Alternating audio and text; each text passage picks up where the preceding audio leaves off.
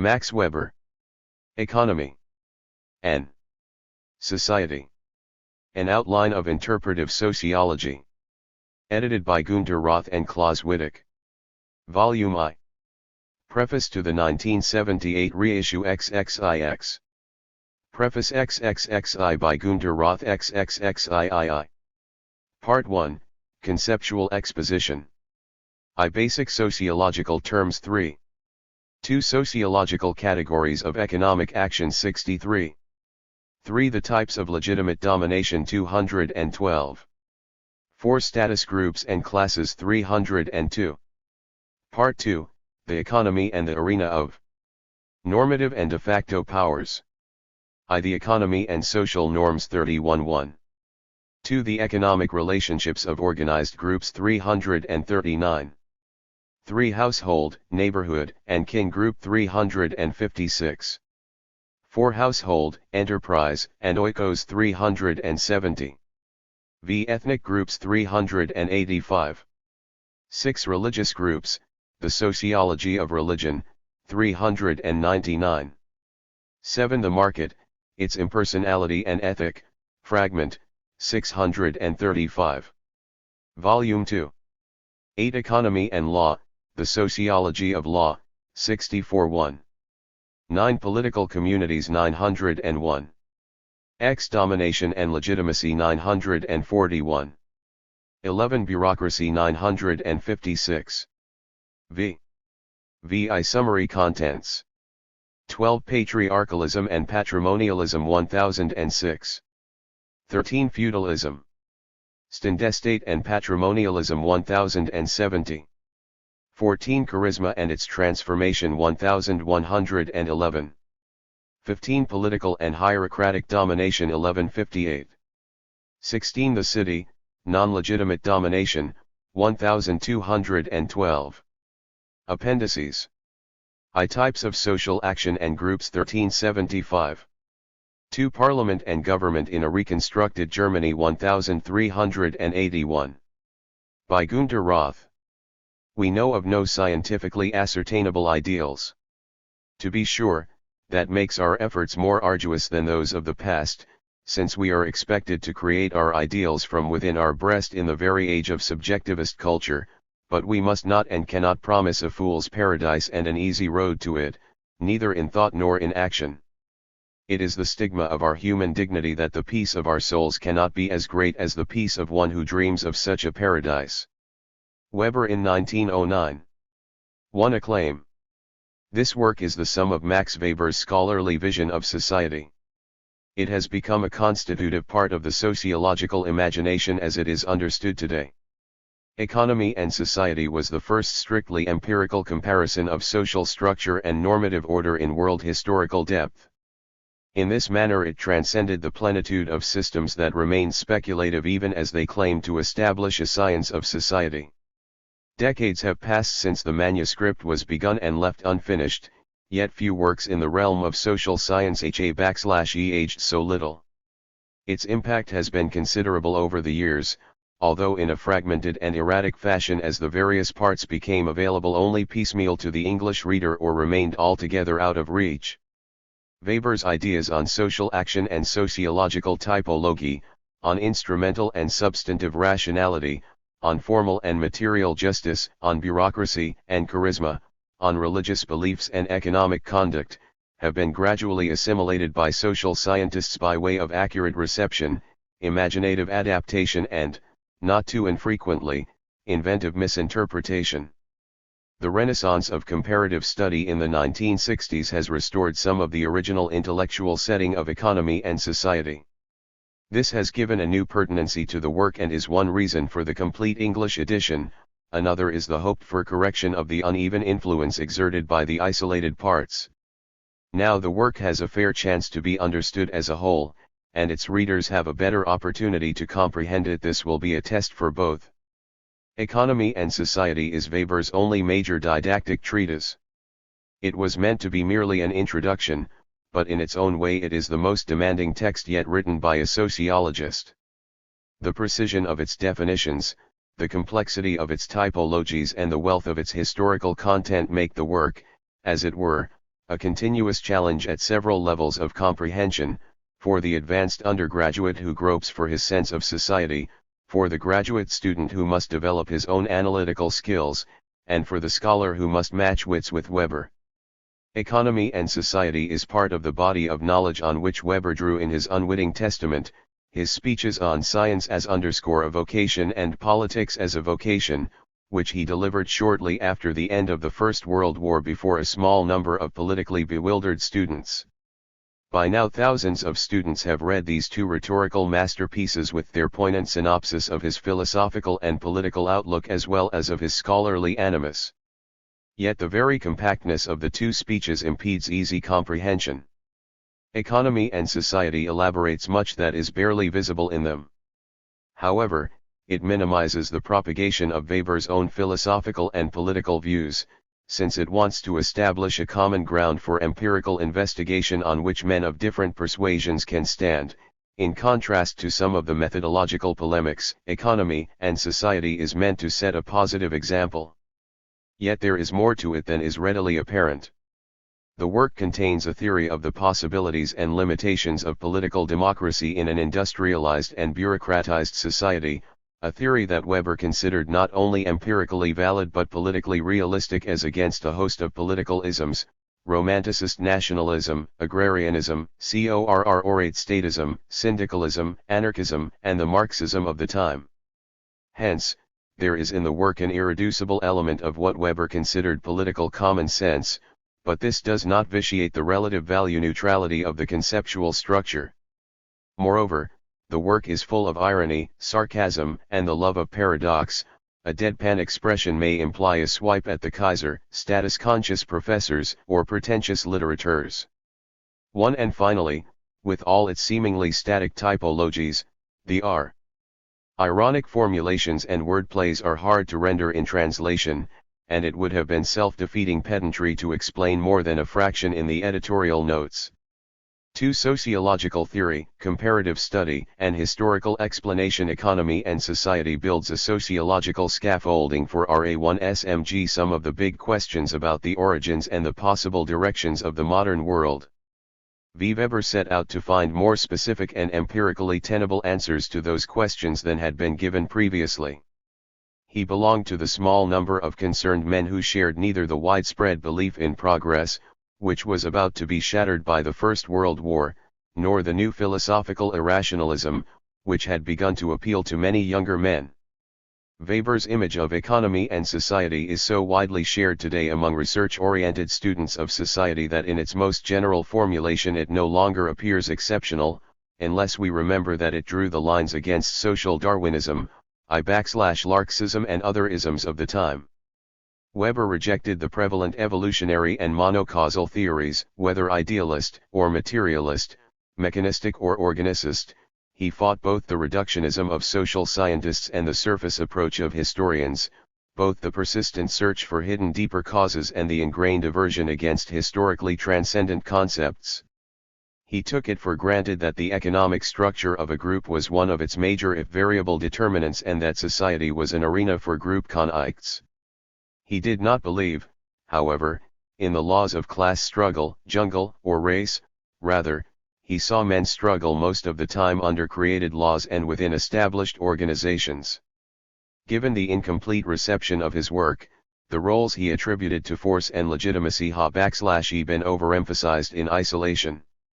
Economy and Society clearly states that men act as they do because of belief in authority, enforcement by staffs, a calculus of self-interest, and a good dose of habit. Weber was not much interested in Master Kev's statements on the nature of society and was set against the need for world formulae, _veld formell Hegervness. Unlike Engels, he saw no grounds for assuming an ultimately determining element in history. Economy and Society demonstrates the rather concrete level on which he wanted to approach sociological theory and historical generalization. After 1903, Weber clarified his methodological position to _ard the cultural and social sciences in half a dozen essays. But in Economy and Society he focused on those concepts and typologies that would directly aid the researcher. He developed his sociological theory, his category and layer, as he sometimes called it, as an open-ended, yet logically consistent formulation of fundamental aspects of social action, on the one hand, and of historical types of concerted action, general ideal types, on the other. The construction of such trans-epochal and transcultural types as, for example, enterprise and oikos, or bureaucracy and hierarchy, makes sociological theory historically comparative. In this way, sociological theory provides the researcher with the dimensional concepts and empirical types that are prerequisites for the kind of comparative mental experiment and imaginative extrapolation without which causal explanation is impossible in history. Weber's sociological theory, then, grew out of wide-ranging historical research and was meant to be applied again to history, past and in the making. In addition to theory in this generically historical sense, he employed substantive theories of differing degrees of historical specificity. 1. Theories explaining a relatively homogeneous historical configuration, individual ideal type, such as the spirit of capitalism. 2. Theories about relatively heterogeneous, but historically interrelated configurations, such as the economic theory of the ancient states of the Mediterranean. 3. Theories, rules of experience, that amount to a summary of a number of historical constellations, without being testable propositions in the strict sense, for example, the observation that foreign conquerors and native priests have formed alliances, or that reform-minded monks and secular rulers have at times cooperated in spite of their ineradicable antagonism.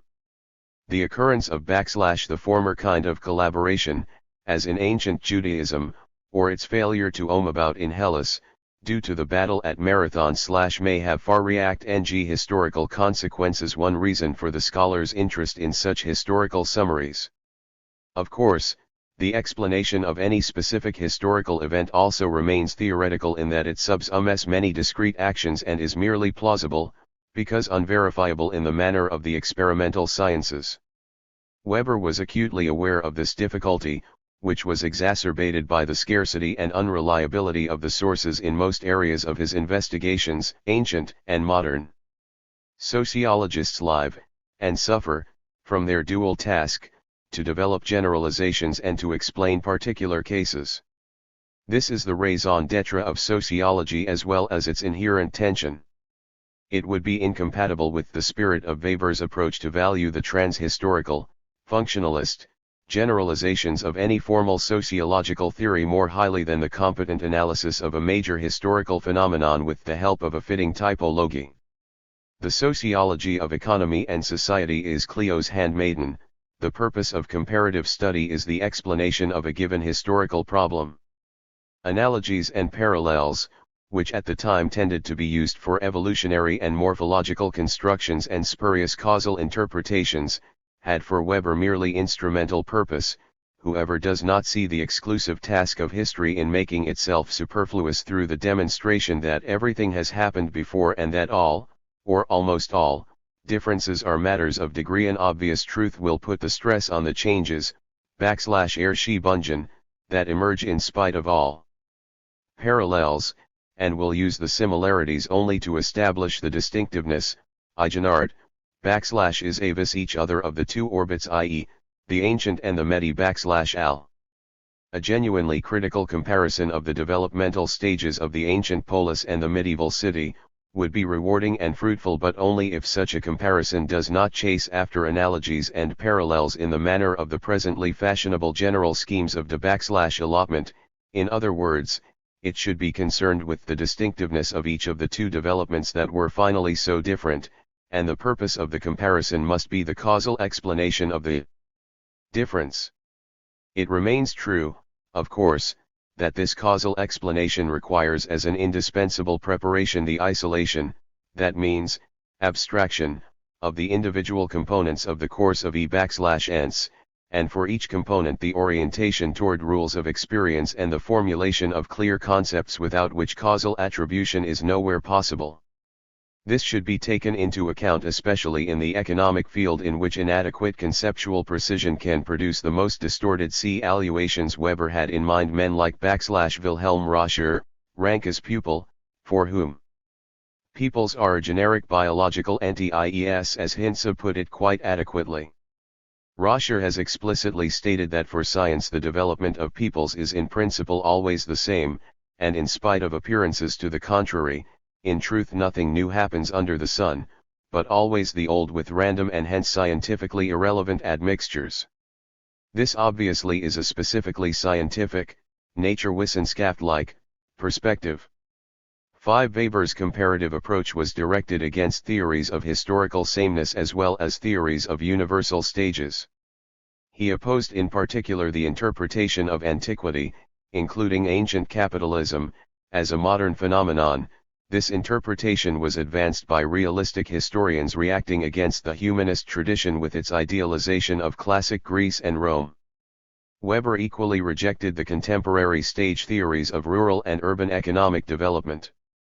He, too, believed in a general cultural development, but he focused on the dynamics of specific historical phenomena, their development as well as their decline.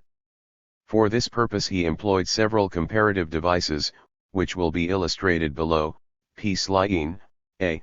The identification of similarities as a first step in causal explanation. B. The negative comparison. C. The illustrative analogy. D. The metaphorical analogy. The ideal type 2 has a comparative purpose. It was Weber's solution to the old issue of conceptual realism versus nominalism, but in the context of the time it was his primary answer to the scientific notion of law and to the evolutionary stage theories. Weber wrote much more on the logical status of the ideal type than on his comparative strategy. This imbalance is reflected in the literature. A great deal has been written about the ideal type, but very little that is pertinent to the art of comparative study. As historical summaries of varying degrees of specificity, ideal types are compared with slices of historical reality.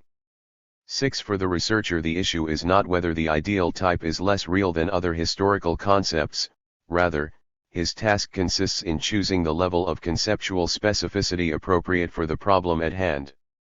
Weber's ideal types, as the reader can himself see, involve a theory about the dynamics and alternative courses of the phenomena involved. They are not meant to fit an evolutionary scheme, but they do have a developmental dimension. Ideal types are constructed with the help of historical rules of experience, which are used as heuristic propositions. For example, Weber's theory of monarchy includes the observation that monarchs throughout the ages, from ancient Mesopotamia up to Imperial Germany, have been welfare-minded because they needed the support of the lower strata against the higher. However, these higher strata, nobility and priesthood, usually remain important to the maintenance of monarchic power and legitimacy. Hence, the stability of monarchy rests in part on the ruler's ability to balance the two groups. It is from such observations, which permit the necessary specification, that the ideal type of patrimonialism, Part 2, ch. 12 below, emerges. Weber's comparative strategy was directed toward establishing, with the aid of his typologies, I. the differences between modern and older conditions, and 2. the causes of the differences. This involved the exploration of secular phenomena that had dropped out of history, for example, ancient capitalism, but that were culturally important in themselves or useful for identifying modernity. It also involved the search for the causal chains of history. In the absence of a reductionist one-factor scheme and of historical one-way streets, the relationship of economy, society, and polity became for Weber a multifaceted set of problems encompassing the interplay of organization and technique of production, social stratification, civil and military administration, and religious and secular ideology. Apart from the issue of the uniqueness of Western civilization, this perspective too led Weber to a comparative interest in the workings of civilizations. Such a comprehensive program of research required broad knowledge and expertise in several fields. The historical content of economy and society rests on a large body of scholarly literature, but also on Weber's previous research. In drawing on historical sources and secondary literature, Weber had an advantage over those historians whose training had been mainly philosophical and philological, partly because he was a trained jurist and economist, partly because he had developed a sociological framework within which he could address precise questions to the secondary literature. An adequate understanding of economy and society should encompass Weber's previous research and writings and perceive the close links. Since Weber rendered no systematic account of his strategy of comparative study or of the intellectual development that led him to the writing of Economy and Society, it appears worthwhile to trace here the methodological and substantive lines of reasoning that converge in the later work. Since almost all of the earlier writings are untranslated, they will be quoted more extensively than would otherwise be desirable. 7. 3. The legal forms of medieval trading enterprises. Even for a man of Weber's generation, it was rare to gain competence as historian of both antiquity and the Middle Ages, and then to combine this with the study of contemporary concerns: industrialization, bureaucratization, democratization. Weber began his career in legal and economic history as both a Romanist and Germanist. He transcended the ideological antagonism of the two schools that so sharply divided German jurisprudence in the 19th century. Weber wanted, first of all, a good grasp of the varieties of legal and economic arrangements, hence he emulated the tremendous learning of an Otto Georg, but he was out of sympathy with the persistent inclination of the Germanists to reduce European history to the dichotomy of Romanized authoritarian organization, Herrschaftsverband, and Germanic egalitarian association, Genossenschaft. From the beginning of his academic career, Weber addressed himself to two broad historical questions: the origins and nature of 1.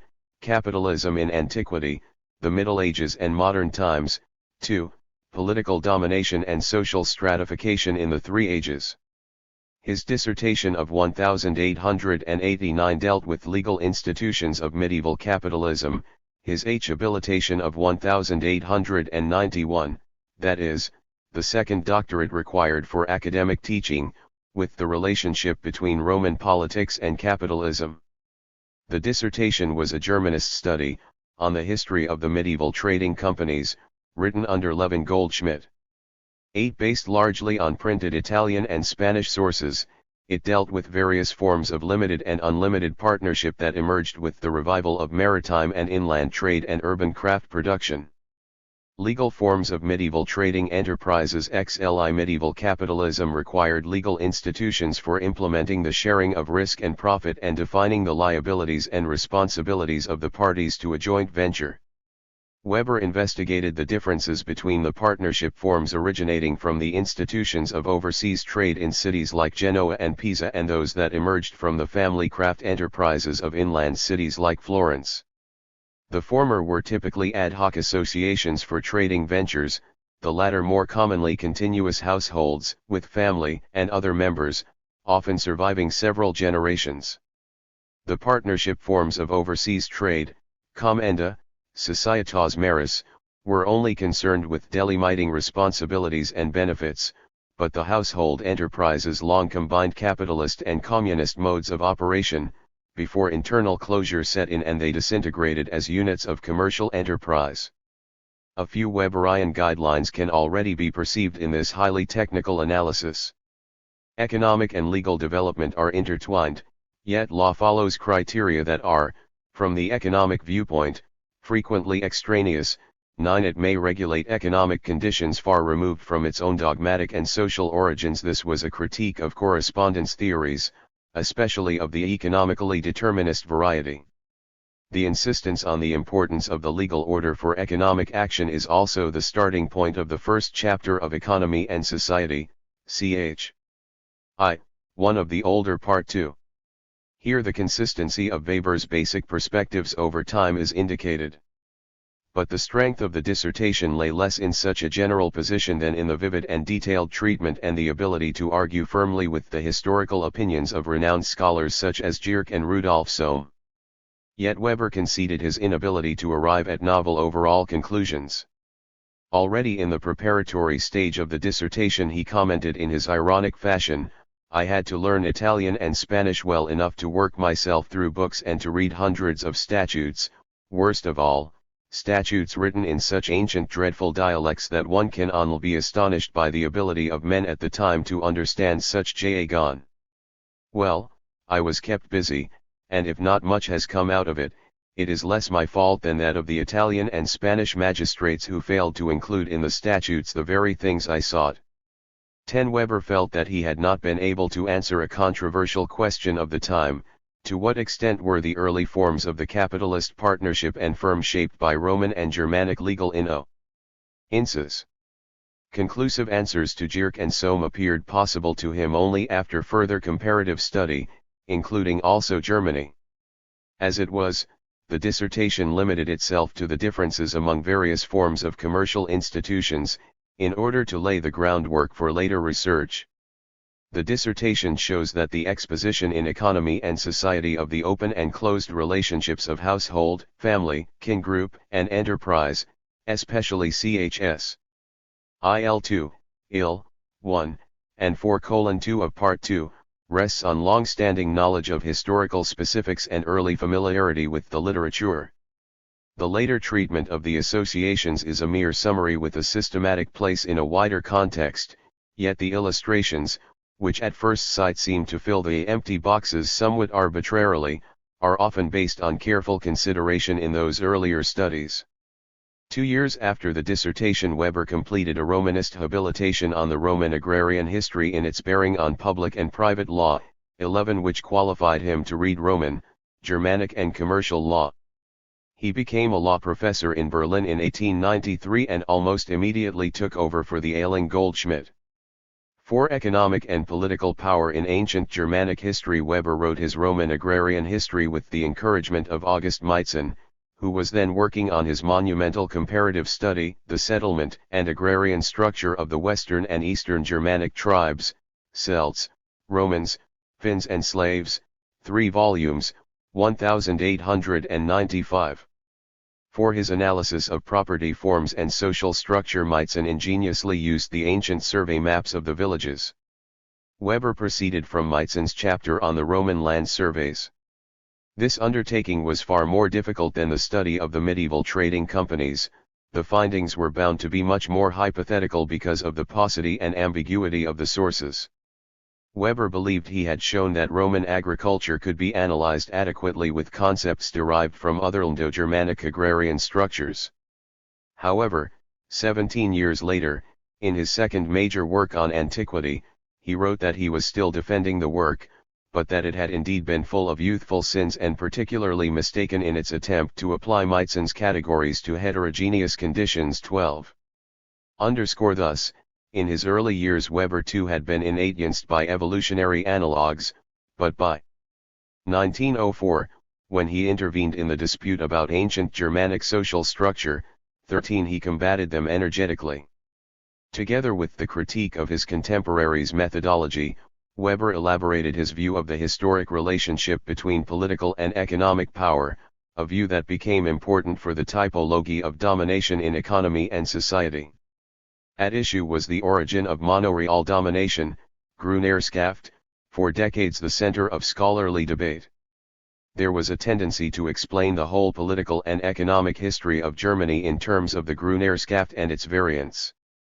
The thesis of the predominance of monoreal domination as early as the period of Caesar and Tacitus was upheld by George Friedrich Knapp and his school, especially by Werner Wittig. They rejected the older view according to which monoreal domination resulted from the transformation of the Frankish levy into a cavalry of feudal vassals. As against the thesis of the Knapp school, Meitzen asserted the free status of the Germanic peasantry of late antiquity and pointed to the equal parcelling of land in the communes. Meitzen did leave an opening to his adversaries by acknowledging the nomadic way of life of Germanic tribes in Caesar's time, but he interpreted the transition from nomadic stock breeding to husbandry as an emancipation of labor from property, a phrase reminiscent of Karl Rodberto's views. For Meitzen, the Germanic settlement was the creation of the drive for economic independence inherent in the equalitarian spirit of the people. Knapp's school, however, insisted that the free Germanic man of Caesar's Dav had been a cattle owner who despised agriculture and those who tilled the soil. The origin of Grundherrschaft was seen then to lie in the rule of cattle owners over peasants. Wittig, for one, buttressed his view with Richard Hildebrand's scheme of cultural and legal development. This theory, Weber commented, is one of the attempts, recently so numerous, to comprehend cultural development in the manner of biological processes as a lawful sequence of universal stages. 14. Hence the assertion of a universal nomadic stage, at least in the Occident. The theory worked with analogies from the contemporary nomadic life of Bedouins and Kyrgyz, applying them to elucidate Germanic prehistory. If these nomads scorned agricultural labor, by inference the Germanic nomads must have done likewise. Weber objected, "This procedure of a scholar whom I too hold in high esteem is a good example of the manner in which the concept of cultural stages should not be applied scientifically.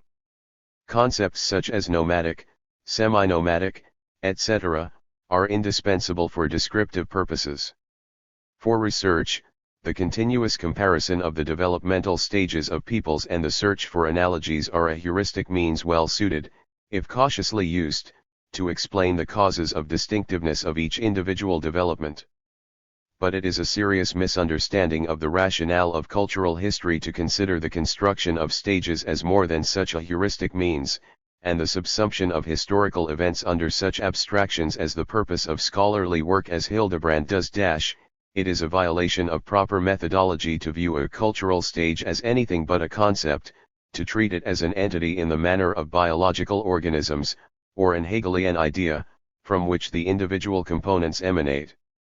And hence to use the stage for arriving at conclusions by analogy, if the historic phenomenon Y usually follows X, or if both tend to be coexistent, Y1 must follow Xi, or be coexistent, since X and X1 are conceptual components of analogous stages of culture. The mental construct of a cultural stage merely means, analytically speaking, that the individual phenomena of which it is composed are adequate to one another, that they have, as we could say, a certain measure of inner affinity, but not that they are related in any determinate way.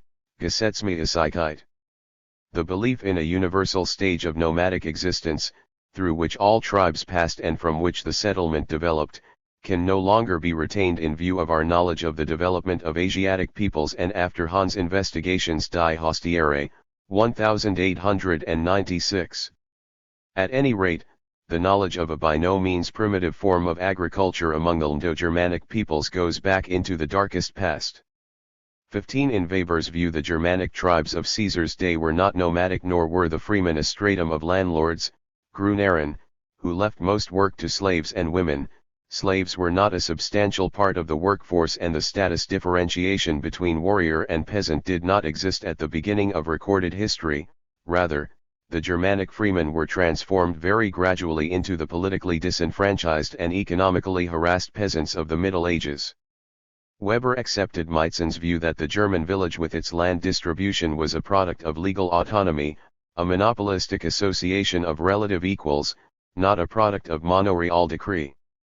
However, in contrast to Meizen's assumption of an equalitarian folk spirit, Weber took an economically more realistic line and reasoned persuasively that the equal parceling out of land by a closed association pointed to the narrowing of economic opportunities, land shortage, similar to the monopolistic policies of medieval guilds. 1. In examining the Roman sources, Weber pointed out that Caesar's report about the Suevi was no proof for a nomadic way of life of the Germanic tribes. The Suevi, a frontier people, had developed into a group of professional warriors, engaging in periodic raids on adjacent areas and neglecting agriculture. This brought Weber to the phenomenon of warrior communism and his most general point, the historical primacy of political over economic factors.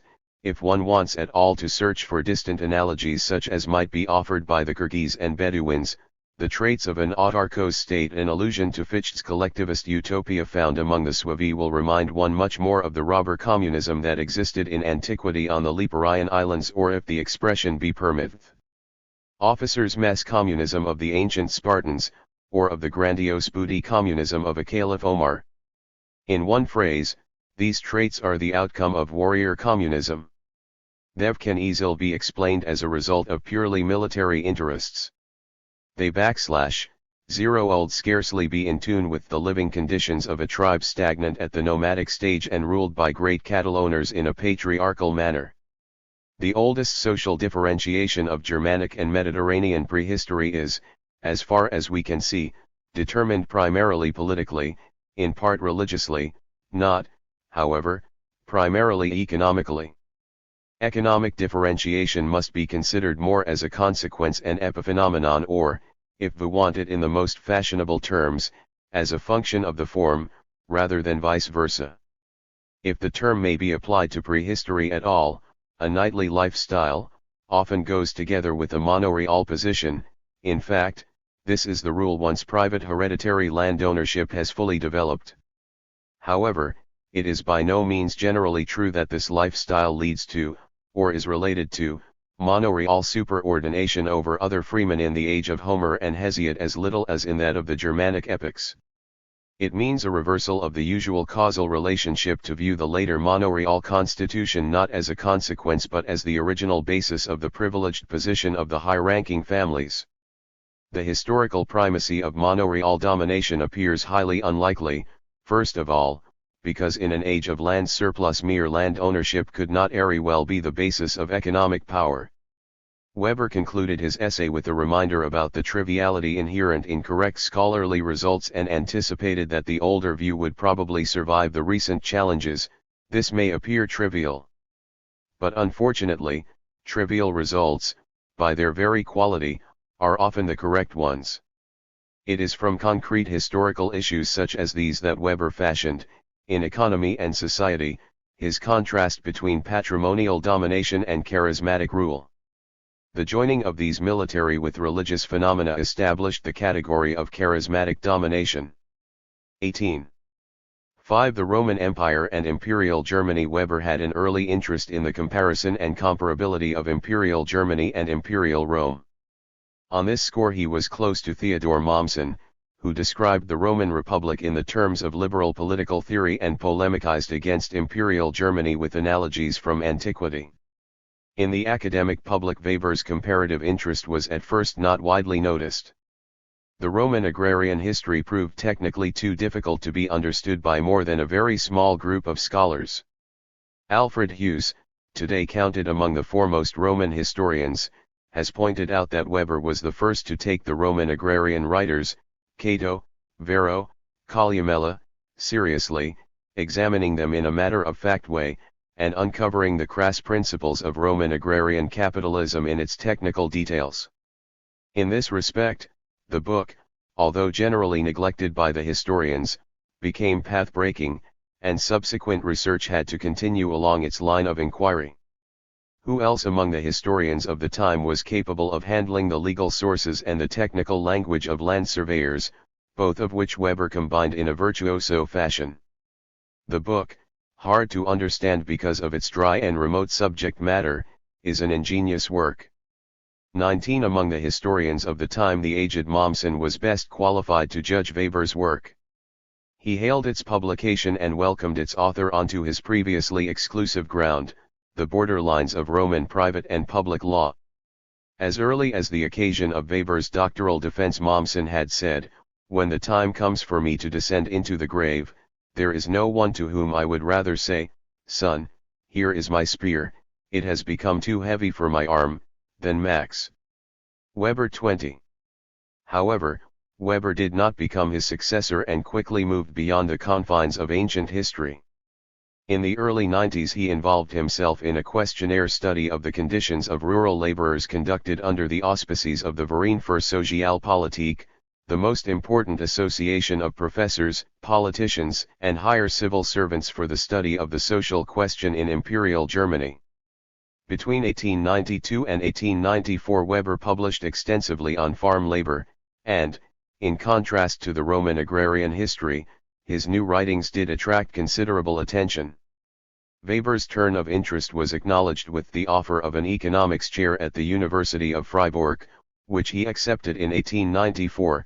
This was an extraordinary offer for a jurist. Not even the usual rehabilitation, that is, the writing of a second habilitation to qualify in a different academic field, was required. In Freiburg Weber delivered a popular lecture on the social causes of the decay of ancient civilization, 1896. 21. The major political link between his studies of antiquity and of East Elbia was the problem of the rise and fall of empire. The common theme was the self-destruction of empire through the cleavage between the rich and the poor. In the Roman agrarian history, Weber had searched for the social strata and economic interest groups behind the expansionism of the empire and the unparalleled capitalist exploitation. It is likely that the political domination of a large polity has never been so lucrative. 22. The Roman state suffered from a convulsive sickness of its social body. Weber freely stated his value judgment. The transition from the condition of the barrack slaves to that of hereditarily attached peasants, who were permitted families of their own and conditional land use, appeared to him a decisive change for the better. The moral significance of this development need scarcely be emphasized. One must remember that at the beginning of the empire, Babel's ideal of legal marriage, i.e., freely contracted and dissoluble marriage, was realized de facto among the upper strata, de jure for citizens in general. The consequences are known.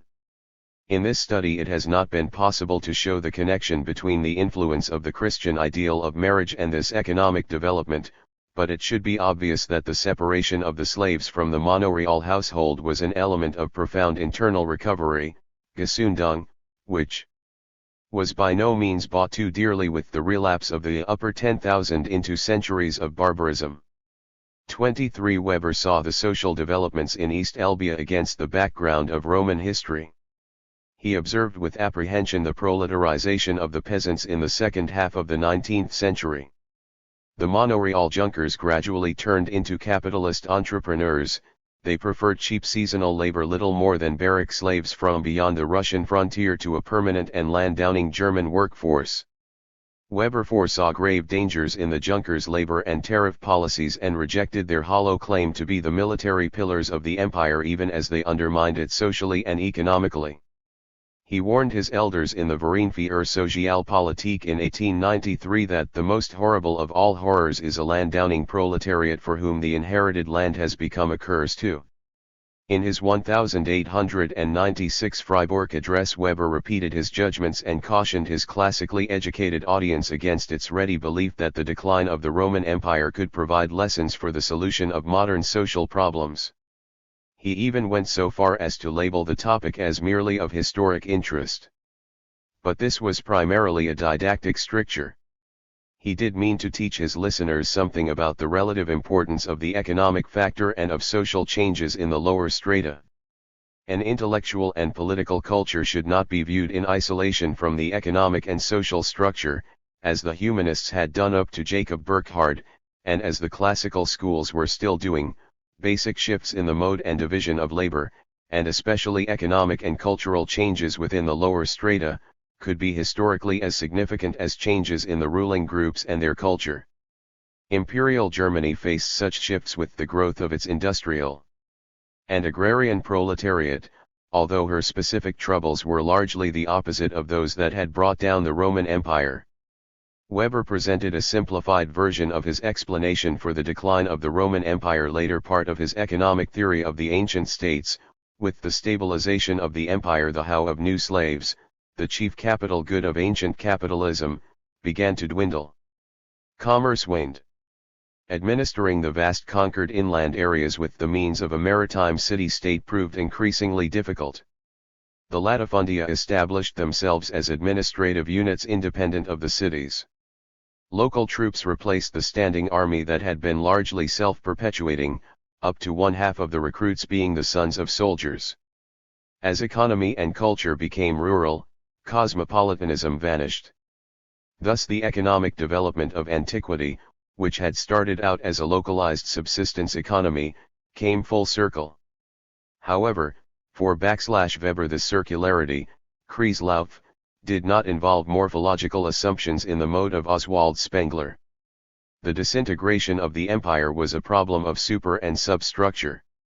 In essence, the decline meant merely that the urban administrative apparatus disappeared, and with it the political superstructure dependent upon a money economy, since it was no longer adapted to the economic substructure with its natural economy. 25. V had been an urban substructure, the money economy and commerce, became a superstructure without sustaining basis as the shift occurred from a maritime to an inland economy. Thus Weber handled the relationship of super and substructure in terms of geographical shift as well as time sequence. Throughout the address, Weber used various comparative devices. He began with the similarities of the ancient and the medieval city in order to identify the causes for their difference. The more similarities he found, the more he could narrow down the area of crucial difference.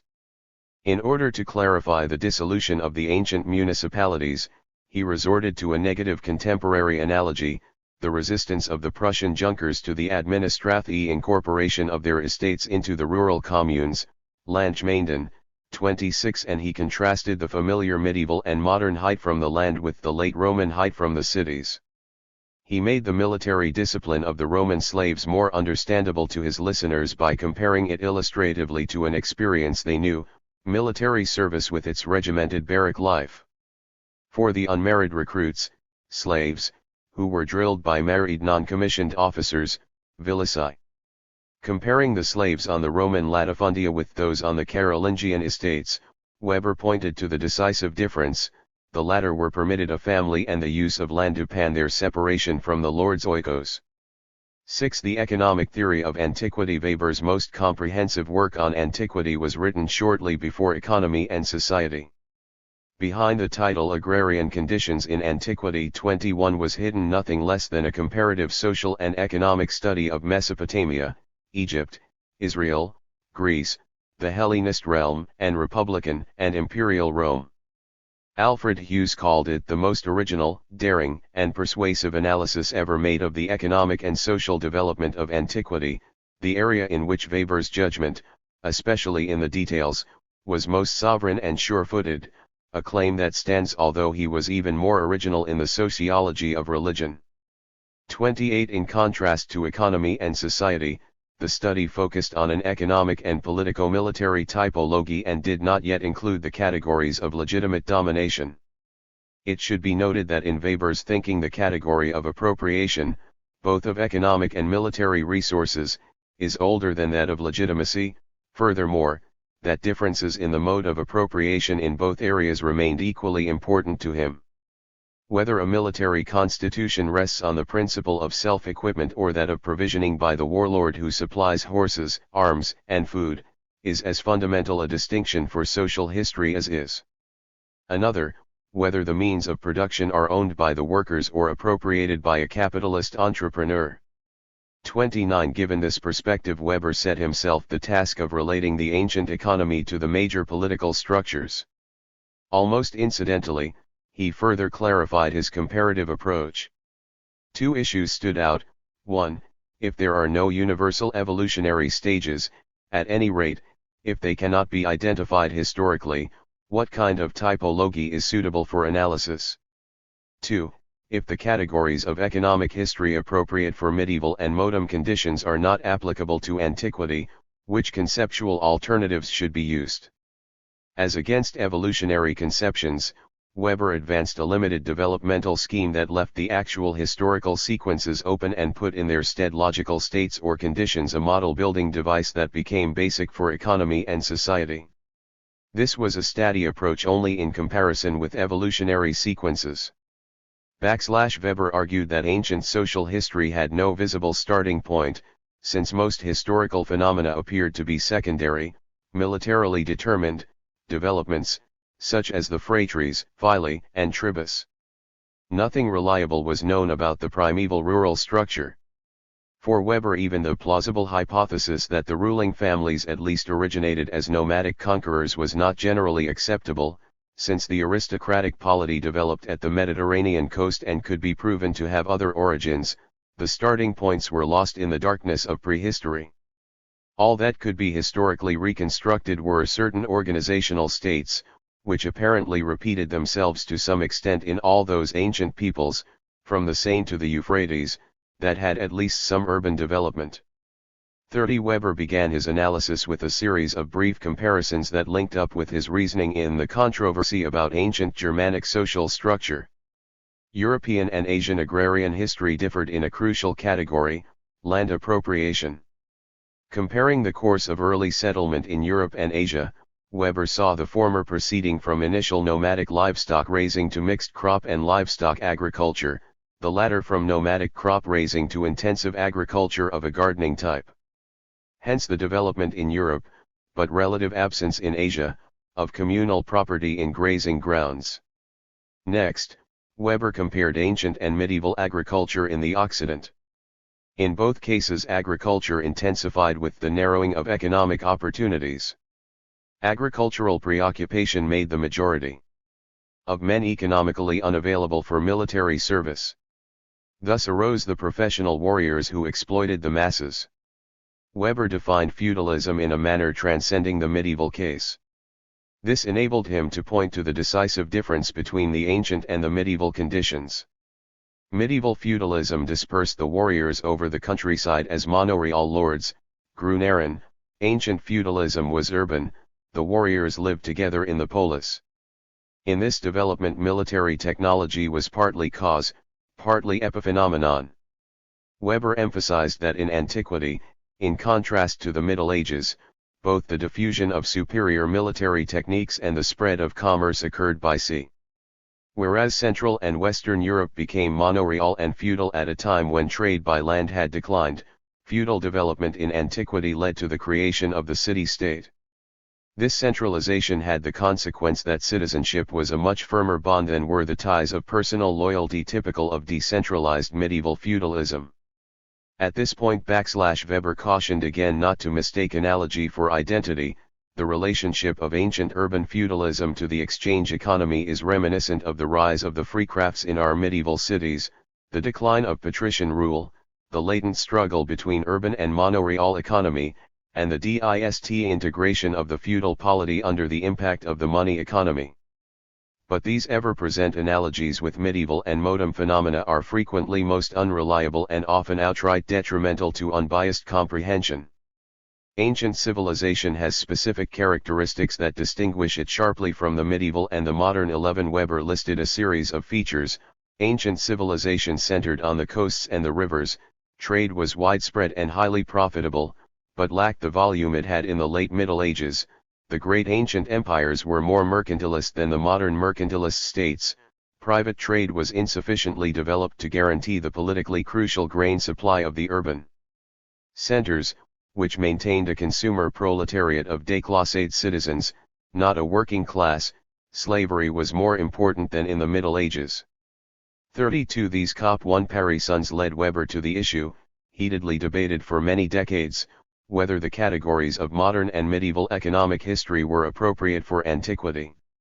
In the 1860s, Karl Rodbertus, himself a country squire, had investigated the master's extended household, the oikos, as the dominant unit of ancient economy.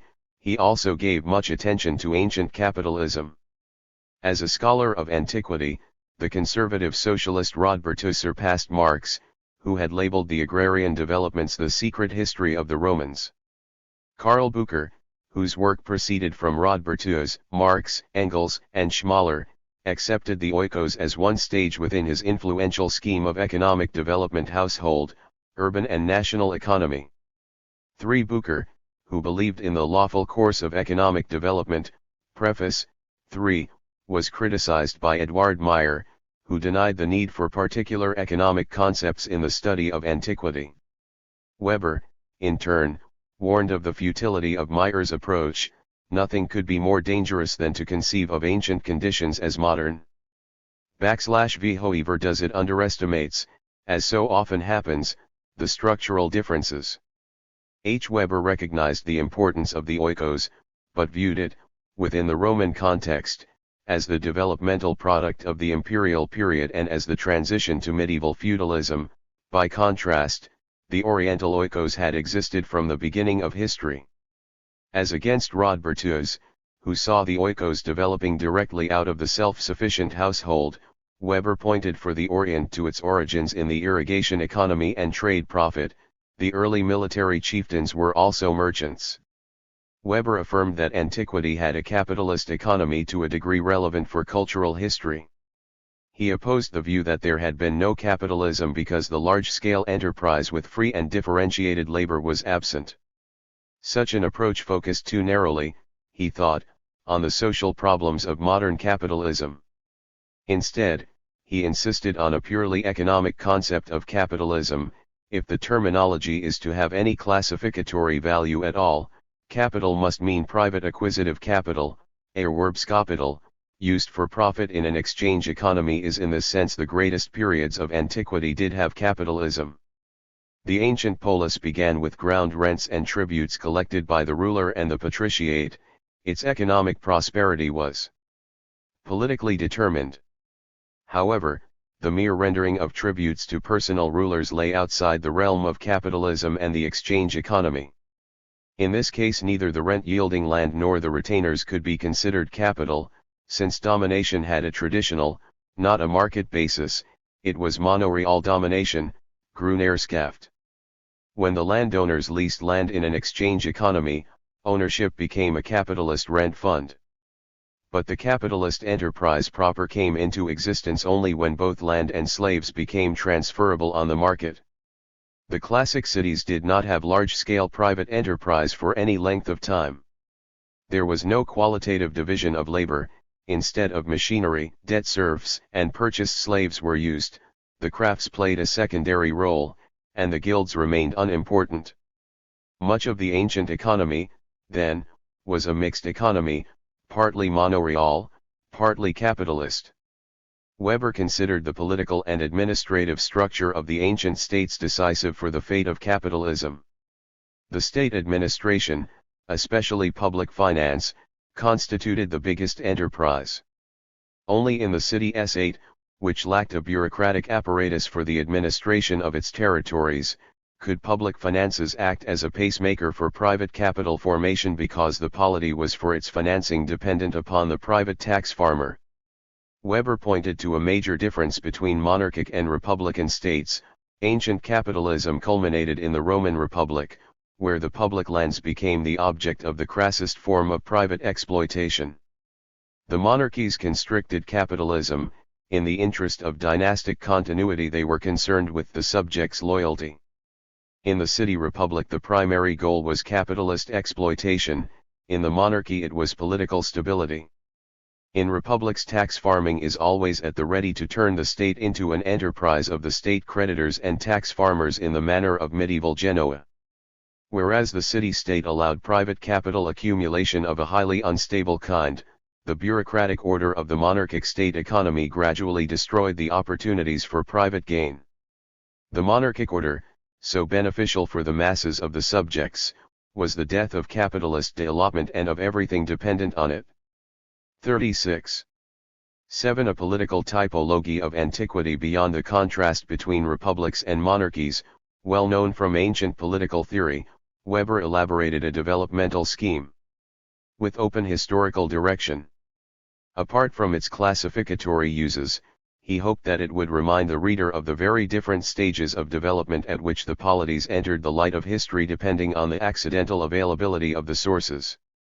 In contrast to Greece, Mesopotamia and Egypt had had some kind of urban culture many centuries before the first records were made. Weber based his typology on the military constitution and distinguished, 1. The merely fortified location, 2. The petty castle kings, the clan polity, 4. The bureaucratic urban principality, the liturgic monarchy, 6. The polis of privileged citizens, 11. The democratic polis, and outside the scheme, 111. The military peasant confraternity. 1. The distant forerunner of the city is the walled settlement. Household and village constitute the organizational environment of the individual. Associations for blood re_venge, cultic activities and defense provide police, sacral and political protection, but nothing historically certain can be established about the functional division or overlap of these early associations which come out of prehistory. Free members share in the landed property. The extent of slavery seems to be moderate. Political chieftains, if they exist at all, have mainly arbitrational functions. It depends on the political situation whether there are any joint political affairs. 37. 11. A closer forerunner of the city is the castle controlled by an owner of land, slaves, cattle, and precious metals, that is, a ruler with a personal following. Almost nothing is known about the state of the countryside. The exploitation of the subjects seems to have varied greatly. Fertile land and trade profits led to the rise of these castle kings. Their one was set against popular law. The separation of the followers from the rural population was important. According to tradition and fact, the following often consisted of bands of aliens and adventurers, robber bands. The ancient states originated in the victory of one castle king over others. Another approximation to the classic polis is the clan polity, Adelsstad. The nobility is made up of creditors who develop into a stratum of landed rentiers. The peasants become first debt serfs and then hereditary dependents. A group of noble families that have accumulated enough land and retainers to equip and train themselves as professional warriors rules the countryside from a necropolis. The king loses influence and becomes primus inter pares in a militarily organized urban community, in contrast to the feudal manorial development of the continental Middle Ages. There is no bureaucracy, at most there are elected officials. The peasants may be legally separate from the status group of free men, but ancient trial and debt procedures as well as the manipulation of the courts by the ruling class are sufficient to maintain the social distance without formal barriers. 1v. From State 11, the castle kingship, development may proceed in a direction contrary to State 111, the king may succeed in effectively subordinating his following and in establishing an officialdom through which he governs the subjects. In this case the city is not autonomous, witness Egypt, Assur, and Babylon. The economy may approach state socialism or an exchange economy, depending on the mode of want satisfaction of the royal household. Under condition 3 and 1v, the extent of the direct utilization of the labor force by the rulers is inversely correlated with the development of the private exchange economy. Insofar as domination rests on taxation, free transfer of real estate may be tolerated.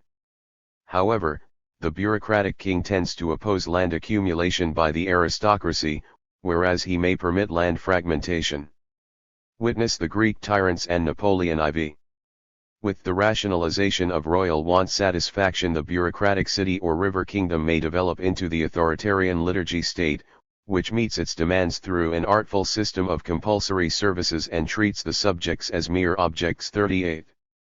Even in such a state there may be free trade and geographical mobility, as long as they produce revenue. In fact, the state may favor both, in the manner of the enlightened despotism of the 17th and 18th century. Another illustrative analogy. Vr.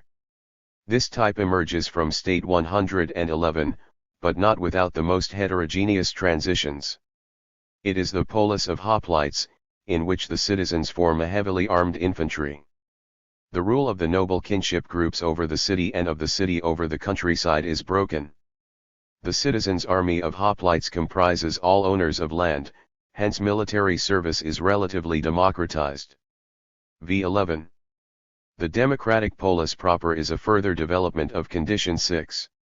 Military service and even citizenship are emancipated from the requirement of land ownership, and there is an inconsistent trend to formally qualify for office holding everyone who has served in the Navy, a military branch not requiring self-equipment.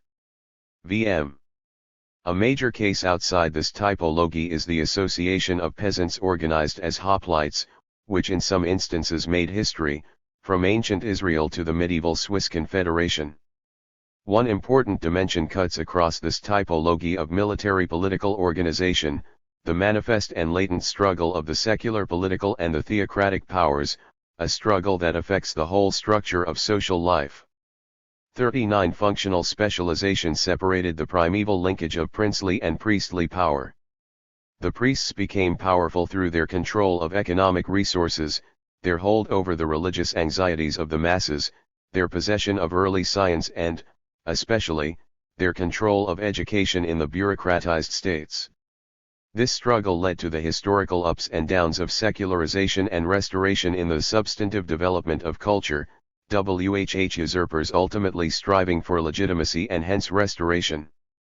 Thus did Weber assemble the elements that went into the making of his sociology of domination in economy and society: patrimonialism, feudalism, charisma, as military communism, the city, and hierarchy. In sum, Weber's ancient and medieval studies contain not only much of the historical substance of the later work, but also its grad-al conceptualization. 8. Weber's vision of the future and his academic politics. Weber did not hesitate to draw political lessons from academic studies, but the relationship must be properly understood. He believed that scholars should unflinchingly face the arduous work of fact-finding and only then express political views. He insisted on detachment in order to gain a hearing for his views, the basic strategy in his academic politics. Sociology became for him a weapon in the struggle against the predominant views in the Verein für Sozialpolitik, and the founding of the German Sociological Association a vehicle for the same purpose.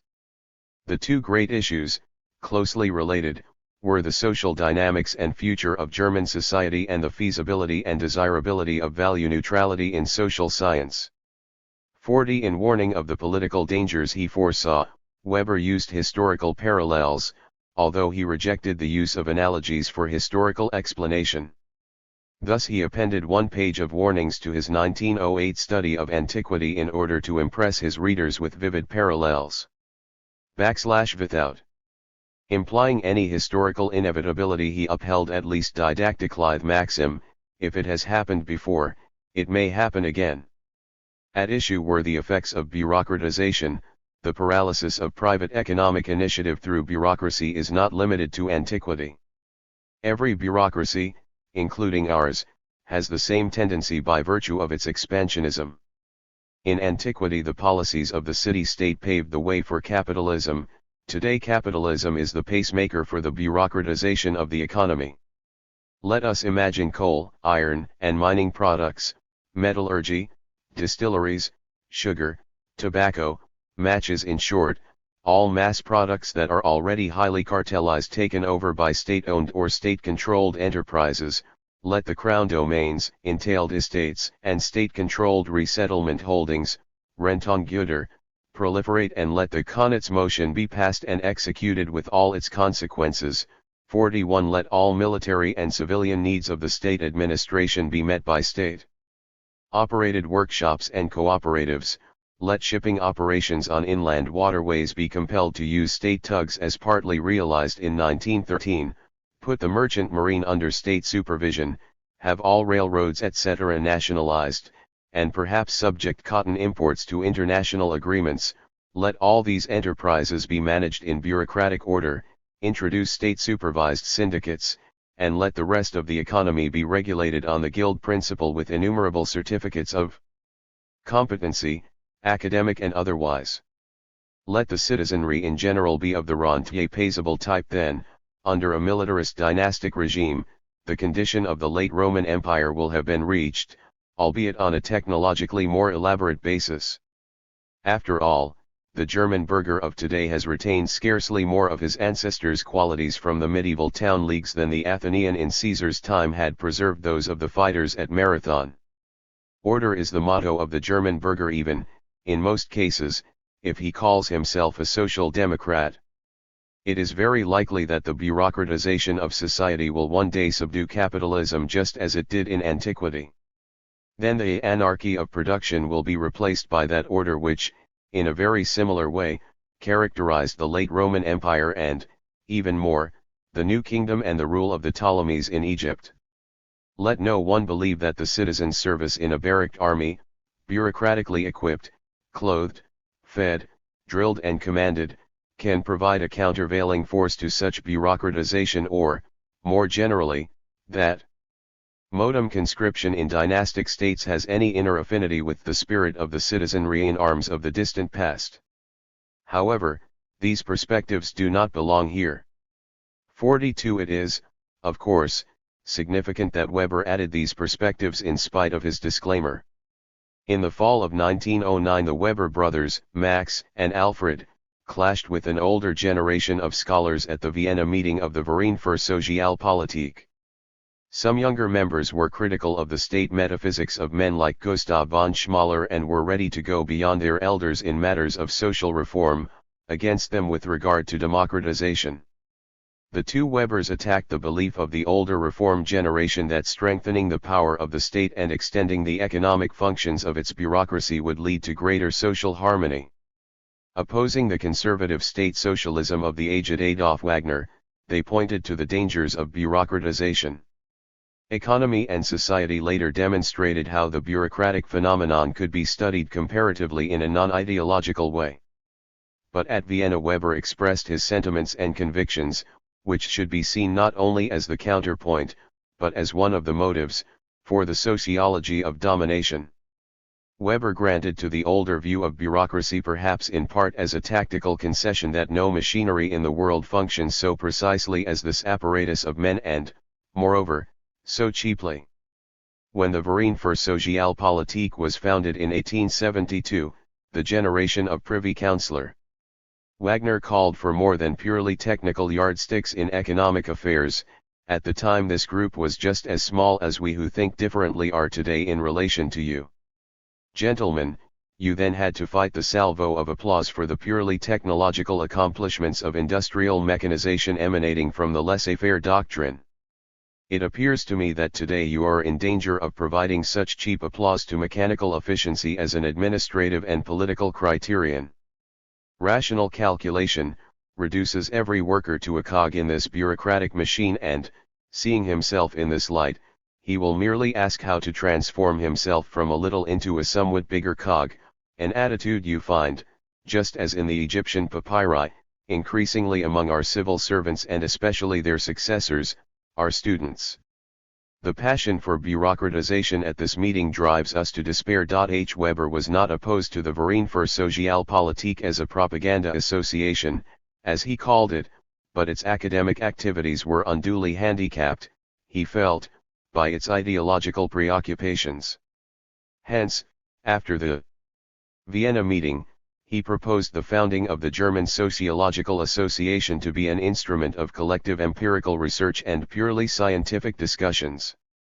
In the winter of 1909/10 he suggested team projects on the press, voluntary associations, and the relationship of technology and culture. Weber apparently sustained most of the organizing effort. It was soon clear that his colleagues resisted project cooperation and only hesitantly accepted organizational responsibilities. And some men whose academic careers had suffered because of their novel sociological interests, Weber noted with chagrin, viewed the association as compensation for status deprivation. He spoke of a salon de refuses. The Sociological Association first met in the fall of 1910. Weber summarized the intent of the statutes. The association rejects, in principle and definitely, all propaganda for action-oriented ideas from its midst.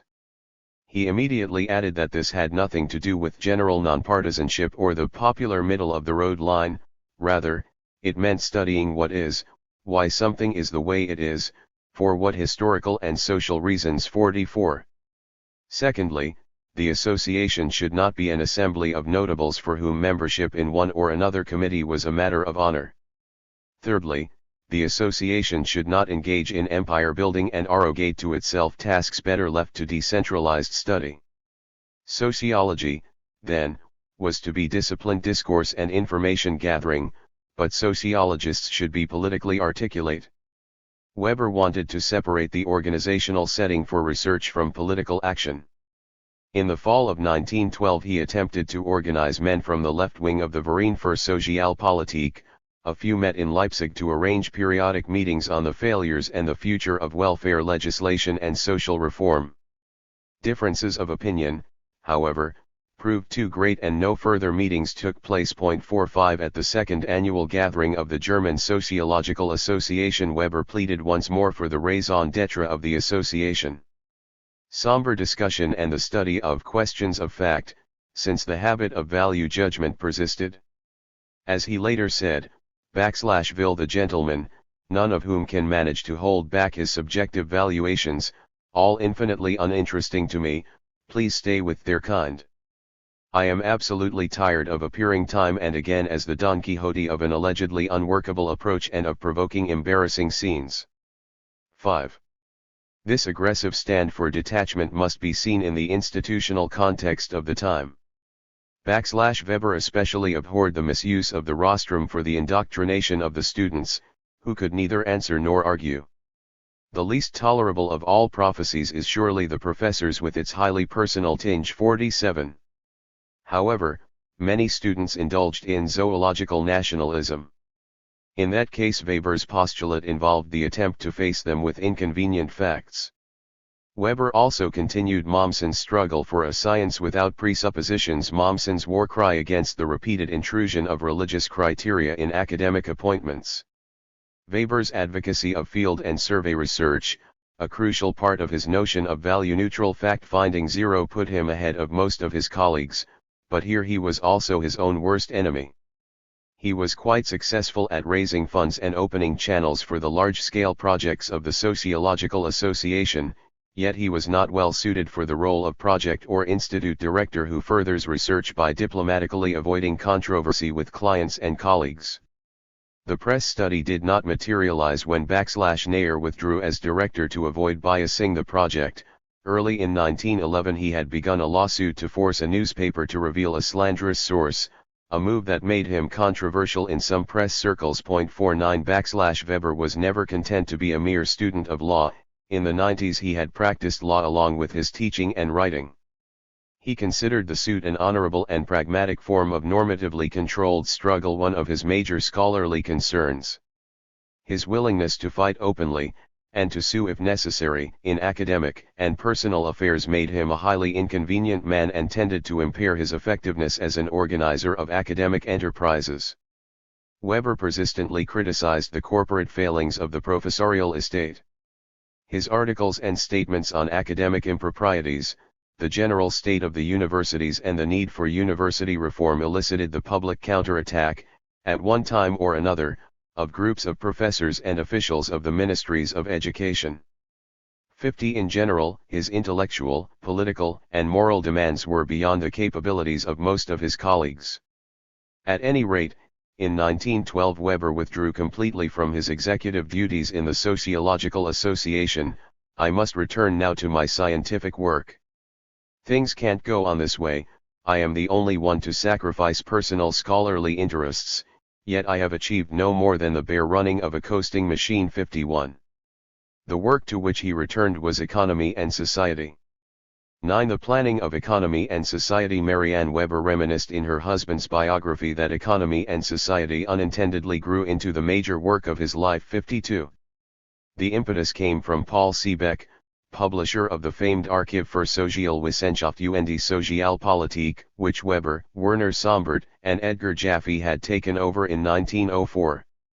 In 1909 Seebeck proposed to replace the outdated Handbuch der politischen Ökonomie edited by Gustav Schönberg in the 1880s, 53, which among 24 contributions contained Schönberg's theory of economic stages, 2nd ed. I. 25-45, criticized below on p. 117, and August Meizen's Rationale for Agrarian Research from a Liberal Point of View, 2nd ed. 2. 149-224. Weber agreed to edit an entirely new series. However, the fact that this was a new venture did not prevent an acrimonious academic row, when a young professor who had failed to find contributors for a revised edition of the old handbook accused the publisher and, by implication, Weber of slighting the financial interests of Schönberg's impoverished heirs. Weber came to Seebeck's defense. The young man, M. Tum, mobilized a group of older professors and threatened a public scandal. In the ensuing morality play, Weber's acute sense of honor and propriety was once again engaged. 54. The old handbook was limited to the traditional topics of political economy. Weber titled his series Outline of Social Economics, Grundrister Sozialökonomik, the term, wider than institutional economics and less inclusive than sociology, enabled him to encompass all relationships of economy and society. He asked a number of men for contributions to be completed within 2 years. However, some failed in their promises, Others produced disappointing manuscripts, still others were dismayed as their contributions were outdated by the resulting delays. The first volumes did not appear until 1914, then the war interrupted the venture. The series closed in 1930 with more than a dozen volumes published. Among contributors well known in the United States were Robert Michaels, Werner Sombart, Joseph Schumpeter, Emil Lederer, Karl Bucher, and Alfred Weber. Some titles in the series were, The Economy and the Science of Economics, Economic Theory, Economy and Nature, Modern Capitalist Economy, Social Stratification under Capitalism, Welfare Politics under Capitalism, Foreign Trade and Trade Policies. There were also several volumes on primary, secondary, and tertiary industries. As the coordination troubles of the projected series mounted, Weber expanded his own contribution. Without this exigency, he might never have attempted a summa of his sociology, given his absorption in other interests and his conviction of the futility of the idea, that it could be the goal of the cultural sciences, no matter how distant, to construct a closed system of concepts which can encompass and classify reality in some definitive manner and from which it can be deduced again. 55. Now, however, he was motivated to attempt his own historically open systematization, since it was impossible to find a substitute for some promised but unwritten contributions. I concluded that I should write a rather comprehensive sociological treatise for the section on economy and society, to provide an equivalent presentation and to improve the quality of the series. I had to sacrifice other projects much more important to me. In other circumstances I would never have taken on such a task. His wife saw through these complaints. At last he was under the spell of a great unified task. 06. In his 1914 introduction to the series, Weber spelled out the rationale of the project. The basic idea was to study economic development particularly as part of the general rationalization of life. In view of the systematic character of the work, the edition of a general economic history has not been planned for the time being. 57.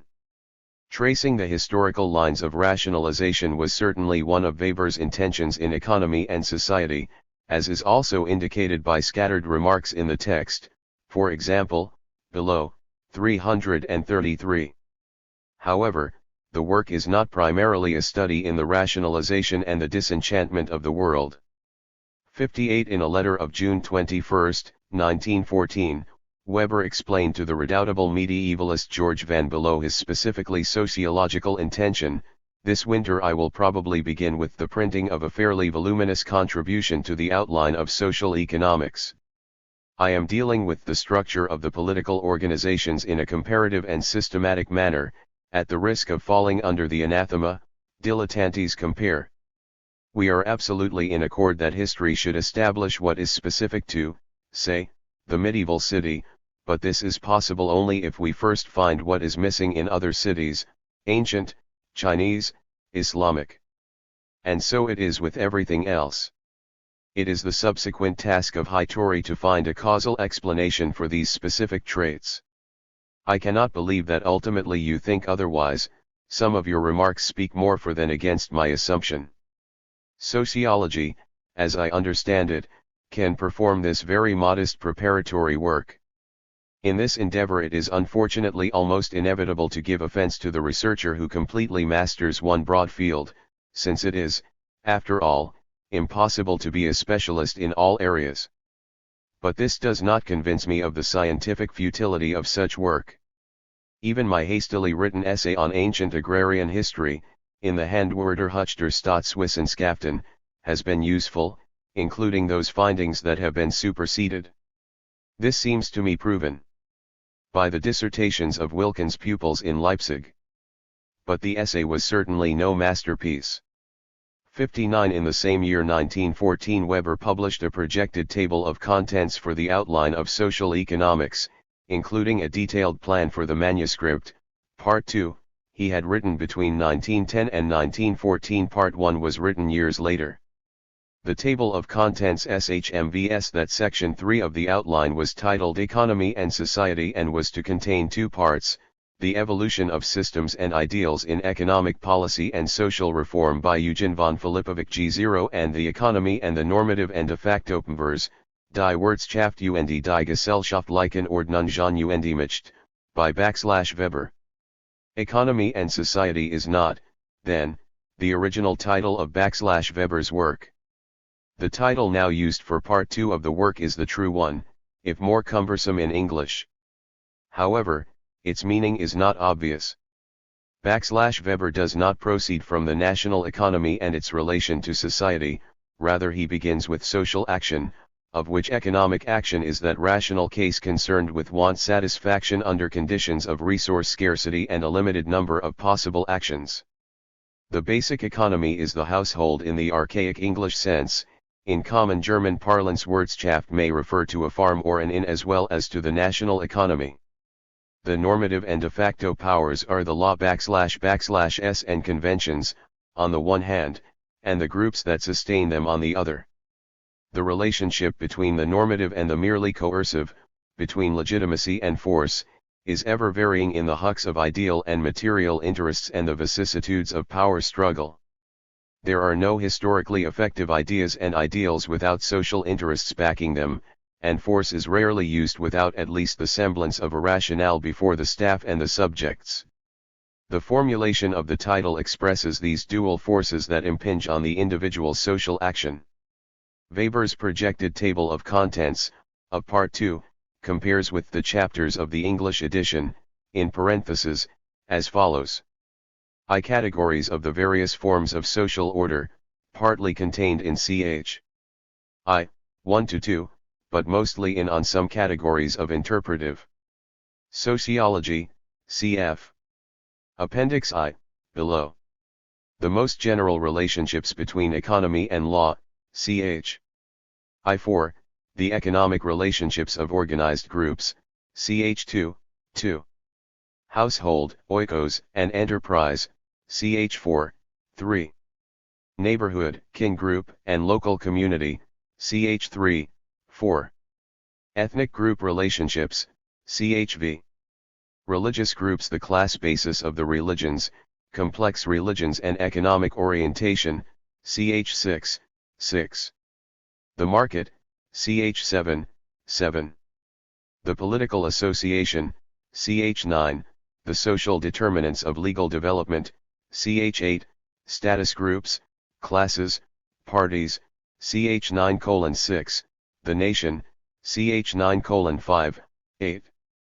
Domination A, the three types of legitimate domination, ch. 14, b. Political and hierarchic domination, ch. 15, c. Non-legitimate domination. The typology of cities, ch. 16, d. The development of the modern state e. The modern political parties. Weber died in 1920 before finishing either Part 2 or the later Part 1. The last two sections on the modern state and the modern political parties remained unwritten. Weber's table of contents of Part 2 was not followed in the two editions undertaken by Marianne Weber and Melchior Palai, 1922 and 192, and the reprint of 1947, 3rd ed. It was not until Johannes Winkelmann's edition of 1956, 4th ed., that the intended structure of the manuscript was largely restored. 1.0. The structure of economy and society. The following remarks are not intended to summarize economy and society, but to elucidate some of Weber's underlying reasoning as well as of Wirtschaft und Gesellschaft. See also his introduction to the 1956 edition, Wuji, 1117, the preface for the 1964 paperback edition, Wug Studie en Ausgabe, 1516, indicates some further changes. IOL Part 2, the older Partlexii. Some of the systematic connections among the chapters, irrespective of their length. Particular attention will be given to the previously untranslated chapters and sections and their relationship with the other parts. I Part 2, the earlier part. CHI The Economy and Social Norms, on Stammler. Most books have a foil as well as a model. They are written to criticize some books and emulate others. One visible starting point of economy and society is the attempt at a positive statement of what Rudolf Stammler should have meant, as Weber put it in the prefatory note to his essay on some categories of interpretive sociology, 1913. G2. This essay was part of a longer methodological introduction to the work and corresponds to the first section in the 1914 outline, Categories of the Various Forms of Social Order.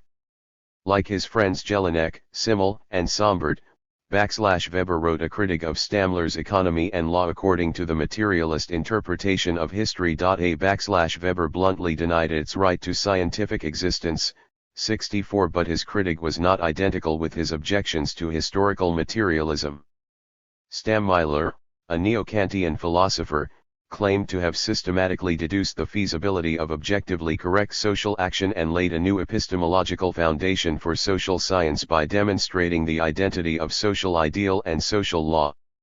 He discussed at great length the relations between legal and economic order and denied their causal relationship in favor of their correspondence as form and content, a position diametrically opposed to Weber's, who repeated in Economy and Society, below, 325 ff and 32f, that his critique as directed against, a. the confusion of the normity u with the empirical validity of an order, b. the confusion of regularities of action due to normative orientation with merely factual regularities. C.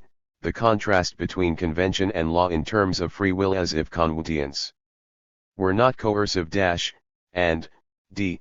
the identification of law and convention as HFFD. Bte orms o conduct as agamstits As a trained jurist and economist, Weber was faced with both the normative orientation of jurisprudence and the ethical components of laissez-faire and state socialist economics. He could develop a sociological approach only by insisting on the separation of the normative and the empirical, a separation accomplished with his theory of social action. In the essay on interpretive sociology and in Part 2 of Economy and Society, he defines social action just as he did later in Part 1. Subjectively meaningful action oriented to the behavior of others. It is called Gemeenschaptshandeln in the older part and Socialshandeln in the newer. Normatively regulated action is only one variant of social action. Sociology, insofar as it is concerned with law, deals not with the logically correct objective content of legal norms but with action for which, among other considerations, the ideas of men about the meaning and validity of certain regulations may play a significant role as both determinants and resultants. Weber elaborated a continuous typology of social action along the line of increasing rational control, persistence, and legal compulsion. This typology, partly presented in Appendix I, ranges from mere consensual action, Einverstandnishandeln, and ad hoc agreement, Gelegenheitsvergesellschaftung, through various kinds of regulated action and enduring association, Vergesellschaftung, to the organization, Wehrhand, and compulsory institution, Anstalt. These kinds of action differ from behavior that is not social or borderline, Massenhandeln, which may be rendered mass action, statistically frequent action or collective behavior. In this scheme only men act, neither society nor individual groups. However, men acting in concert form groups, Gemeinschaften, and these persist only if they have a constitution in the sociological sense, that is, if their order is consensually accepted by members, or outsiders, for whatever reasons. Belief in legitimacy need not be the primary reason. Therefore, Weber deals in the first chapter with the consequences of the factual impact of law on economic conduct. The economic order is made up of the actual control over goods and services insofar as it is consensually recognized. Sociological economics, then, deals with the actions of men insofar as they are conditioned by the necessity to take into account the facts of economic life.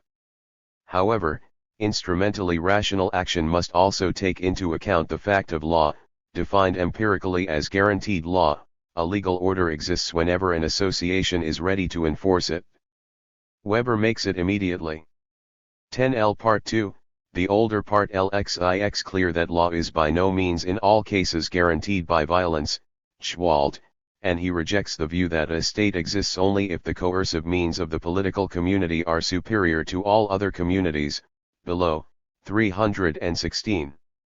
The two basic categories of an order, convention and law _I_ Eber defines in close proximity to Sumner and in contrast to Stammeiler. Although conventions are not safeguarded by men, a staff or apparatus, specifically associated to uphold them, they can be enforced just as effectively as law by psychological, and even physical, coercion on the part of the group members. Compliance with a conventional or legal order is frequently determined by a person's self-interest in the continuation of consensual action. Unreflecting habit is another universal reason for regular and regulated behavior. The beginnings of convention and law in habit, usage, and custom lie in the realm of inaccessible prehistory. Yet, in view of these powers of persistence, the historian must be able to account for the innovating capacity of men. Rejecting older views of imitation, Weber prefers Hal Patch's theory of innovation through inspiration and empathy and anticipation of the theory of charisma in Chs. 6 and 14. Throughout his analysis, Weber combines his effort at terminological precision with an insistently realistic approach to human affairs. Men are creatures of habit, but they are also strongly motivated by their material and ideal interests to circumvent conventional and legal rules. In all societies, the economically powerful tend to have a strong influence on the enactment and interpretation of the law. However, the presence of law, with its various forms of coercion, makes a great deal of difference for social action. On a general level, more cannot be said. Here as elsewhere, Weber carefully points out the limits of generalization. The extent of the law's factual impact on economic conduct cannot be determined generally, but must be calculated for each particular case. Ch. 2.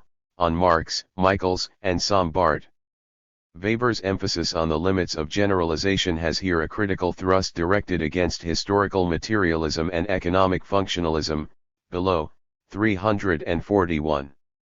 A work on economy and society must sooner or later take a stand on historical materialism. Weber took his stand at the first appropriate moment. It would be wrong, however, to say that the critique of historical materialism occupies the dominant place in the work, above and beyond Weber's other polemical and positive interests. \V hat may appear at first sight as reaction to, or reflection of, historical materialism, such as Weber's interest in ancient capitalism more often stands in a tradition of economic and legal history of which Marxism was an extreme offshoot. Weber recognized historical materialism as a political force but did not take its ultimate claim seriously. About the time this chapter was written, he told his peers at the first meeting of the Sociological Association, "I would like to protest the statement by one of the speakers that some one factor, be it technology or economy, can be the ultimate or true cause of another. If we look at the causal lines, we see them run, at one time, from technical to economic and political matters, at another from political to religious and economic ones, etc. There is no resting point." In my opinion, the view of historical materialism, frequently espoused, that the economic is in some sense the ultimate point in the chain of causes, is completely finished as a scientific proposition. 6. Weber also rejects economic functionalism insofar as it postulated an unambiguous interdependence of economic and non-economic elements. Not all social action is economically enhanced, and not all groups are economically relevant. Culturally important groups, however, have some kind of relationship with economic elements. All persistent groups must in some way meet their wants. Weber presents a simple typology of economically active groups, ranging from economic groups proper, through various economically active groups and those merely enhanced by economic factors, to regulatory groups of a political, religious, or other nature. 67. In line with the reasoning in Ch.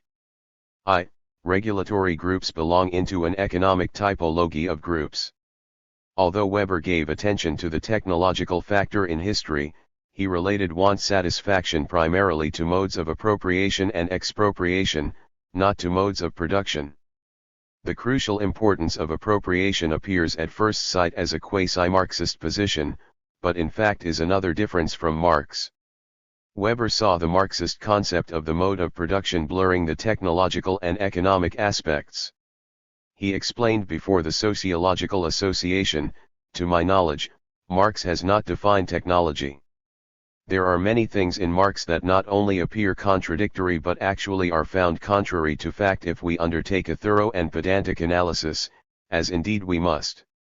Among other things, there is an oft-quoted passage, the hand mill results in feudalism, the steam mill in capitalism. That is a technological, not an economic construction, and as an assertion it is simply false, as we can clearly prove. For the age of the hand mill, which extended up to modern times, had cultural superstructures of all conceivable kinds in all fields. 68.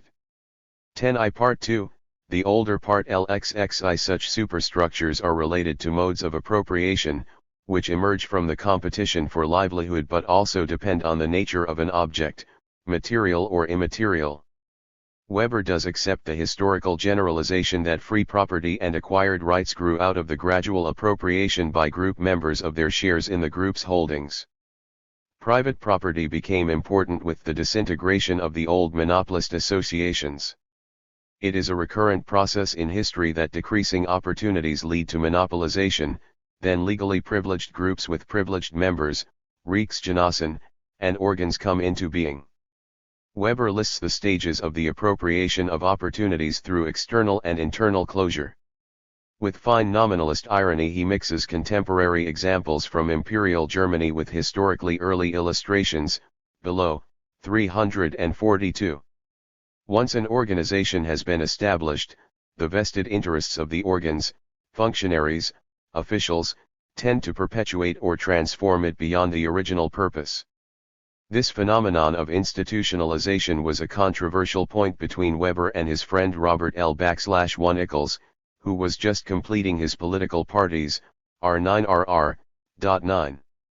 Whereas Michaels reined his observations into the iron law of oligarchy and thus stressed the sameness of the phenomena at issue, Weber pointed to the multiple, and often contradictory, consequences of institutionalization, which might lead to monopolization or expansionism, ch. 2, 3.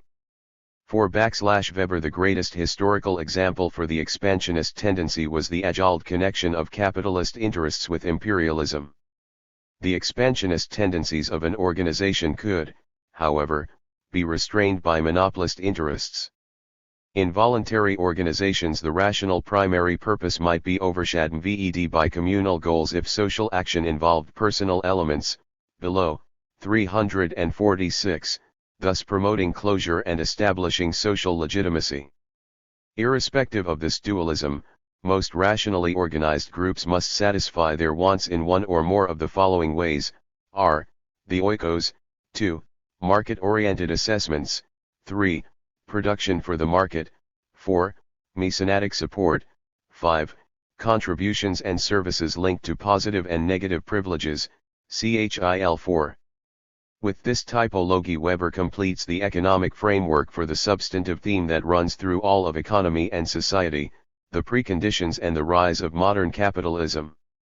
Subsequently, this problem is treated from several vantage points, the household and other relatively universal groups, chs.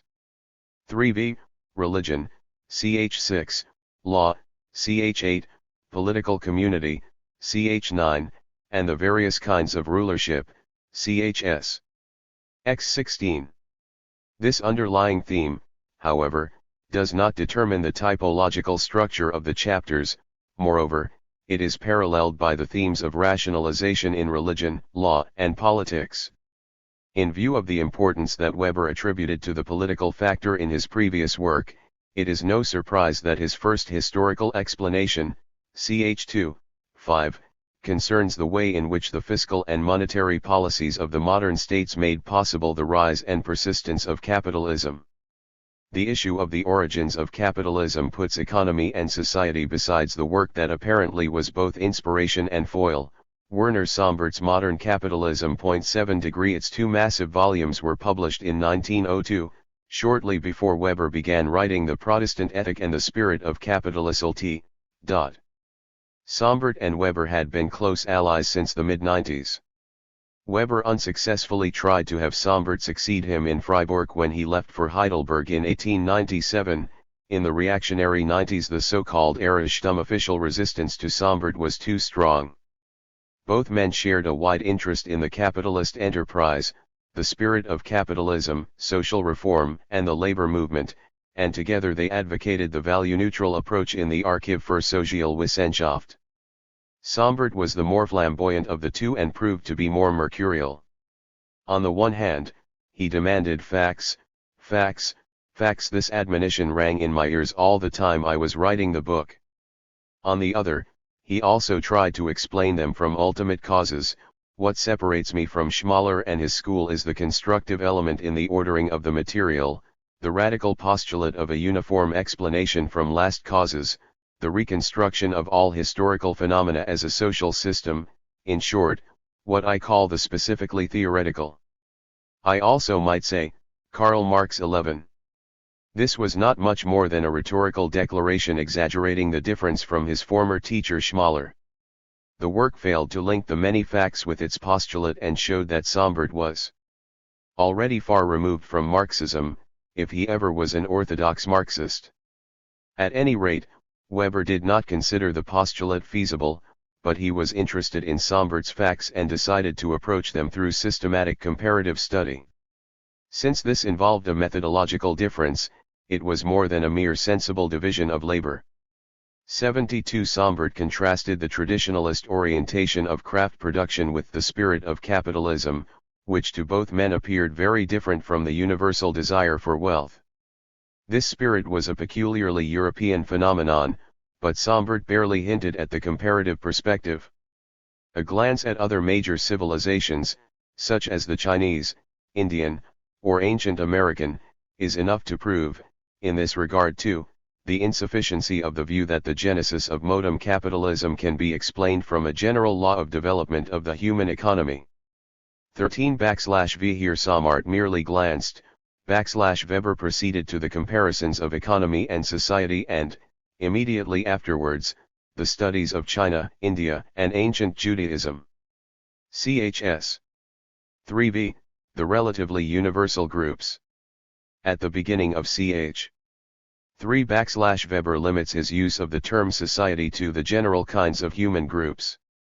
He intends to deal with economy and society in this sense, not with economy and culture literature, art, science. The first groups to be treated are relatively universal: household, neighborhood, kin group, ethnic group, religious group, political community. In other words, they are found at various levels of historical development. The developmental forms of these groups are taken up in the sociology of domination. The treatment of the more basic forms is intentionally brief, in part because Weber is primarily interested in the more differentiated associations and their relationship to religion, law, and politics, in part, presumably, because Marianne Weber had dealt with some of the subject matter at length in her work on Wife and Mother in Legal Development, 1907. Weber limits himself to a series of points that either have polemical value or prepare the later exposition. His critical targets are evolutionary conceptions, especially the theory of matriarchy and the related socialist theory of family, property, and the state, Engels and Beebe, the neighborhood sentimentalism of agrarian romantics, Gierke's notion of the kin group as the first political association, and racist and nationalist ideas.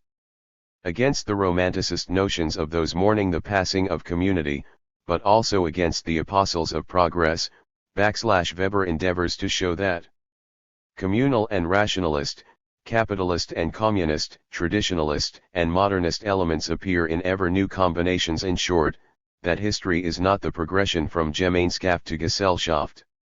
Positively, Weber points out, the household is the original locus of patriarchal rulership and the capitalist enterprise, the neighborhood is an unsentimental economic brotherhood, the kin group is the protective counterforce to the authoritarian household, ethnic groups are not groups, strictly speaking, but propensities for, or residues of, group formation. Weber particularly stresses the pluralism of group affiliation in relatively undeveloped societies before the emerging political community gradually monopolizes the use of force, contrary to the view that modern society is more pluralist than traditionalist society in this respect.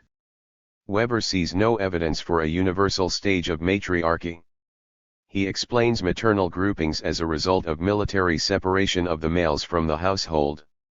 This separation produces the men's house, which nowadays appears in residual form in army barracks and student dormitories / never likes to mo / back and forth, often with ironic undertones, between the ancient origin of a phenomenon and its survival into modern times. The patriarchal household emerges with the military dispersion of warriors in the countryside. In dealing with polygamy and monogamy, Weber provides a specifically economic, non-romantic explanation. L/phonogamy suited the household of the emergent urban patriciate, only later did Christianity raise it to an ethical level. 7th, the dowry, the calculative spirit entered the domestic communism of the family. This spirit reached a high point with the rise of the capitalist family enterprise. The legal forms of early modern capitalism originated in part in the communistic household, as Weber had already shown in his dissertation. The enterprise was eventually separated from the household, but Weber points to an historical twist: a later economic stage, such as capitalism, may perpetuate or recreate an earlier, communistic, family structure in which the extended family remains a unit. Beyond the balance sheet, those lucky enough to participate enter the realm of equality and brotherhood. Below, 360, a reference to the communist slogan. Here Weber takes obvious pleasure in outdoing the dialectic of historical materialism. His general point is that the household and domestic authority are relatively independent of economic conditions. In fact, they often shape economic relationships because of their historically developed structure. Weber believed that the contractual regulation of household relations was a peculiarly Occidental phenomenon. Only in Europe did the household create out of itself the capitalist enterprise; elsewhere it developed into the oikos, the economic basis of patrimonial domination. 10L Part 2, the older part LXXV households are related to one another through neighborliness in an unpathetic, economic sense.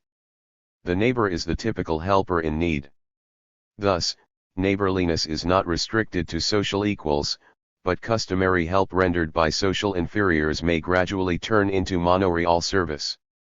The neighborhood may become an economic group proper or an economically regulatory group, but even in the self-sufficient economy of early times there is no necessary identity between neighborhood and other associations. Only in the case of joint political action can the neighborhood develop into a local community. The kin group is usually not an extension of the household but a protective group guaranteeing the security and legal protection of the individual. Collective self-help is the most typical means for the defense of its interests. The oldest trial procedures originate in compulsory arbitration within, and between, kin groups. Insofar as kin groups do not have a head with powers of command and a staff, they are not organizations in Weber's sense. Through their regulation of marriage and lineage relations, kin groups may effectively curb domestic authority. Similarly, the property laws of the great empires steadily weaken unlimited patriarchal power, but because of the very predominance of patriarchalism, another dialectical feature of historical development. Kin groups may oppose political associations and cross the boundaries of political communities. They tend to become associations only when economic conditions make it desirable to erect monopolies against outsiders. Race and ethnicity are familiar devices for the monopolist protection of interests. Weber doubts the sociological utility of both concepts if understood in a naturalistic way. He insists that, regardless of the outcome of genetic research, social behavior must be interpreted primarily in social terms. Ethnic membership derives from some consciousness of kind due to common customs, common language, and common historical experiences. It may be the product of political association and may remain after the group has dissolved politically. The cultural and political importance of ethnicity rests on the fact that the sense of ethnic honor is a specific honor of the masses and, in the extreme, leads to the notion of the chosen people. Weber's sketch of nationality and cultural prestige, CHV4, illuminates the political situation of Central Europe before the First World War. The section is closely linked to the chapter on the political communities, ch. 9. However, Weber had one more major universal group to deal with, the religious Gemeinschaft. In theoretical complexity, originality, and sheer size, the chapter on religious groups was bound to transcend the preceding chapters. Ch. 6. The Sociology of Religion. In 1902, Sombart touched on the impact of Calvinism and Quakerism on capitalist development and noted that it was too well known a fact to require detailed explanation. 1. Weber, far from being deterred by this dismissal, proceeded to state more fully the case for the Protestant ethic's impact on the spirit of capitalism. 75. He may also have been prompted by Schmaler, who in a masterful review of Sombart, his most exasperating pupil, observed, "Whatever Marx and the Social Democrats have against the capitalist hunger for profit and the untrammeled ruthlessness toward the workers' welfare concerns primarily the manner in which the individualist drive for acquisition developed between 1500 and 1900 and cut itself loose from most earlier moral and social restraints. These phenomena must be investigated if one wants to understand today's economy." 76. If it is unclear whether Schmaler's suggestion really was a major factor in Weber's decision to write The Protestant Ethic and the Spirit of Capitalism, it can be stated affirmatively that the relationship between Calvinism and capitalism had been an internal academic issue for some time, and that Weber wrote in response to other studies, and carries him to an extreme. When he comes to the rationalization of conduct through ethical and exemplary prophecy, SECS 3:4, Weber strikes out on his own. Building on Harnack's typology, he isolates the features peculiar to the prophet through a comparison with magicians, lawgivers, teachers of ethics and mystagogues. Prophets and priests organize the permanent association of laymen, the congregation.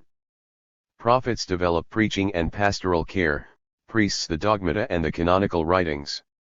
After thus dealing with the religious leaders and the associations created by them, Weber turns to an examination of all major social strata and their affinity to religion, SECS v6.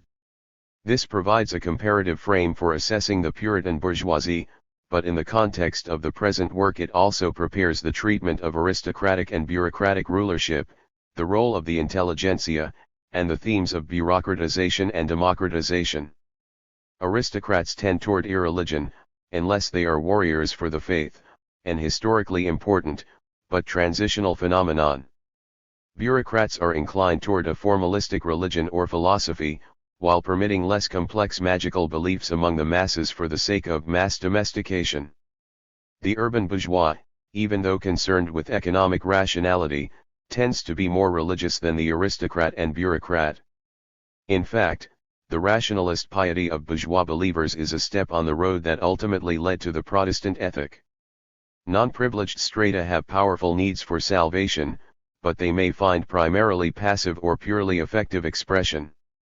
Weber goes down the social ladder from the craftsman's piety, so important in early Christianity, to the religious disinclinations of slaves, day laborers, and the modern proletariat. Peasants are traditionally concerned not with salvation but with the practical, magical effects of religion, even though in modern times the rural population is a mainstay of Christian conservatism. Salvation religions, usually the creation of intellectuals of higher social rank, can devolve into the creed of non-privileged strata, changing their function from legitimation to compensation. Pariah peoples tend to develop an intense religious attachment, Judaism being the historically decisive case. After this tour de force in the sociology of knowledge, Weber balances his analysis of status tendencies with an investigation of religious intellectualism, SECS 711. Intellectuals of diverse status elaborate religions on logical and theological grounds. Status differences may recede in the face of changing political fortunes. An important case is the escapism of intellectuals of politically declining strata or defeated communities. Conversely, nativist lower-class intellectuals may turn against the intellectualism of higher strata, as it happened in Judaism and early Christianity vis-a-vis Hellenized intellectuals. Weber carries his analysis up to his own time, ending with secular salvation ideologies and some biting remarks on cafe house intellectuals, Sector 7:8. The last part, SECS 1215, examines the innate of religious ethics on the world, the sphere of the economic, political, artistic, and sexual. The last extant section breaks off with yet another attempt to contrast Jewish rationalism, Puritan asceticism, Islamic thisworldliness, Buddhist otherworldliness and Jesus' indifference to the world, all with a look back toward the Protestant ethic, but also in anticipation of the subsequent large-scale studies of the great world religions, to which Weber turned without C0 pleading Part 2 of Economy and Society. Ch. VU. The market, its impersonality and ethic. The chapter on the market, another group, Gemeinschaft, in Weber's terminology logically follows the treatment of religion. The economically rationalized, hence ethically irrational, character of pure market relationships is basically irreconcilable with ethical religion with the historic exception of Calvinism. Whereas Weber gave much attention to the chapter on religion, his market chapter is only a brief sketch. Unlike the sociology of religion, the market was a topic that could be handled by many other men. Perhaps Weber postponed writing the chapter because he waited for other contributions to the series, the better to coordinate the various expositions. In any case, the fragment he did write was sufficient to distinguish the market, Marktgemeinschaft or Marktvergemeinschaftung, from the more natural groups and the political community. The market is the Gemeinschaft based on the most rational kind of social action, association, Vergesellschaftung, through exchange. The association may last only for the duration of the exchange, or it may develop into a continuous relationship. In early history, the market was the only peaceful relationship of men who were not linked through household, kinship, or tribal ties. The participants were strangers, enemies who did not expect action in accordance with an ethic of brotherhood. The community of the market is the most impersonal group, but not because it involves struggle, Kampf, between opposed interests. There is struggle also in the most intimate relationships. Rather, the market is the more impersonal, the more the struggle of the participants is oriented merely to actual or potential exchanges. In this manner the market is the exact opposite of any association, Vergesellschaftung, based on a formal order, voluntary or imposed. Even so, neither the use of money nor the impersonality of exchange prevent the eventual rise of a market ethic binding on those. 10L Part 2. The older Part 6 not just against historical materialism as has sometimes been suggested in spite of his own denial at the end of the work. 11 Weber acknowledged particularly the earlier work of three colleagues, Eberhard Gothien's monumental study modestly entitled Economic History of the Black Forest, Werner Whittaker's tremendously perceptive remarks on religious differences between France and Germany, and George Jelinek's proof of religious traces in the Genesis of the Rights of Man, which gave me a crucial stimulus, to investigate the impact of religion in areas where one might not otherwise look. 78. The publication of the two essays on the Protestant ethic in the Archiv für Sozialwissenschaft in 1904/5 was an instantaneous literary success and almost immediately led to the controversy that has since continued unabated. The exchange of critiques and anti-critiques between Weber and his adversaries lasted until 1910. 79 Weber considered the exchanges pretty unrewarding and decided on another positive statement, which became the present chapter. He left the historical treatment of Protestantism to his friend Ernst Troeltsch, who was then working on the social teachings of the Christian churches and sects, 80, and instead put the theme in a comparative perspective. Yet neither the underlying issue of the rise of capitalism nor that of rationalization and secularization over the ages determines the structure of the sociology of religion. It is built, rather, around the relation of religions to their organizational carriers, functionaries, to the status groups and classes supporting them, and to their inherent theological elaboration. Weber took the general functions of religion, whether in a Durkheimian or a Marxist sense, for granted. With his customary realism, he stressed the compensatory functions of religion and, even more, the political uses of religion for legitimation and pacification. In a limited way, it is possible to see his sociology of religion as a vast paraphrase of Marx's dictum that religion is the sigh of a creature in distress, the heart of a heartless world, the spirit of times without spirit. It is the opiate of the people. 81. But there is an important difference. Weber had a much more profound sense than Marx for the meaning of ethical conduct. The religious polemics of Engels, August Bebel, and Karl Koski appeared to him as shallow rationalism. Possibly, Weber was familiar with Engels' fleeting remarks on Calvinism, where Luther failed, Calvin triumphed. His dogma was adapted to the most daring of the bourgeois. His doctrine of predestination was the religious expression of the fact that in the commercial world of competition success or bankruptcy depend not on the enterprise or skill of the individual but on circumstances independent of him. 02 At any rate, the Protestant ethic and the spirit of capitalism reversed this materialist interpretation without substituting a mere spiritualist one. Behind the divergent perspectives of Weber and the Marxists was a personal difference. The Marxists were psychologically unable to take religion seriously enough to undertake his kind of study. Weber called himself unmusical in matters religious. This gave him the necessary analytical distance. But he lived in an extended family in which the women were devout and articulate believers. With his strong family sense, Weber could have disdained religion only at the price of offending those closest to him. This gave him the requisite empathy for the study of religion. 83 For systematic reasons, ch. 6 begins with a brief treatment of primitive religion and the original this worldly orientation of magical and religious action, secsi 2. 8 Weber quickly sketches the rise of functional, local and, finally, universalist and monotheist conceptions of deity. As in the preceding chapters, his ethnographic examples are occasionally doubtful or erroneous, or a statement may suffer from the telescoping of historical events over millennia, or the love of paradox. Who continually trade. Such exchange partners develop expectations of reciprocity which make them abide by the rules. Occasional traders are most likely to ignore the maxim that honesty is the best policy. Weber sarcastically cites aristocratic cavalry officers trading horses. A familiar current example is the private sale of automobiles.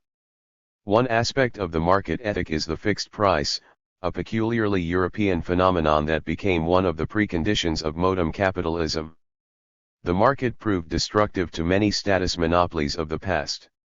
Yet the very success of capitalist interests on the free market led to new monopolies based either on political alliances or sheer superiority over competitors. As markets increased in importance, religious and political associations moved to protect them for reasons of their own. This brings Weber to the organizations concerned with legal regulation. Ch. 8. The sociology of law. The sociology of law gives historical depth to the introductory statement on convention and law, ch. 1. 85 After the earlier methodological critique of Stammler's approach, Weber now demonstrates what a sociology of law should be, in contrast to legal philosophy, jurisprudence, and mere legal history. The chapter provides a typological setting within which a given legal phenomenon can be located, not with regard to any systematically or dogmatically proper placement but for the sake of historical explanation. The impact of Roman law and common law on the rise of capitalism constitutes one link with the overall theme of economy and society, another is the varieties of rationalization, which may be mutually incompatible. The chapter is also constructed with a view to the frequently mentioned sociology of domination. Here Weber treats the creation and administration of law by political and other associations. There the ruler's legitimation, organizational power, and motives for imposing law. If Weber was a self-made scholar in affairs religious, he was on academic home ground in the sociology of law. Not only do legal topics of his dissertation and habilitation of 2 decades before appear, but so does much of the later literature.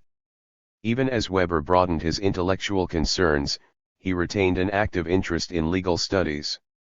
His ability to write the sociology of law as a legal historian makes this the most difficult chapter for the legal layman and mere sociologist, for whom it may be helpful to perceive the broad structural parallels with the sociology of religion. 8.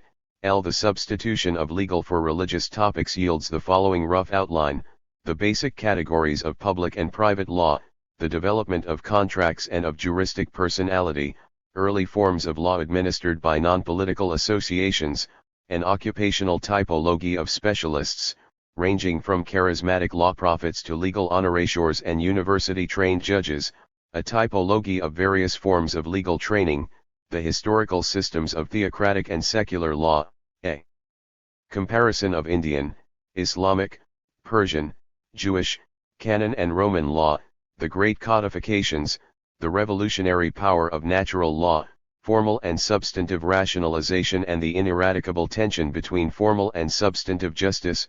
Finally, the irrationalist trends at the eve of the First World /Var, with their characteristic reaction to formal rationality and the dominance of legal experts paralleling the fashion of surrogate religions in intellectual circles and the romantic game of syndicalism.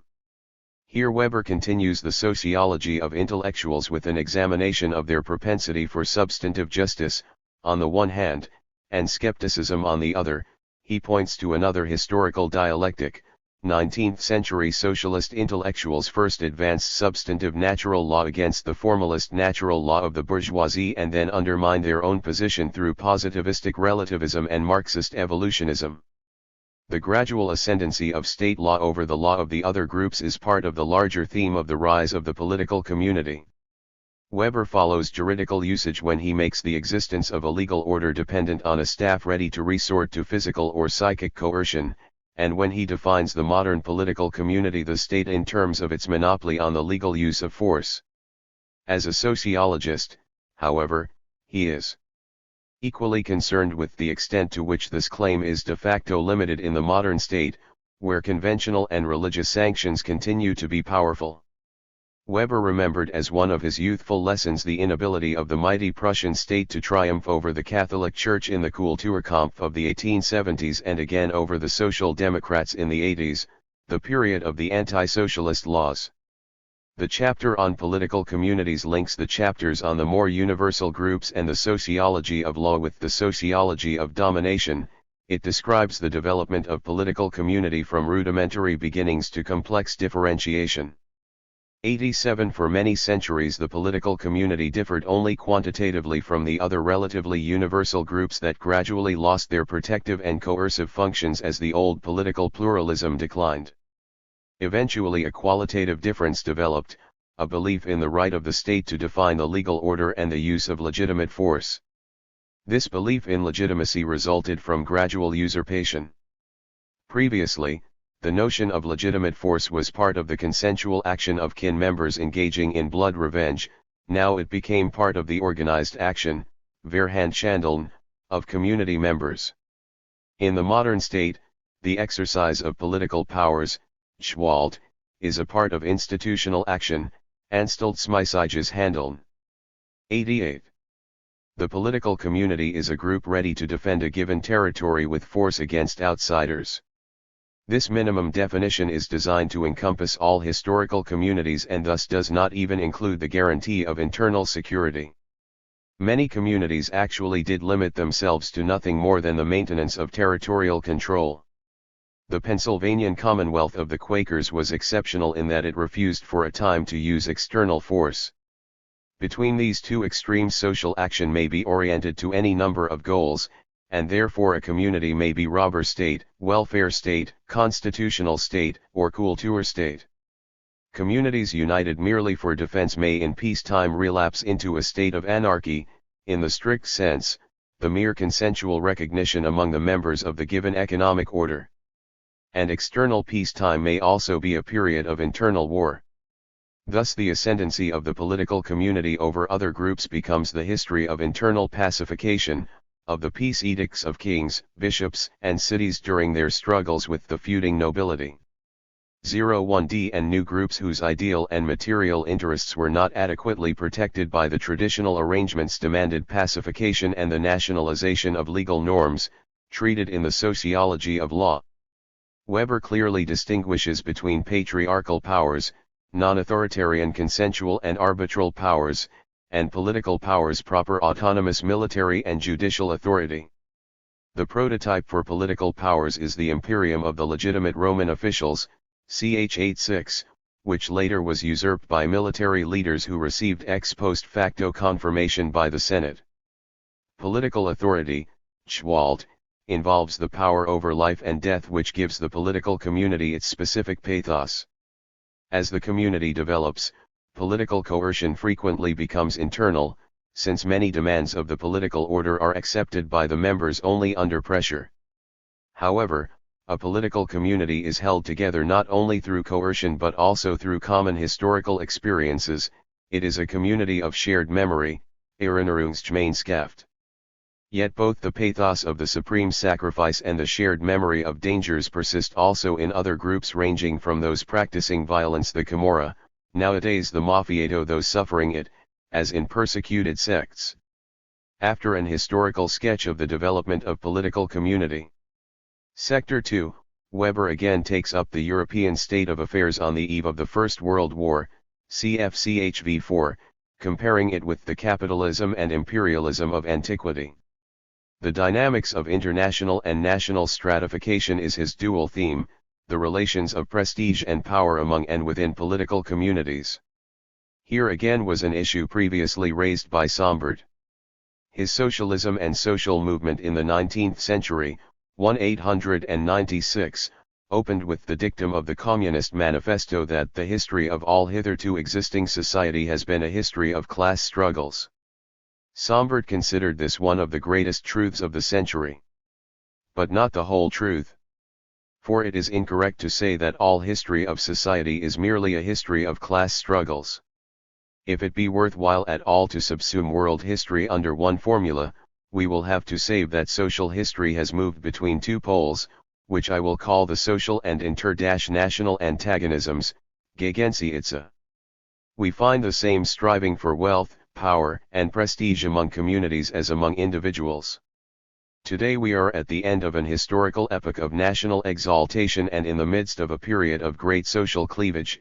It seems to me that all the antagonistic viewpoints of the various groups can be reduced to the alternative, national or social. A.D. Sombart did not further pursue the topic of international stratification and instead focused on the Marxist concept of class. Weber, however, carried the juxtaposition of the external and internal realm of honor to its logical conclusion and elaborated a scheme that also incorporated the Marxist approach as one segment. In the external sphere, he was concerned with power prestige, not just with national pride, which can also be found in non-expansionist Switzerland or Norway. Since power prestige derives from power over other political communities, it promotes expansionism and is thus a major component cause of war. The prestige pretensions of one country escalate those of others. Weber points to the deteriorating relations between France and Germany in the first decade of the century when, in contrast to the 1890s that Sombart had in mind, nationalist antagonisms prevailed again over internal cleavage. The carriers of power prestige are the great powers, yet their ruling groups, fearing the seizure of power by their own victorious generals, are not always expansionist. Witness ancient Rome and early 19th century England. In both cases, however, capitalist interests enforce the resumption of political expansion. Weber's theory of imperialism adds the economic element to the prestige factor. Building on his earlier writings, Weber constructs his notion of imperialist capitalism from the first great historical case, ancient Rome with its tax farmers and state purveyors. In modern times, as in antiquity, it is the general structure of the economy, rather than trade interests, which is crucial for political expansionism. Imperialist capitalism may be restrained by the profitableness of pacifist capitalism, but for his own time Weber foresees the former's ascendancy, largely because of the state's role as the biggest customer of the defense contractors and similar enterprises. The economic pacifist interests of the petty bourgeois and proletarian strata are easily reduced by appeals to the emotive idea of the nation. Weber reviews the diverse cultural and social characteristics of individuals that may define membership in a nation. He emphasizes three elements: 1. The speed with which certain historical experiences can create the sense of nationhood; 2. The different meanings of the term from one country, and one stratum, to another. 3. The intellectual's role in fashioning a sense of national identity. His unfinished analysis of the intellectuals - those who usurp leadership in a Kulturgemeinschaft breaks off with a hint at the affinity of cultural prestige and power prestige, but not without the skeptical reminder that art and literature of a specifically German character did not develop in the political center of Germany, below, 926. Weber's improvement on the Marxian class analysis lies in the detailed typology of the three phenomena of power distribution within the political community: class, status group, and party. Those powerful in the economic order need have neither political power nor social honor, but they often do have both. Apart from the economic order, the distribution of political power is codetermined by the legal order and the social or status order. Weber proposes to consider classes not as communities but as propensities for social action, similar to ethnic groups. Therefore, he speaks of class situation, which is defined by market situation and has two basic categories: property and the lack of property. Property, in turn, differs according to whether it is used for rent income or profit making. Although it does make a difference whether communities are based on labor, as in soil-tilling villages, or merely on property, as among cattle breeders, the historical origin of class struggles lies not in the countryside but within the city, in the clash between creditors and debtors. At a later economic stage the class struggle was transformed into the struggle on the commodity market. In modern times it has come to center in wage disputes on the labor market. The contemporary bitterness of wage earners is primarily directed against the entrepreneurs and managers, who are more visible than the real capitalists, the shareholders and bankers. This opaqueness is only one of the many social and cultural factors that influence the way in which class situation may, or may not, become the basis for class-oriented or party-oriented action.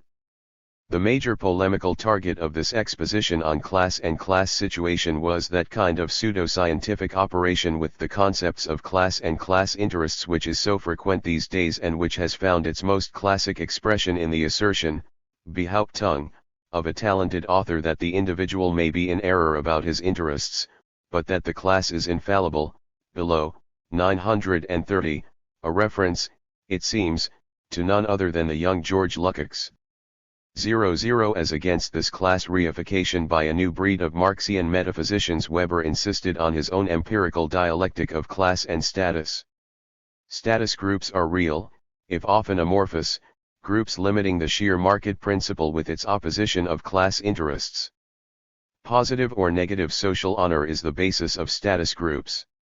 Status differences express themselves in the style of life, a phenomenon extensively treated in the sociology of domination. In the extreme, status differentiation leads to caste formation, a link with the earlier exposition of ethnic and religious groups. Status groups are the bearers of all conventions, a structural explanation for the coercive character of conventions that Weber upheld against Stammeiler.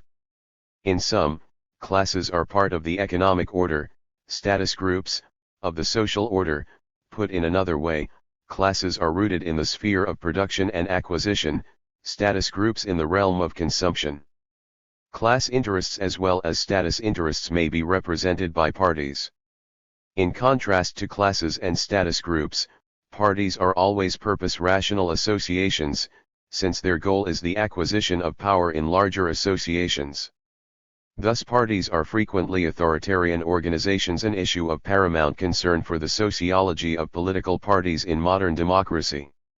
However, adequately to understand the structure of parties one must first examine the larger associations within which they operate.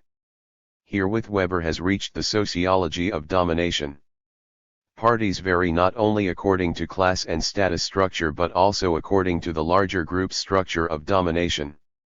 In line with his comparative interests in earlier studies, Weber now proceeds to a broad typology comprising parties and polities of antiquity as well as of the Middle Ages and of some non-European areas. Chs. X16. The sociology of domination. The sociology of domination is the core of economy and society.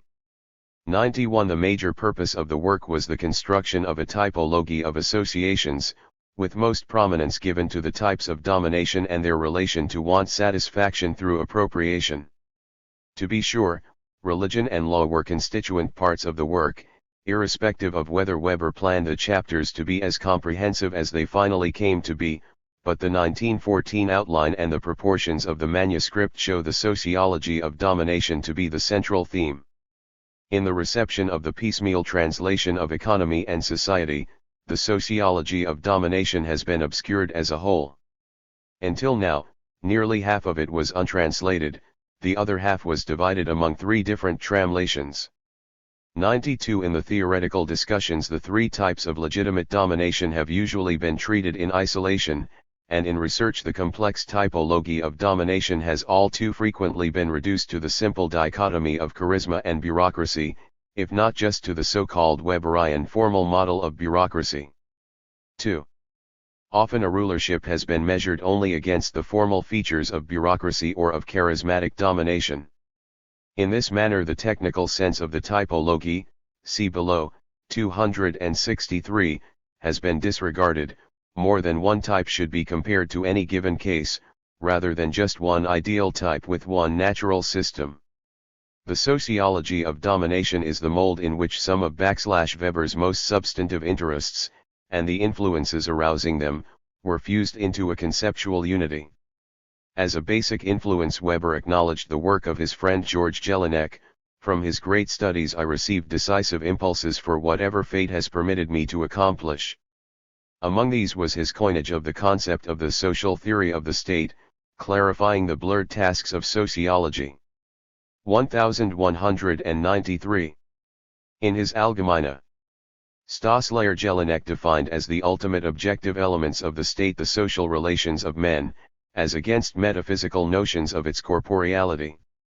More precisely, the state exists in relations of will among a plurality of persons. Men who command and others who obey form the basis of the state. In the state the relations of will, concentrated in an organizational unit, are essentially relations of domination. The quality of domination does not exhaust the essence of the state. But relations of domination are so necessary to the state that it cannot be conceived without them. The state has the powers of rulership, Herrschaftsgewalt. To rule, Herrschen, means the ability to impose one's own will upon others unconditionally. Only the state has this power to enforce its will unconditionally against other wills. It is the only organization that rules by virtue of its inherently autonomous powers. The state, then, is that organizational unit equipped with underived powers of command. 94 Weber differentiated Jelinek's notion of rule. \V hat Jelinek called Herrschen, he called power, Macht. This left the term Herrschaft, domination, free for an adaptation of the Kantian categorical imperative. The situation in which the manifested will, command, of the ruler or rulers is meant to influence the conduct of one or more others, the ruled, and actually does influence it in such a way that their conduct, to a socially relevant degree, occurs as if the ruled had made the content of the command the maxim of their conduct for its verve own sake, below, 946. Domination transforms amorphous and intermittent social action into persistent association. Weber exemplifies the difference of domination from mere power with the case of monopolistic control in the market. In their own rational interest, the unorganized customers of a monopolistic enterprise may comply with its market dictate. This is domination by virtue of interest constellation. Through many gradual transitions, this relationship may be transformed into domination proper, that means, by virtue of the authoritarian power of command, as it prevails in the large-scale industrial enterprise and on the manner the two most important economic structures of domination. Domination exists insofar as there is obedience to a command. In general, obedience is due to a mixture of habit, expediency, and belief in legitimacy. The subject's willingness to comply with a command is enhanced by the existence of a staff, which again acts on the basis of habit, legitimacy, and self-interest. Sociologically, then, A Herrschaft is a structure of superordination and subordination sustained by a variety of motives and means of enforcement. 95. For the historical persistence of structures of domination, staff enforcement on whatever grounds is no less important than belief in legitimacy. In fact, explains Weber, he is primarily interested in domination insofar as it is administration, below, 948. Only after defining domination in terms of rule by a master and his apparatus does Weber add the ultimate grounds for its validity. He turns to legitimacy because of its inherent historical importance, the need of those who have power, wealth, and honor to justify their good fortune. The resulting typology of domination goes far beyond the three familiar types of authority. The substance of the sociology of domination consists in the general historical models of rulership. Weber does not wish to work out a political system applicable to all political groups irrespective of time and place, rather, he aims at a systems analysis of these models. Here he takes up the postulate of a social theory of the state, but whereas Jelinek's typology of states remains largely on the level of constitutional theory and political philosophy, Weber descends to a level of greater historical descriptiveness. With the nature of the modern state and of industrial capitalism as underlying themes, Weber puts together a comparative scheme within which he integrates the major topics and results of his earlier studies.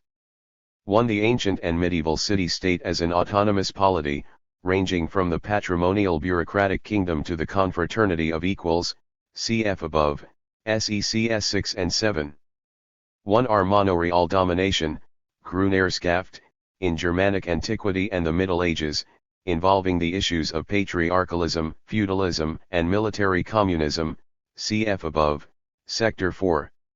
M. The rise of modern public and private bureaucracy and the organizational realities of modern democracy, cf. above, Sector 8, 1v. The perennial tension between usurpation and legitimation, cf. above, Sector 7, P. Lee.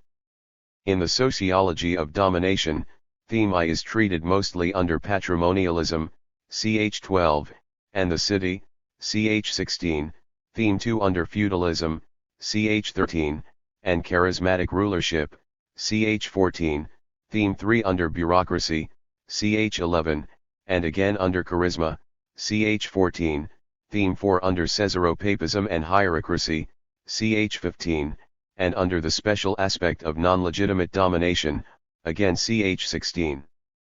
However, Weber puts at the beginning of the sociology of domination, chx, what was politically most important to him, the meaning of democracy in an industrialized and bureaucratized society. A. The theory of modern democracy. Since domination and administration are interdependent, domination is an irreducible component of democratic administration. So-called direct democracy is nothing primeval, but a product of historical development. Its aim is the minimization of domination, its precondition is the relative equality of the participants. Here is another historical twist: direct democracy is most feasible in an aristocracy, whether it be Venetian noblemen or the vaunted German aristocracy of the spirit, the university professors. Direct democracy, however, is inherently unstable, and wherever there is economic differentiation in the group, domination tends to fall into the hands of those who have the economic requisites for performing administrative and political tasks. This is, first of all, a matter of economic availability, not necessarily of high status. Thus, managers of large-scale enterprises, teachers, and medical doctors are less available than lawyers, country squires, and urban rentiers. In general, the available groups also have social honor, and then they are honorateurs, notables. If direct democracy turns into rule by honorateurs, the demand for democracy easily becomes the battle cry of those lacking in wealth or honor. In that case both sides may form parties, which tend to be tightly organized because their object is, after all, the struggle for power. If this happens, and if the community grows beyond a certain size, the meaning of democracy changes so radically that it no longer makes sense for the sociologist to ascribe to the term the same meaning as in the case discussed so far, below, 9.5i. Weber's own theory of modern democracy was directed against the many intellectuals, literati, to his right and left who failed to understand the facts of parliamentary government and democratic party organization and were thus unable to weigh them against the prevalent XCII monarchic constitutionalism or against panaceas such as the corporate state, just as they failed to comprehend the technical imperatives of a private capitalist economy in contrast to state socialism and capitalism. Weber stressed the formal similarity of the Democratic Party and the capitalist enterprise. If parties are legal and party affiliation is voluntary, the business of politics is the pursuit of ideal and material interests, which is as inevitable as the activism of the few against the passivity of the many. Under the conditions of mass suffrage, the leadership of the few rests on mass mobilization, and this in turn requires an effective party apparatus. The party bureaucracies parallel those of state and economy. However, the bureaucratization of the parties does not necessarily spell the end of meaningful political democratization or of charismatic leadership. Here Weber's disagreements with Robert Michels reappear. 96 Michels' iron law of oligarchy became for a time very influential in the American literature on democracy and party organization, but eventually Weber's conception gained ground through its popularization in Joseph Schumpeter's Capitalism, Socialism, and Democracy. 91 The chapter on bureaucracy, ch. 11, elaborates the partly supportive and partly antagonistic relations between bureaucracy and modern democracy, and between passive and active democratization. The chapter on charisma, ch. 14, adds the transition to democratic suffrage and the selection of democratic leadership. It contains the important recognition that, far from being irreconcilable, charisma and bureaucracy may be interdependent. The adjustment of the Catholic Church to bourgeois democracy, especially in the United States, appears in the chapter on political and hierarchic domination, ch. 15. The chapter on the city, ch. 16, deals with the theory of ancient and medieval democracy, providing the historical contrast to modern democracy. 08b. The dimensions of rulership. From the beginning, Weber deals with bureaucracy not only in its formal aspects but as a status group with vested interests.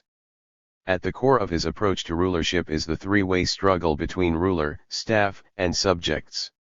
The types of rulership are distinguished by differing forms of appropriation. Weber speaks of appropriation because the legal concept of property is too narrow for many historical cases. Appropriation involves the means and positions of administration, ranging from economic resources and weaponry to managerial and political functions. The seizure of goods and the extraction of services often originate in usurpation. Normally, appropriation is carried through by a group rather than individuals.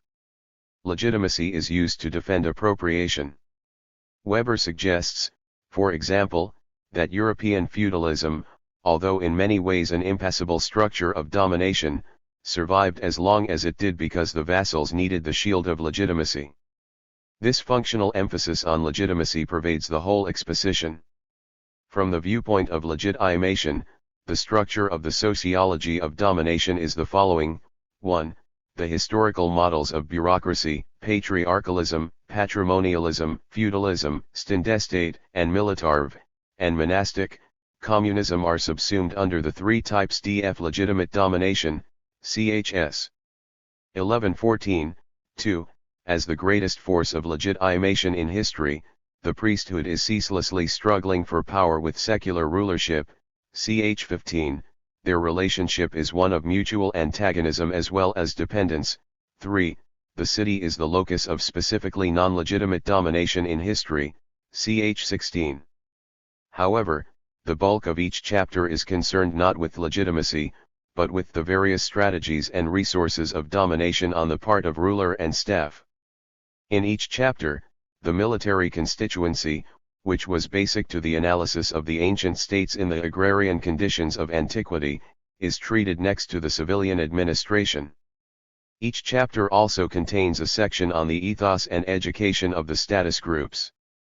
Finally, the relation between each form of domination and economic development is examined. Weber finds that it is easier to state the impact of domination on the economy than vice versa. There are, for instance, striking similarities between the class struggle in the Italian cities of the Middle Ages and in the Roman Republic, although the economic conditions were quite different.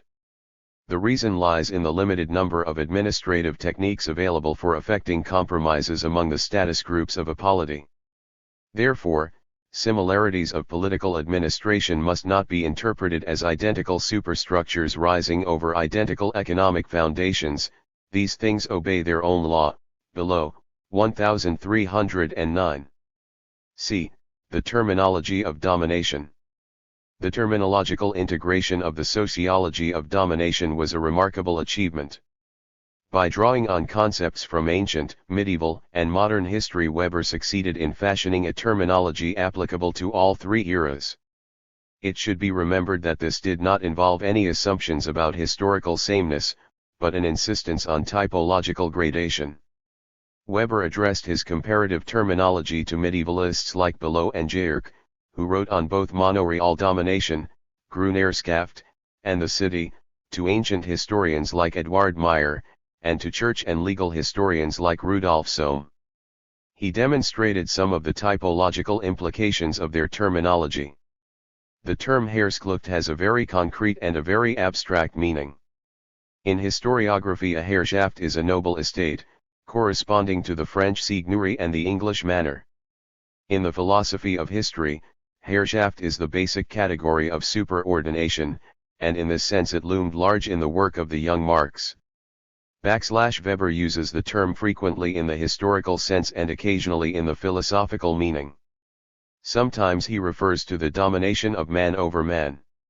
However, this is not technically relevant to his typology.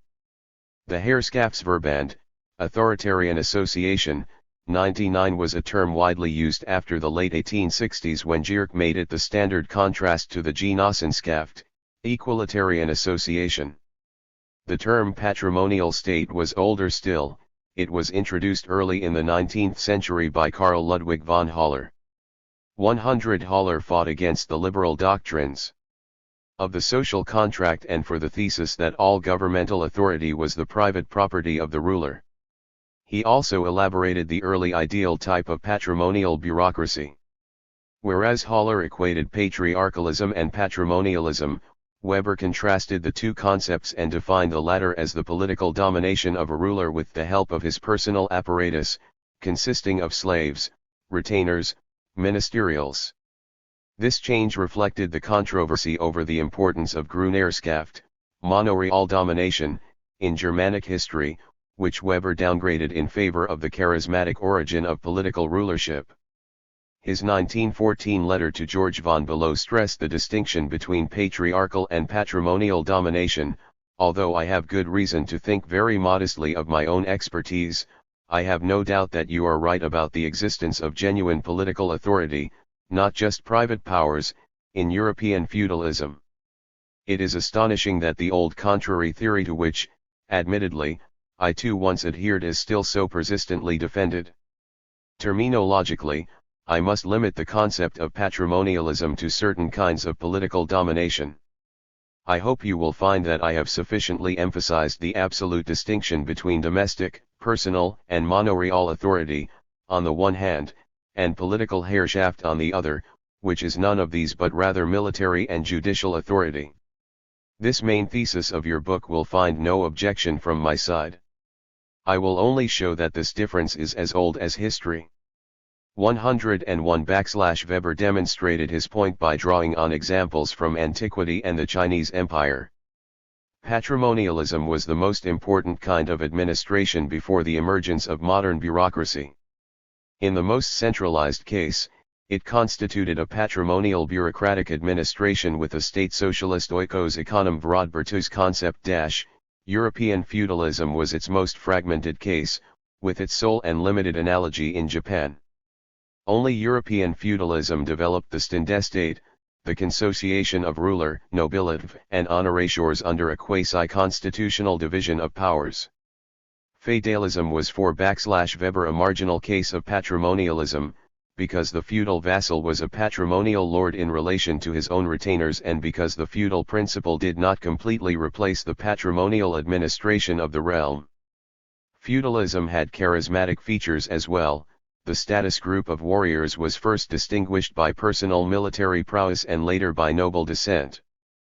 Precisely because feudalism was a unique medieval phenomenon, Weber's distinction between feudalism and patrimonialism has considerable terminological utility today, when feudalism is all too often an indiscriminate pejorative term referring to sundry situations in all countries where large-scale land ownership and political power are still closely related.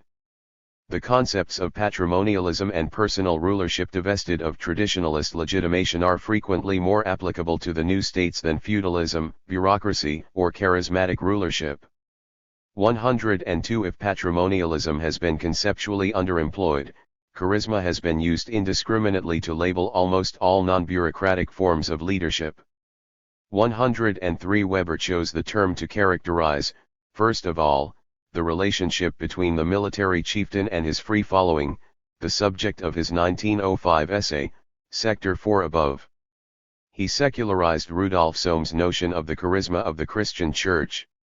In his major work on church law, 1892, Sohm, a devout believer and conservative columnist, had described the Church not as a legal but a charismatic organization, i.e., an organization established by virtue of divine inspiration, not man-made law.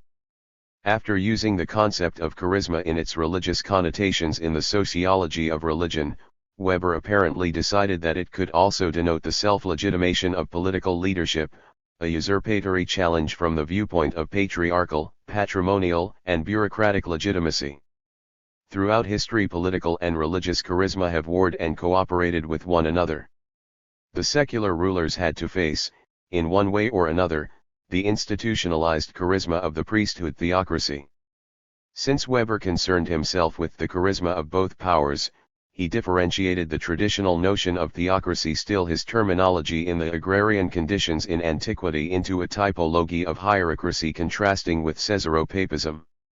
10. The latter term denoted the complete control of the secular ruler over the Church, and since this was true of both the Anglican and Lutheran rulers, the phrase also suited Weber's penchant for nominalist irony. 105. Successful political usurpers or their successors often endeavored to fortify their rule through religious legitimation. The foremost European examples were Charlemagne and Napoleon I. Whereas these two rulers controlled the Church, others were more dependent. European history was profoundly influenced by the Great Clash and subsequent stalemate between Emperor and Pope, a subject about which Weber wrote his first major essay at the age of 13. 106. This gave the Italian cities their historic opportunity to gain autonomy for a time from the patrimonial and hierarchic powers and to usher in the Renaissance with its unbridled individualism, an age of illegitimacy. Oh, the city, usurpation and revolution. 107. It has been asserted occasionally that the sociology of domination, with its static ideal types, cannot explain revolutionary change.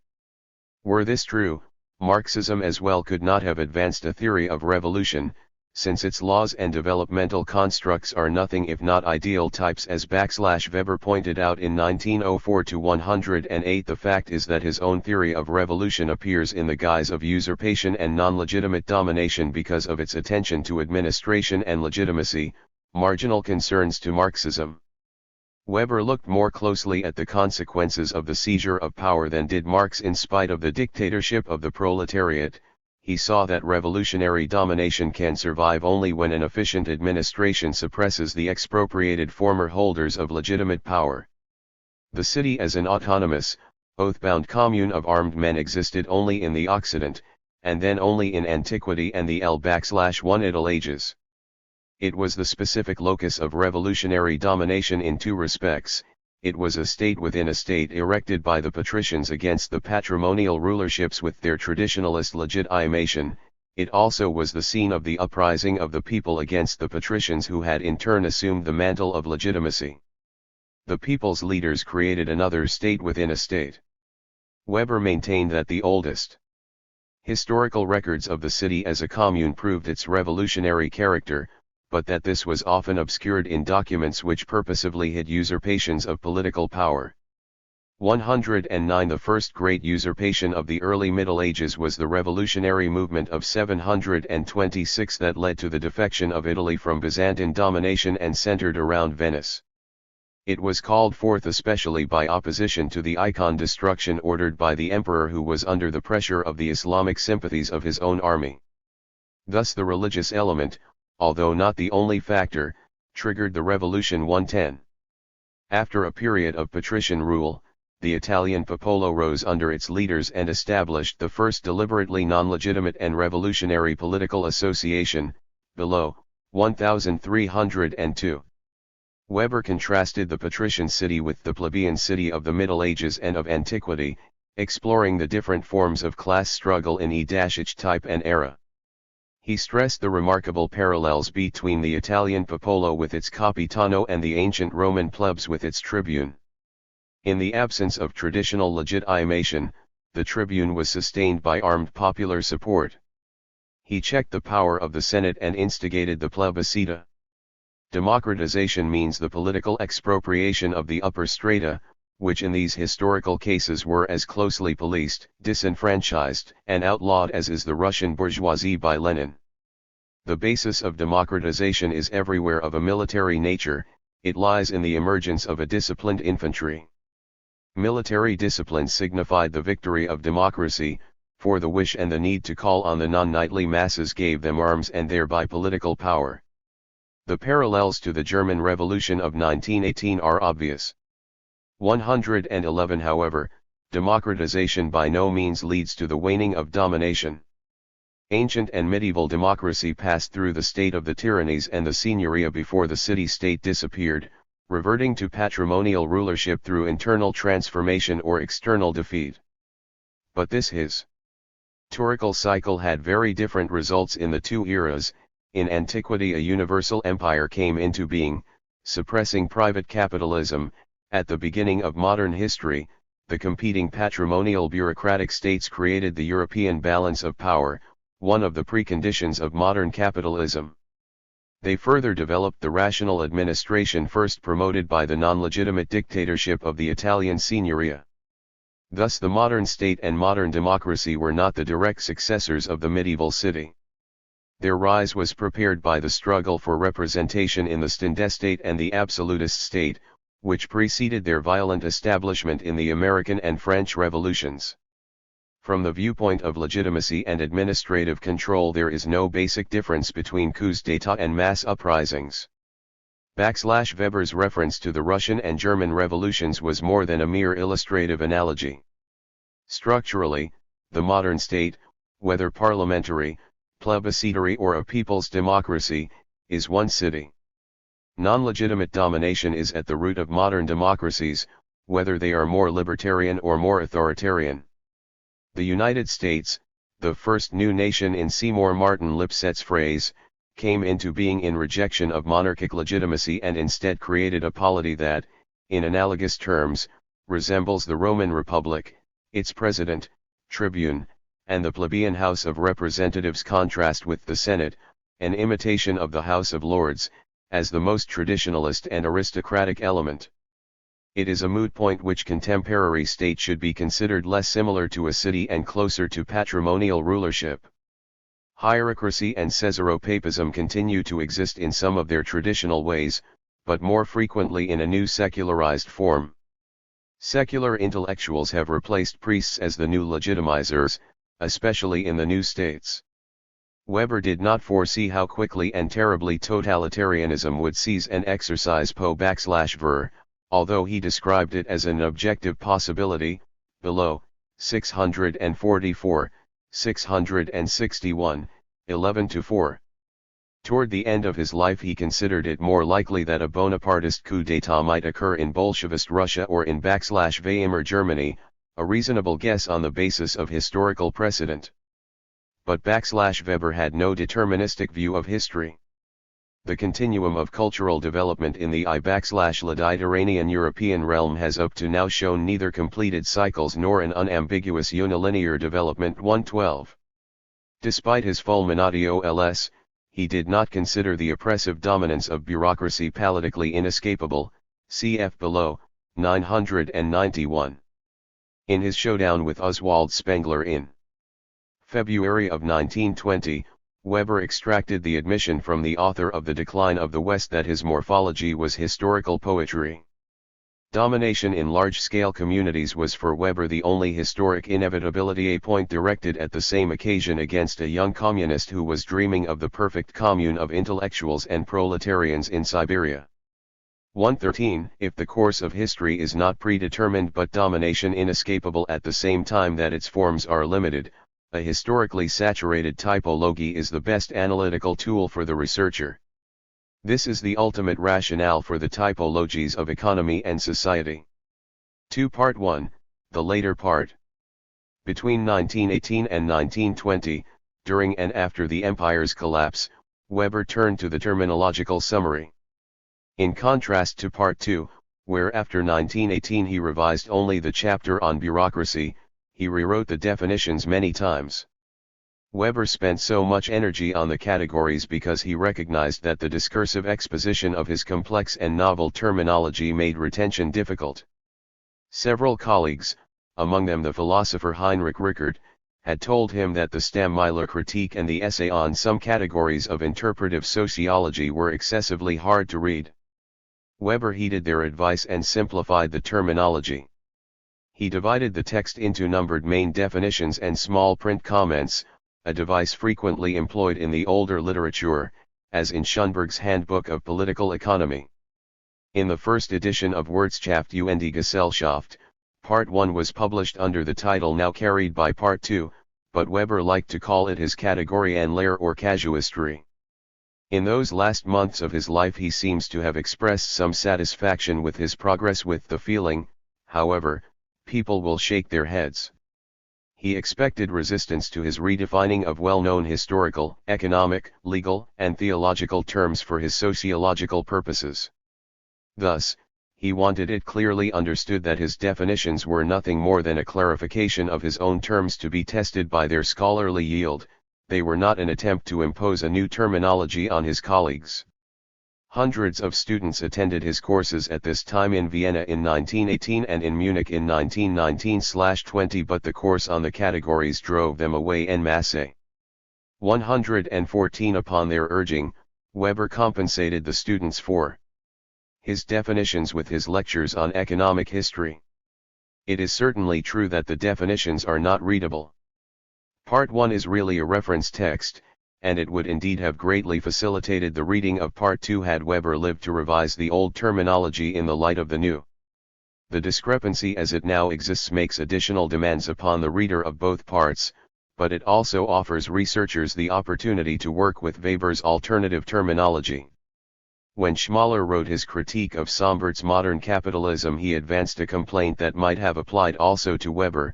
Every few pages we find the sentence, "I call this such and such," and the reader is overwhelmed by a flood of new names, new etiquettes, and pigeonholes. 115. Sombart considered his own terminological introduction a considerable aesthetic impairment but an inevitable nuisance since he wanted to introduce a personal terminology. Similarly, Weber acknowledged the stylistic awkwardness of his precise definitions. Sombart called for an aesthetic science, the guilt toward all living things that every science brings upon itself by its deadening generalities can be expiated only if scholarship produces new life through its creations, shaping them into works of art. It seems to me that we should strive to make a scientific scheme beautiful in itself. 116. Weber never advanced such an exuberant demand, but the casuistry of Part 1, which is so much indebted to his legal training, does indeed have an aesthetic quality, which will be revealed especially to the reader who works his way first through Part 2 with its descriptive richness. Weber finished 3 chapters of Part 1 and the beginning of Chapter 4. These are the only chapters he could rework in the proofs. 117. Both parts of the work begin with basic definitions of social action and then take up economic action. In Part 1, however, the typology of domination appears already in ch 111, classes and status groups, ch 4, follow rather than precede it. Notes found with the manuscript indicate that /Weber intended to go on to status groups of warriors. At least 2 chapters anticipated in the text of Part 1 are missing altogether, one on the more universal groups, household, king group, etc., treated early in Part 2, and another one on the theory of revolution, cf. the anticipatory reference below, 26.6, corresponding in Part 2 to the chapter on the city as non-legitimate domination, ch. 16. This chapter would have dealt with the German and Russian revolutions within a typology designed to give a more precise description than that afforded by the mere label revolution. Almost half of the first chapter of Part 1 is given over to a simplified presentation of the meaning of interpretive sociology and the concept of social action 118. This is /Weber's easiest methodological statement, but because of its very conciseness the reader cannot afford to disregard the other methodological writings. In the second half of the chapter, the basic definitions of social action and association, Weber abandoned the older, more differentiated typology of Part 2, cf. below, Appendix I. He changed Gemeinschaftshandeln into Soziales social action, and Gemeinschaft mostly into Verband, organization. This made it possible to contrast Vergemeinschaftung and Vergesellschaftung, communal and associative relationships, in Sector 9 and to come closer to Taney's terminology without accepting his basic dichotomy. Taney's distinction had gained wide currency after the turn of the century, especially after the second edition of his work, 1912. Apparently Weber felt that he should not insist on a quite different terminology. Nayer treated Taney's considerately as a comrade in arms in the struggle for social research and expressed himself with somewhat distant politeness about Gemeinschaft im die Gesellschaft, R 887, but there is no indication that the work was a major influence on his intellectual development, and economy and society appears partly conceived in opposition to it. 119. In communal as well as associative relationships Konflikt is normal, Sector 8. As in the case of power and domination, the definition of Konflikt has been wrenched out of context in discussions of Weber's orientation to power. He certainly was a political realist, but the purpose of the section is the definition of peaceful and regulated Konflikt, competition, as against social selection and the free-for-all.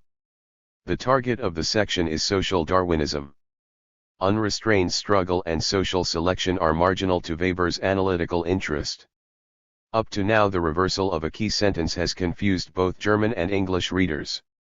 Instead of the sentence, the treatment of Konflikt involving the use of physical violence as a separate type is justified by the special characteristics of the employment of this means and the corresponding peculiarities of the sociological consequences of its use.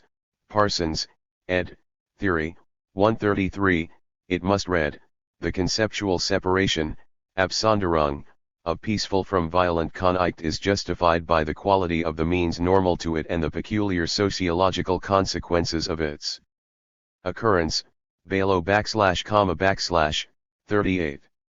Weber goes on to emphasize the importance of the rules of the game as against inherent personal qualities, whether social or biological, and states that we want to speak of Konflikt only when there really is competition, cf. below, 39. He refers ahead to ch. 2 where economic action is defined as a peaceful use of the actor's control /er resources, below, 63. The chapter on the sociological categories of economic action is remarkable for its length, the same as chs. I and 3 together. It is likely that Weber wanted to compensate for the relatively brief economic casuistry of Part 2. However, the many pages of seemingly dry definitions and comments owe some of their length and hidden fervor to Weber's political involvement with the problems of post-AR economic and political reconstruction in the wake of the empire's collapse and in the face of the victor's harsh demands at Versailles. The chapter also re-echoes the phenomenon of the wartime state socialist economy and the syndicalist and socialist proposals for economic reconstruction. Some of Weber's comments on the much debated question of the economic feasibility of socialism are definitely time-bound, other passages in this Chapters show him years ahead of the critique that welfare economists later were to direct against classical economics, even though he did not use their technical apparatus. While he was working intermittently on the economic categories, Weber in speeches and statements strenuously opposed the nationalization of the major industries. He considered neither the remaining state bureaucracy nor the inexperienced functionaries of the socialist labor movement capable of running the economy. In April 1920, when the Democratic Party he had helped to establish in November 1918, asked him to serve on the Nationalization Commission, he resigned, explaining that the politician must make compromises, the scholar must not whitewash them. 1.1. Political Writings. Parliament and Government in a Reconstructed Germany, Appendix 2, is offered for three reasons: 1. To compensate for the unwritten part on the sociology of the state; 2. To provide a corrective to the one-sided reception of the chapter on bureaucracy, CHXL, as if Weber had somehow missed the facts of bureaucracy as a vested interest group or a network of informal cliques; 3. To introduce to the English reader one of his major political writings, almost all of which are untranslated. 121. The essay is a revision of newspaper articles originally written for the left-wing liberal Frankfurter Zeitung, one of the best-known European newspapers until its suppression by the Nazis. The articles appeared in the summer of 1917, after Woodrow Wilson entered the war. They launched a sensational attack on the political incompetency of the imperial and Prussian bureaucracy. The paper was subsequently put under pre-publication censorship, but the very publication of the articles is enough to show that even in wartime Imperial Germany was far less oppressive than Nazi Germany. Weber made his impassioned plea for political democratization at a time when reform seemed highly uncertain and revolution only a slight possibility. His siding with parliamentarism was by no means a sudden conversion under the shadow of military disaster, as it was for Ludendorff and the General Staff in September 1918. Weber had for many years advocated parliamentary government. He considered himself part of a vigorous but loyal opposition to the monarchy. He argued from premises of national interest, partly out of deep conviction, partly for tactical reasons, hoping that parliamentary government would make possible a more rational politics in the international no less than the national interest. He wanted Germany to play a major part in the rather discordant concert of European powers, but he never advocated her hegemony over Europe. In domestic politics he wanted to be recognized as a class-conscious bourgeois who opposed the entrenched Junkers and the right-wing romantics no less than the petty bourgeois labor movement and the utopian left-wing intellectuals. He positively scorned the litterateurs of the right and left. Witness his outbursts in Parliament and Government. Weber took a humanitarian commitment for granted but was convinced that it would suffer from noisy display and moralistic sermonizing. He saluted pacifists as well as revolutionaries with a pure ethic of ultimate ends, Gesinnungsethik. But he believed in politics as the art of the possible, the morally imperative compromise in a world of irreconcilable ideologies and raw interests. These few remarks cannot do justice to Weber's politics or to his political critics. 122. The reader of Parliament and Government should bear in mind that it represents only one phase of Weber's politics, neither the early period when the very young professor intentionally shocked his father's liberal generation with tough nationalist rhetoric in his Free Burg inaugural address of 1895 only to regret it later, nor the last phase when the despairing Democrat returned from the Versailles Treaty meetings with grave forebodings, just like John Maynard Keynes. Weber foresaw Wilson's failure at Versailles. In an unsigned editorial statement in the Frankfurter Zeitung, October 27, 1918, he lectured his colleague in politics on the hard facts of the power balance and the art of peacemaking. Men of goodwill and understanding do not question President Wilson's sincerity. However, it appears that he does not sufficiently grasp the following: if the German government accepts his armistice conditions, which make any further military resistance impossible, not only Germany but he too would be eliminated as a major factor in the peace settlement. His own position as arbiter for the world rests on the fact that the German army is at least strong enough to avoid defeat without the help of American troops on the Allied side. Were this to become different, The absolutely intransigent elements, which no doubt exist in other enemy countries, would gain the upper hand and simply push the president aside with polite thanks for his previous support. His role would be over, unless he went to war against his present allies. The German government, too, should have considered the state of affairs. Even though an armistice is desirable to avoid unnecessary bloodshed, it would certainly have been better not to focus deliberations so exclusively on the armistice offer as has been done. Peace negotiations could take place without an armistice if the enemy insist on continuation of the slaughter. 123 In extremis, Weber was not averse to a levy en masse and guerrilla warfare, national wars of liberation, as he demonstrated in his speech at an anti-Versailles meeting of the University of Heidelberg in March, R91-9, he protested against what appeared to him a grand violation of Wilson's promise of self-determination for all peoples. Such national pride, however, did not prevent right-wing students from picketing his house and disrupting his lectures. Emotional appeals aside, he devoted much constructive energy to the drafting of the Weimar Constitution, through his writings and as member of the Revolutionary Government's Planning Committee. 124. In essence, Weber stood for the rational support of a political order that can be affirmed in most essentials. His sociology can serve the self-clarification of critical-minded organization men in industrialized and democratized society. This was the ultimate dialectic in Weber's position.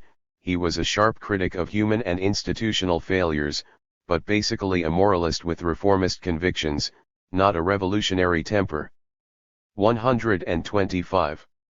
12 On editing and translating economy and society. There are some misunderstandings abroad about the readability of economy and society. They relate in part to the original, in part to the translations. To begin with, it must be pointed out that Weber wrote lucidly and subtly. He wrote more clearly than did most of his colleagues, including Sombart, Tönnies, Tirolsk, and his own brother Alfred, not to mention the legion of ordinary professors of his time. Weber does not stand in the tradition of German philosophical prose with its murky profundity that has usually suggested dangerous obscurantism to Anglo-Saxon readers. Considering that most of Economy and Society is a first draft, Weber's power of formulation proves extraordinary.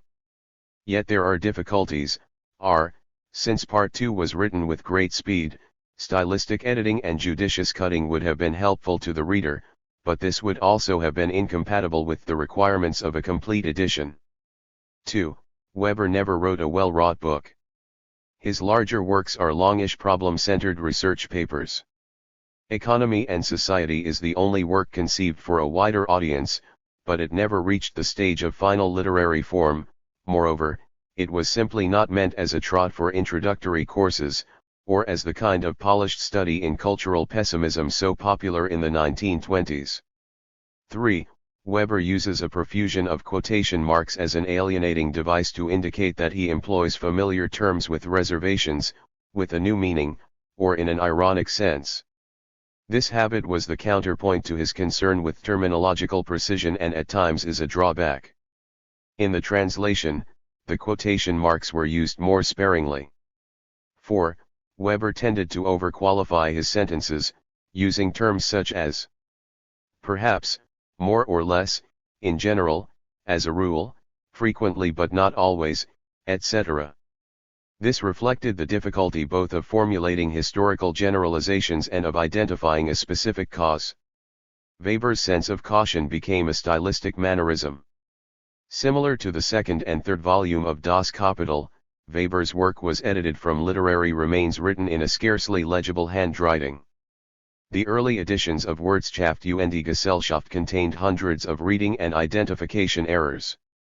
For 35 years this distorted, or outright destroyed, the meaning of many passages and obviously affected the translations. In 1956, after many years of painstaking labor, Johannes Winckelmann published his critically revised, 4th, edition.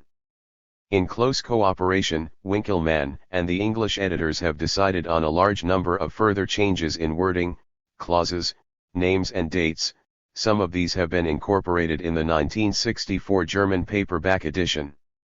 The projected 5th edition will identify all these changes. Listing them in the English edition would have been too cumbersome. The definitive German edition will be almost identical with the present English text, with the exception of Winckelmann's compilation of the sociology of the state. 126. However, the German and English edition differ in the subheadings of the chapters. The manuscript had no subheadings, it seems, excepting the sociology of law, which in turn had no little. The early editions summarized the chapter contents, often inadequately, below the chapter headings. Winckelmann extensively revised them.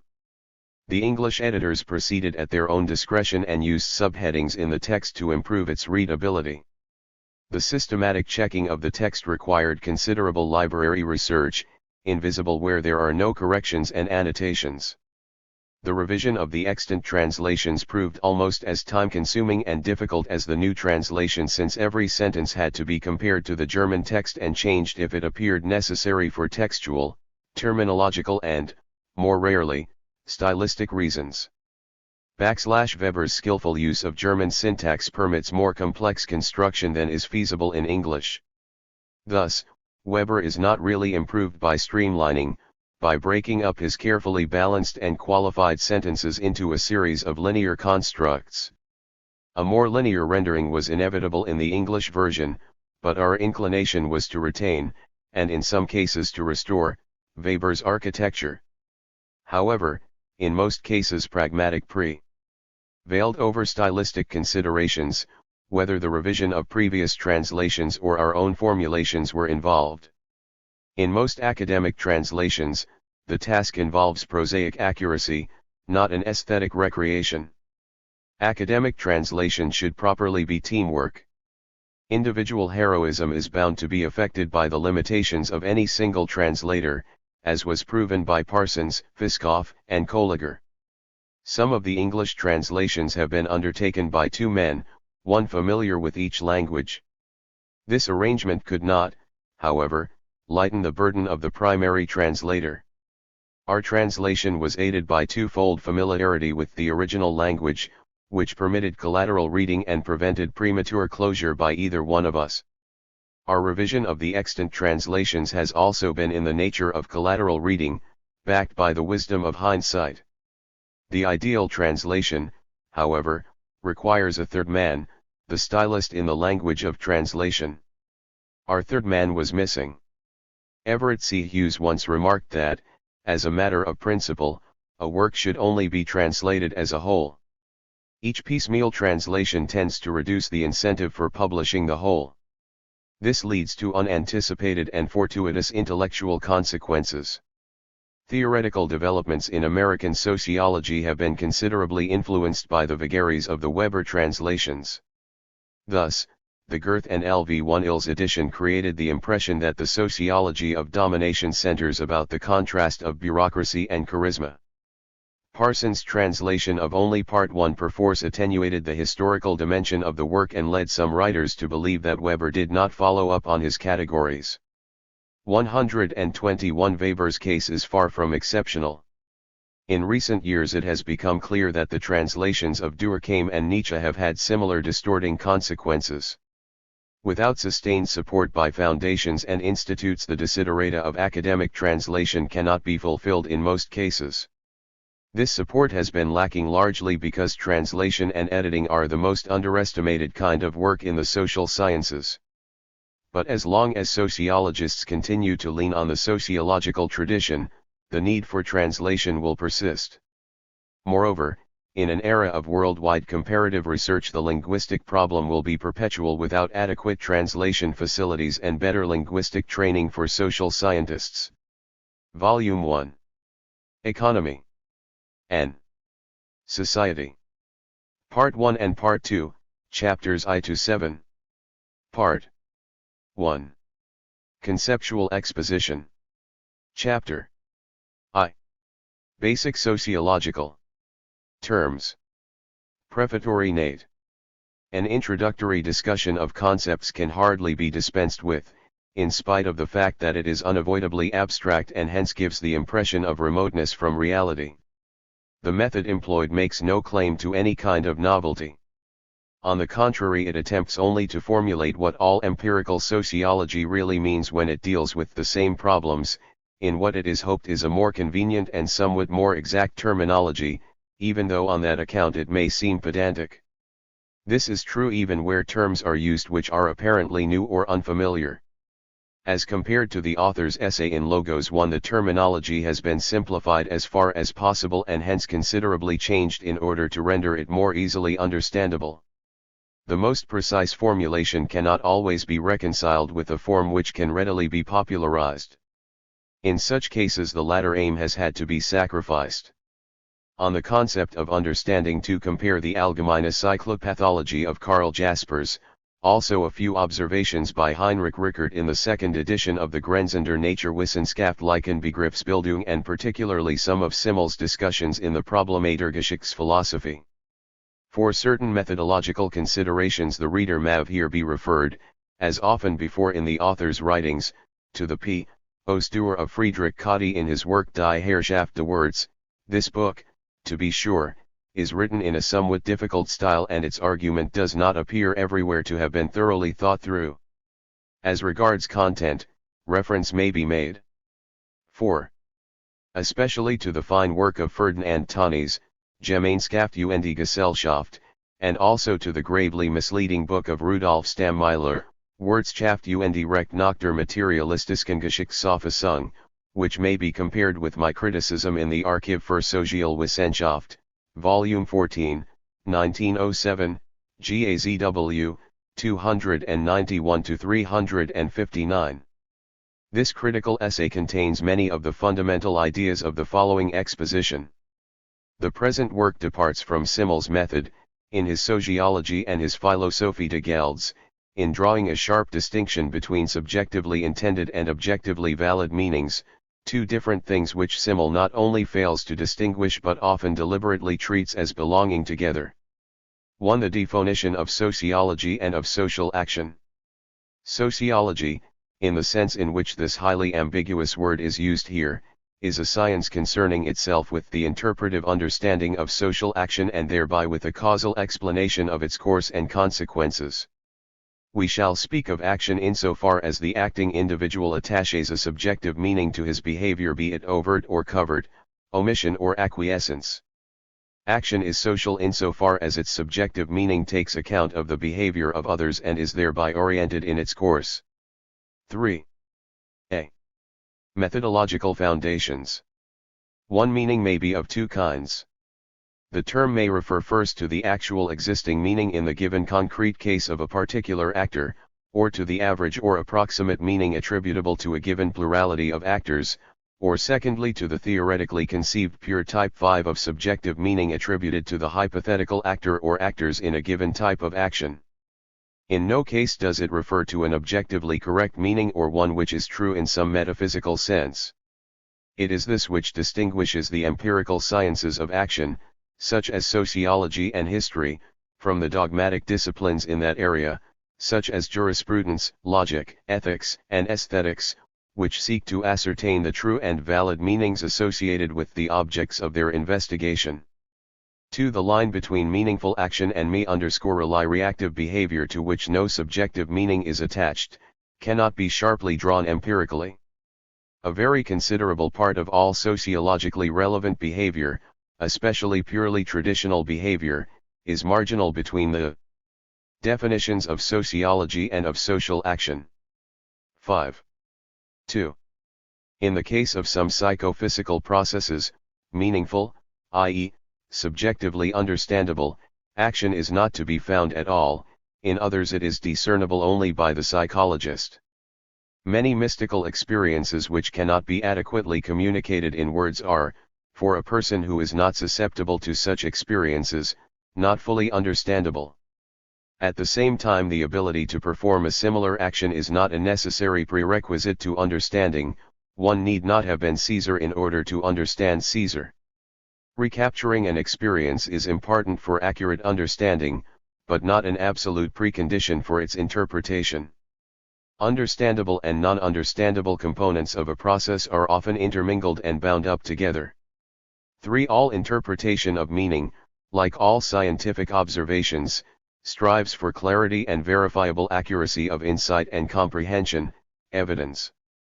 6. The basis for certainty in understanding can be either rational, which can be further subdivided into logical and mathematical, or it can be of an emotionally empathic or artistically appreciative quality. Action is rationally evident chiefly when we attain a completely clear intellectual grasp of the action elements in their intended context of meaning. Empathic or appreciative accuracy is attained when, through sympathetic participation, we can adequately grasp the emotional context in which the action took place. The highest degree of rational understanding is attained in cases involving the meanings of logically or mathematically related propositions. Their meaning may be immediately and unambiguously intelligible. We have a perfectly clear understanding of what it means when somebody employs the proposition 2x2 equals 4 or the Pythagorean theorem in reasoning or argument, or when someone correctly carries out a logical train of reasoning according to our accepted modes of thinking. In the same way we also understand what a person is doing when he tries to achieve certain ends by choosing appropriate means on the basis of the facts of the situation, as experience has accustomed us to interpret them. The interpretation of such rationally purposeful action possesses, for the understanding of the choice of means, the highest degree of verifiable certainty.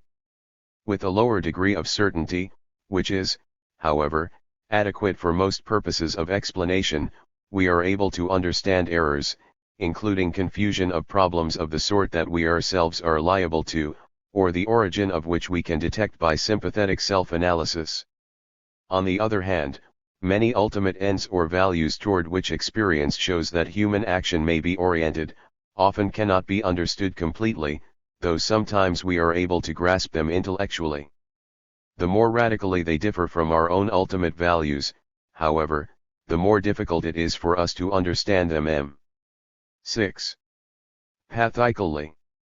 Depending upon the circumstances of the particular case, we must be content either with a purely intellectual understanding of such values, or when even that fails, sometimes we must simply accept them as given data. Then we can try to understand the action motivated by them on the basis of whatever opportunities for approximate emotional and intellectual interpretation seem to be available at different points in its course. These difficulties confront, for instance, people not susceptible to unusual acts of religious and charitable zeal, or persons who abhor extreme rationalist fanaticism, such as the fanatic advocacy of the rights of man. The more we ourselves are susceptible to such emotional reactions as anxiety, anger, ambition, envy, jealousy, love, enthusiasm, pride, vengefulness, loyalty, devotion, and appetites of all sorts, and to the irrational conduct which grows out of them, the more readily can we empathize with them. Even when such emotions are found in a degree of intensity of which the observer himself is completely incapable, he can still have a significant degree of emotional understanding of their meaning and can interpret intellectually their influence on the course of action and the selection of means. For the purposes of a typological scientific analysis, it is convenient to treat all irrational, effectually determined elements of behavior as factors of deviation from a conceptually pure type of rational action. For example, a panic on the stock exchange can be most conveniently analyzed by attempting to determine first what the course of action would have been if it had not been influenced by irrational affects. It is then possible to introduce the irrational components as accounting for the observed deviations from this hypothetical course. Similarly, in analyzing a political or military campaign, it is convenient to determine in the first place what would have been a rational course, given the ends of the participants and adequate knowledge of all the circumstances. Only in this way is it possible to assess the causal significance of irrational factors as accounting for the deviations from this type. The construction of a purely rational course of action in such cases serves the sociologist as a type, ideal type, which has the merit of clear understandability and lack of ambiguity. By comparison with this, it is possible to understand the ways in which actual action is influenced by irrational factors of all sorts, such as affects and errors, in that they account for the deviation from the line of conduct which would be expected on the hypothesis that the action were purely rational. Only in this respect and for these reasons of methodological convenience is the method of sociology rationalistic. It is naturally not legitimate to interpret this procedure as involving a rationalistic bias of 7. Sociology, but only as a methodological device. It certainly does not involve a belief in the actual predominance of rational elements in human life, for on the question of how far this predominance does or does not exist, nothing whatever has been said. That there is, however, a danger of rationalistic interpretations where they are out of place cannot be denied. All experience unfortunately confirms the existence of this danger. 4. In all the sciences of human action, account must be taken of processes and phenomena which are devoid of subjective meaning, in the role of stimuli, results, favoring or hindering circumstances. To be devoid of meaning is not identical with being lifeless or non-human. Every artifact, such as for example a machine, can be understood only in terms of the meaning which its production and use have had or were intended to have, a meaning which may derive from a relation to exceedingly various purposes. Without reference to this meaning such an object remains wholly unintelligible. That which is intelligible or understandable about it is thus its relation to human action in the role either of means or of end, a relation of which the actor or actors can be said to have been aware and to which their action has been oriented. Only in terms of such categories is it possible to understand objects of this kind. On the other hand, processes or conditions, whether they are animate or inanimate, human or non-human, are in the present sense devoid of meaning in so far as they cannot be related to an intended purpose. That is to say, they are devoid of meaning if they cannot be related to action in the role of means or ends but constitute only the stimulus, the favoring or hindering circumstances. It may be that the flooding of the Dollard at the mouth of the Ems River near the Dutch-German border in 1277 had historical significance as a stimulus to the beginning of certain migrations of considerable importance. Human mortality, indeed the organic life cycle from the helplessness of infancy to that of old age, is naturally of the very greatest sociological importance through the various ways in which human action has been oriented to these facts. To still another category of facts devoid of meaning belong certain psychic or psychophysical phenomena such as fatigue, habituation, memory, etc., also certain typical states of euphoria under some conditions of ascetic mortification, finally, typical variations in the reactions of individuals according to reaction time, precision, and other modes. But in the last analysis the same principle applies to these as to other phenomena which are devoid of meaning. Both the actor and the sociologist must accept them as data to be taken into account. It is possible that future research may be able to discover non-interpretable uniformities underlying what has appeared to be specific. 8. Equally meaningful action, though little has been accomplished in this direction thus far. Thus, for example, differences in hereditary biological constitution, as of races, would have to be treated by sociology as given data in the same way as the physiological facts of the need of nutrition or the effect of senescence on action. This would be the case if, and insofar as, we had statistically conclusive proof of their influence on sociologically relevant behavior. The recognition of the causal significance of such factors would not in the least alter the specific task of sociological analysis or of that of the other sciences of action, which is the interpretation of action in terms of its subjective meaning. The effect would be only to introduce certain non-interpretable data of the same order as others which are already present, into the complex of subjectively understandable motivation at certain points. Thus it may come to be known that there are typical relations between the frequency of certain types of teleological orientation of action or of the degree of certain kinds of rationality and the cephalic index or skin color or any other biologically inherited characteristic. 5. Understanding may be of two kinds. The first is the direct observational understanding 7 of the subjective meaning of a given act as such, including verbal utterances. We thus understand by direct observation, in this case, the meaning of the proposition 2x2 equals 4 when we hear or read it. This is a case of the direct rational understanding of ideas. We also understand an outbreak of anger as manifested by facial expression, exclamations, or irrational movements. This is direct observational understanding of irrational emotional reactions. We can understand in a similar observational way the action of a woodcutter or of somebody who reaches for the knob to shut a door or who aims a gun at an animal. This is rational observational understanding of actions. Understanding may, however, be of another sort, namely explanatory understanding. Thus we understand in terms of motive the meaning an actor attaches to the proposition twice 2 equals 4, when he states it or writes it down, in that we understand what makes him do this at precisely this moment and in these circumstances. Understanding in this sense is attained if we know that he is engaged in balancing a ledger or in making a scientific demonstration, or is engaged in some other task of which this particular act would be an appropriate part. This is rational understanding of motivation, which consists in placing the act in an intelligible and more inclusive context of meaning. 8. Thus we understand the chopping of wood or aiming of a gun in terms of motive in addition to direct observation if we know that the woodchopper is working for a wage or is chopping a supply of firewood for his own use or possibly is doing it for recreation. But he might also be working off a 9. Fit of rage, an irrational case.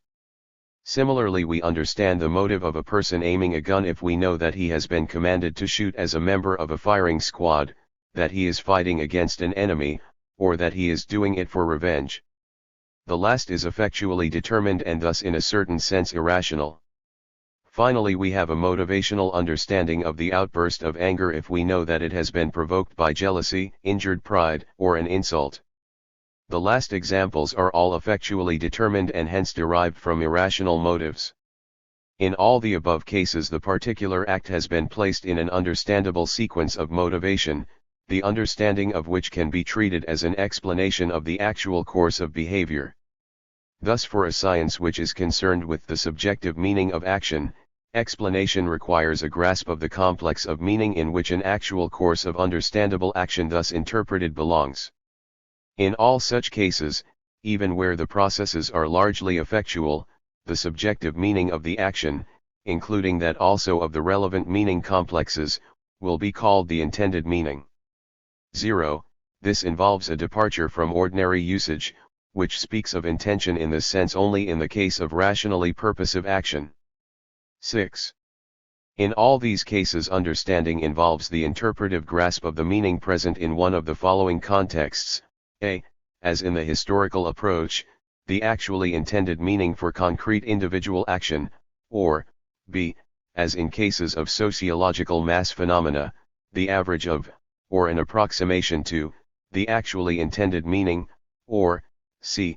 The meaning appropriate to a scientifically formulated pure type, an ideal type, of a common phenomenon. The concepts and laws of pure economic theory are examples of this kind of ideal type.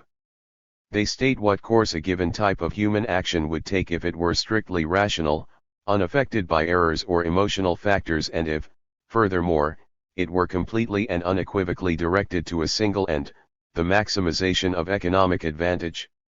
In reality, action takes exactly this course only in unusual cases, as sometimes on the stock exchange, and even then there is usually only an approximation to the ideal type.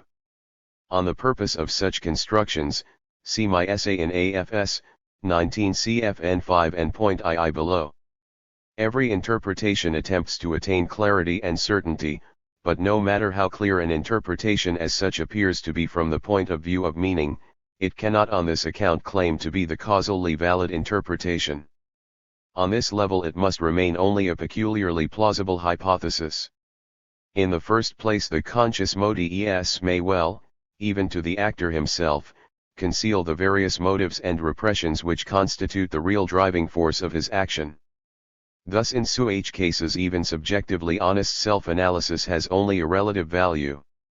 Then it is the task of the sociologist to be aware of this motivational situation and to describe and analyze it, even though it has not actually been concretely part of the conscious intention of the actor, possibly not at all, at least not fully. This is a borderline case of the interpretation of meaning. Secondly, processes of action which seem to an observer to be the same or similar may fit into exceedingly various complexes of motive in the case of the actual actor. then even though the situations appear superficially to be very similar, we must actually understand them or interpret them as very different, perhaps, in terms of meaning, directly opposed. Simmel, in his Problematurgeschicksphilosophy, gives a number of examples. Third, the actors in any given situation are often subject to opposing and conflicting impulses, all of which we are able to understand. In a large number of cases we know from experience it is not possible to arrive at even an approximate estimate of the relative strength of conflicting motives, and very often we cannot be certain of our interpretation. Only the actual outcome of the conflict gives a solid basis of judgment. More generally, verification of subjective interpretation by comparison with the concrete course of events is, as in the case of all hypotheses, indispensable.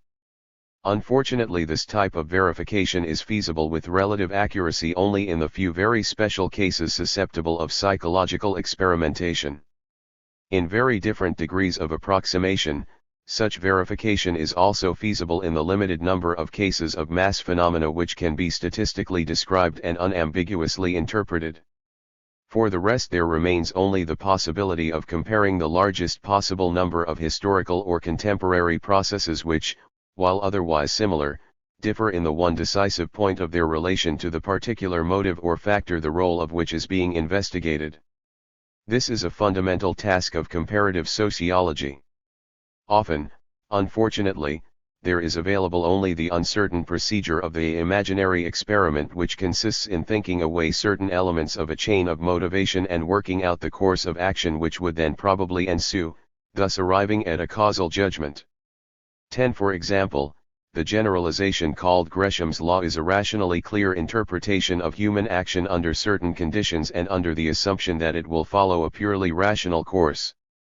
How far any actual course of action corresponds to this can be verified only by the available statistical evidence for the actual disappearance of undervalued monetary units from circulation. In this case, our information serves to demonstrate a high degree of accuracy. The facts of experience were known before the generalization, which was formulated afterwards, but without this successful interpretation our need for causal understand. Definitions of sociology and of social action would evidently be left unsatisfied. On the other hand, without the demonstration that what can here be assumed to be a theoretically adequate interpretation also is in some degree relevant to an actual course of action, a law, no matter how fully demonstrated theoretically, would be worthless for the understanding of action in the real world. In this case, the correspondence between the theoretical interpretation of motivation and its empirical verification is entirely satisfactory, and the cases are numerous enough so that verification can be considered established. But to take another example, Eduard Meyer has advanced an ingenious theory of the causal significance of the battles of Marathon, Salamis, and Plataea for the development of the cultural peculiarities of Greek, and hence, more generally, Western, civilization. 11. This is derived from a meaningful interpretation of certain symptomatic facts having to do with the attitudes of the Greek oracles and prophets towards the Persians. It can only be directly verified by reference to the examples of the conduct of the Persians in cases where they were victorious, as in Jerusalem, Egypt, and Asia Minor, and even this verification must necessarily remain unsatisfactory in certain respects. The striking rational plausibility of the hypothesis must here necessarily be relied on as a support. In very many cases of historical interpretation which seem highly plausible, however, there is not even a possibility of the order of verification which was feasible in this case. Where this is true, the interpretation must necessarily remain a hypothesis. 7. A motive is a complex of subjective meaning which seems to the actor himself or to the observer an adequate ground for the conduct in question. The interpretation of a coherent course of conduct is subjectively adequate, or adequate on the level of meaning, insofar as, according to our habitual modes of thought and feeling, its component parts taken in their mutual relation are recognized to constitute a typical complex of meaning. 12. It is more common to say correct. The interpretation of a sequence of events will on the other hand be called causally adequate insofar as, according to established generalizations from experience, there is a probability that it will always actually occur in the same way. An example of adequacy on the level of meaning in this sense is what is, according to our current norms of calculation or thinking, the correct solution of an arithmetical problem. On the other hand, a causally adequate interpretation of the same phenomenon would concern the statistical probability that, according to verified generalizations from experience, there would be a correct or an erroneous solution of the same problem. This also refers to currently accepted norms but includes taking account of typical errors or of typical confusions. Thus causal explanation depends on being able to determine that there is a I2 probability, which in the rare ideal case can be numerically stated, but is always in some sense calculable, that a given observable event, overt or subjective, will be followed or accompanied by another event. A correct causal interpretation of a concrete course of action is arrived at when the overt action and the motives have both been correctly apprehended and at the same time their relation has become meaningfully comprehensible. A correct causal interpretation of typical action means that the process which is claimed to be typical is shown to be both adequately grasped on the level of meaning and at the same time the interpretation is to some degree causally adequate. If adequacy in respect to meaning is lacking, then no matter how high the degree of uniformity and how precisely its probability can be numerically determined, it is still an incomprehensible statistical probability, whether we deal with overt or subjective processes. On the other hand, even the most perfect adequacy on the level of meaning has causal significance from a sociological point of view only insofar as there is some kind of proof for the existence of a probability 13 that action in fact normally takes the course which has been held to be meaningful. For this there must be some degree of determinable frequency of approximation to an average or a pure type. Statistical uniformities constitute understandable types of action, and thus constitute sociological generalizations, only when they can be regarded as manifestations of the understandable subjective meaning of a course of social action. Conversely, formulations of a rational course of subjectively understandable action constitute sociological types of empirical process only when they can be empirically observed with a significant degree of approximation. By no means is the actual likelihood of the occurrence of a given course of overt action always directly proportional to the clarity of subjective interpretation. Only actual experience can prove whether this is so in a given case. There are statistics of processes devoid of subjective meaning, such as death rates, phenomena of fatigue, the production rate of machines, the amount of rainfall, in exactly the same sense as there are statistics of meaningful phenomena. But only when the phenomena are meaningful do we speak of sociological statistics. Examples are such cases as crime rates, occupational distributions, price statistics, and statistics of crop acreage. Naturally, there are many cases where both components are involved, as in crop statistics. 8. Processes and uniformities which it has here seemed convenient not to designate as sociological phenomena or uniformities because they are not understandable, are naturally not on that account any the less important. This is true even for sociology in our sense which is restricted. Definitions of sociology and of social action I3 to subjectively understandable phenomena, a usage which there is no intention of attempting to impose on anyone else. Such phenomena, however important, are simply treated by a different method from the others. They become conditions, stimuli, furthering or hindering circumstances of action. 9. Action in the sense of subjectively understandable orientation of behavior exists only as the behavior of one or more individual human beings. For other cognitive purposes it may be useful or necessary to consider the individual, for instance, as a collection of cells, as a complex of biochemical reactions, or to conceive his psychic life as made up of a variety of different elements, however these may be defined. Undoubtedly such procedures yield valuable knowledge of causal relationships. But the behavior of these elements, as expressed in such uniformities, is not subjectively understandable. This is true even of psychic elements because the more precisely they are formulated from a point of view of natural science, the less they are accessible to subjective understanding. This is never the road to interpretation in terms of subjective meaning. On the contrary, both for sociology in the present sense, and for history, the object of cognition is the subjective meaning complex of action. The behavior of physiological entities such as cells, or of any sort of psychic elements, may at least in principle be observed and an attempt made to derive uniformities from such observations.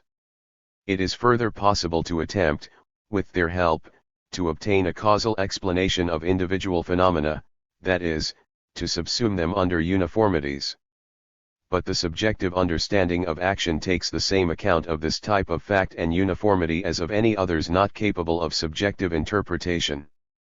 This is true, for example, of physical, astronomical, geological, meteorological, geographical, botanical, zoological, and anatomical facts, of those aspects of psychopathology which are devoid of subjective meaning, or of the natural conditions of technological processes.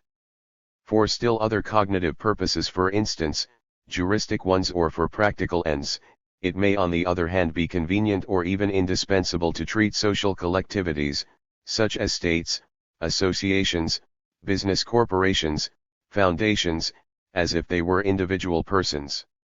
Thus they may be treated as the subjects of rights and duties or as the performers of legally significant actions. But for the subjective interpretation of action in sociological work, these collectivities must be treated as solely the resultants and modes of organization of the particular acts of individual persons, since these alone can be treated as agents in a course of subjectively understandable action. Nevertheless, the sociologist cannot for his purposes afford to ignore these collective concepts derived from other disciplines. For the subjective interpretation of action has at least three. 4. Important relations to these concepts. In the first place, it is often necessary to employ very similar collective concepts, indeed often using the same terms, in order to obtain an intelligible terminology. Thus both in legal terminology and in everyday speech the term state is used both for the legal concept of the state and for the phenomena of social action to which its legal rules are relevant. For sociological purposes, however, the phenomenon the state does not consist necessarily or even primarily of the elements which are relevant to legal analysis, and for sociological purposes there is no such thing as a collective personality which acts. When reference is made in a sociological context to a state, a nation, a corporation, a family, or an army corps, or to similar collectivities, what is meant is, on the contrary, only a certain kind of development of actual or possible social actions of individual persons. Both because of its precision and because it is established in general usage, the juristic concept is taken over, but is used in an entirely different meaning. Secondly, the subjective interpretation of action must take account of a fundamentally important fact. These concepts of collective entities, which are found both in common sense and in juristic and other technical forms of thought, have a meaning in the minds of individual persons, partly as of something actually existing, partly as something with normative authority. This is true not only of judges and officials, but of ordinary private individuals as well. Actors thus in part orient their action to them, and in this role such ideas have a powerful, often a decisive, causal influence on the course of action of real individuals. This is above all true where the ideas involve normative prescription or prohibition. Thus, for instance, one of the important aspects of the existence of a modern state, precisely as a complex of social interaction of individual persons, consists in the fact that the action of various individuals is oriented to the belief that it exists or should exist, thus that its acts and laws are valid in the legal sense. This will be further discussed below. Though extremely pedantic and cumbersome, it would be possible, if purposes of sociological terminology alone were involved, to eliminate such terms entirely, and substitute newly coined words. This would be possible even though the word state is used ordinarily not only to designate the legal concept but also the real process of action. But in the above important connection, at least, this would naturally be impossible. Thirdly, it is the method of the so-called organic school of sociology, classical example, Shafi's brilliant work, Bauende Leben des sozialen Körpers, to attempt to understand social interaction by using as a point of departure the whole within which the individual acts. his action and behavior are then interpreted somewhat in the way that a I5 physiologist would treat the role of an organ of the body in the economy of the organism, that is from the point of view of the survival of the latter. Compare the famous dictum of a well-known physiologist, Sector 10. The spleen. Of the spleen, gentlemen, we know nothing. So much for the spleen. Actually, of course, he knew a good deal about the spleen, its position, size, shape, etc., but he could say nothing about its function, and it was his inability to do this that he called ignorance. How far in other disciplines this type of functional analysis of the relation of parts to a whole can be regarded as definitive, cannot be discussed here, but it is well known that the biochemical and biophysical modes of analysis of the organism are on principle opposed to stopping there. For purposes of sociological analysis, two things can be said. First, this functional frame of reference is convenient for purposes of practical illustration and for provisional orientation. In these respects it is not only useful but indispensable. But at the same time, if its cognitive value is overestimated and its concepts illegitimately reified, it can be highly dangerous. Secondly, in certain circumstances this is the only available way of determining just what processes of social action it is important to understand in order to explain a given phenomenon. But this is only the beginning of sociological analysis as here understood. In the case of social collectivities, precisely as distinguished from organisms, we are in a position to go beyond merely demonstrating functional relationships and uniformities. We can accomplish something which is never attainable in the natural sciences, namely the subjective understanding of the action of the component individuals. The natural sciences, on the other hand, cannot do this, being limited to the formulation of causal uniformities in objects and events and the explanation of individual facts by applying them. We do not understand the behavior of cells, but can only observe the relevant functional relationships and generalize on the basis of these observations. This additional achievement of explanation by interpretive understanding, as distinguished from external observation, is of course attained only at a price, the more hypothetical and fragmentary character of its results. Nevertheless, subjective understanding is the specific characteristic of sociological knowledge. It would lead too far afield even to attempt to discuss how far the behavior of animals is subjectively understandable to us and vice versa. In both cases the meaning of the term understanding and its extent of application would be highly problematical. But insofar as such understanding existed, it would be theoretically possible to formulate a sociology of the relations of men to animals, both domestic and wild. Thus many animals understand commands, anger, love, hostility, and react to them in ways which are evidently often by no means purely instinctive. I6. And mechanical, and in some sense both consciously meaningful and affected by experience. In a way, our ability to share the feelings of primitive men is not very much greater. We either do not have any reliable means of determining the subjective state of mind of an animal, or what we have is at best very unsatisfactory. It is well known that the problems of animal psychology, however interesting, are very thorny ones. There are in particular various forms of social organization among animals, monogamous and polygamous families, herds, flocks, and finally states, with a functional division of labor. The extent of functional differentiation found in these animal societies is by no means, however, entirely a matter of the degree of organic or morphological differentiation of the individual members of the species. Thus, the functional differentiation found among the termites, and in consequence that of the products of their social activities, is much more advanced than in the case of the bees and ants. In this field it goes without saying that a purely functional point of view is often the best that can, at least for the present, be attained, and the investigator must be content with it. Thus it is possible to study the ways in which the species provides for its survival, that is, for nutrition, defense, reproduction, and reconstruction of the social units. As the principal bearers of these functions, differentiated types of individuals can be identified: kings, queens, workers, IDDBDA so 1 ERS, drones, propagators, queen s substitutes, and so on. Nothing more than that was for a long time merely a matter of speculation or of an attempt to determine the extent to which heredity on the one hand and environment on the other would be involved in the development of these social proclivities. This was particularly true of the controversies between Gott and Weismann. 15. The latter's conception in Die Allmacht der Naturzuchtung was largely based on wholly non-empirical deductions. But all serious authorities are naturally fully agreed that the limitation of analysis to the functional level is only a necessity imposed by our present ignorance, which it is hoped will only be temporary. For an account of the state of knowledge of the termites, for example, see the study by Karl Escherick, Die Termiten oder Weissen Amisen, 1909.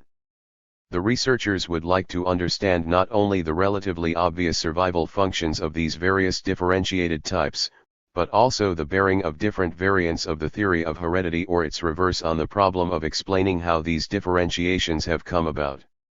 Moreover, they would like to know first what factors account for the original differentiation of specialized types from the still neutral undifferentiated species type. Secondly, it would be important to know what leads the differentiated individual in the typical case to behave in a way which actually serves the survival value of the organized group. Wherever research has made any progress in the solution of these problems, it has been through the experimental demonstration of the probability or possibility of the role of chemical stimuli or physiological processes, such as nutritional states, the effects of parasitic castration, etc., in the case of the individual organism. How far there is even a hope that the existence of subjective or meaningful orientation could be made experimentally probable, even the specialist today would hardly be in a position to say. A verifiable conception of the state of mind of these social animals accessible to meaningful understanding, would seem to be attainable even as an ideal goal only within narrow limits. However that may be, a contribution to the understanding of human social action is hardly to be expected from this quarter. On the contrary, in the field of animal psychology, human analogies are and must be continually employed. The most that can be hoped for is, then, that these biological analogies may someday be useful in suggesting significant problems. For instance, they may throw light on the question of the relative role in the early stages of human social differentiation of mechanical and instinctive factors, as compared with that of the factors which are accessible to subjective interpretation generally, and more particularly to the role of consciously rational action. It is necessary for the sociologist to be thoroughly aware of the fact that in the early stages even of human development, the first set of factors is completely predominant. Even in the later stages he must take account of their continual interaction with the others in a role which is often of decisive importance. This is particularly true of all traditional action and of many aspects of charisma, which contain the seeds of certain types of psychic contagion and thus give rise to new social developments. These types of action are very closely related to phenomena which are understandable either only in biological terms or can be interpreted in terms of subjective/e motives only in fragments. But all these facts do not discharge sociology from the obligation, in full awareness of the narrow limits to which it is confined, to accomplish what it alone can do. The various works of Othmar span 1878 to 1950 are often full of suggestive ideas, though at the same time he is guilty of occasional misunderstandings and above all of arguing on the basis of pure value judgments which have no place in an empirical investigation. But he is undoubtedly correct in doing something to which, however, no one seriously objects, namely, emphasizing the sociological significance of the functional point of view for preliminary orientation to problems. This is what he calls the universalistic method. It is true that we must know what kind of action is functionally necessary for survival, but even more so for the maintenance of a cultural type and the continuity of the corresponding modes of social action, before it is possible even to inquire how this action has come about and what motives determine it. It is KHK2FFI1H2 necessary to know W at a MG, an OCIA, an entrepreneur, a procureur, or a magician does, that is, what kind of typical action, which justifies classifying an individual in one of these categories, is important and relevant for an analysis, before it is possible to undertake the analysis itself. This is what Rickert means by Wertbezogenheit.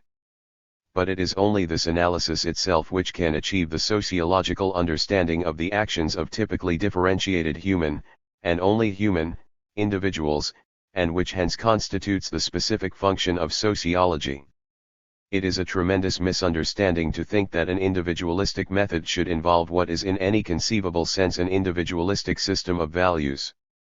It is as important to avoid this error as the related one which confuses the unavoidable tendency of sociological concepts to assume a rationalistic character with a belief in the predominance of rational motives, or even a positive valuation of rationalism. Even a socialistic economy would have to be understood sociologically in exactly the same kind of individualistic terms, that is, in terms of the action of individuals, the types of officials found in it, as would be the case with a system of free exchange analyzed in terms of the theory of marginal utility or a better, but in this respect similar theory. The real empirical sociological investigation begins with the question, what motives determine and lead the individual members and participants in this socialistic community to behave in such a way that the community came into being in the first place and that it continues to exist? Any form of functional analysis which proceeds from the whole to the parts can accomplish only a preliminary preparation for this investigation, a preparation, the utility and indispensability of which, if properly carried out, is naturally beyond question.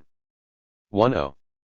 It is customary to designate various sociological generalizations, as for example Gresham's law, as laws.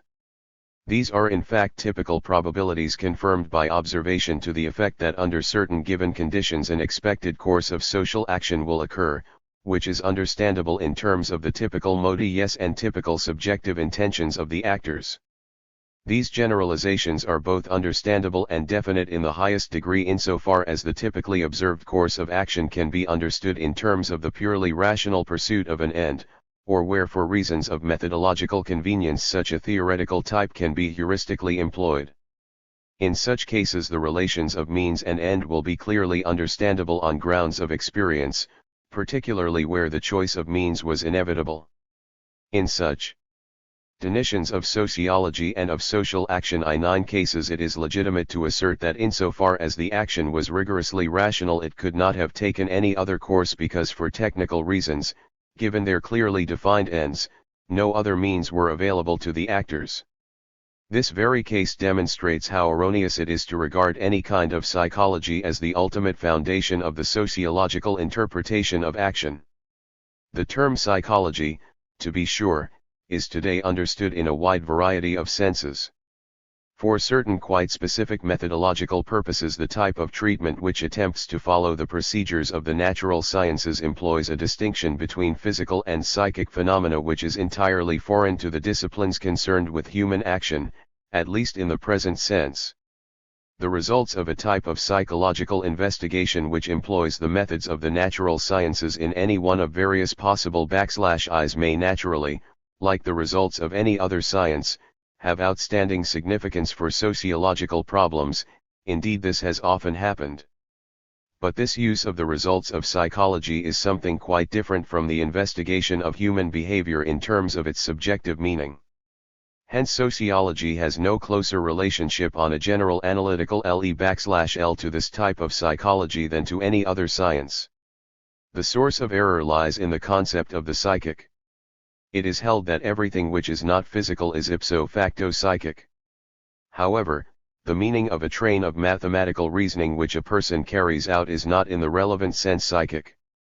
Similarly, the rational deliberation of an actor as to whether the results of a given proposed course of action will or will not promote certain specific interests, and the corresponding decision, do not become one bit more understandable by taking psychological considerations into account.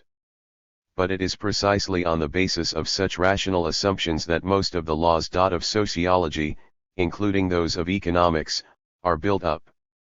On the other hand, in explaining the irrationalities of action sociologically, that form of psychology which employs the method of subjective understanding undoubtedly can make decisive/really important contributions. But this does not alter the fundamental methodological situation. 11. We have taken for granted that sociology seeks to formulate type concepts and generalized uniformities of empirical process. This distinguishes it from history, which is oriented to the causal analysis and explanation of individual actions, structures, and personalities possessing cultural significance. The empirical material which underlies the concepts of sociology consists to a very large extent, though by no means exclusively, of the same concrete processes of action which are dealt with by historians. An important consideration in the formulation of sociological concepts and generalizations is the contribution that sociology 20. Can make toward the causal explanation of some historically and culturally important phenomenon. As in the case of every generalizing science, the abstract character of the concepts of sociology is responsible for the fact that, compared with actual historical reality, they are relatively lacking in fullness of concrete content. To compensate for this disadvantage, sociological analysis can offer a greater precision of concepts. This precision is obtained by striving for the highest possible degree of adequacy on the level of meaning. It has already been repeatedly stressed that this aim can be realized in a particularly high degree in the case of concepts and generalizations which formulate rational processes. But sociological investigation attempts to include in its scope various irrational phenomena, such as prophetic, mystic, and effectual modes of action, formulated in terms of theoretical concepts which are adequate on the level of meaning. In all cases, rational or irrational, sociological analysis both abstracts from reality and at the same time helps us to understand it, in that it shows with what degree of approximation a concrete historical phenomenon can be subsumed under one or more of these concepts. For example, the same historical phenomenon may be in one aspect feudal, in another patrimonial, in another bureaucratic, and in still another charismatic. In order to give a precise meaning to these terms, it is necessary for the sociologist to formulate pure ideal types of the corresponding forms of action which in each case involve the highest possible degree of logical integration by virtue of their complete adequacy on the level of meaning. But precisely because this is true, it is probably seldom if ever that a real phenomenon can be found which corresponds exactly to one of these ideally constructed pure types.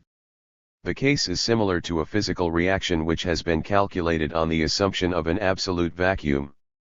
Theoretical differentiation, casuistic, is possible in sociology only in terms of ideal or pure types. It goes without saying that in addition it is convenient for the sociologist from time to employ average types of an empirical statistical character, concepts which do not require methodological discussion. But when reference is made to typical cases, the term should always be understood, unless otherwise stated, as meaning ideal types, which may in turn be rational or irrational as the case may be. Thus in economic theory they are always rational, but in any case are always constructed with a view to adequacy on the level of meaning. It is important to realize that in the sociological field as elsewhere, averages, and hence average types, can be formulated with a relative degree of precision only where they are concerned with differences of degree in respect to action which remains qualitatively the same. Such cases do occur, but in the majority of cases of action important to history. Definitions of sociology and of social action 2. Or sociology, the motives which determine it are qualitatively heterogeneous. Then it is quite impossible to speak of an average in the true sense. The ideal types of social action which for instance are used in economic theory are thus unrealistic or abstract in that they always ask what course of action would take place if it were purely rational and oriented to economic ends alone. This construction can be used to aid in the understanding of action not purely economically determined but which involves deviations arising from traditional restraints, effects, errors, and the intrusion of other than economic purposes or considerations. This can take place in two ways.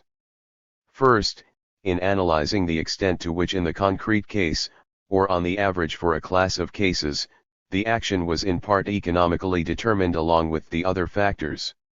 Secondly, by throwing the discrepancy between the actual course of events and the ideal type into relief, the analysis of the non-economic motives actually involved is facilitated. The procedure would be very similar in employing an ideal type of mystical orientation, with its appropriate attitude of indifference to worldly things, as a tool for analyzing its consequences for the actor's relation to ordinary life, for instance, to political or economic affairs. The more sharply and precisely the ideal type has been constructed, thus the more abstract and unrealistic in this sense it is, the better it is able to perform its functions in formulating terminology, classifications, and hypotheses. In working out a concrete causal explanation of individual events, the procedure of the historian is essentially the same. Thus, in attempting to explain the campaign of I-866, it is indispensable both in the case of Moltke and of Benedict to attempt to construct imaginatively how each, given fully adequate knowledge both of his own situation and of that of his opponent, would have acted. Then it is possible to compare with this the actual course of action and to arrive at a causal explanation of the observed deviations, which will be attributed to such factors as misinformation, strategical errors, logical fallacies, personal temperament, or considerations outside the realm of strategy. Here, too, an ideal typical construction of rational action is actually employed even though it is not made explicit. The theoretical concepts of sociology are ideal types not only from the objective point of view, but also in their application to subjective processes. In the great majority of cases, actual action goes on in a state of inarticulate half-consciousness or actual unconsciousness of its subjective meaning. The actor is more likely to be aware of it in a vague sense than he is to know what he is doing or be explicitly self-conscious about it. In most cases his action is governed by impulse or habit. Only occasionally and, in the uniform action of large numbers, often only in the case of a few individuals, is the subjective meaning of the action, whether 22. Rational or irrational, brought clearly into consciousness. The ideal type of meaningful action where the meaning is fully conscious and explicit is a marginal case. Every sociological or historical investigation, in applying its analysis to the empirical facts, must take this fact into account. But the difficulty need not prevent the sociologist from systematizing his concepts by the classification of possible types of subjective meaning. That is, he may reason as if action actually proceeded on the basis of clearly self-conscious meaning. The resulting deviation from the concrete facts must continually be kept in mind whenever it is a question of this level of concreteness, and must be carefully studied with reference both to degree and kind. It is often necessary to choose between terms which are either clear or unclear. Those which are clear will, to be sure, have the abstractness of ideal types, but they are none the less preferable for scientific purposes. On all these questions see Objectivity in Social Science and Social Policy. B. Social action. Social action, which includes both failure to act and passive acquiescence, may be oriented to the past, present, or expected future behavior of others. Thus it may be motivated by revenge for a past attack, defense against present, or measures of defense against future aggression. The others may be individual persons, and may be known to the actor as such, or may constitute an indefinite plurality and may be entirely unknown as individuals. Thus, money is a means of exchange which the actor accepts in payment because he orients his action to the expectation that a large but unknown number of individuals he is personally unacquainted with will be ready to accept it in exchange on some future occasion. 2. Not every kind of action, even of overt action, is social in the sense of the present discussion. Overt action is non-social if it is oriented solely to the behavior of inanimate objects. Subjective attitudes constitute social action only so far as they are oriented to the behavior of others. For example, religious behavior is not social if it is simply a matter of contemplation or of solitary prayer. The economic activity of an individual is social only if it takes account of the behavior of someone else. Thus very generally it becomes social insofar as the actor assumes that others will respect his actual control over economic goods. Concretely it is social, for instance, if in relation to the actor's own consumption the future wants of others are taken into account and this becomes one consideration affecting the actor's own saving. Or, in another connection, production may be oriented to the future wants of other people. 3. Not every type of contact of human beings has a social character. This is rather confined to cases where the actor's behavior is meaningfully oriented to that of others. For example, a mere collision of two cyclists may be compared to a natural event. On the other hand, their attempt to avoid hitting each other, or whatever insults, blows, or friendly discussion might follow the collision, would constitute social action. 4. Social action is not identical either with the similar actions of many persons or with every action influenced by other persons.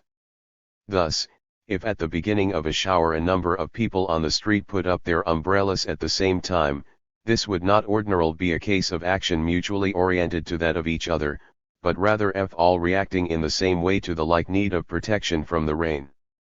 It is well known that the actions of the individual are strongly influenced by the mere fact that he is a member of a crowd confined within a limited space. Thus, the sub-JL.CT matter of studies of crowd psychology, such as those of L. E. Bone, will be called action conditioned by crowds. It is also possible for large numbers, though dispersed, to be influenced simultaneously or successively by a source of influence operating similarly on all the individuals, as by means of the press. Here also the behavior of an individual is influenced by his membership in a mass and by the fact that he is aware of being a member. Some types of reaction are only made possible by the mere fact that the individual acts as part of a crowd. Others become more difficult under these conditions. Hence it is possible that a particular event or mode of human behavior can give rise to the most diverse kinds of feeling: gaiety, anger, enthusiasm, despair, and passions of all sorts in a crowd situation which would not occur at all or not nearly so readily if the individual were alone. But for this to happen there need not, at least in many cases, be any meaningful relation between the behavior of the individual and the fact that he is a member of a crowd. It is not proposed in the present sense to call action social when it is merely a result of the effect on the individual of the existence of a crowd as such, and the action is not oriented to that fact on the level of meaning. At the same time, the borderline is naturally highly indefinite. In such cases as that of the influence of the demagogue, there may be a wide variation in the extent to which his mass clientele is affected by a meaningful reaction to the fact of its large numbers, and whatever this relation may be, it is open to varying interpretations. But furthermore, mere imitation of the action of others, such as that on which THIRD has rightly laid emphasis, will not be considered a case of specifically social action if it is purely reactive, so that there is no meaningful orientation to the actor imitated. The borderline is, however, so indefinite that it is often hardly possible to discriminate. The mere fact that a person is found to employ some apparently useful procedure which he learned from someone else does not, however, constitute, in the present sense, social action. Action such as this is not oriented to the action of the other person, but the actor has, through observing the other, become acquainted with certain objective facts, and it is these to which his action is oriented. His action is then causally determined by the action of others, but not meaningfully. On the other hand, if the action of others is imitated because it is fashionable or traditional or exemplary, or lends social distinction, or on similar grounds, it is meaningfully oriented either to the behavior of the source of imitation or of third persons or of both. There are of course all manner of transitional cases between the T/no types of imitation.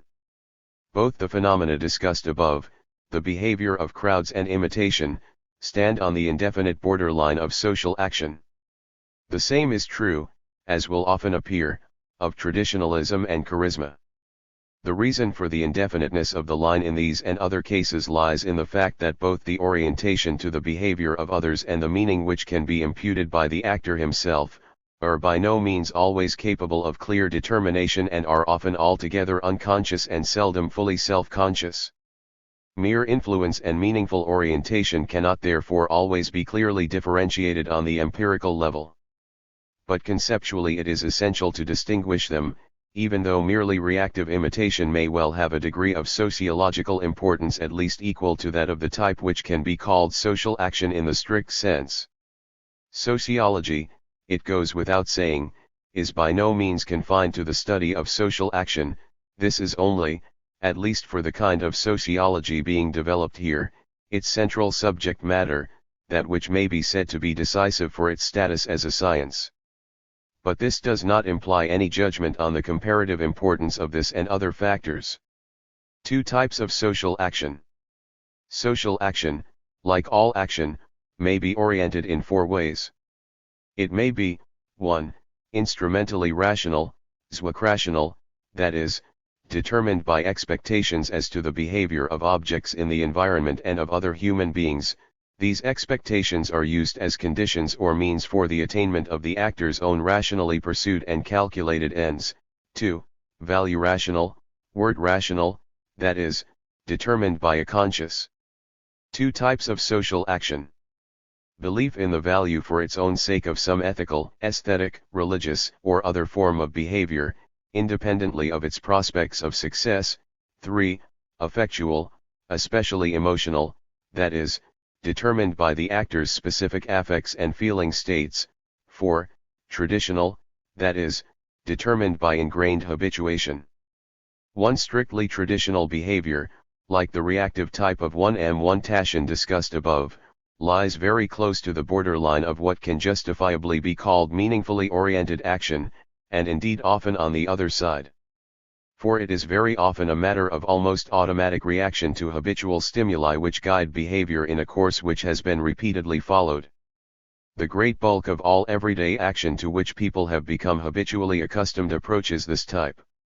Hence, its place in a systematic classification is not merely that of a limiting case because, as will be shown later, attachment to habitual forms can be upheld with varying degrees of self-consciousness and in a variety of senses. In this case the type may shade over into value rationality, word rationality. 2. Purely effectual behavior also stands on the borderline of what can be considered meaningfully oriented, and often it, too, goes over the line. It may, for instance, consist in an uncontrolled reaction to some exceptional stimulus. It is a case of sublimation when effectually determined action occurs in the form of conscious release of emotional tension. When this happens it is usually well on the road to rationalization in one or the other or both of the above senses. 3. The orientation of value rational action is distinguished from the effectual type by its clearly self-conscious formulation of the ultimate values governing the action and the consistently planned orientation of its detailed course to these values. At the same time the two types have a common element, namely that the meaning of the action does not lie in the achievement of a result ulterior to it, but in carrying out the specific type of action for its own sake. Action is effectual if it satisfies a need for revenge, sensual gratification, devotion, contemplative bliss, or for working off emotional tensions, irrespective of the level of sublimation. Examples of pure value rational orientation would be the actions of persons who, regardless of possible cost to themselves, act to put into practice their convictions of what seems to them to be required by duty, honor, the pursuit of beauty, a religious call, personal loyalty, or the importance of some cause no matter in what it consists. In our terminology, value rational action always involves commands or demands which, in the actor's opinion, are binding on him. It is only in cases where human action is motivated by the fulfillment of such unconditional demands that it will be called value rational. This is the case in widely varying degrees, but for the most part only to a relatively slight extent.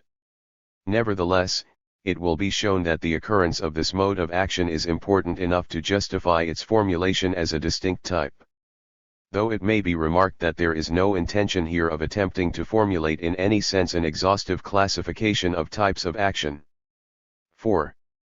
Action is instrumentally rational, zweckrational, when the end, the means, and the secondary results are all rationally taken into account and weighed. This involves rational consideration of alternative means to the end, of the relations of the end to the secondary consequences, and finally of the relative importance of different possible ends. Determination of action either in effectual or in traditional terms is thus incompatible with this type. Choice between alternative and conflicting ends and results may well be determined in a value rational manner. In that case, action is instrumentally rational only in respect to the choice of means. On the other hand, the actor may, instead of deciding between alternative and conb-isting ends in terms of a rational orientation to a system of values, simply take them as given subjective wants and arrange them in a scale of consciously assessed relative urgency. He may then orient his action to the scale in such a way that they are satisfied as far as possible in order of urgency, as formulated in the principle of marginal utility. Value rational action may thus have various different relations to the instrumentally rational action. From the latter point of view, however, value rationality is always irrational. Indeed, the more the value to which action is oriented is elevated to the status of an absolute value, the more irrational in this sense the corresponding action is. For, the more unconditionally the actor devotes himself to this value for its own sake, to pure sentiment or beauty, to absolute goodness or devotion to duty, the less is he enhanced by considerations of the consequences of his action. The orientation of action wholly to the rational achievement of ends without relation to fundamental values is, to be sure, essentially only a limiting case. 5. It would be very unusual to find concrete cases of action, especially of social action, which were oriented only in one or another of these ways. Furthermore, this classification of the modes of orientation of action is in no sense meant to exhaust the possibilities of the field, but only to formulate in conceptually pure form certain sociologically important types to which actual action is more or less closely approximated or, in much the more common case, which constitute its elements. The usefulness of the classification for the purposes of this investigation can only be judged in terms of its results. 3. The concept of social relationship. The term social relationship will be used to denote the behavior of a plurality of actors insofar as, in its meaningful content, the action of each takes account of that of the others and is oriented in these terms. The social relationship thus consists entirely and exclusively in the exist. The concept of social relationship hints of a probability that there will be a meaningful course of social action irrespective, for the time being, of the basis for this probability. 1. Thus, as a defining criterion, it is essential that there should be at least a minimum of mutual orientation of the action of each to that of the others. Its content may be of the most varied nature: conflict, hostility, sexual attraction, friendship, loyalty, or economic exchange. It may involve the fulfillment, the evasion, or the violation of the terms of an agreement, economic, erotic, or some other form of competition, common membership in status, national, or class groups, provided it leads to social action. Hence, the definition does not specify whether the relation of the actors is cooperative or the opposite.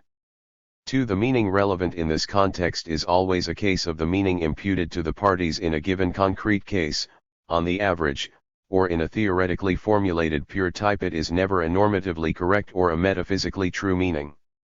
Even in cases of such forms of social organization as a state, church, association, or marriage, the social relationship consists exclusively in the fact that there has existed, exists, or will exist a probability of action in some definite way appropriate to this meaning. It is vital to be continually clear about this in order to avoid the reification of those concepts. A state, for example, ceases to exist in a sociologically relevant sense whenever there is no longer a probability that certain kinds of meaningfully oriented social action will take place. This probability may be very high or it may be negligibly low. But in any case it is only in the sense and degree in which it does exist that the corresponding social relationship exists. It is impossible to find any other clear meaning for the statement that, for instance, a given state exists or has ceased to exist. 3. The subjective meaning need not necessarily be the same for all the parties who are mutually oriented in a given social relationship. There need not in this sense be reciprocity. Friendship, love, loyalty, fidelity to contracts, patriotism, on one side, may well be faced with an entirely different attitude on the other. In such cases the parties associate different meanings with their actions, and the social relationship is insofar objectively asymmetrical from the points of view of the two parties. it may nevertheless be a case of mutual orientation insofar as, even though partly or wholly erroneously, one party presumes a particular attitude toward him on the part of the other and orients his action to this expectation. This can, and usually will, have consequences for the course of action and the form of the relationship. A relationship is objectively symmetrical only as, according to the typical expectations of the parties, the meaning for one party is the same as that for the other. Thus the actual attitude of a child to its father may be at least approximately that which the father, in the individual case, on the average or typically, has come to expect. A social relationship in which the attitudes are completely and fully corresponding is in reality a limiting case. But the absence of reciprocity will, for terminological purposes, be held to exclude the existence of a social relationship only if it actually results in the absence of a mutual orientation of the action of the parties. Here as elsewhere all sorts of transitional cases are the rule rather than the exception. Plus a social relationship can be of a very fleeting character or of varying degrees of permanence. In the latter case there is a probability of the repeated recurrence of the behavior which corresponds to its subjective meaning and hence is expected. In order to avoid fallacious impressions, let it be repeated that it is only the existence of the probability that, corresponding to a given subjective meaning, a certain type of action will take place which constitutes the existence of the social relationship. Thus that a friendship or a state exists or has existed means this and only this, that we, the observers, judge that there is or has been a probability that on the basis of certain kinds of known subjective attitude of certain individuals there will result in the average sense a certain specific type of action. For the purposes of legal reasoning it is essential to be able to decide whether a rule of law does or does not carry legal authority, hence whether a legal relationship does or does not exist. This type of question is not, however, relevant to sociological problems. 5. The subjective meaning of a social relationship may change, thus a political relationship once based on solidarity may develop into a conflict of interests. In that case it is only a matter of terminological convenience and of the degree of continuity of the change whether we say that a new relationship has come into existence or that the old one continues but has acquired a new meaning. It is also possible for the meaning to be partly constant, partly changing. 6. The meaningful content which remains relatively constant in a social relationship is capable of formulation in terms of maxims which the parties concerned expect to be adhered to by their partners on the average and approximately. The more rational in relation to values or to given ends the action is, the more is this likely to be the case.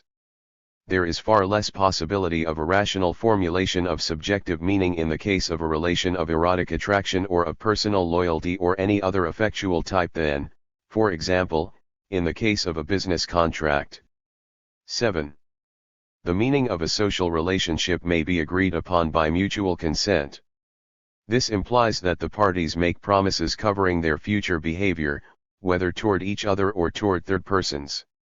In such cases each party then normally counts, so far as he acts rationally, in some degree on the fact that the other will orient his action to the meaning of the agreement.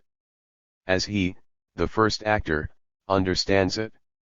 In part he orients his action rationally, zweckrational, to these expectations as given facts with, to be sure, varying degrees of subjectively loyal intention of doing his part. But in part also he is motivated value rationally by a sense of duty, which makes him adhere to the agreement as he understands it. This much may be anticipated. For a further elaboration, see SECS 9 and 13 below. Types of orientation: usage, custom, self-interest.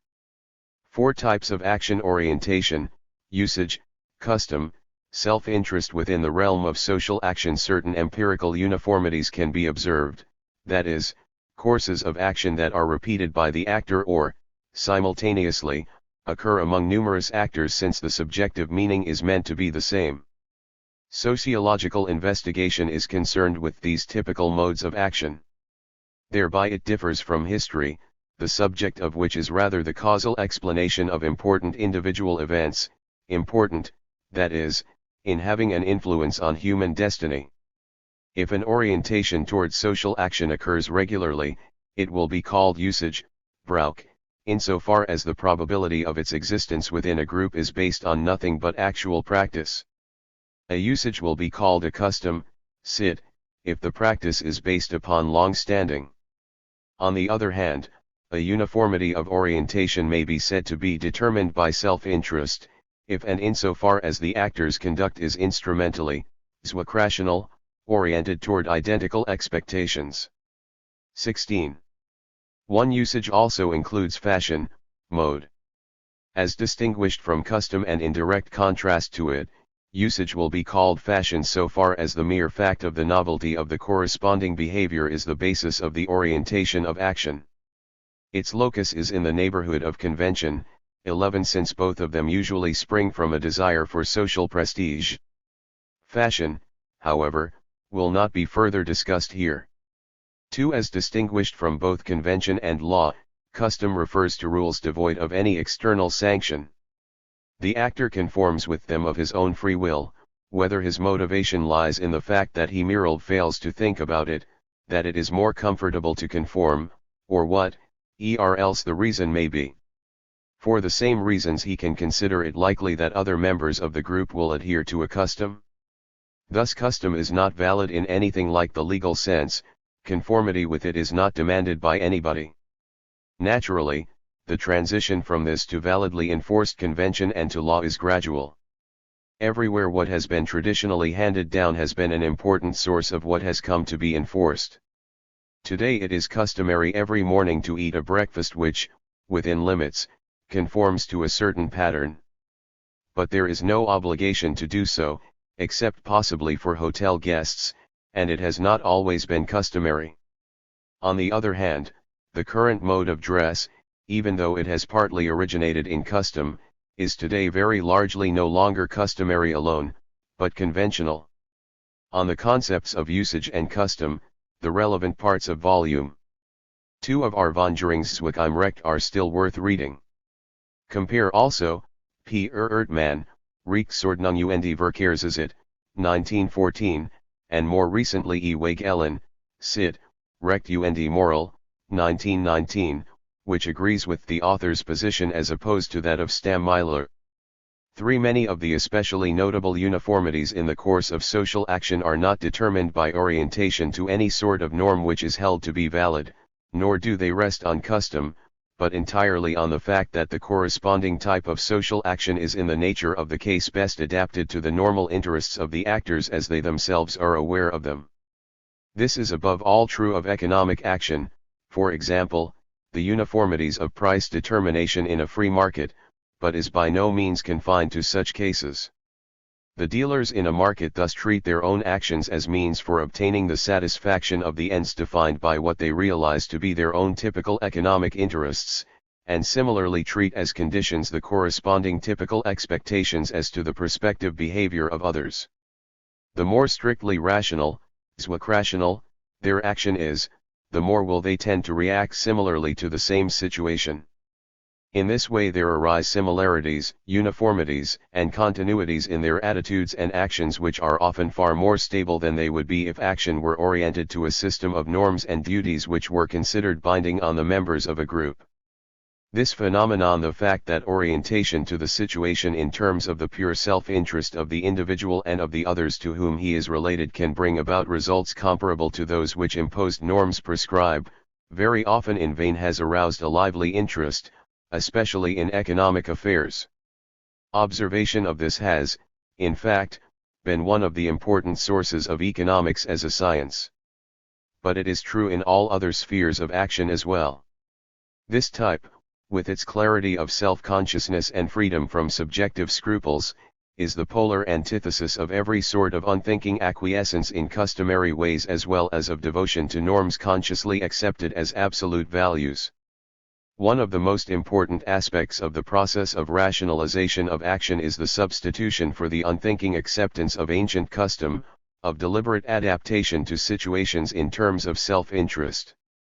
To be sure, this process by no means exhausts the concept of rationalization of action. For in addition this can proceed in a variety of other directions, positively in that of a deliberate formulation of ultimate values, Wertrationalisierung, or negatively, at the expense not only of custom, but of emotional values, and, finally, in favor of a morally sceptical type of rationality, at the expense of any belief in absolute values. The many possible meanings of the concept of rationalization will often enter into the discussion. 18. Further remarks on the analytical problem will be found at the end. 1.9. For the stability of merely customary action rests essentially on the fact that the person who does not adapt himself to it is subjected to both petty and major inconveniences and annoyances as long as the majority of the people he comes in contact with continue to uphold the custom and conform with it. Similarly, the stability of action in terms of self-interest rests on the fact that the person who does not orient his action to the interests of others, does not take account of them, arouses their antagonism. 4 types of orientation: usage, custom, self-interest. 3. Or may end up in a situation different from that which he had foreseen or wished to bring about. He thus runs the risk of damaging his own interests. 5. Legitimate order action, especially social action which involves a social relationship, may be guided by the belief in the existence of a legitimate order. The probability that action will actually be so governed will be called the validity, Geltung, of the order in question. 1. Thus, the validity of an order means more than the mere existence of a uniformity of social action determined by custom or self-interest. If furniture movers regularly advertise at the time many leases expire, this uniformity is determined by self-interest. If a salesman visits certain customers on particular days of the month or the week, it is either a case of customary behavior or a product of self-interested orientation. However, when a civil servant appears in his office daily at a fixed time, he does not act only on the basis of custom or self-interest which he could disregard if he wanted to. As a rule, his action is also determined by the validity of an order, viz., the civil service rules, which he fulfills partly because disobedience would be disadvantageous to him but also because its violation would be abhorrent to his sense of duty, of course, in varying degrees. 2. Only then will the content of a social relationship be called an order if the conduct is, approximately or on the average, oriented toward determinable maxims. Only then will an order be called valid if the orientation toward the maxims occurs, among other reasons, also because it is in some appreciable way regarded by the actor as in some way obligatory or exemplary for him. Naturally, in concrete cases, the orientation of action to an order involves a wide variety of motives. But the circumstance that, along with the other sources of conformity, the order is also held by at least part of the actors to define a model or to be binding, naturally increases the probability that action will in fact conform to it, often to a very considerable degree. An order which is adhered to from motives of pure expediency is generally much less stable than one upheld on a purely customary basis through the fact that the corresponding behavior has become habitual. The latter is much the most common type of subjective attitude. But even this type of order is in turn much less stable than an order which enjoys the prestige of being considered binding, or, as it may be expressed, of one legitimacy.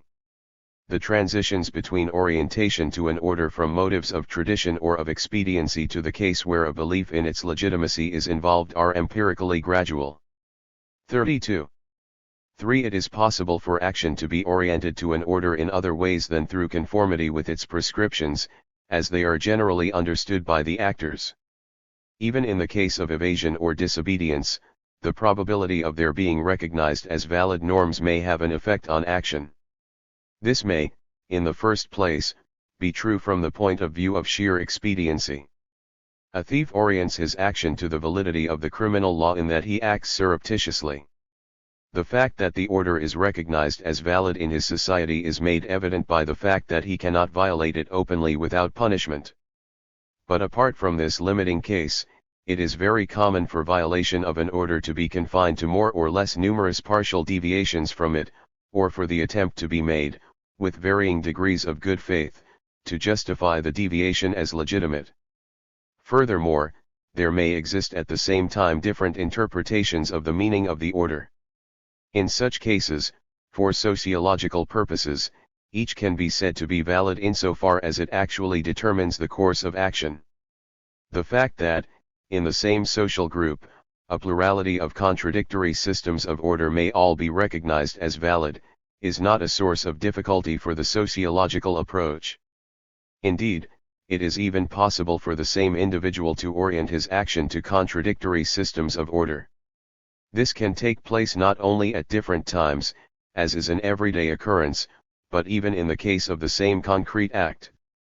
A PE son who fights a duel follows the code of honor, but at the same time, insofar as he either keeps it secret or conversely gives himself up to the police, he takes account of the criminal law. To be sure, when evasion or contravention of the generally understood meaning of an order has become the rule, the order can be said to be valid only in a limited degree and, in the extreme case, not at all. Thus for sociological purposes there does not exist, as there does for the law, a rigid alternative between the validity and lack of validity of a given order. On the contrary, there is a gradual transition between the two extremes, and also it is possible, as it has been pointed out, for contradictory systems of order to exist at the same time. In that case each is valid precisely to the extent that there is a probability that action will in fact be oriented to it. Excursus: those familiar with the literature of this subject will recall the part played by the concept of order in the brilliant book of Rudolf Stammeiler, which was cited in the prefatory note, a book which, though like all his works it is very able, is nevertheless fundamentally misleading and confuses the issues in a catastrophic fashion.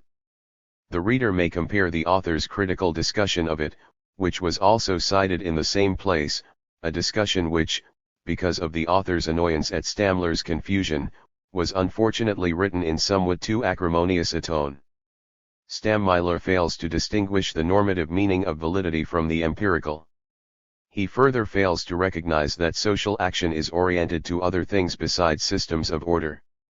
Above all, however, in a way which is wholly 5. Legitimate order. 33. Indefensible from a logical point of view, he treats order as a form of social action and then attempts to bring it into a type of relation to content, which is analogous to that of form and content in the theory of knowledge. Other errors in his argument will be left aside. But economic action, for instance, is oriented to knowledge of the relative scarcity of certain available means to want satisfaction, in relation to the actor's state of needs and to the present and probable action of others, insofar as the latter affects the same resources. But at the same time, of course, the actor in his choice of economic procedures naturally orients himself in addition to the conventional and legal rules which he recognizes as valid, that is, of which he knows that a violation on his part would call forth a given reaction of other persons. Stammeiler succeeds in introducing a state of hopeless confusion into this very simple empirical situation, particularly in that he maintains that a causal relationship between an order and actual empirical action involves a contradiction in terms. It is true, of course, that there is no causal relationship between the normative validity of an order in the legal sense and any empirical process.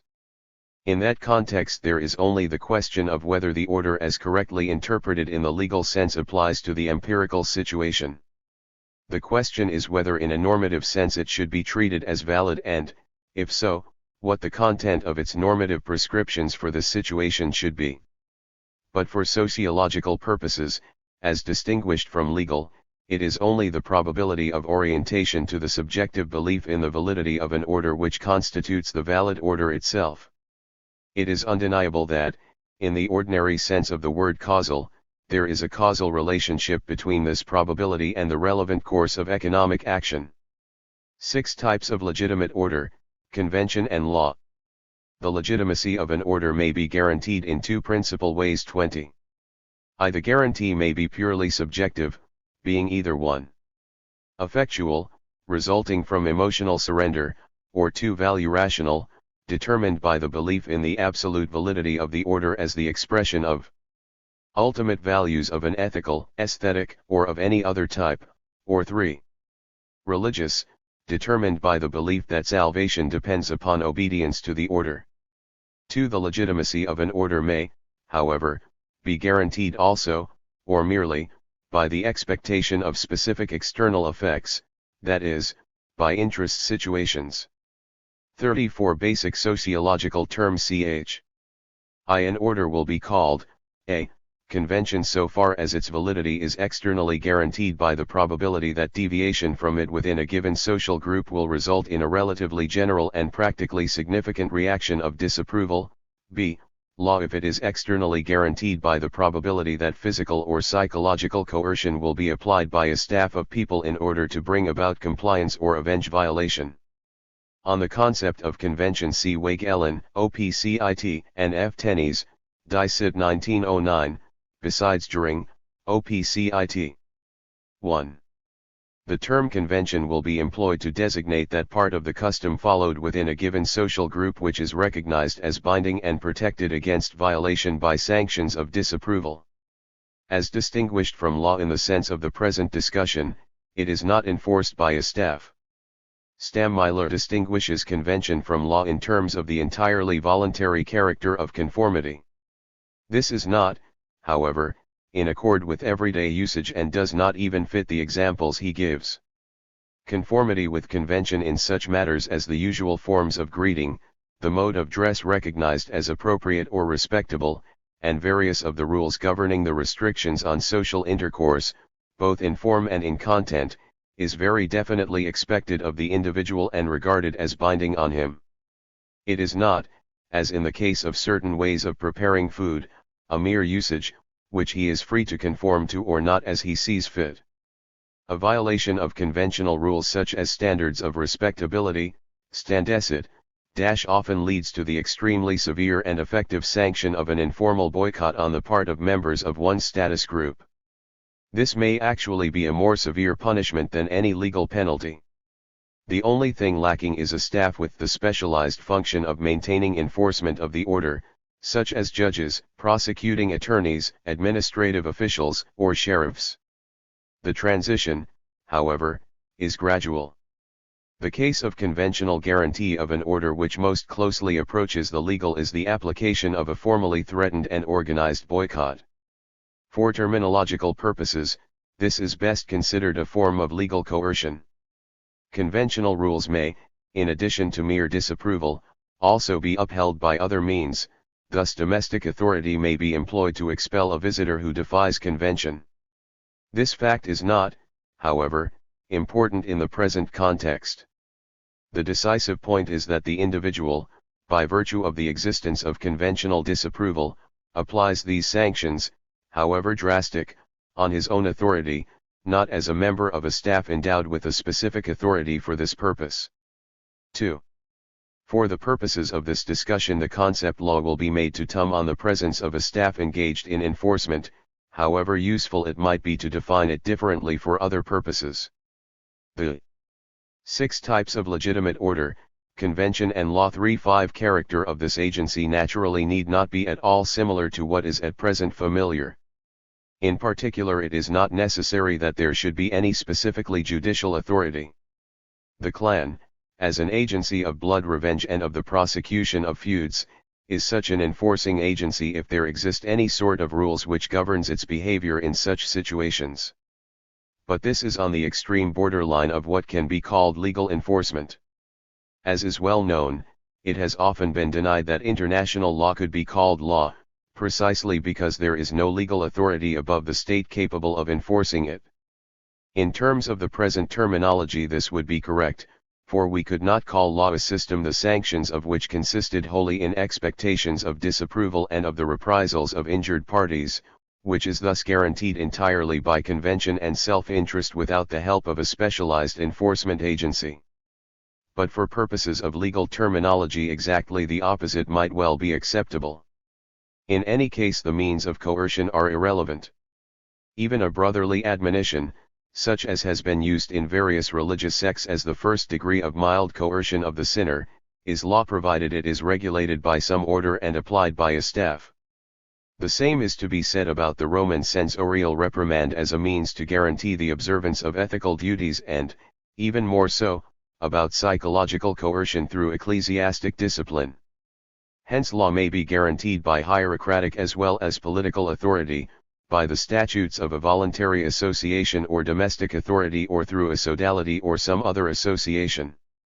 The rules of German students' fraternities known as the Command and regulating such matters as convivial drinking or singing are also law in our sense, just as the case of those legally regulated but unenforceable duties which are mentioned in section 888, paragraph 2 of the German Code of Civil Procedure, for instance, the duty arising from an engagement to marry.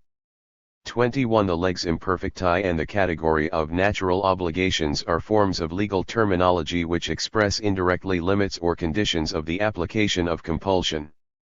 In the same sense, a trade practice which is compulsorily enforced is also law. See SECS.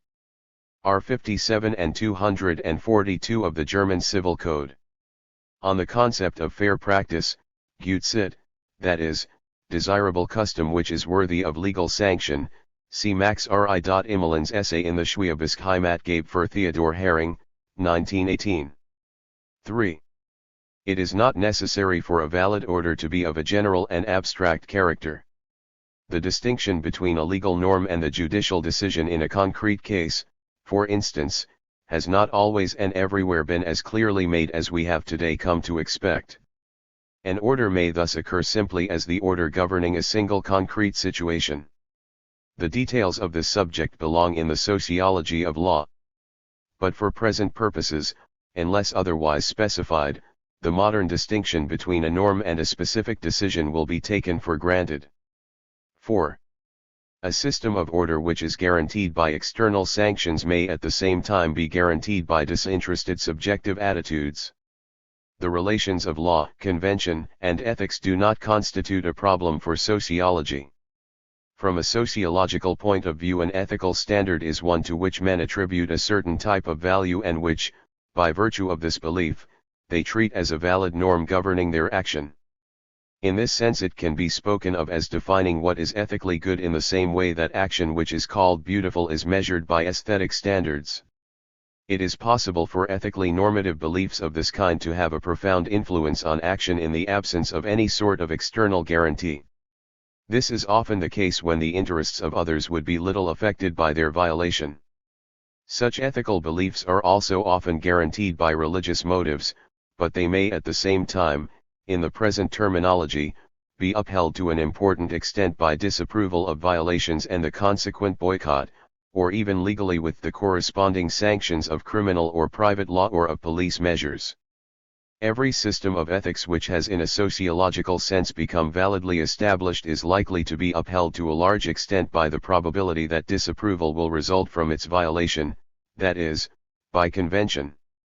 On the other hand, it is by no means necessary that all conventionally or legally guaranteed forms of order should claim the authority of ethical norms. Legal rules, much more often than conventional ones, may have been established entirely on grounds of expediency. Whether a belief in the validity of an order as such, which is current in a social group, is to be regarded as belonging to the realm of ethics or is a mere convention or a mere legal norm, cannot, for sociological purposes, be decided in general terms. It must be treated as relative to the conception of what values are treated as ethical in the social group in question. 7. Bases of legitimacy, tradition, faith, enactment. The actors may ascribe legitimacy to a social order by virtue of a. Tradition, valid is that which has always been, b. Effectual, especially emotional, faith, valid is that which is newly revealed or exemplary, c. Value rational faith, valid is that which has been deduced as an absolute, d. Positive enactment which is believed to be legal.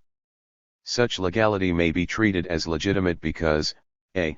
It derives from a voluntary agreement of the interested parties, /3, it is imposed by an authority which is held to be legitimate and therefore meets with compliance. All further details, except for a few other concepts to be defined below, belong in the sociology of law and the sociology of domination. For the present, only a few remarks are necessary. Bases of legitimacy, tradition, faith, enactment. 37.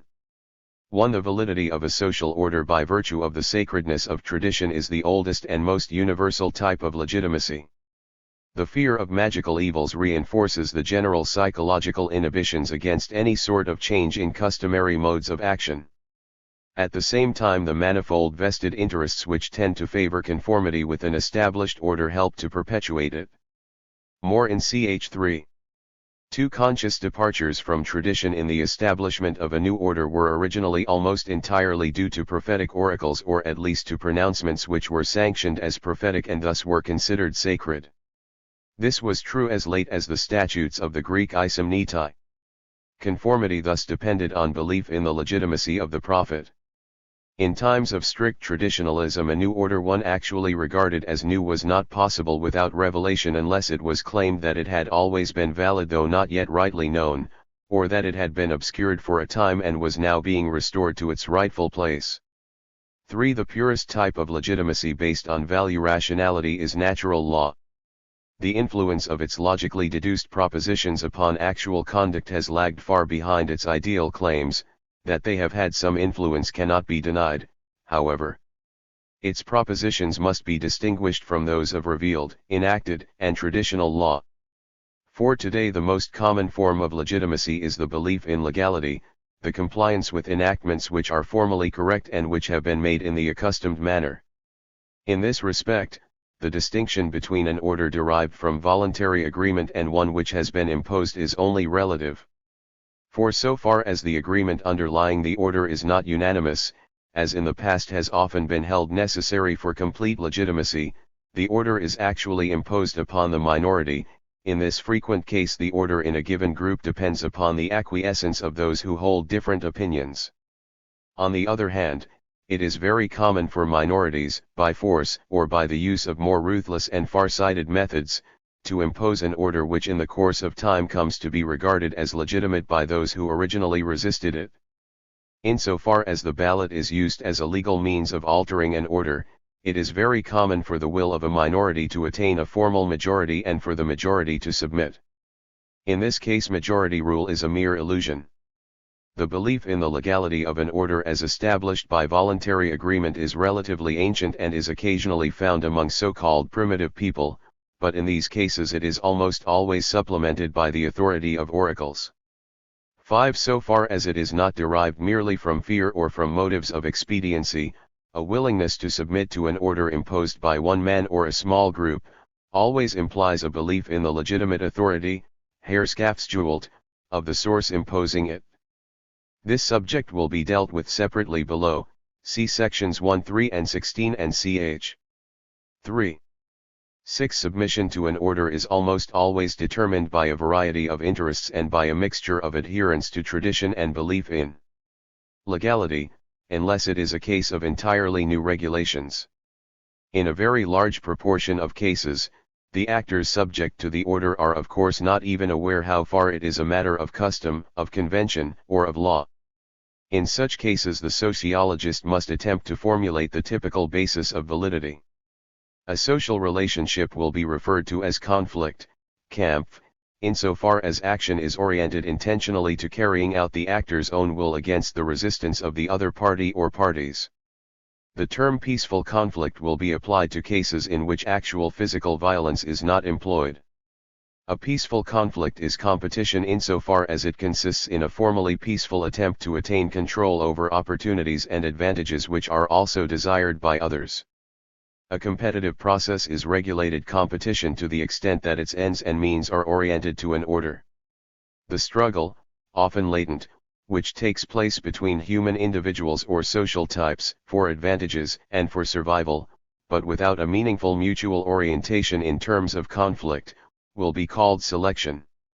Insofar as it is a matter of the relative opportunities of individuals during their own lifetime, it is social selection, insofar as it concerns differential chances for the survival of hereditary characteristics, biological selection. 1. There are all manner of continuous transitions ranging from the bloody type of conflict which, setting aside all rules, aims at the destruction of the adversary, to the case of the battles of medieval chivalry, bound as they were to the strictest conventions, and to the strict regulations imposed on sport by the rule end of the game.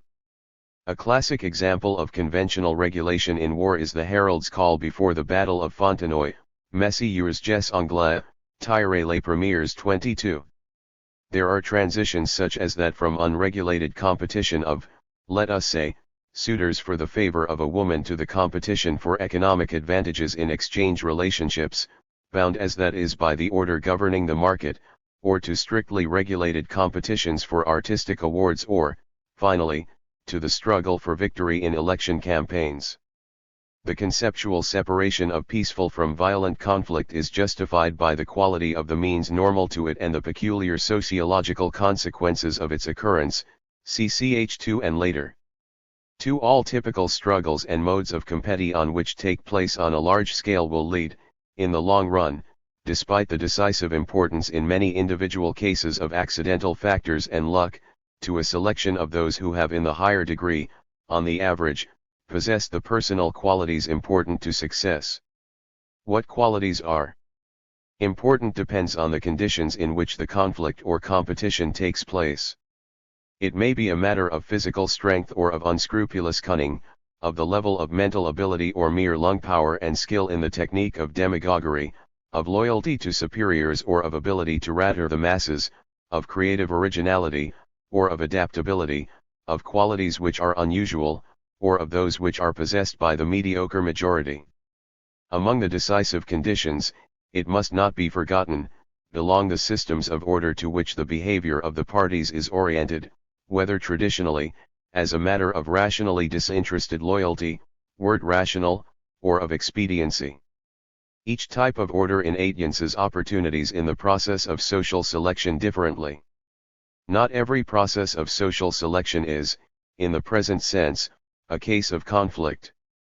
Social selection, on the contrary, means only in the first instance that certain types of behavior, and possibly of the corresponding personal qualities, lead more easily to success in the role of lover, husband, member of parliament, official, contractor, managing director, successful businessman, and so on. But the concept does not specify whether this differential advantage in selection for social success is brought to bear through conflict or not, neither does it specify whether the biological chances of survival of the type are affected one way or the other. It is only where there is a genuine competitive process that the term con-8ICT will be used, i.e., where regulation is, in principle, possible. 23. It is only in the sense of selection that it seems, according to our experience, that conflict is empirically inevitable, and it is furthermore only in the sense of biological selection that it is inevitable in principle. Selection is inevitable because apparently no way can be worked out of eliminating it completely. Even the most strictly pacific order can eliminate means of conflict and the objects of and impulses to conflict only partially. Other modes of conflict would come to the fore, possibly in processes of open competition. But even on the utopian assumption that all competition were completely eliminated, conditions would still lead to a latent process of selection, biological or social, which would favor the types best adapted to the conditions, whether their relevant qualities were mainly determined by heredity or by environment. On an empirical level, the elimination of conflict cannot go beyond a point which leaves room for some social selection, and in principle a process of biological selection necessarily remains. 3. From the struggle of individuals for personal advantages and survival, it is naturally necessary to distinguish the conflict and the selection of social relationships. It is only in a metaphorical sense that these concepts can be applied to the latter. For relationships exist only as individual actions with particular subjective meanings. Thus a process of selection or a conflict between them means only that one type of action has in the course of time been displaced by another, whether it is action by the same persons or by others. This may occur in various ways. Human action may in the first place, be consciously aimed to alter certain social relationships, that is, to alter the corresponding action, or it may be directed to the prevention of their development or continuance. Thus a state may be destroyed by war or revolution, or a conspiracy may be broken up by savage suppression. Prostitution may be suppressed by police action, usurious business practices, by denial of legal protection or by penalties. Furthermore, social relationships may be influenced by the creation of differential advantages which favor one type over another. It is possible either for individuals or for organized groups to pursue such ends. Secondly, it may, in various ways, be an unanticipated consequence of a course of social action and its relevant conditions that certain types of social relationships, meaning, of course, the corresponding actions, will be adversely affected in their opportunities to maintain themselves or to arise. All changes of natural and social conditions have some sort of effect on the differential probabilities of survival of social relationships. Anyone is at liberty to speak in such cases of a process of selection of social relationships. For instance, he may say that among several states the strongest, in the sense of the best adapted, is victorious. It must, however, be kept in mind that this so-called selection has nothing to do with the selection of types of human individuals in either the social or the biological sense. In every case it is necessary to inquire into the reasons which have led to a change in the chances of survival of one or another form of social action or social relationship, which have broken up a social relationship or permitted it to continue at the expense of other competing forms. The explanation of these processes involves so many factors that it does not seem expedient to employ a single term for them. When this is done, there is always a danger of introducing uncritical value judgments into empirical investigation. There is, above all, a danger of being primarily concerned with justifying the success of an individual case. Since individual cases are often dependent on highly exceptional circumstances, they may be in a certain sense fortuitous. In recent years there has been more than enough of this kind of argument. The fact that a given specific social relationship has been eliminated for reasons peculiar to a particular situation, proves nothing whatever about its fitness to survive in general terms. 9. Communal and associative relationships. A social relationship will be called communal, vergemeenschaptung, if and so far as the orientation of social action, whether in the individual case, on the average, or in the pure type, is based on a subjective feeling of the parties, whether effectual or traditional, that they belong together. A social relationship will be called associative, vergeselschaftung, if and insofar as the orientation of social action within it rests on a communal and associative relationships for irrationally motivated adjustment of interests or a similarly motivated agreement, whether the basis of rational judgment be absolute values or reasons of expediency. It is especially common, though by no means inevitable, for the associative type of relationship to rest on a rational agreement by mutual consent. In that case the corresponding action is, at the pole of rationality, oriented either to a value-rational belief in one's own obligation, or to a rational, zweckrational, expectation that the other party will live up to it. This terminology is similar to the distinction made by Ferdinand Tönnies in his pioneering work, Gemeenschap und Gesellschaft, but for his purposes, Tönnies has given this distinction a rather more specific meaning than would be convenient for purposes of the present discussion. 2. The purest cases of associative relationships are, a.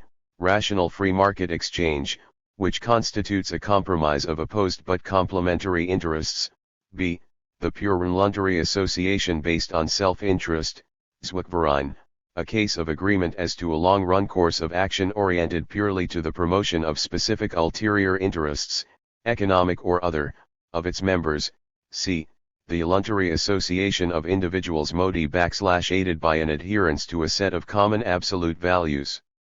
Gesinnungsverein, for example, the rational sect, insofar as it does not cultivate emotional and affective interests, but seeks only to ser /ea cause. This last case, to be sure, seldom occurs in any THIG approaching the pure type. 2. Communal relationships may rest on various types of affectual, emotional, or traditional bases. Examples are a religious brotherhood, an erotic relationship, a relation of personal loyalty, a national community, the esprit de corps of a military unit. The type case is most conveniently illustrated by the family. But the great majority of social relationships has this characteristic to some degree, while being at the same time to some degree determined by associative /e factors.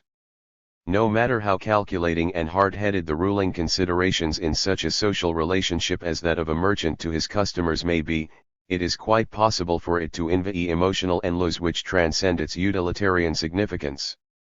A/Ary social relationship which goes beyond the pursuit of immediate common ends, which hence lasts for long periods, in es relatively permanent social relationships between the same persons, and these cannot be exclusively confined to the technically necessary activities. Hence in such cases, association in the same military unit, in the same school class, in the same workshop or office, there is always some tendency in this direction, although the degree, to be sure, varies enormously. Conversely, a social relationship which is normally considered primarily communal may involve action on the part of some or even all of the participants which is to an important degree oriented to considerations of expediency. There is, for instance, a wide variation in the extent to which the members of a family group feel a genuine community of interests or, on the other hand, exploit the relationship for 42. Their own ends. The concept of communal relationship has been intentionally defined in very general terms and hence includes a very heterogeneous group of phenomena. 3. The communal type of relationship is, according to the usual interpretation of its subjective meaning, the most radical antithesis of conflict. This should not, however, be allowed to obscure the fact that coercion of all sorts is a very common thing in even the most intimate of such communal relationships if one party is weaker in character than the other. Furthermore, a process of the selection of types leading to differences in opportunity and survival, goes on within these relationships just the same as anywhere else. Associative relationships, on the other hand, very often consist only in compromises between rival interests, where only a part of the occasion or means of conflict has been eliminated, or even an attempt has been made to do so. Hence, outside the area of compromise, the conflict of interests, with its attendant competition for supremacy, remains unchanged. Conflict and communal relationships are relative concepts. Conflict varies enormously according to the means employed, especially whether they are violent or peaceful, and to the ruthlessness with which they are used. It has already been pointed out that any type of order governing social action in some way leaves room for a process of selection among various rival human types. For it is by no means true that the existence of common qualities, a common situation, or common modes of behavior imply the existence of a communal social relationship. Thus, for instance, the possession of a common biological inheritance by virtue of which persons are classified as belonging to the same race, naturally implies no sort of communal social relationship between them. By restrictions on social intercourse and on marriage, persons may find themselves in a similar situation, a situation of isolation from the environment which imposes these distinctions. But even if they all react to this situation in the same way, this does not constitute a communal relationship. The latter does not even exist if they have a common feeling about this situation and its consequences. It is only when this feeling leads to a mutual orientation of their behavior to each other that a social relationship arises between them rather than of each to the environment. Furthermore, it is only so far as this relationship involves feelings of belonging together that it is a communal relationship. In the case of the Jews, for instance, except for Zionist circles and the action of certain associations promoting specifically Jewish interests, there thus exist communal relationships only to a relatively small extent. Indeed, Jews often repudiate the existence of EU1's community. A common language, which arises from a similarity of tradition through the family and the surrounding social environment, facilitates mutual understanding, and thus the formation of all types of social relationships, in the highest degree. But taken by itself it is not sufficient to constitute a communal relationship, rather, it facilitates intercourse within the groups concerned, hence the development of associate relationships. This takes place between individuals, not because they speak. Communal and associative relationships. 43. The same language, but because they have other types of interests. Orientation to the rules of a common language is thus primarily important as a means of communication, not as the content of a social relationship. It is only with the emergence of a consciousness of difference from third persons who speak a different language that the fact that two persons speak the same language, and in that respect share a common situation, can lead them to a feeling of community and to modes of social organization consciously based on the sharing of the common language. Participation in a market is of still another kind. It encourages association between the exchanging parties and a social relationship, above all that of competition, between the individual participants who must mutually orient their action to each other. But no further modes of association develop except in cases where certain participants enter into agreements in order to better their competitive situations, or where they all agree on rules for the purpose of regulating transactions and of securing favorable general conditions for all.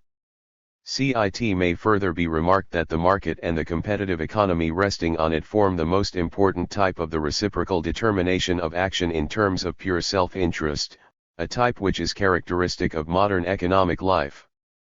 A social relationship, regardless of whether it is communal or associative in character, will be spoken of as open to outsiders if and insofar as its system of order does not deny participation to anyone who wishes to join and is actually in a position to do so.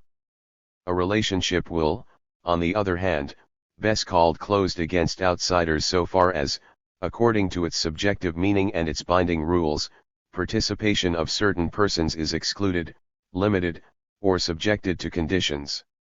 Whether a relationship is open or closed may be determined traditionally, effectually, or rationally in terms of values or of expediency.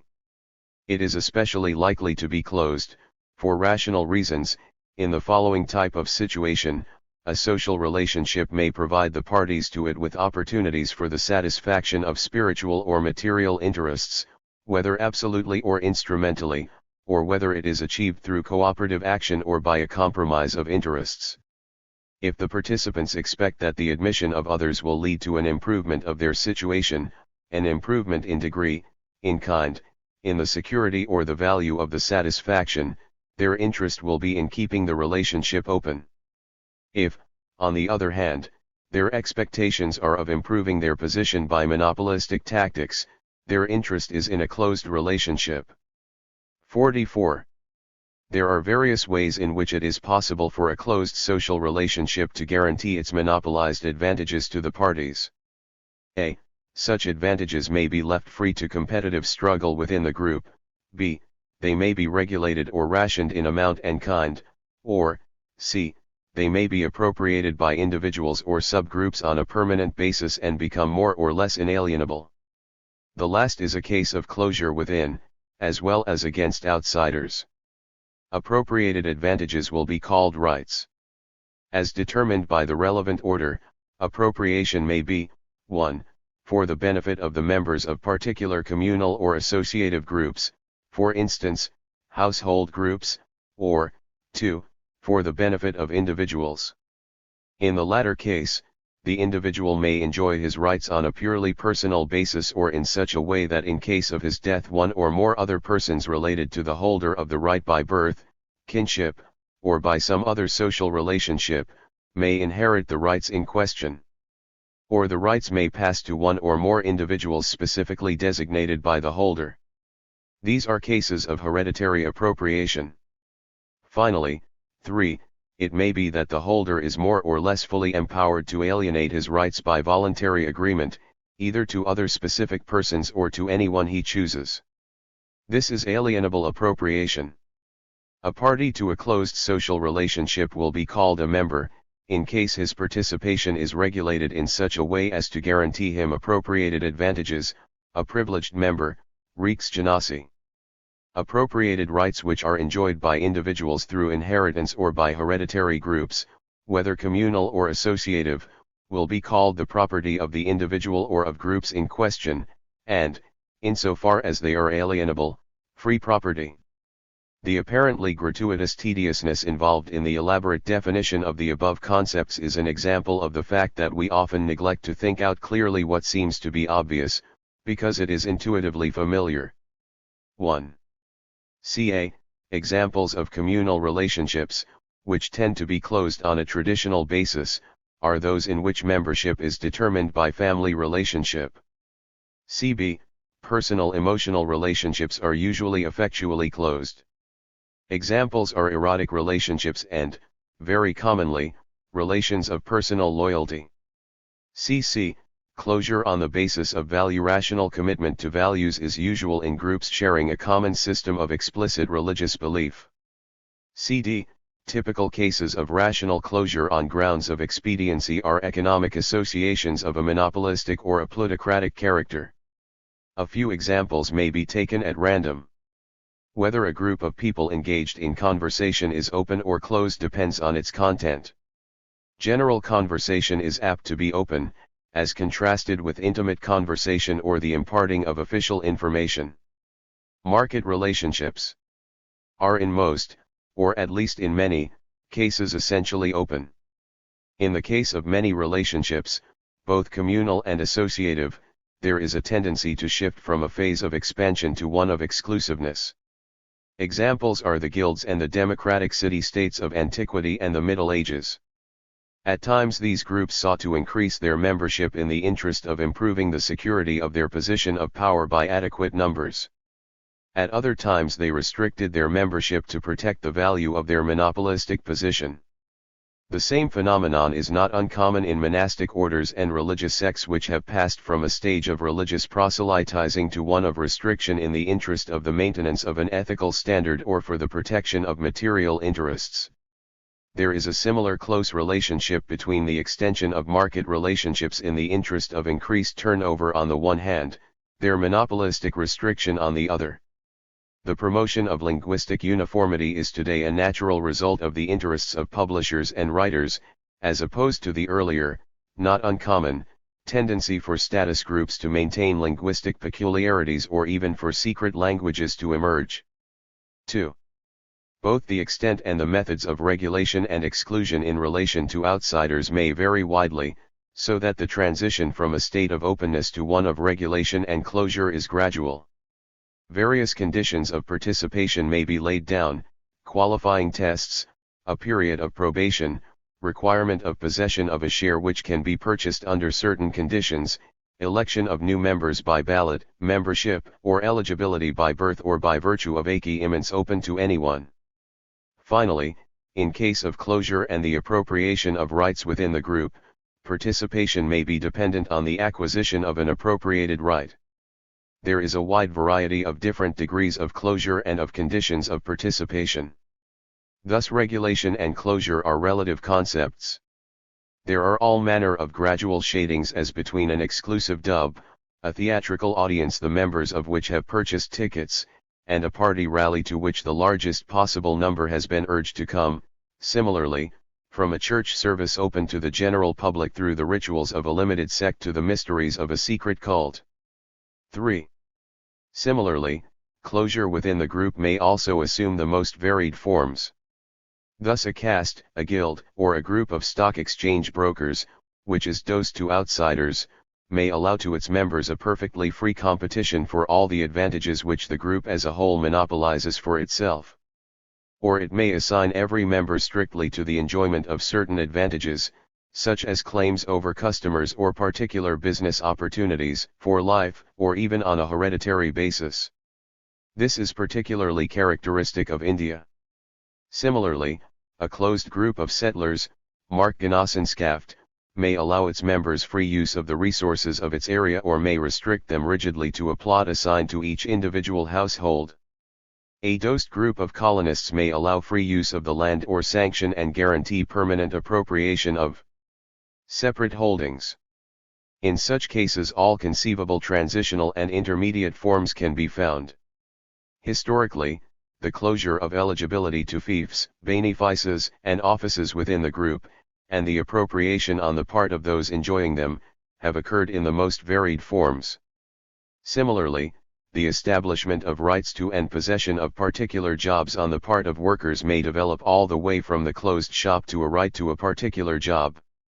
The first step in this development may be to prohibit the dismissal of a worker without the consent of the worker's representatives. The development of the works councils in Germany after 1918 might be a first step in this direction, though it need not be. 25. All the details must be reserved for the later analysis. The most extreme form of permanent appropriation is found in cases where particular rights are guaranteed to an individual or to certain groups of them, such as households, clans, families, in such a way that it is specified in the order either that, in case of death, the rights descend to specific heirs, or that the possessor is free to transfer them to any other person at will. Such a person thereby becomes a party to the social relationship so that, when appropriation has reached this extreme within the group, it becomes to that extent an open group in relation to outsiders. This is true so long as acquisition of membership is not subject to the ratification of the other, prior members. For the principal motives for closure of a relationship are, a. the maintenance of quality, which is often combined with the interest in prestige and the consequent opportunities to enjoy honor, and even profit. Examples are communities of ascetics, monastic orders, especially, for instance, the Indian mendicant orders, religious sects like the Puritans, organized groups of warriors, of ministerials and other functionaries, organized citizen bodies as in the Greek states, craft guilds. b. The contraction of advantages in relation to consumption needs, Nahrungsspielraum. 26 examples are monopolies of consumption, the most developed form of which is a self-subsistent village community. c. The growing scarcity of opportunities for acquisition, Erwerbsspielraum.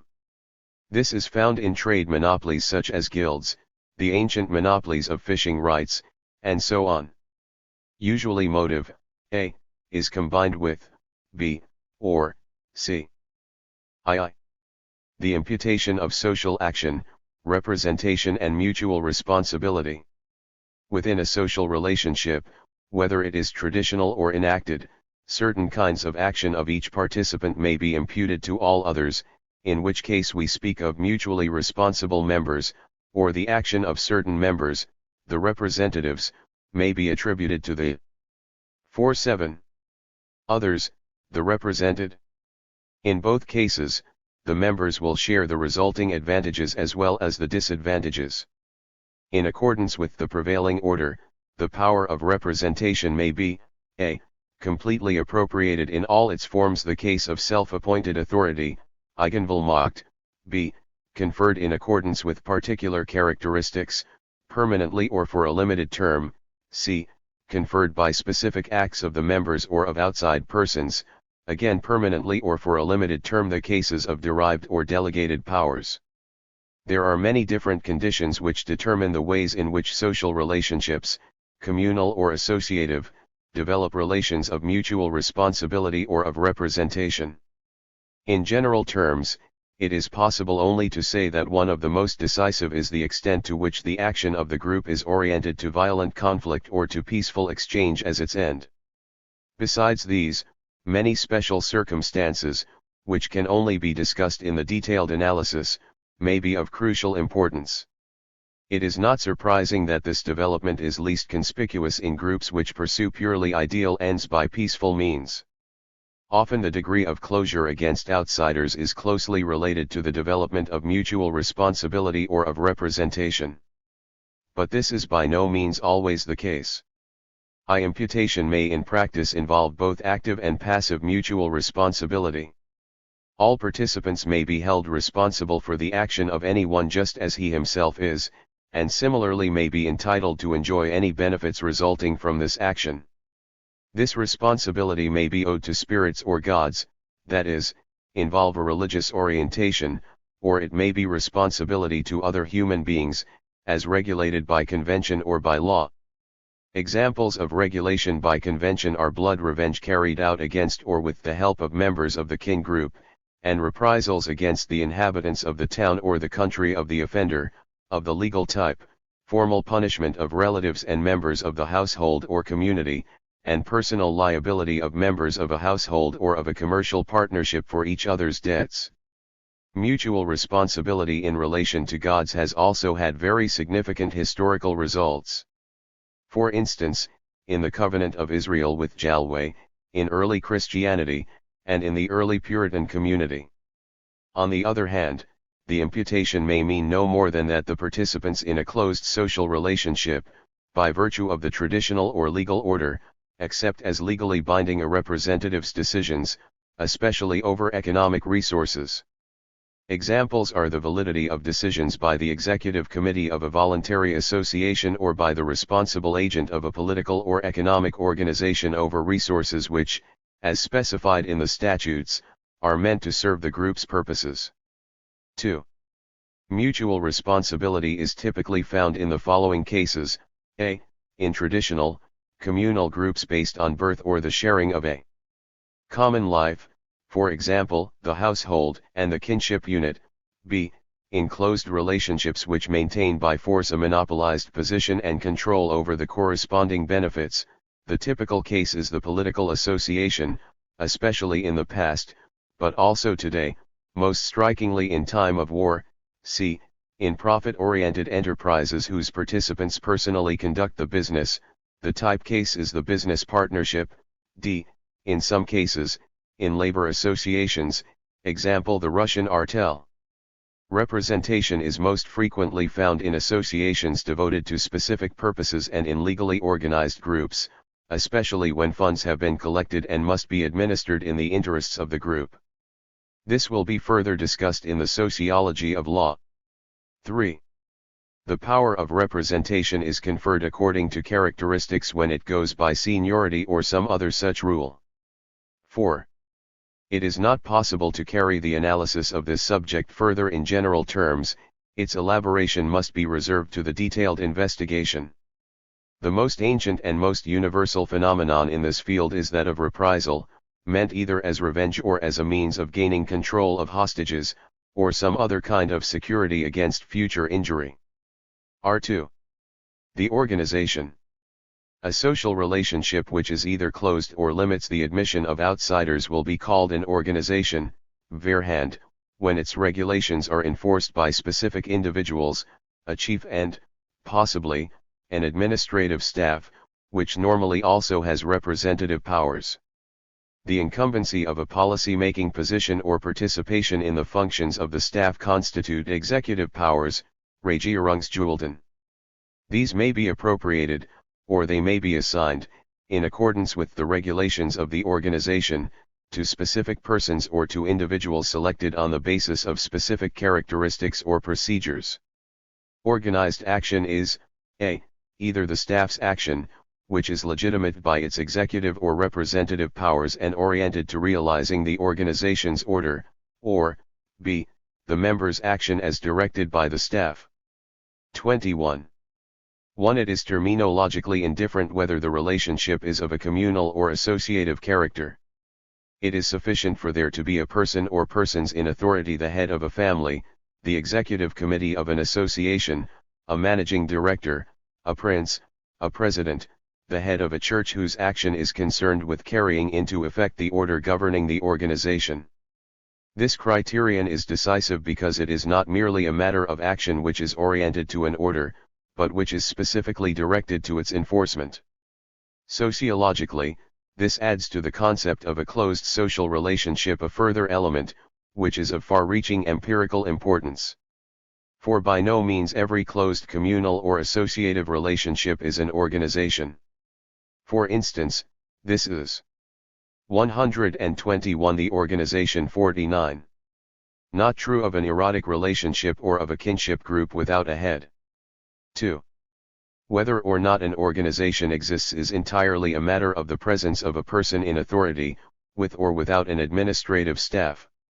More precisely, it exists so far as there is a probability that certain persons will act in such a way as to carry out the order /crowning the organization, that is, that persons are present who can be counted on to act in this way whenever the occasion arises. For purposes of definition, it is indifferent what is the basis of the relevant expectation, whether it is a case of traditional, effectual, or value-rational /ocean, such as feudal fealty, loyalty to an officer or to a service. It may, on the other hand, be a matter of expediency, as, for instance, a pecuniary interest in the attached salary. Thus, For our purposes, the organization does not exist apart from the probability that a course of action oriented in this way will take place. If there is no probability of this type of action on the part of a particular group of persons or of a given individual, there is in these terms only a social relationship. On the other hand, so long as there is a probability of such action, the organization as a sociological phenomenon continues to exist, in spite of the fact that the specific individuals whose action is oriented to the order in question, may have been completely changed. The concept has been defined intentionally to include precisely this phenomenon. 3. It is possible, a.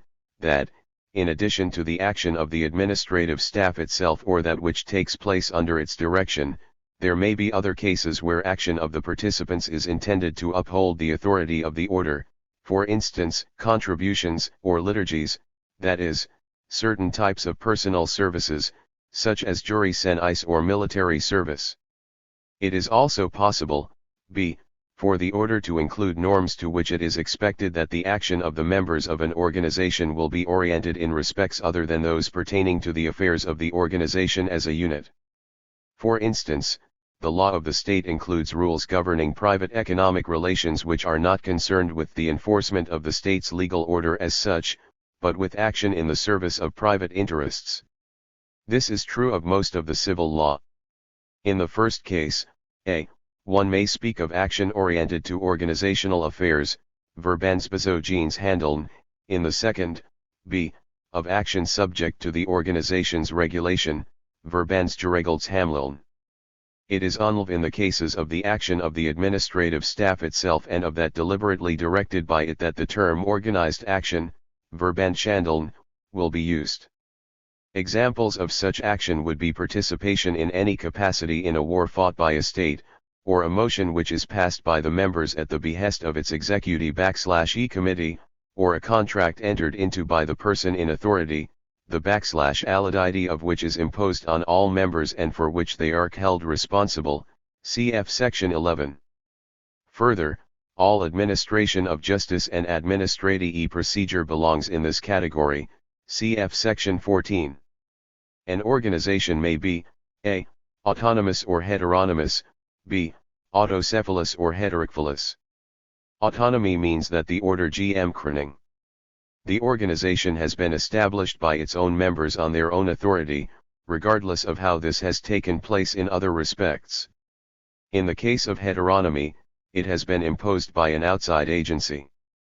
Autocephaly means that the chief and his staff are selected according to the autonomous order of the organization itself, not, as in the case of heterocephaly, that they are appointed by outsiders. Again, this is regardless of any other aspects of the relationship.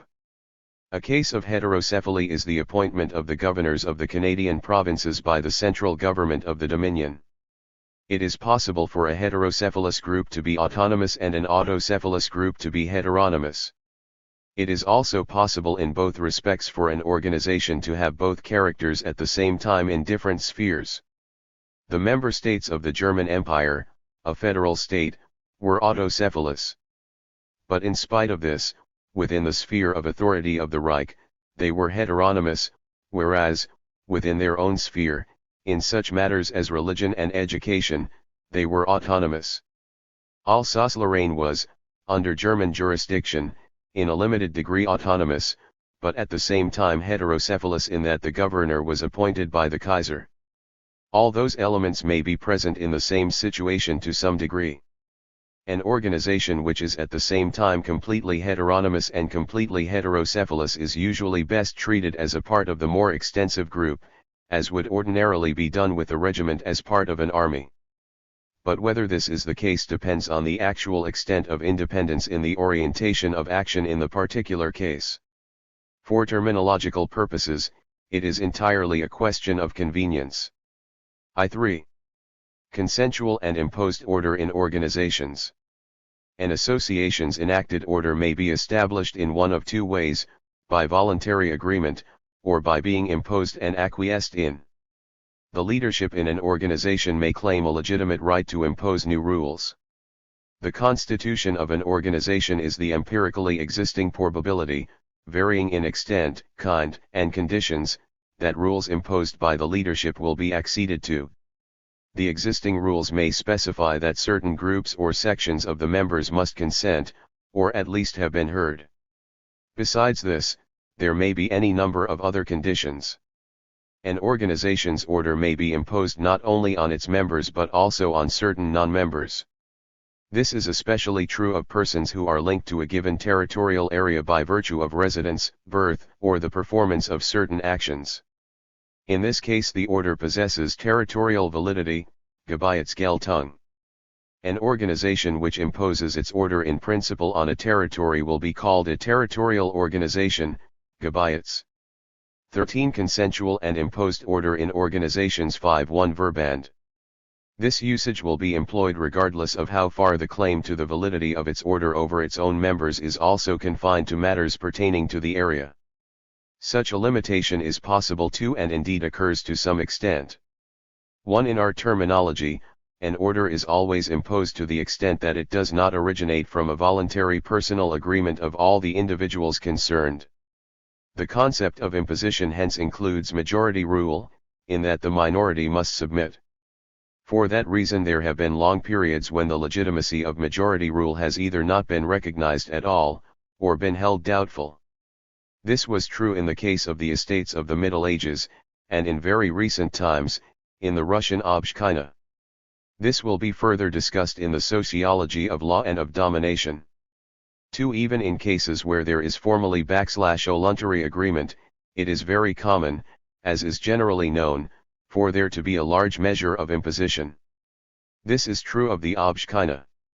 In that case, it is the actual state of affairs which is decisive for sociological purposes.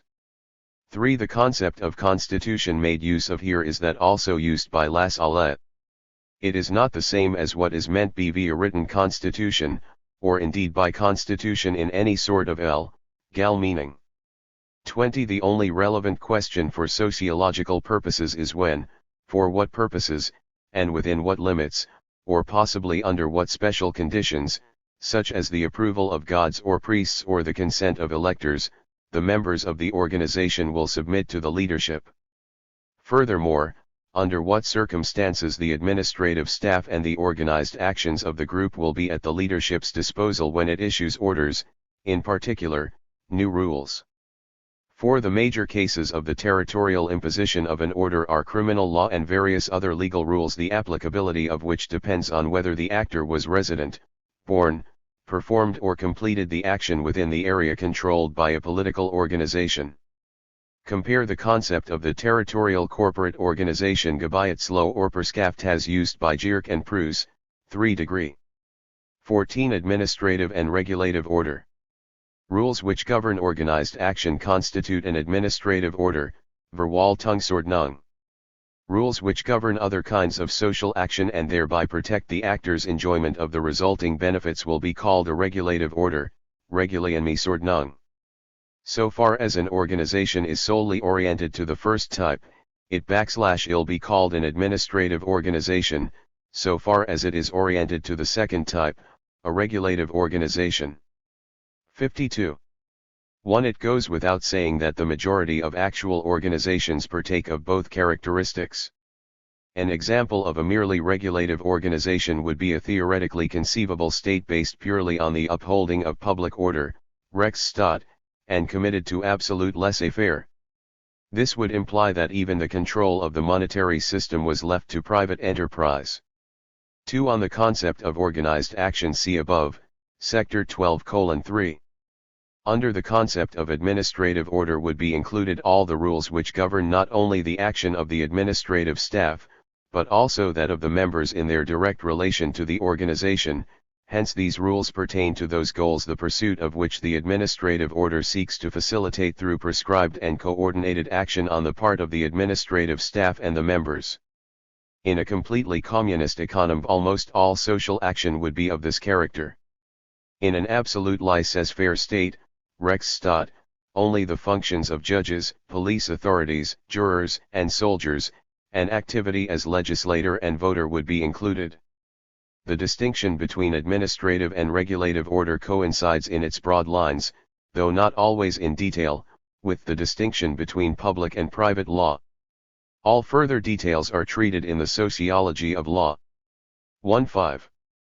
Enterprise, formal organization, voluntary and compulsory association. Continuous rational activity of a specified kind will be called an enterprise. An association with a continuously and rationally operating staff will be called a formal organization. An organization which claims authority only over voluntary members will be called a voluntary association, Verein. An organization which imposes, within a specifiable sphere of operations, its order, with relative success, on all action conforming with certain criteria will be called a compulsory organization or association, Anstalt. 1. The concept of the enterprise covers business conducted by political and ecclesiastic organizations as well as by voluntary associations insofar as it has rational continuity. 2. Voluntary as well as compulsory associations are organizations with rationally established rules. More correctly, insofar as an organization has rationally established rules, it is either a voluntary or a compulsory association. Compulsory organizations are, above all, the state with its subsidiary heterocephalous organizations, and the church insofar as its order is rationally established. The order governing a compulsory association claims to be binding on all persons to whom the particular relevant criteria apply, such as birth, residence, or the use of certain facilities. It makes no difference whether the individual joined Volun. 53. Tairally, nor does it matter whether he has taken any part in establishing the order. It is thus a case of imposed order in the most definite sense. Compulsory associations are frequently territorial organizations. 3. The distinction between voluntary and compulsory associations is relative in its empirical application. The rules of a voluntary association may affect the interests of non-members, and recognition of the validity of these rules may be imposed upon them by usurpation and the exercise of naked power, but also by legal regulation, as in the case of the law governing corporate securities. 4. It is hardly necessary to emphasize that the concepts of voluntary and compulsory associations are by no means exhaustive of all conceivable types of organizations. Furthermore, they are to be thought of as polar types, as are sect and church in the religious sphere. I6. Power and domination. A. Power, Macht, is the probability that one actor within a social relationship will be in a position to carry out his own will despite resistance, regardless of the basis on which this probability ts. B. Domination, Herrschaft, 31 is the probability that a command with a given specific content will be obeyed by a given group of persons. Discipline is the probability that by virtue of habituation a command will receive prompt and automatic obedience in stereotyped forms, on the part of a given group of persons. 32. 1. The concept of power is sociologically amorphous. All conceivable qualities of a person and all conceivable combinations of circumstances may put him in a position to impose his will in a given situation. The sociological concept of domination must hence be more precise and can only mean the probability that a command will be obeyed. 2. The concept of discipline includes the habituation characteristic of uncritical and unresisting mass obedience. See, the existence of domination turns only on the actual presence of one person successfully issuing orders to others. It does not necessarily imply either the existence of an administrative staff or, for that matter, of an organization. It is, however, uncommon to find it unrelated to at least one of these. A ruling organization, Herrschaftsverband, exists insofar as its members are subject to domination by virtue of the established order. 1. The head of a household rules without an administrative staff. A Bedouin chief, who levies contributions from the caravans, persons, and shipments which pass his stronghold, controls this group of changing individuals, who do not belong to the same organization, as soon and as 54. Long as they face the same situation, but to do this, he needs a following which, on the appropriate occasions, serves as his administrative staff in exercising the necessary compulsion. However, it is theoretically conceivable that this type of control is exercised by a single individual. 2. If it possesses an administrative staff, an organization is always to some degree based on domination. But the concept is relative. In general, an effectively ruling organization is also an administrative one. The character of the organization is determined by a variety of factors: the mode in which the administration is carried out, the character of the personnel, the objects over which it exercises control, and the extent of effective jurisdiction. The first two factors in particular are dependent in the highest degree on the way in which domination is legitimized. CCH 3. Z7. Political and hierarchic organizations. A ruling organization will be called political insofar as its existence and order is continuously safeguarded within a given territorial area by the threat and application of physical force on the part of the administrative staff. A compulsory political organization with continuous operations, politischer Anstaltsbetrieb, will be called a state insofar as its administrative staff successfully upholds the claim to the monopoly of the legitimate use of physical force in the enforcement of its order. Social action, especially organized action, will be spoken of as politically oriented if it aims at exerting influence on the government of a political organization, especially at the appropriation, expropriation, redistribution, or allocation of the powers of government. A hierarchic organization is an organization which enforces its order through psychic coercion by distributing or denying religious benefits, hierarchic coercion. A compulsory hierarchic organization will be called a church insofar as its administrative staff claims a monopoly of the legitimate use of hierarchic coercion. 1. It goes without saying that the use of physical force, Gewaltsamkeit, is neither the sole, nor even the most usual, method of administration of political organizations. On the contrary, their heads have employed all conceivable means to bring about their ends. But, at the same time, the threat of force, and in the case of need its actual use, is the method which is specific to political organizations and is always the last resort when others have failed. Conversely, physical force is by no means limited to political groups even as a legitimate method of enforcement. It has been freely used by kinship groups, household groups, consociations and, in the Middle Ages, under certain circumstances by all those entitled to bear arms. In addition to the fact that it uses, among other means, physical force to enforce its system of order, the political organization is further characterized by the fact that the authority of its administrative staff is claimed as binding within a territorial area and this claim is upheld by force. VV Hennever organizations which make use of force are also characterized by the claim to territorial jurisdiction, such as village communities or even some household groups, federations of guilds or of workers' associations, Soviets. They are by definition to that extent political organizations. 2. It is not possible to define a political organization, including the state, in terms of the end to which its action is devoted.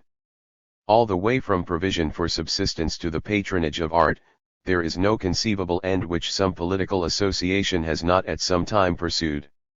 And from the protection of personal security to the administration of justice, there is none which all have recognized. Thus it is possible to define the political character of an organization only in terms of the means peculiar to it, the use of force. This means is, however, in the above sense specific, and is indispensable to its character. It is even, under certain circumstances, elevated into an end in itself. This usage does not exactly conform to everyday speech. But the latter is too inconsistent to be used for technical purposes. \VE speak of the foreign currency policy of a central bank, the financial policy of an association, or the educational policy of a local authority, and mean the systematic treatment and conduct of particular affairs. It comes considerably closer to the present meaning when we distinguish the political aspect or implication of a question. Thus there is the political official, the political newspaper, the political Revolution, the political club, the political party, and the political consequences of an action, as distinguished from others such as the economic, cultural, or religious aspect of the persons, affairs or processes in question. In this usage we generally mean by political, things that have to do with relations of authority within what is, in the present terminology, a political organization, the state. The reference is to things which are likely to uphold, to change, or overthrow, to hinder or promote, these authority relations as distinguished from persons, things, and processes which have nothing to do with it. This usage thus seeks to bring out the common features of domination, the way it is exercised bv the state, irrespective of the ends involved. Hence it is illegitimate to claim that the definition put forward here is only a more precise formulation of what is meant in everyday usage, in that it gives sharp emphasis to what is most characteristic of this means, the actual or threatened use of force. It is, of course, true that everyday usage applies the term political, not only to groups which are the direct agents of the legitimate use of force itself, but also to other, often wholly peaceful groups, which attempt to influence the activities of the political organization. It seems best for present purposes to distinguish this type of social action, politically oriented action, from political action as such, the actual organized action of political groups. 3. Since the concept of the state has only in modern times reached its full development, it is best to define it in terms appropriate to the modern type of state, but at the same time, in terms which abstract from the values of the present day, since these are particularly subject to change. The primary formal characteristics of the modern state are as follows: it possesses an administrative and legal order subject to change by legislation, to which the organized activities of the administrative staff, which are also controlled by regulations, are oriented. This system of order claims binding authority, not only over the members of the state, the citizens, most of whom have obtained membership by birth, but also to a very large extent over all action taking place in the area of its jurisdiction. It is thus a compulsory organization with a territorial basis. Furthermore, today, the use of force is regarded as legitimate only so far as it is either permitted by the state or prescribed by it.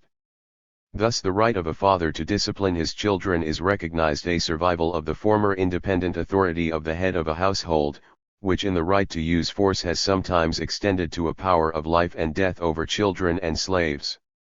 The claim of the modern state to monopolize the use of force is as essential to it as its character of compulsory jurisdiction and of continuous operation. For in formulating the concept of a hierarchic organization, it is not possible to use the character of the religious benefits it offers, whether worldly or otherworldly, material or spiritual, as the decisive criterion. What is important is rather the fact that its control over these values can form the basis of a system of spiritual domination over human beings. What is most characteristic of the Church, even in the common usage of the term, is the fact that it is a rational, compulsory association with continuous operation, and that it claims a monopolistic authority. It is normal for a church to strive for complete control on a territorial basis and to attempt to set up the corresponding territorial or parochial organization. So far as this takes place, the means by which this claim to monopoly is upheld will vary from case to case. But historically, its control over territorial areas has not been nearly so essential to the Church as to political associations, and this is particularly true today. It is its character as a compulsory association, particularly the fact that one becomes a member of the Church by birth, which distinguishes the Church from a section. It is characteristic of the latter that it is a voluntary association and admits only persons with specific religious qualifications. This subject will be further discussed in the Sociology of Religion. Chapter 2. Sociological Categories of Economic Action. Prefatory note. What follows is not intended in any sense to be economic theory. Rather, it consists only in an attempt to define certain concepts which are frequently used and to analyze certain of the simplest sociological relationships in the economic sphere. As in the first chapter, the procedure here has been determined entirely by considerations of convenience. It has proved possible entirely to avoid the controversial concept of value 1. The usage here, in the relevant sections on the division of labor, see sector 15 pound f. has deviated from the terminology of Karl Bucher only so far as seemed necessary for the purposes of the present undertaking. For the present all questions of dynamic process will be left out of account. R. The concept of economic action will be said to be economically oriented so far as, according to its subjective meaning, it is concerned with the satisfaction of a desire for utilities, Nutzleistungen. Economic action, Wirtschaften, is any peaceful exercise of an actor's control over resources which is in its main impulse oriented towards economic ends. Rational economic action requires instrumental rationality in this orientation, that is, deliberate planning. We will call autocephalous economic action an economy, Wirtschaft, and an organized system of continuous economic action an economic establishment, Wirtschaftsbetrieb. It was pointed out above, ch. Sector 1b, that economic action as such need not be social action. 2. The definition of economic action must be as general as possible and must bring out the fact that all economic processes and objects are characterized as such entirely by the meaning they have for human action in such roles as ends, means, obstacles, and byproducts. It is not, however, permissible to express this by saying, as is sometimes done, that economic action is a psychic phenomenon. The production of goods, prices, or even the subjective valuation of goods, if they are empirical processes, are far from being merely psychic phenomena. But underlying this misleading phrase is a correct insight. It is a fact that these phenomena have a peculiar type of subjective meaning. This alone defines the unity of the corresponding processes, and this alone makes them accessible to subjective interpretation. The definition of economic action must, furthermore, be formulated in such a way as to include the operation of a modem business enterprise run for profit. Hence the definition cannot be based directly on consumption needs and the satisfaction of these needs, but must, rather, start out on the one hand from the fact that there is a desire, demand, for utilities, which is true even in the case of orientation to purely monetary gains, and on the other hand from the fact that provision is being made to furnish the supplies to meet this demand, which is true even in the most primitive economy merely satisfying needs, and regardless of how primitive and frozen in tradition the methods of this provision are. 3. As distinguished from economic action as such, the term economically oriented action will be applied to two types: a. Every action which, though primarily oriented to other ends, takes account, in the pursuit of them, of economic considerations, that is, of the consciously recognized necessity for economic prudence. Or, b. That which, though primarily oriented to economic ends, makes use of physical force as a means. It thus includes all primarily non-economic action and all non-peaceful action which is influenced by economic considerations. Economic action thus is a conscious, primary orientation to economic considerations. It must be conscious, for what matters is not the objective necessity of making economic provision, but the belief that is necessary. Robert Liefman has rightly laid emphasis on the subjective understandable orientation of action which makes it economic action. He is not, however, correct in attributing the contrary view to all other authors. Point 2. For every type of action, including the use of violence, may be economically oriented. This is true, for instance, of warlike action, such as marauding expeditions and trade wars. Franz Oppenheimer, in particular, has rightly distinguished economic means from political means. 3. It is essential to distinguish the latter from economic action.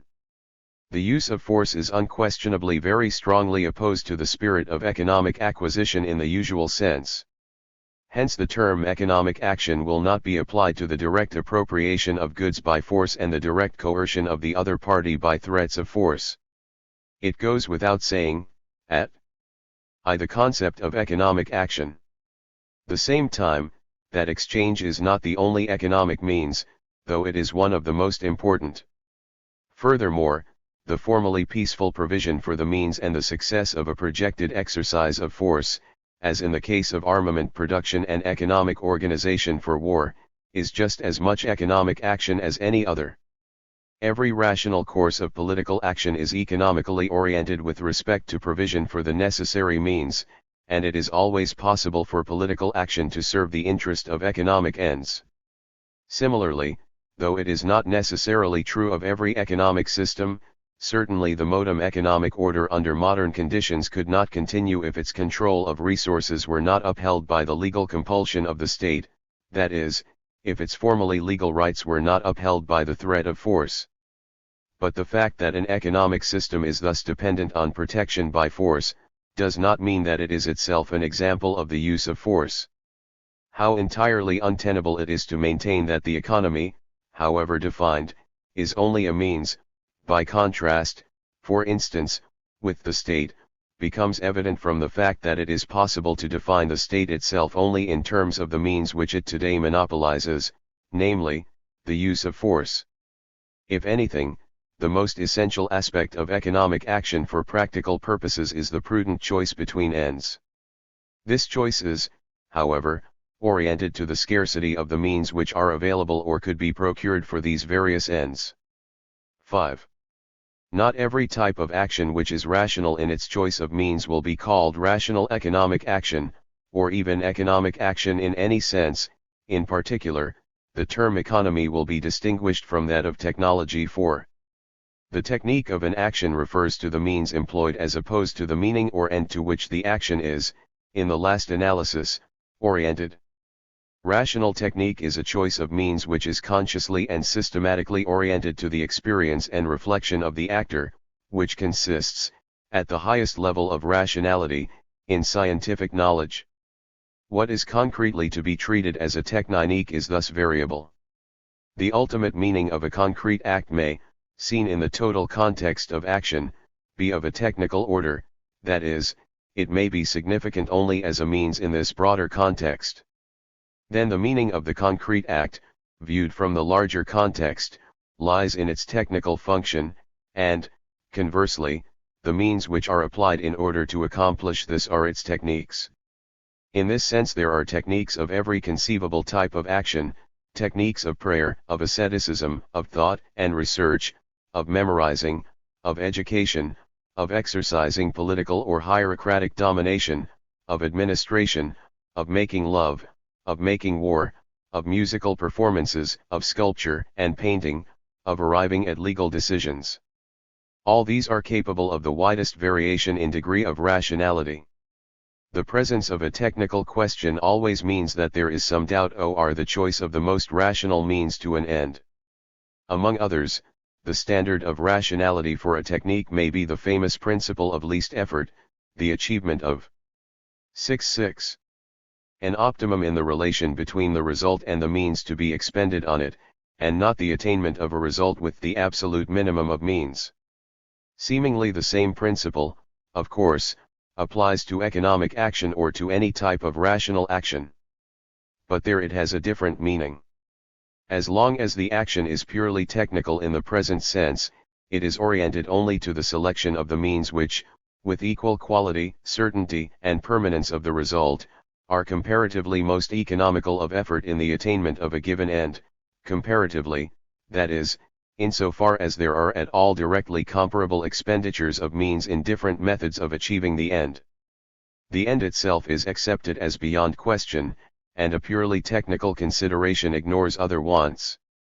Thus, in a question of whether to make a technically necessary part of a machine out of iron or platinum, a decision on technical grounds alone would, so long as the requisite quantities of both metals for their particular purpose were available, consider only which of the two would in this case best bring about the given result and would at the same time minimize the other comparable expenditure of resources, such as labor.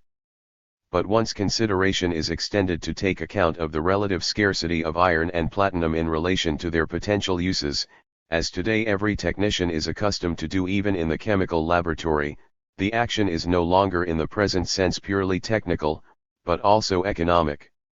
From the economic point of view, technical questions always involve the consideration of costs.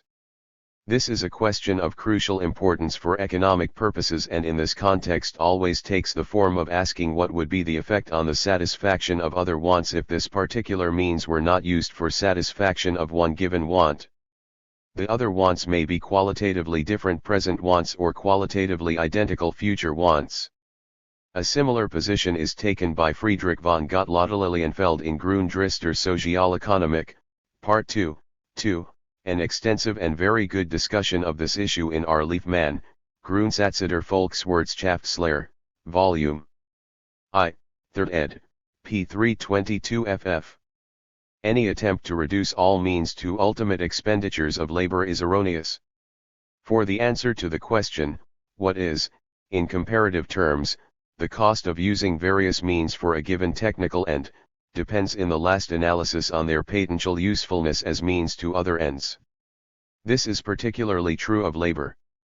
A technical problem in the present sense is, for instance, that of what equipment is necessary in order to move loads of a particular kind or in order to raise mineral products from a given depth in a mine, and which of the alternatives is the most suited, that is, among other things, which achieves a given degree of success with the least expenditure of effort. It is, on the other hand, an economic problem whether, on the assumption of a market economy, these expenditures will pay off in terms of money obtained through the sale of the goods, or, on the assumption of a planned economy, whether the necessary labor and other means of production can be provided without damage to the satisfaction of other wants held to be more urgent. In both cases, it is a problem of the comparison of ends. Economic action is primarily oriented to the problem of choosing the end to which a thing shall be applied, technology, to the problem, given the end, of choosing the appropriate means. For purposes of the theoretical, not, of course, the practical, definition of technical rationality, it is wholly indifferent whether the product of a technical process is in any sense useful. In the present terminology we can conceive of a rational technique for achieving ends which no one desires. It would, for instance, be possible, as a kind of technical amusement, to apply all the most modern methods to the production of atmospheric air. And no one could take the slightest exception to the purely technical rationality of the action. Economically, on the other hand, the procedure would under normal circumstances be clearly irrational because there would be no demand for the product. On all this, compare V. Gottlob-Lilienfeld, OPCIT. The fact that what is called the technological development of modern times has been so largely oriented economically to profit-making is one of the fundamental facts of the history of technology. But however fundamental it has been, this economic orientation has by no means stood alone in shaping the development of technology. In addition, a part has been played by the games and cogitations of impractical ideologists, a part by otherworldly interests and all sorts of fantasies, a part by preoccupation with artistic problems, and by various other non-economic motives. Nonetheless, the main emphasis at all times, and especially the present, has lain in the economic determination of technological development. Had not rational calculation formed the basis of economic activity, had there not been certain very particular conditions in its economic background, rational technology could never have come into existence. The fact that the aspects of economic orientation which distinguish it from technology were not explicitly brought into the initial definition, is a consequence of the sociological starting point. From a sociological point of view, the weighing of alternative ends in relation to each other and to costs is a consequence of continuity. This is true at least so far as costs mean something other than altogether giving up one end in favor of more urgent ones. An economic theory, on the other hand, would do well to emphasize this criterion from the start. 6. It is essential to include the criterion of power of control and disposal, Verfügungsgewalt, 5 in the sociological concept of economic action, if for no other reason than that at least a modern market economy, Erwerbswirtschaft, essentially consists in a complete network of exchange contracts, that is, in deliberate planned acquisitions of powers of control and disposal. This, in such an economy, is the principal source of the relation of economic action to the law. But any other type of organization of economic activities would involve some kind of de facto distribution of powers of control and disposal, however different its underlying principles might be from those of the modem private enterprise economy with its legal protection of such powers held by autonomous and autocephalous economic units. Either the central authority, as in the case of socialism, or the subsidiary parts, as in anarchism, must be able 6.8. To count on having some kind of control over the necessary services of labor and of the means of production. It is possible to obscure this fact by verbal devices, but it cannot be interpreted out of existence. For purposes of definition, it is a matter of indifference in what way this control is guaranteed, whether by convention or by law, or whether it does not even enjoy the protection of any external sanctions at all, but its security rests only on actual expectations in terms of custom or self-interest. These possibilities must be taken into account, however essential legal compulsion may be for the modem economic order. The indispensability of powers of control for the concept of social action in its economic aspects thus does not imply that legal order is part of that concept by definition, however important it may be held to be on empirical grounds. 7. The concept of powers of control and disposal will here be taken to include the possibility of control over the actor's own labor power, whether this is in some way enforced or merely exists in fact. That this is not to be taken for granted is shown by its absence in the case of slaves. 8. It is necessary for the purposes of a sociological theory of economic action to introduce the concept of goods at an early stage, as is done in Sector 2. For this theory is concerned with the type of action which is given its specific meaning by the results of the actor's deliberations, which themselves can be isolated only in theory but cannot be observed empirically. Economic theory, the theoretical insights of which provide the basis for the sociology of economic action, might, perhaps, be able to proceed differently. The latter may find it necessary to create its own theoretical constructs. By utilities, Nutzleistungen, will always be meant the specific and concrete, real, or imagined, advantages, chancen, of opportunities for present or future use as they are estimated and made an object of specific provision by one or more economically acting individuals. The action of these individuals is oriented to the estimated importance of such utilities as means for the ends of their economic action. Utilities may be the services of non-human or inanimate objects or of human beings. Non-human objects which are the sources of potential utilities of whatever sort will be called goods. Utilities derived from a human source, so far as this source consists in active conduct, will be called services, Leistungen. Social relationships which are valued as a potential source of present or future disposal over utilities are, however, also objects of economic provision. The opportunities of economic advantage, which are made available by custom, by the constellation of 2. The concept of utility interest, or by a conventional or legal order for the purposes of an economic unit, will be called economic advantages. On the following comments, compare Yvonne Bohm-Bawerk, Riecht die Varialtnisse vom Standpunkt der Volkswirtschaftlichen Geeterlehre, Innsbruck 1881. 1. The categories of goods and services do not exhaust those aspects of the environment which may be important to an individual for economic purposes and which may hence be an object of economic concern. Such things as goodwill, or the tolerance of economic measures on the part of individuals in a position to interfere with them, and numerous other forms of behavior, may have the same kind of economic importance and may be the object of economic provision and, for instance, of contracts. It would, however, result in a confusion of concepts to try to bring such things under either of these two categories. This choice of concepts is thus entirely determined by consideration of convenience.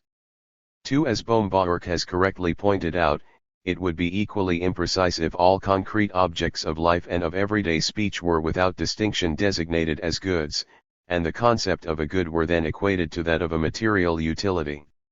In the strict sense of utility, it is not a horse or a bar of iron which is an economic good, but the specific ways in which they can be put to desirable and practical uses, for instance the power to haul loads or to carry weights, or something of the sort. Nor can we, in the present terminology, call goods such potential future advantages, chancen, which appear as objects of exchange in economic transactions, as goodwill, mortgage, property. Instead, for simplicity's sake, we shall call the services of such potential powers of control and disposal over the utilities of goods and services, promised or guaranteed by the traditional or legal order, economic advantages, chancen, or simply advantages wherever this is not likely to be misunderstood. 3. The fact that only active conduct, and not mere acquiescence, permission, or omission, are treated as services is a matter of convenience. But it must be remembered that it follows from this that goods and services do not constitute an exhaustive classification of all economically significant utilities. On the concept of labor, see below, Sector 1.5. 3 modes of the economic orientation of action. Economic orientation may be a matter of tradition or of goal-oriented rationality. Even in cases where there is a high degree of rationalization of action, the element of traditional orientation remains considerable. For the most part, rational orientation is primarily significant for managerial action, no matter under what form of organization. See below. Sector 15. The development of rational economic action from the instinctively reactive search for food or traditional acceptance of inherited techniques and customary social relationships has been to a large extent determined by non-economic events and actions, including those outside everyday routine. 6. And also by the pressure of necessity in cases of increasing absolute or relative limitations on subsistence. 1. Naturally there cannot in principle be any scientific standard for any such concept as that of an original economic state. It would be possible to agree arbitrarily to take the economic state on a given technological level, as, for instance, that characterized by the lowest development of tools and equipment known to us, and to treat it and analyze it as the most primitive.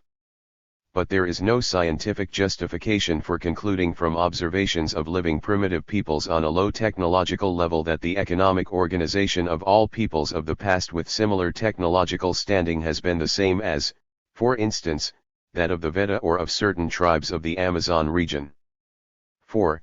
From a purely economic point of view, this level of technology has been just as compatible with large-scale organization of labor as with extreme dispersal in small groups. See below, Sector 16. It is impossible to infer from the economic aspects of the natural environment alone, which of these would be more nearly approached. Various non-economic factors, for instance, militarv, could make a substantial difference. 2. War and migration are not in themselves economic processes, though particularly in early times they have been largely oriented to economic considerations. At all times, however, indeed up to the present, they have often been responsible for radical changes in the economic system.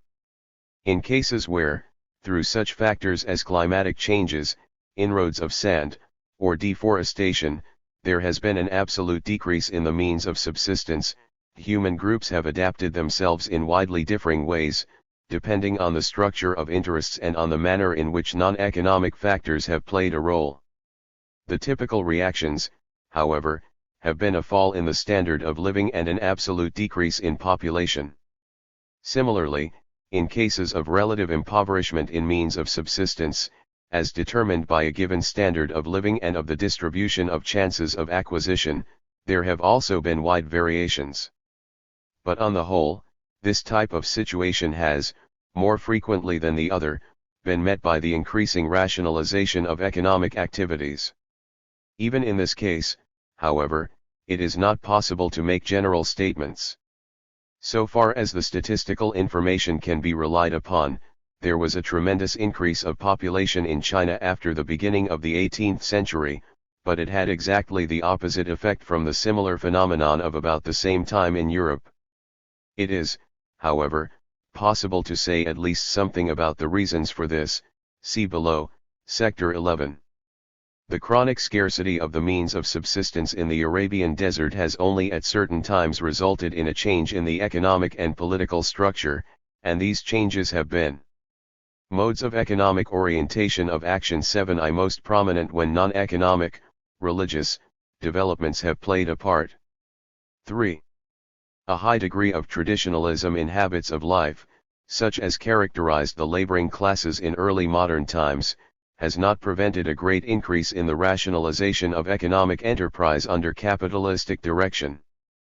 But it was also compatible with, for instance, the rationalization of public finances in Egypt on a state socialistic model.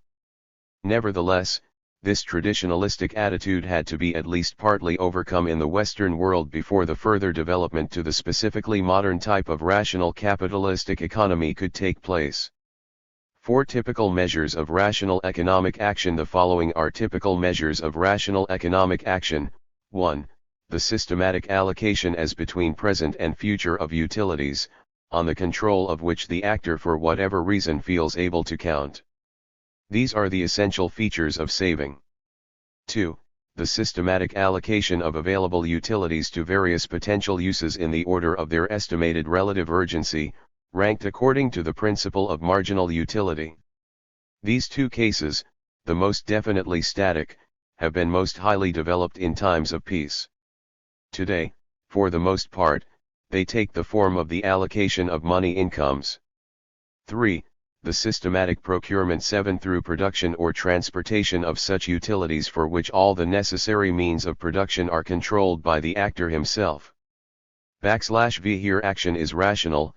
This type of action will take place so far as, according to the actor's estimate, the urgency of his demand for the expected result of the action exceeds the necessary expenditure, which may consist in a. The irksomeness of the requisite labor services, and b. The other potential uses to which the requisite goods could be put, including, that is, the utility of the potential alternative products and their uses. This is production in the broader sense, which includes transportation. 4. The systematic acquisition, by agreement, Vergesellschaftung, with the present possessors or with competing bidders, of assured powers of control and disposal over utilities. The powers of control may or may not be shared with others. The occasion may lie in the fact that utilities themselves are in the control of others, that their means of procurement are in such control, or that third persons desire to acquire them in such a way as to endanger the actor's own supply. The relevant rational association, Vergesellschaftung, with the present possessor of a power of control or disposal may consist in a. The 7.2. Establishment of an organization with an order to which the procurement and use of utilities is to be oriented, or b. In exchange. In the first case the purpose of the organization may be to ration the procurement, use, or consumption, in order to limit competition of procuring actors. Then it is a regulative organization. Or, secondly, its purpose may be to set up a unified authority for the systematic administration of the utilities which had hitherto been subject to a dispersed control. In this case there is an administrative organization. Exchange is a compromise of interests on the part of the parties in the course of which goods or other advantages are passed as reciprocal compensation.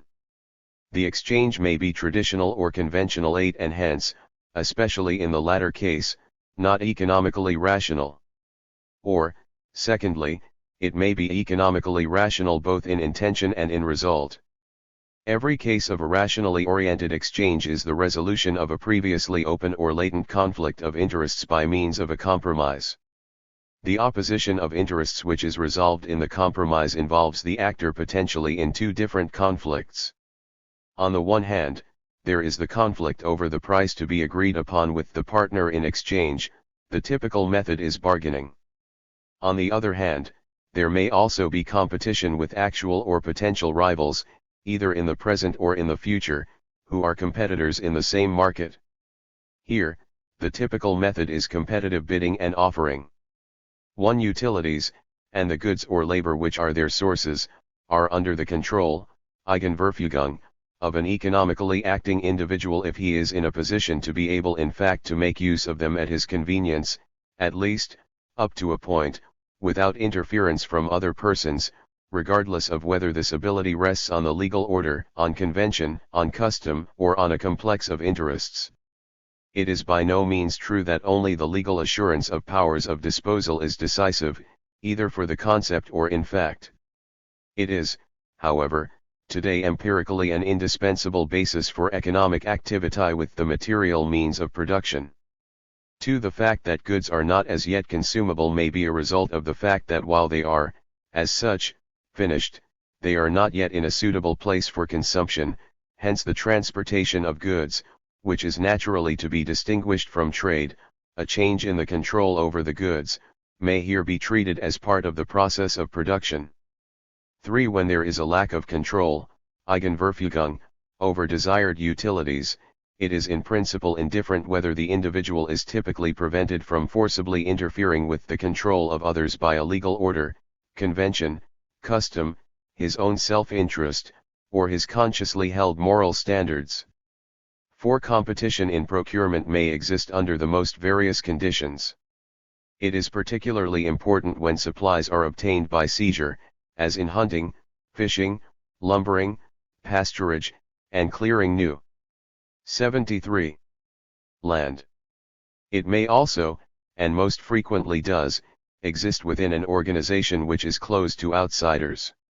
An order which seeks to restrain such competition then always consists in the rationing of supplies, usually combined with the appropriation of the procurement possibilities thus guaranteed for the benefit of a limited number of individuals or, more often, households. All medieval mark and fishing associations, the regulation of forest clearing, pasturage and wood gathering rights in the common fields and wastes, the grazing rights on alpine meadows, and so on, have this character. Various types of hereditary property rights in land owe their development to this type of regulation. 5. Anything which may in any way be transferred from the control of one person to that of another and for which another is willing to give compensation, may be an object of exchange. It is not restricted to goods and services, but includes all kinds of potential economic advantages, for instance, goodwill, which exists only by custom or self-interest and cannot be enforced. In particular, however, it includes all manner of advantages, claims to which are enforceable under some kind of order. Thus objects of exchange are not necessarily presently existing utilities. For present purposes, by exchange in the broadest sense will be meant every case of a formally voluntary agreement involving the offer of any sort of present, continuing, or future utility in exchange for utilities of any sort offered in return. Thus it includes the turning over of the utility of goods or money in exchange for the future return of the same kind of goods. It also includes any sort of permission for, or tolerance of, the use of an object in return for rent or hire, or the hiring of any kind of services for wages or salary. The fact that the last example today involves, from a sociological point of view, the subjection of the worker, as defined in Sector 15 below, under a form of domination will, for preliminary purposes, be neglected, as will the distinction between loan and purchase. 6. The conditions of exchange may be traditional, partly traditional though enforced by convention, or rational. Examples of conventional exchanges are exchanges of gifts between friends, heroes, chiefs, princes, as, for instance, the exchange of armor between Diomedes and Glaucus. It is not uncommon for these to be rational-oriented and controlled to a high degree, as can be seen in the Telelamarna documents. Rational exchange is only possible when both parties expect to profit from it, or when one is under compulsion because of his own need or the other's economic power. Exchange may serve either purposes of consumption or of acquisition, see below, Sector 11. It may thus be oriented to provision for the personal use of the actor or to opportunities for profit.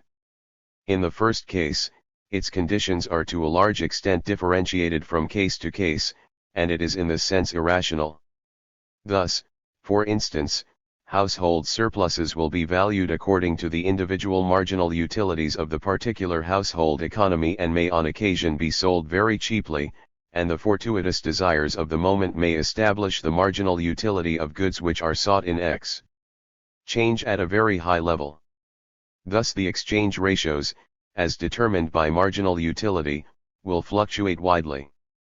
Rational competition develops only in the case of marketable goods, see Sector 8, and, to the highest degree, when goods are used and sold in a profit system, see Section II. 7. The modes of intervention of a regulatory system mentioned above under point 4, are not the only possible ones, but merely those which are relevant here because they are the most immediate consequences of a tightening of the supply basis. The regulation of marketing processes will be discussed below. 5 types of economic organizations. According to its relation to the economic system, an economically oriented organization may be, a. An economically active organization, Wirtschaftender Verband, if the primarily non-economic organized action oriented to its order includes economic action, b. An economic organization, Wirtschaftsverband, if its organized action, as governed by the order, is primarily autocephalous economic action of a given kind, c. An economically regulative organization, Wirtschaftsregulierender Verband, if the autocephalous economic activity of the members is directly oriented to the order governing the group, that is, if economic action is heteronymous in that respect, d. An organization enforcing a formal order, Ordnungsverband, 9. If its order merely guarantees, by means of formal rules, the autocephalous and autonomous economic activities of its members and the corresponding economic advantages thus acquired. I. The state, except for the socialistic or communist type, and all other organizations like churches and voluntary associations are economically active groups if they manage their own financial affairs. This is also true of educational institutions and all other organizations which are not primarily economic. 2. In the category of economic organizations in the present sense are included not only business corporations, cooperative associations, cartels, partnerships, and so on, but all permanent economic establishments, Betrieb, which involve the activities of a plurality of persons, all the way from a workshop run by 2 artisans to a conceivable communistic organization of the whole world. 3. Economically regulative organizations are the following: medieval village associations, guilds, trade unions, employers' associations, cartels, and all other groups, the directing authorities of which carry on an economic policy which seeks to regulate both the ends and the procedures of economic activity. It thus includes the villages and towns of the Middle Ages, just as much as a modem state which follows such a policy. 5 types of economic organizations. 75.4. An example of a group confined to the enforcement of a formal order is the pure laissez-faire state, which would leave the economic activity of individual households and enterprises entirely free and confine its regulation to the formal function of settling disputes connected with the fulfillment of free contractual obligations. 5. The existence of organizations regulating economic activity or merely enforcing a formal order presupposes in principle a certain amount of autonomy in the field of economic activity. Thus there is in principle a sphere of free disposal over economic resources, though it may be limited in varying degrees by means of rules to which the actors are oriented. This implies, further, the, at least relative, appropriation of economic advantages, over which the actors then have autonomous control. The purest type of a group enforcing a formal order is thus present when all human action is autonomous with respect to content, and oriented to regulation only with respect to form, and when all non-human sources of utility are completely appropriated so that individuals can have free disposal of them, in particular by exchange, as is the case in a modern property system. Any other kind of limitation on appropriation and autonomy implies regulation of economic activity, because it restricts the orientation of human activities. 6. The dividing line between regulation of economic activity and mere enforcement of a formal order is vague. 4. Naturally, the type of formal order not only may, but must, in some way also exert a material influence on action, in some cases, a fundamental influence. Numerous modem legal ordinances, which claim to do no more than set up formal rules, are so drawn up that they actually exert a material influence, See SOC of Law, Part 2, ch. 8. Indeed, a really strict limitation to purely formal rules is possible only in theory. Many of the recognized overriding principles of law, of a kind which cannot be dispensed with, imply to an appreciable degree important limitations on the content of economic activity. Especially enabling provisions can under certain circumstances, as in corporation law, involve quite appreciable limitations on economic autonomy. 7. The limits of the material regulation of economic activity may be reached when it results in a. The abandonment of certain kinds of economic activity, as when a tax on turnover leads to the cultivation of land only for consumption, or b. In evasion, in such cases as smuggling, bootlegging, etc. 6. Media of exchange, means of payment.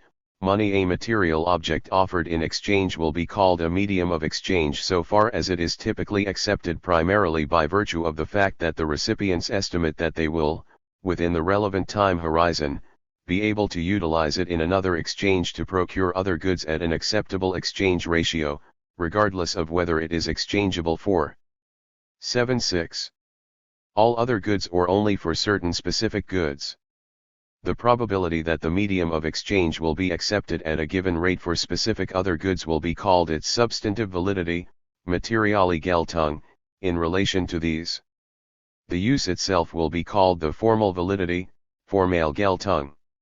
An object will be called a means of payment so far as its acceptance in payment of specific agreed or imposed obligations is guaranteed by convention or by law. This is the formal validity of the means of payment, which may also signify its formal validity as a means of exchange. Means of exchange or of payment will be called cardinal, 1 degree when they are artifacts which, by virtue of their specific form, enjoy a definite quantum, conventional or legal, agreed or imposed, of formal validity within the membership of a group of persons or within a territorial area, and when, b. They are divisible in such a way that they represent a particular unit of nominal value or a multiple or a fraction of it, so that it is possible to use them in arithmetical calculations. Money we call a cardinal means of payment which is also a means of exchange.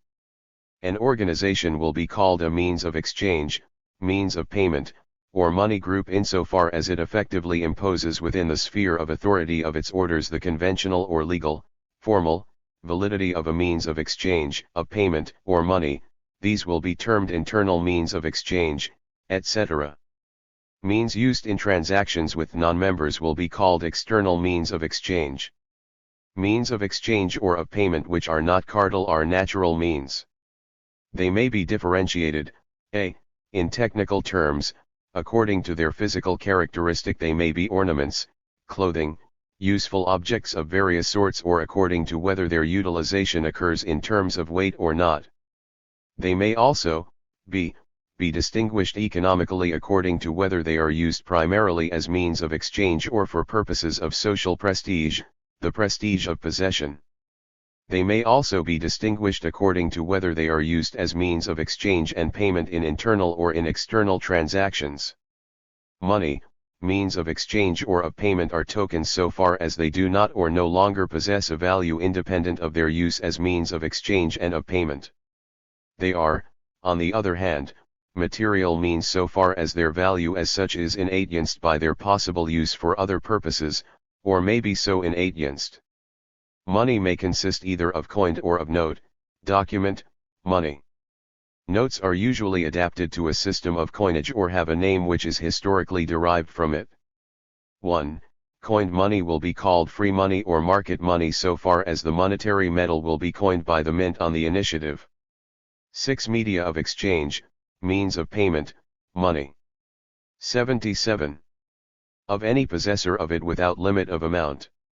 This means that in effect the amount issued is determined by the demand of parties to market transactions. 2. It will be called limited money or administrative money if the transformation of the metal into its cardinal form, coinage, is subject to the formally quite arbitrary decisions of the governing authority of an organization and is in effect primarily oriented to its fiscal needs. 3. It will be called regulated money if, though its issue is limited, the kind and amount of coinage is effectively subject to rules. The term means of circulation will be applied to a document which functions as note money, if it is accepted in normal transactions as provisional money with the expectation that it can, at any time, be converted into definitive money, that is into coins, or a given weight of monetary metal. It is a certificate if this is assured by regulations which require maintenance of stocks providing full coverage in coin or bullion. We call conversion scales the conventional or legally imposed exchange ratios valid within an organization for the different natural means of exchange or payment. Currency money is the money which by the effective arrangements within an organization has validity as a means of payment without limitation on the amount that need be accepted. Monetary material is the material from which money is made. Monetary metal is this material in the case of market money.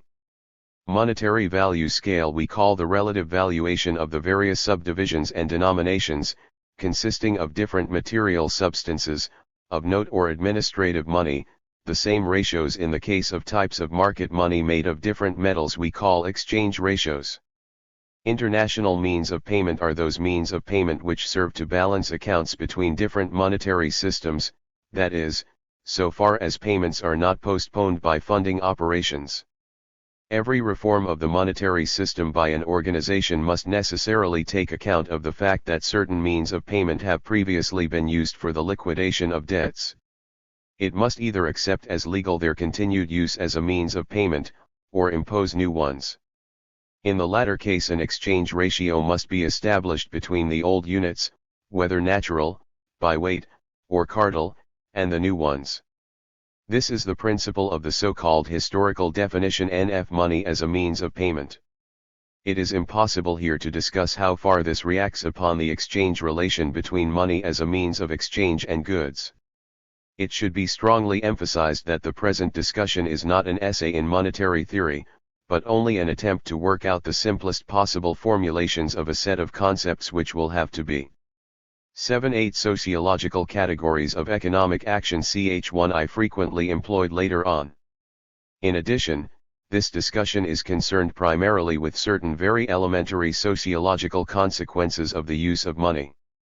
The formulation of monetary theory, which has been most acceptable to the author, is that of von Mises. 11. The Staatliche Theorie des Gelds by G. F. Knapp. 12 is the most imposing work in the field and in its way solves the formal problem brilliantly. It is, however, as will be seen below, incomplete for substantive monetary problems. Its able and valuable attempt to systematize terminology and concepts will be left out of account at this point. Means of exchange and means of payment very often, though by no means always, coincide empirically. They are, however, particularly likely not to do so in primitive conditions. The means of payment for dowries, tribute, obligatory gifts, fines, wargeld, etc., are often specified in convention or by law without regard to any relation to the means of exchange actually in circulation. It is only when the economic affairs of the organization are administered in money terms that von Mises' contention that even the state seeks means of payment only as a means of exchange becomes tenable. This has not been true of cases where the possession of certain means of payment has been primarily significant as a mark of social status. See Heinrich Schütz, Grundrisse und Stehungsgeschichte des Gelds, 1898. With the introduction of regulation of money by the state, means of payment becomes the legal concept and means of exchange the economic concept. 2. There seems at first sight to be an indistinct line between a good which is purchased solely with a view to its future resale and a medium of exchange. In fact, however, even under conditions which are otherwise primitive there is a strong tendency for particular objects to monopolize the function of medium of exchange so completely that there is no doubt about their status. Wheat futures are traded in terms which imply that there will be a final buyer. Therefore they cannot be treated as means of payment or medium of exchange, let alone money. 3. So long as there is no officially sanctioned money, what is used as means of exchange is primarily determined by the customs, interests, and conventions to which the agreements between the parties to transactions are oriented. The reasons why specific things have become accepted as means of exchange cannot be gone into here. They have, however, been exceedingly various and tend to be determined by the type of exchange which has been of the greatest importance. By no means every medium of exchange, even within the social group where it has been employed, has been universally acceptable for every type of exchange. For instance, cowrie shells, though used for other things, have not been acceptable in payment for wives or cattle. For sometimes means of payment which were not the usual means of exchange have played an important part in the development of money to its special status.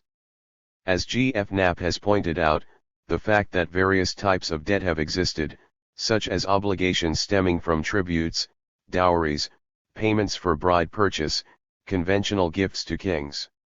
6. Media of exchange, means of payment, money. 79.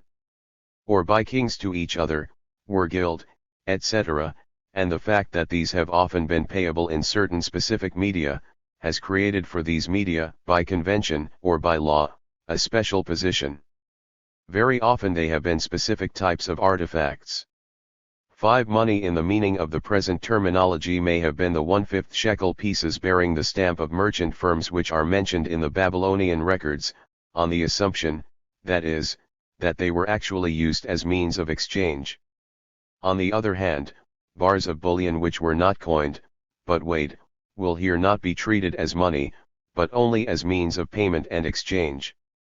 The fact, however, that they were weighed has been enormously important for the development of the habit of economic calculations. There are, naturally, many transitional forms, such as the acceptance of coins by weight rather than by denomination. 6. Cardle is a term introduced by Knapp in his Staatlich Theorie des Gelds. All types of money which have been stamped or coined, endowed with validity by law or by agreement, belong in this category, whether they were metal or not. It does not, however, seem reasonable to confine the concept to regulations by the state and not to include cases where acceptance is made compulsory by convention or by some agreement. There seems, furthermore, to be no reason why actual minting by the state or under the control of the political authorities should be a decisive criterion. For long periods this did not exist in China at all and was very much limited in the European Middle Ages. As Knapp would agree, it is only the existence of norms regulating the monetary form which is decisive. As will be noted below, validity as a means of payment and formal acceptability as means of exchange. 0. In private transactions may be made compulsory by law within the jurisdiction of the political authority. 7. Natural means of exchange and of payment may sometimes be used more for internal transactions, sometimes more for external. The details need not be considered here. The question of the substantive validity of money will be taken up later. 8. This is, furthermore, not the place to take up the substantive theory of money in its relation to prices so far as this subject belongs in the field of economic sociology at all. For present purposes it will suffice to state the fact that money, in its most important forms, is used, and then to proceed to develop some of the most general sociological consequences of this fact, which is merely a formal matter when seen from an economic point of view. It must, however, be emphasized that money can never be merely a harmless voucher or a purely nominal unit of accounting so long as it is money. Its valuation is in very complex ways dependent also on its scarcity or, in case of inflation, on its abundance. This has been particularly evident in recent times, but is equally true for all times. A socialistic regime might issue vouchers, in payment for a GIN quantity of socially useful labor, valid for the purchase of certain 80 types of goods. These might be saved or used in exchange, but their behavior would follow the rules of barter exchange, not of money, though the exchange might be indirect. 9. Perhaps the most instructive case of the far-reaching economic consequences of the relations between the monetary and non-monetary uses of a monetary metal is that of Chinese monetary history, because copper money, with high costs of production and wide fluctuations in output of the monetary metal, permits an especially clear view of the phenomena involved. 7. The primary consequences of the use of money. Credit. The primary consequences of the widespread use of money are, 1. The so-called indirect exchange as a means of satisfying consumers' wants. The use of money makes it possible to obtain goods which are separated from those offered in exchange for them in space, in time, in respect to the persons involved, and, what is very important, in respect to the quantity on each side of the transaction. This results in a tremendous extension of the area of possible exchange relationships. 2. The valuation in terms of money of delayed obligations, especially of compensatory obligations arising out of an exchange, that is, debts. This is, of course, closely related to the first point. 3. The so-called storage of value, that is, the accumulation of money in specie or in the form of claims to payment collectible at any time as a means of ensuring future control over opportunities of advantageous economic exchange. 4. The increasing transformation of all economic advantages into the ability to control sums of money. 5. The qualitative individuation of consumption and, indirectly, its expansion for those who have control of money, of claims to money payment, or of opportunities to acquire money. This means the ability to offer money as a means of obtaining goods and services of all kinds. 6. The orientation of the procurement of utilities, as it has become widespread today, to their bearing on the marginal utility of the sums of money which the directing authorities of an economic unit expect to be able to control in the relevant future. 7. With this goes the orientation of acquisitive activities to all the opportunities which are made available by the extension of the area of possible exchanges, in time, in place, and with respect to personal agents, as noted above. 8.1. 8. All of these consequences are dependent on what is, in principle, the most important fact of all, the possibility of monetary calculation, that is, the possibility of assigning money values to all goods and services which in any way might enter into transactions of purchase and sale.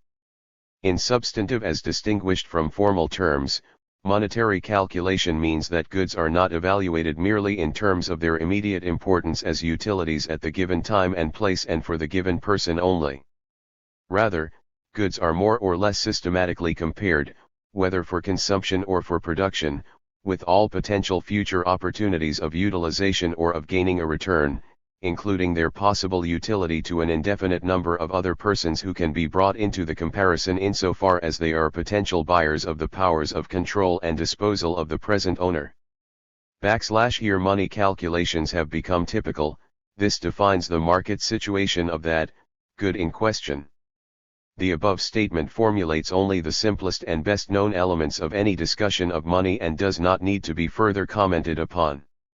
The sociology of the market will not yet be developed here. On the formal concepts, see SECS 8 and 10.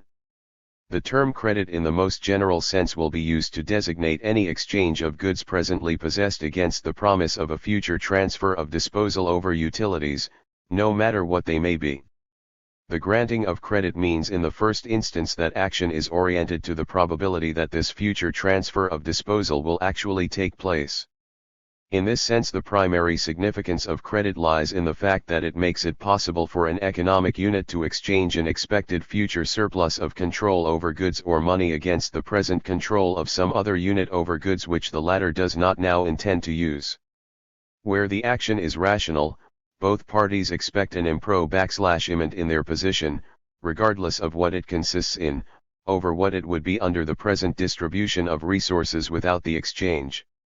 It is by no means necessary for the advantages in question to be economic. Credit may be granted and accepted for all conceivable purposes, for instance, charitable and military. 2. Credit may be granted and accepted in kind or in money, and in both cases the promises may be of concrete goods or services or of money payments. Carrying out credit transactions in terms of money, however, means that they become the subject of monetary calculations with all the attendant consequences, which will be discussed below. 3. This definition, of credit, for the most part corresponds to the usual one. It is clear that credit relationships may exist between organizations of all sorts, especially socialist or communist organizations. If there exists side by side several such groups, which are not economically autarkic, credit relationships are unavoidable. \v and the use of money. 8.2. Is completely absent. 13. There is a difficult problem of finding a rational basis of calculation. For the mere fact of the possibility of transactions involving compensation in the future does not tell us anything about the degree of rationality with which the parties agree on the conditions, especially in the case of long-term credit. Such parties would be in somewhat the same situation as the household economic units, oikos, of ancient times, which exchanged their surpluses for things they had need of. But there is this difference, that in the present situation the interests of huge masses on a long-term basis would be at stake, and for the great masses of the low-income groups, the marginal utility of present consumption is particularly high. Thus there would be a probability that goods urgently needed could only be obtained on unfavorable terms. 4. Credit may be obtained and used for the purpose of satisfying present consumption needs which are inadequately provided for. Even in that case it will, so far as the action is economically rational, only be granted in exchange for advantages. This is not, however, historically usual for the earliest type of consumption credit and especially for emergency credit, the motives for which more frequently stemmed from an appeal to ethical obligations. This will be discussed in Part 2, Chap. 3:2. 5. What is the most common basis of credit, in money or in kind, when it is granted for profit, is very obvious. It is the fact that, because the lender is usually in a better economic situation, the marginal utility of future expectations, as compared with present ones, is higher than it is for the borrower. It should, however, be noted that what constitutes a better situation is highly relative. 8. The market. By the market situation, marketlage, for any object of exchange is meant all the opportunities of exchanging it for money which are known to the participants in exchange relationships and aid their orientation in the competitive price struggle. Marketability, Marktgängigkeit, is the degree of regularity with which an object tends to be an object of exchange on the market. Market freedom is the degree of autonomy enjoyed by the parties to market relationships in the price struggle and in competition. Regulation of the market, on the contrary, is the state of affairs where there is a substantive restriction, effectively enforced by the provisions of an order, on the marketability of certain potential objects of exchange or on the market freedom of certain participants. Regulation of the market may be determined, 1. Traditionally, by the actors becoming accustomed to traditionally accepted limitations on exchange or to traditional conditions, 2. By convention, through social disapproval.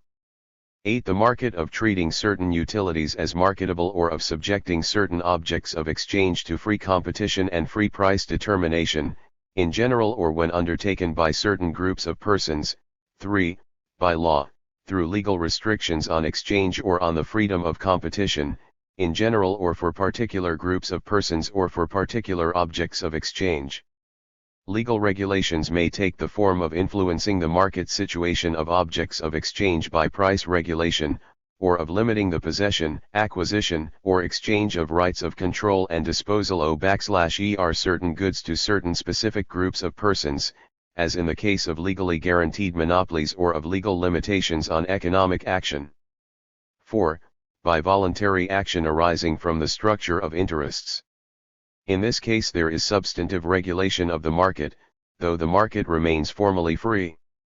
This type of regulation tends to develop when certain participants in the market are, by virtue of their totally or approximately exclusive control of the possession of or opportunities to acquire certain utilities, that is, of their monopolistic ers in a position to influence the market situation in such a way as actually to abolish the market freedom of others. In particular, they may make agreements with each other and with typical exchange partners for regulating market conditions. Typical examples are market quota agreements and price cartels. It is convenient, though not necessary, to confine the term market situation to cases of exchange for money, because it is only then that uniform numerical statements of relationships become possible. Opportunities for exchange in kind are best described simply as exchange opportunities. Different kinds of goods are and have been marketable in widely different and variable degrees, and where a money economy was well developed. The details cannot be gone into here. In general, articles produced in standardized form in large quantities and widely consumed have been the most marketable, unusual goods, only occasionally in demand, the least durable consumption goods which can be used up over long periods and means of production with a long or indefinite life, above all, agricultural and forest land, have been marketable to a much less degree than finished goods of everyday use or means of production which are quickly used up, which can be used only once, or which give quick returns. 2. Rationality of the regulation of markets has been historically associated with the growth of formal market freedom and the extension of marketability of goods. The original modes of market regulation have been various, partly traditional and magical, partly dictated by kinship relations, by status privileges, by military needs, by welfare policies, and not least by the interests and requirements of the governing authorities of organizations. But in each of these cases the dominant interests have not been primarily concerned with maximizing the opportunities of acquisition and economic provision of the participants in the market. 8.4. Themselves, have, indeed, often been in conflict with them. Sometimes the effect has been to exclude certain objects from market dealings, either permanently or for a time. This has happened in the magical case, by taboo, in that of kinship, by the entailing of landed property, on the basis of social status, as with knightly fiefs. In times of famine the sale of grain has been temporarily prohibited. In other cases permission to sell has been made conditional on a prior offer of the good to certain persons, such as kinsmen, co-members of the status group, of the guild, or of the town association, or the sale has been limited by maximum prices, as is common in wartime, or by minimum prices. Thus, in the interests of their status dignity magicians, lawyers, or physicians may not be allowed to accept fees below a certain minimum. 2. Sometimes certain categories of persons, such as members of the nobility, peasants, or sometimes even artisans, have been excluded from market trade in general or with respect to certain commodities. 3. Sometimes the market freedom of consumers has been restricted by regulations, as by the sumptuary laws regulating the consumption of different status groups, or by rationing in case of war or famine. 4. Another type is the restriction of the market freedom of potential competitors in the interest of the market position of certain groups, such as the professions or the guilds. Finally, 5. Certain economic opportunities have been reserved to the political authorities, royal monopolies, or to those holding a charter from such authorities. This was typical for the early capitalistic monopolies. Of all these, the fifth type of market regulation had the highest market rationality, and the first the lowest. By rationality we here mean a force which promotes the orientation of the economic activity of strata interested in purchase and sale of goods on the market to the market situations. The other types of regulation fit in between these two with respect to their rationality impeding effect.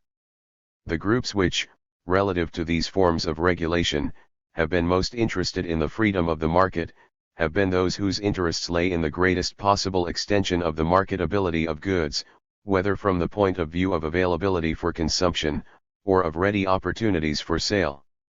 Voluntary market regulation first appeared extensively and permanently only on behalf of highly developed profit-making interests. With a view to the securing of monopolistic advantages, this could take several forms. 1.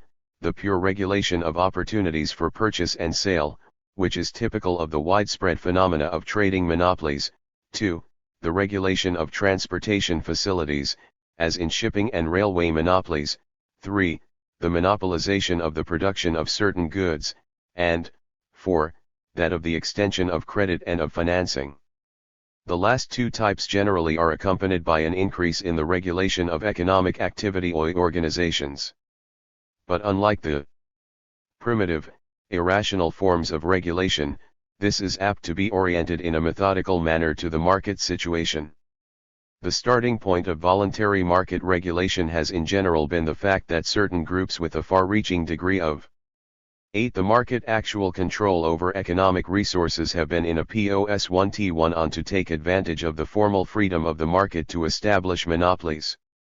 Voluntary associations of consumers, such as consumers' cooperatives, have, on the other hand, tended to originate among those who were in an economically weak position.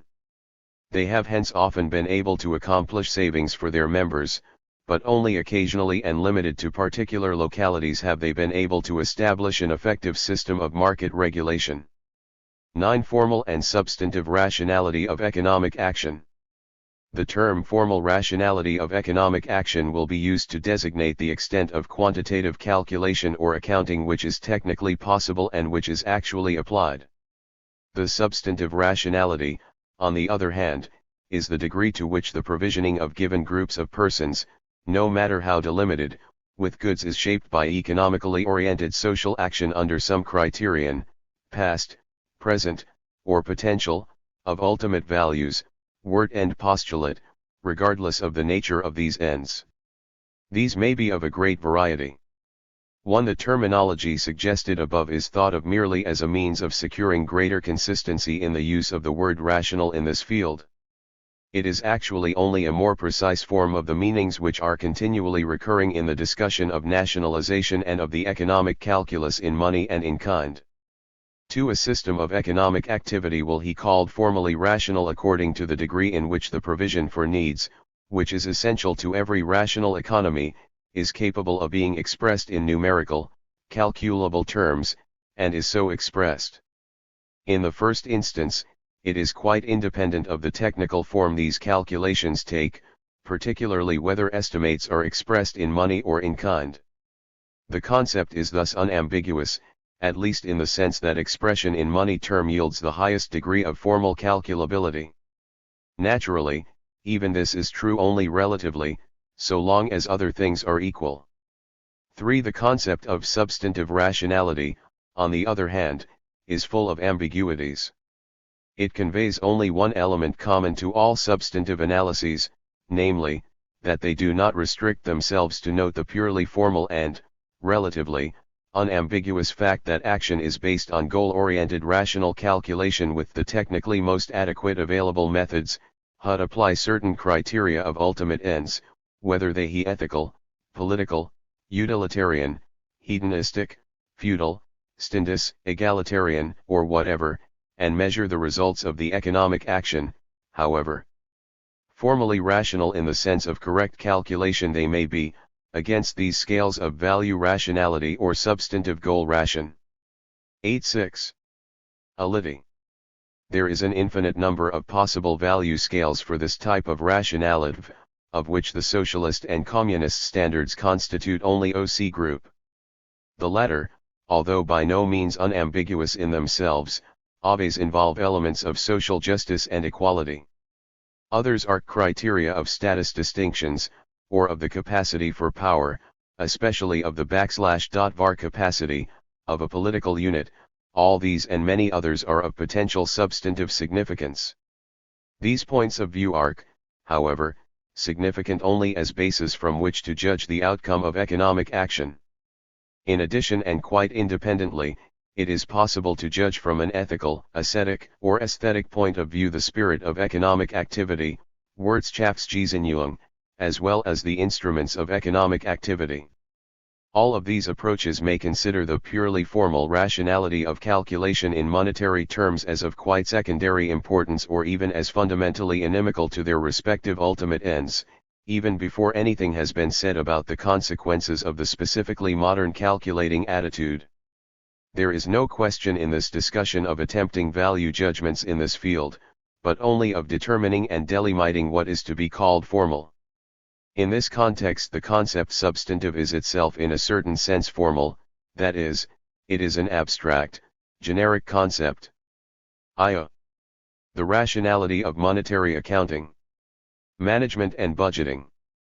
From a purely technical point of view, money is the most perfect means of economic calculation.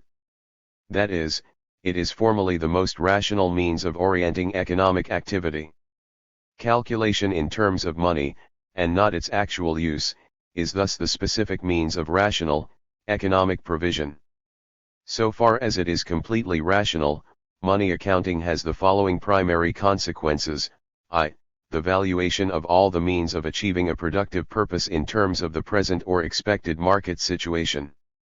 This includes everything which is needed at present or is expected to be needed in the future, everything actually in the actor's control, which he may come to control or may acquire by exchange from the control of others, everything lost, or in danger of damage or destruction, all types of utilities, of means of production, or any other sort of economic advantage. 2. The quantitative statement of a. The expected advantages of every projected course of economic action and b. The actual results of every completed action, in the form of an account C9 barring money costs and money returns and the estimated net profit to be gained from alternatives of action. 3. A periodical comparison of all the goods and other assets controlled by an economic unit at a given time with those controlled at the beginning of a period, both in terms of money. 4. An ex ante estimate and an ex post verification of receipts and expenditures, either those in money itself, or those which can be valued in money, which the economic unit is likely to have available for its use during a period if it maintains the money value of the means at its disposal intact. 5. The orientation of consumption to these data by the utilization of the money available, on the basis of point 4, during the accounting period for the acquisition of the requisite utilities in accordance with the principle of marginal utility. The continual utilization and procurement of goods, whether through production or exchange, by an economic unit for purposes of its own consumption or to procure other goods for consumption will be called budgetary management, household. 14\v Here rationality exists. Its basis for an individual or for a group economically oriented in this way is the budget, Haushaltsplan, which states systematically in what way the needs expected for an accounting period needs for utilities or for means of procurement to obtain them can be covered by the anticipated income. The income of a budgetary unit is the total of goods /valued in money, which, as estimated according to the principle stated above in point 4, has been available during a previous period or on the availability of which the unit is likely to be able to count on the basis of a rational estimate for the present or for a future period. The total estimated value of the goods at the disposal of a budgetary unit which are normally utilized over a longer period, either directly or as a source of income, will be called its wealth, Vermögen. 5. The possibility of complete monetary budgeting for the budgetary unit is dependent on the possibility that its income and wealth consist either in money or in goods which are at any time subject to exchange for money, that is, which are in the highest degree marketable. A rational type of management and budgeting of a budgetary unit is possible also where calculation is carried out in terms of physical units, as will be further discussed below. It is true that in that case there is no such thing as wealth capable of being expressed in a single sum of money, nor is there a single income in the same sense. Calculation is in terms of holdings of concrete goods and, where acquisition is limited to peaceful means, of concrete receipts from the expenditure of /allable real goods and services, which will be administered with a view to attaining the optimum provision for the satisfaction of wants. If the wants are strictly given, this involves a comparatively simple problem. 8. From the technical point of view, so long as the situation does not require a very precise estimate of the comparative utility to be gained from the allocation of the available resources to each of a large number of very heterogeneous modes of use. If the situation is markedly different, even the simple self-sufficient household is faced with problems which are only to a very limited degree subject to a formally exact solution by calculation. The actual solution is usually found partly by the application of purely traditional standards, partly by making very rough estimates, which, however, may be quite adequate where both the wants concerned and the conditions of provision for them are well known and readily comparable. When the holdings consist in heterogeneous goods, as must be the case in the absence of exchange, a formally exact calculable comparison of the state of holdings at the beginning and the end of a period, or of the comparison of different possible ways of securing receipts, is possible only for categories of goods which are qualitatively identical. The typical result is that all available goods are treated as forming a totality of physical holdings, and certain quantities of goods are treated as available for consumption, so long as it appears that this will not in the long run diminish the available resources. But every change in the conditions of production as, for instance, through a bad harvest or any change in wants necessitates a new allocation, since it alters the scale of relative marginal utilities. Under conditions which are simple and adequately understood, this adaptation may be carried out without much difficulty. Otherwise, it is technically more difficult than if money terms could be used, in which case any change in the price situation in principle influences the satisfaction only of the wants which are marginal on the scale of relative urgency and are met with the last increments of money income. As accounting in kind becomes completely rational and is emancipated from tradition, the estimation of marginal utilities in terms of the relative urgency of wants encounters grave complications, whereas, if it were carried out in terms of monetary wealth and income, it would be relatively simple. In the latter case the question is merely a marginal one, namely whether to apply more labor or whether to satisfy or sacrifice, as the case may be, one or more wants, rather than others. For when the problems of budgetary management are expressed in money terms, this is the form the costs take: opportunity cost. But if calculations are in physical terms, it becomes necessary to take into account, besides the scale of urgency of the wants, also, 1. The alternative modes of utilization of all means of production, including the entire amount of labor hitherto expended, which means different, according to the mode of utilization, and variable ratios between want satisfaction and the expenditure of resources, and therefore, 2. Requires a consideration of rationality of monetary accounting, the volume and type of additional labor which the householder would have to expend to secure additional receipts, and 3. Of the mode of utilization of the material expenditures if the goods to be procured can be of various types. It is one of the most important tasks of economic theory to analyze the various possible ways in which these evaluations can be rationally carried out.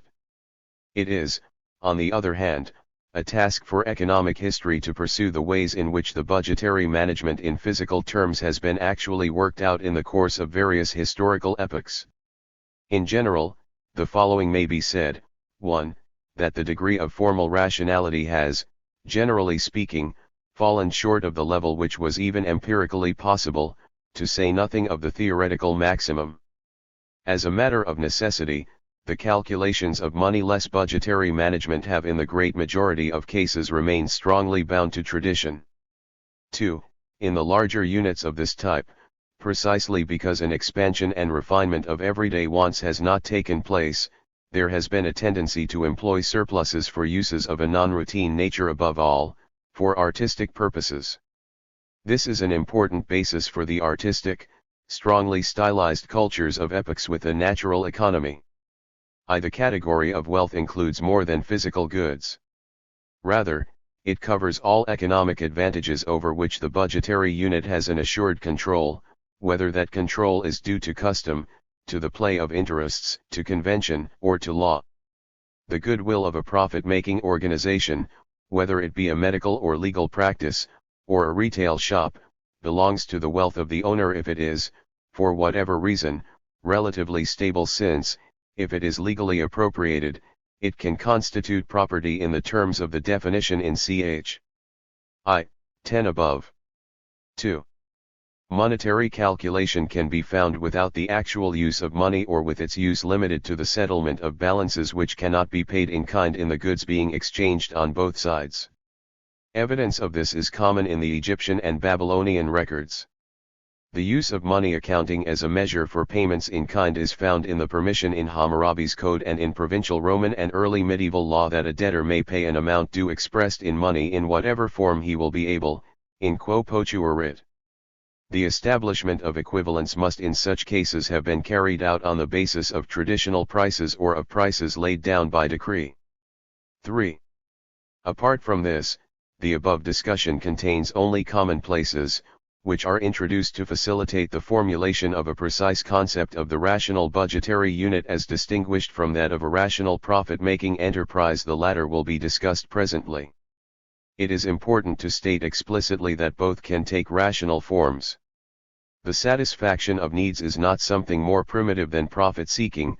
Wealth is not necessarily a more primitive category. 9.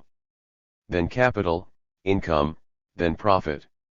It is, however, true that historically the budgetary unit has been prior and has been the dominant form in most periods of the past.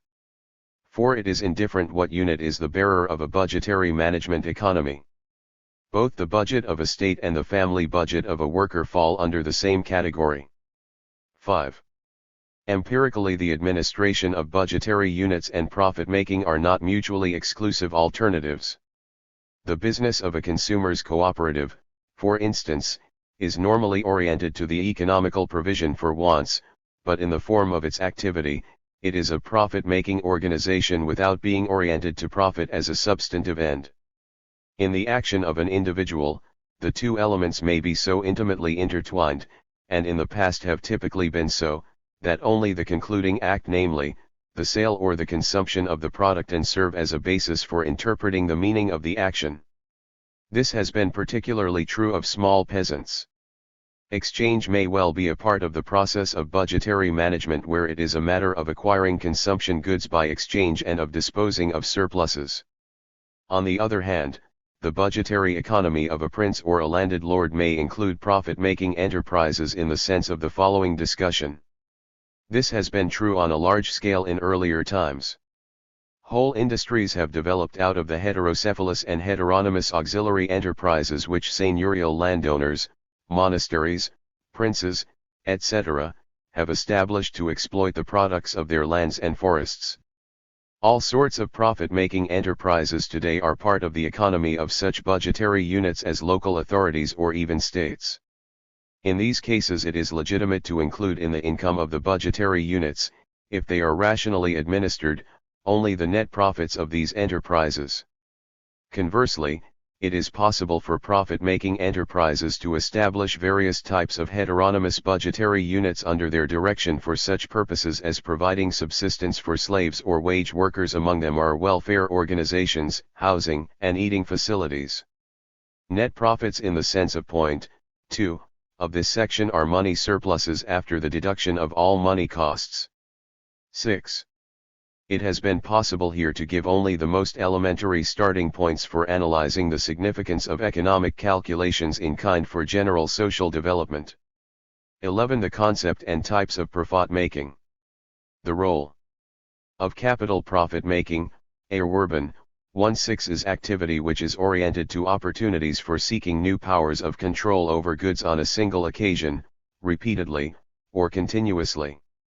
Profit-making activity is activity which is oriented at least in part to opportunities of profit-making.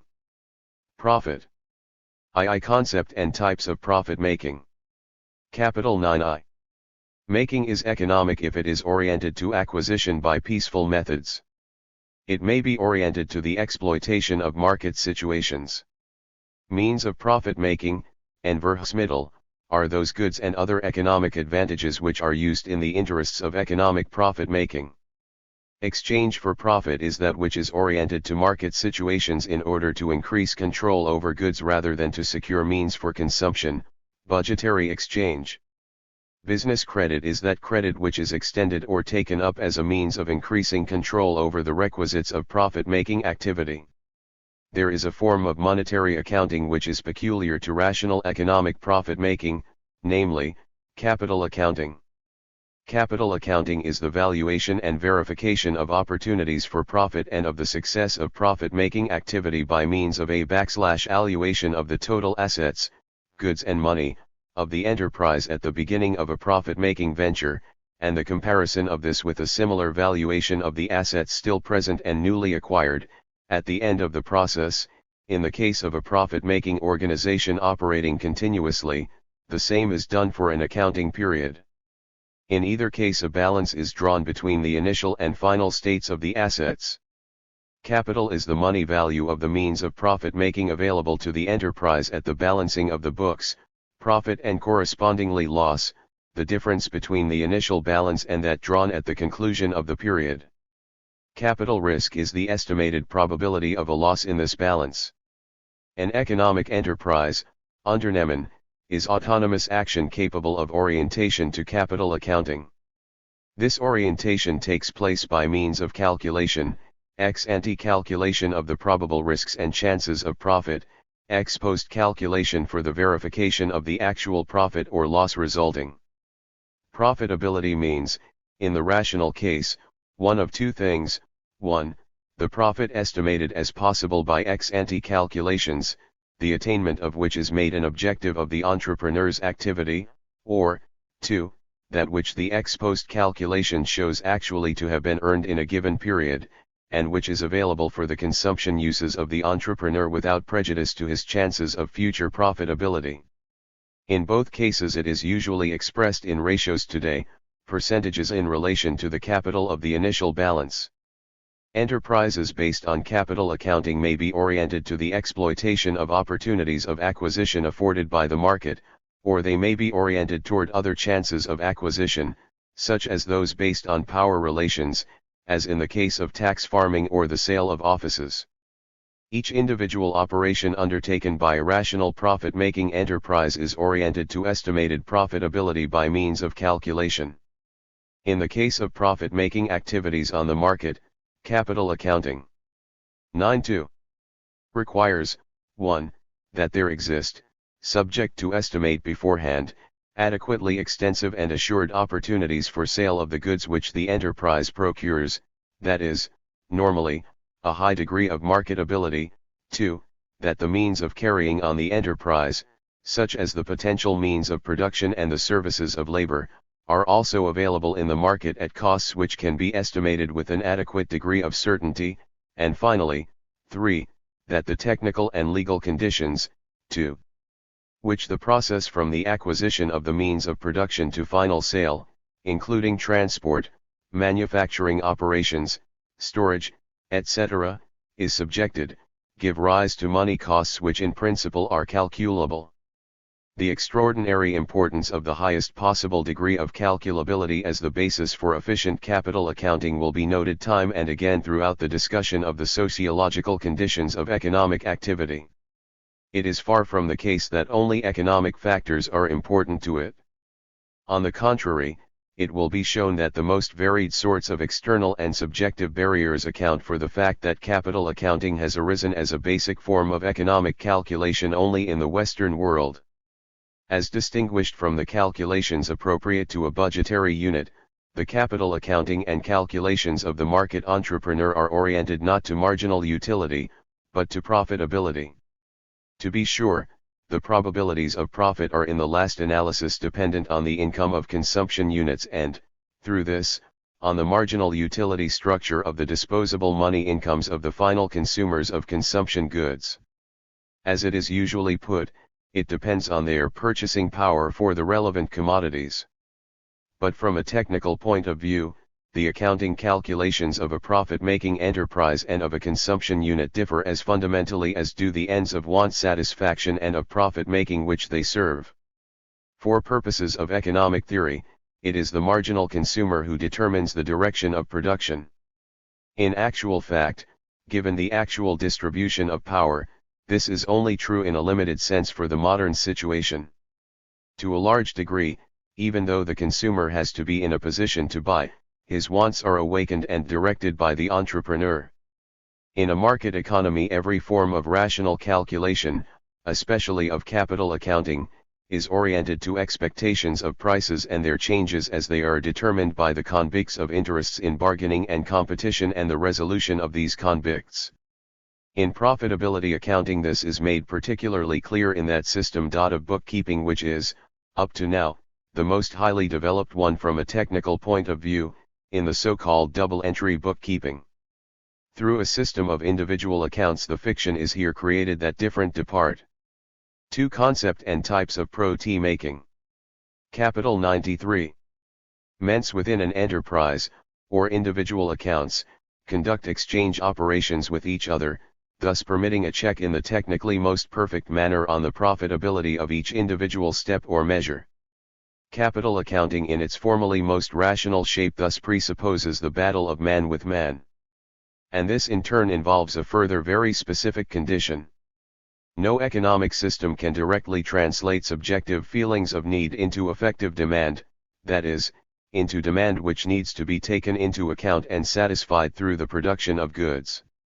For whether or not a subjective want can be satisfied depends, on the one hand, on its place in the scale of relative urgency, on the other hand, on the goods which are estimated to be actually or potentially available for its satisfaction. Satisfaction does not take place if the utilities needed for it are applied to other more urgent uses, or if they either cannot be procured at all, or only by such sacrifices of labor and goods that future wants, which are still, from a present point of view, adjudged more urgent, could not be satisfied. This is true of consumption in every kind of economic system, including a communist one.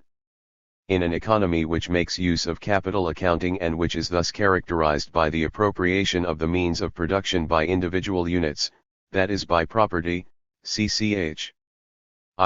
Sector 10, profitability depends on the prices which the consumers, according to the marginal utility of money in relation to their income, can and will pay. It is possible to produce profitably only for those consumers who, in these terms, have sufficient income. A need may fail to be satisfied not only when an individual's own demand for other goods takes precedence, but also when the greater purchasing power of others for all types of goods prevails. Thus the fact that the battle of man against man on the market is an essential condition for the existence of rational money accounting further implies that the outcome of the economic process is decisively influenced by the ability of persons who are more plentifully supplied with money to outbid the others, and of those more favorably situated for production to underbid their rivals on the selling side. The latter are particularly those well supplied with goods essential to production or with money. In particular, rational money accounting presupposes the existence of effective prices and not merely of fictitious prices conventionally employed for technical accounting purposes. This, in turn, presupposes money functioning as an effective medium of exchange, which is in demand as such, not mere tokens used as purely technical accounting units. 11. Thus the orientation of action to money prices and to profit has the following consequences. 1. That the differences in the distribution of money or marketable goods between the individual parties in the market is de 9.4.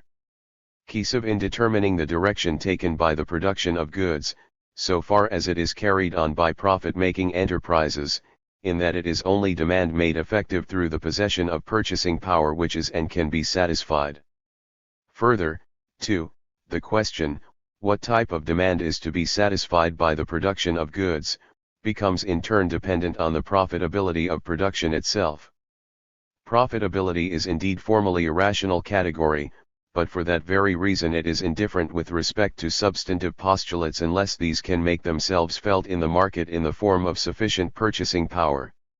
Capital goods, as distinguished from mere possessions or parts of wealth of a budgetary unit, are all such goods as are administered on the basis of capital accounting. Capital interest, as distinct from various other possible kinds of interest on loans, is, what is estimated to be the minimum normal profitability of the use of material means of profit-making. 2. The rate of interest at which profit-making enterprises can obtain money or capital goods. This exposition only repeats generally known things in a somewhat more precise form. For the technical aspects of capital accounting, compare the standard textbooks of accountancy, which are, in part, excellent. E.g. those of Leitner, Skier, etc. 1. The concept of capital has been defined strictly with reference to the individual private enterprise and in accordance with private business accounting practice, which was, indeed, the most convenient method for present purposes. This usage is much less in conflict with everyday speech than with the usage which in the past was frequently found in the social sciences and which has by no means been consistent. In order to test the usefulness of the present business accounting term, which is now being increasingly employed in scientific writings again, it is necessary only to ask the following questions. 1. What does it mean when we say that a corporation has a basic capital, net worth, of £1 million? And, 2. What when we say that capital is written down? What? 3. When corporation law prescribes what objects may be brought in as capital and in what manner.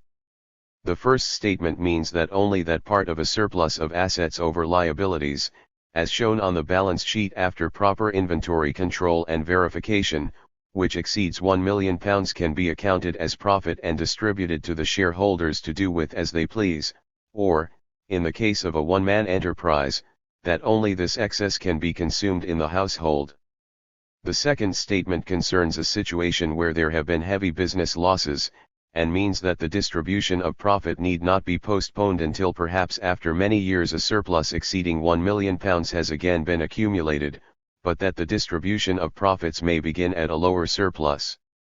But in order to do this, it is necessary to write down the capital, and this is the purpose of the operation. Finally, the purpose. II concept and types of profit making.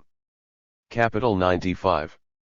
Of prescriptions as to how basic capital, net worth, or ownership, can be covered through the bringing into the company of material assets, and how it may be written up or written down, is to give creditors and purchasers of shares the guarantee that the distribution of propound.ts will be carried out correctly in accordance with the rules of rational business accounting, i.e., in such a way that, a. long-run profitability is maintained and, b. that the security of creditors is not impaired. The rules about bringing in are all concerned with the admissibility and valuation of objects as paid in capital. 4. \v hat does it mean when we say that as a result of unprofitability capital seeks different investments? Either we are talking about wealth, for investment, onleggen, is a category of the administration of wealth, not of profit-making enterprise. Or else, more rarely, it may mean that real capital goods on the one hand have ceased to be such by being sold, for instance as scrap or junk, and on the other have regained that quality in other uses. 5. What is meant when we speak of the power of capital? We mean that the possessors of control over the means of production and over economic advantages which can be used as capital goods in a profit-making enterprise enjoy, by virtue of this control and of the orientation of economic action to the principles of capitalistic business calculation, a specific position of power in relation to others. In the earliest beginnings of rational profit-making activity, capital appears, though not under this name, and only as a sum of money used in accounting. Thus in the com-ender relationship various types of goods were entrusted to a traveling merchant to sell in a foreign market and at times for the purchase of other goods wanted for sale at home. The profit or loss was then divided in a particular proportion between the traveling merchant and the entrepreneur who had advanced the capital. For this to take place it was necessary to value the goods in money, that is, to strike balances at the beginning and the conclusion of the venture. The capital of the commenda or the societas maris was simply this money valuation, which served only the purpose of settling accounts between the parties and no other. What do we mean by the term capital market? VVE mean that certain goods, including in particular money, are in demand in order to be used as capital goods, and that there exist profit-making enterprises, especially certain types of banks, which derive their profit from the business of providing these goods.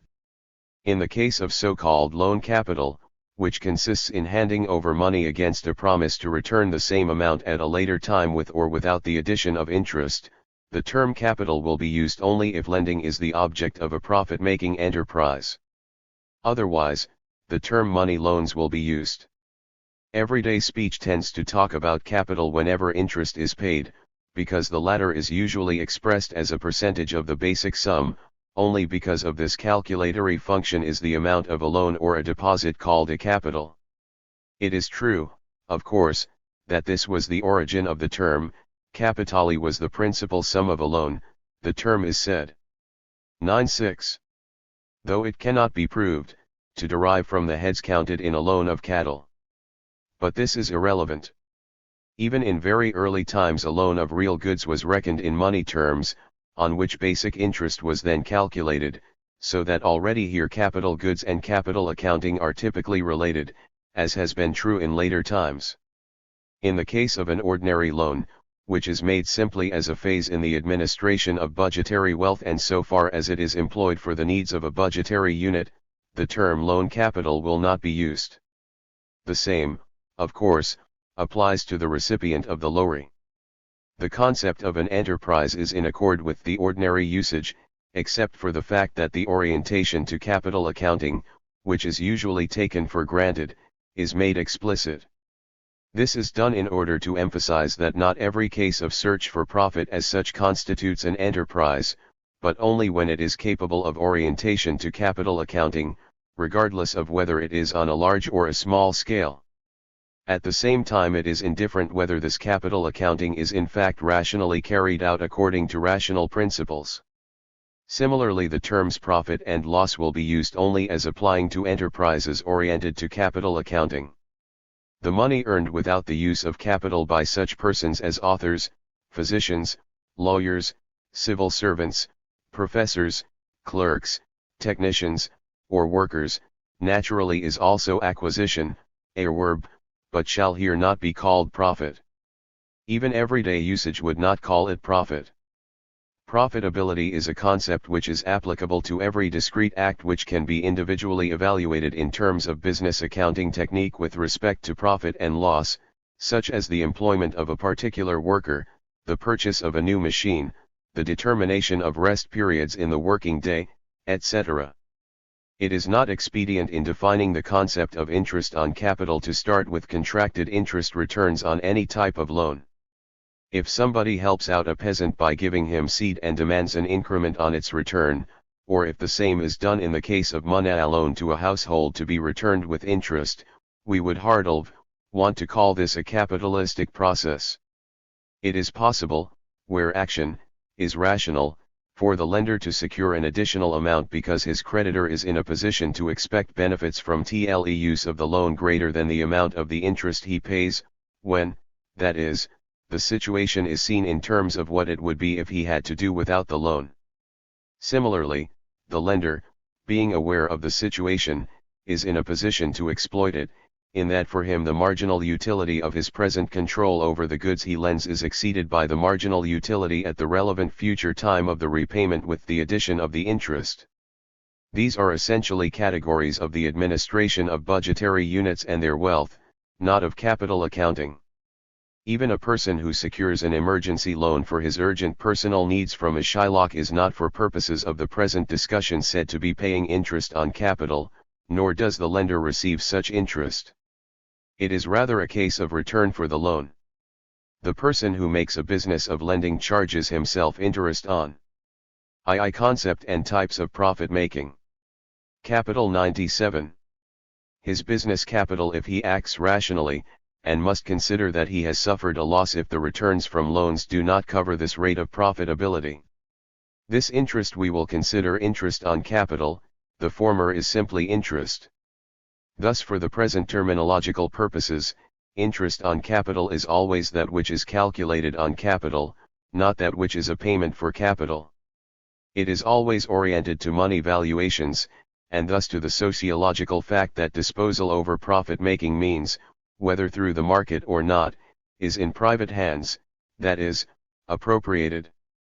Without this, capital accounting, and thus calculation of interest, would be unthinkable. In a rational profit-making enterprise, the interest, which is charged on the books to a capital sum, is the minimum of profitability.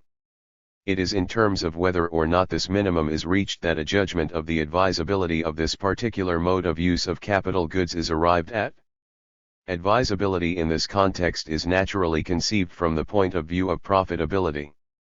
The rate for this minimum profitability is, it is well known, only approximately that which it is possible to obtain by giving credit on the capital market at the time. But nevertheless, the existence of the capital market is the reason why calculations are made on this basis, just as the existence of market exchange is the basis for making entries against the different accounts. It is one of the fundamental phenomena of a capitalistic economy that entrepreneurs are permanently willing to pay interest for loan capital.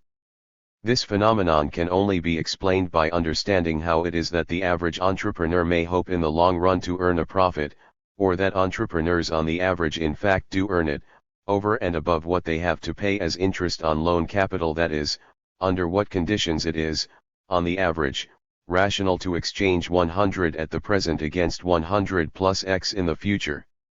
Economic theory approaches this problem in terms of the relative marginal utilities of goods under present and under future control. So far, so good. But the sociologist would then like to know in what human actions this supposed relation is reflected in such a manner that the actors can take the consequences of this differential valuation of present and future goods, in the form of an interest rate, as a criterion for their own operations. For it is by no means obvious that this should happen at all times and places. It does indeed happen, as \VE know, in profit-making economic units. But here the primary cause is the economic power distribution, Machtlage, between profit-making enterprises and budgetary units, households, both those consuming the goods offered and those offering certain means of production, mainly labor. Profit-making enterprises will be founded and operated continuously, capitalistically, only if it is expected that the minimum rate of interest on capital can be earned. Economic theory, which could, however, also be developed along very different lines, might then very well say that this exploitation of the power distribution, which itself is a consequence of the institution of private property in goods and the means of production, permits it only to this particular class of economic actors to conduct their operations in accordance with the interest criterion. 2. The administration of budgetary wealth and profit-making enterprises may be outwardly so similar as to appear identical. They are in fact in the analysis only distinguishable in terms of the difference in meaningful orientation of the corresponding economic activities.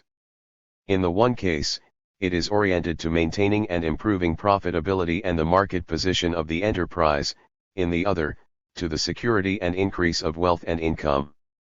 It is, however, by no means necessary that this fundamental orientation should always, in a concrete case, be turned exclusively in one direction or the other. Sometimes, indeed, this is impossible. In cases where the private wealth of an entrepreneur is identical with this business control over the means of production of his firm and his private income is identical with the profit of the business, the two things seem to go entirely hand in hand.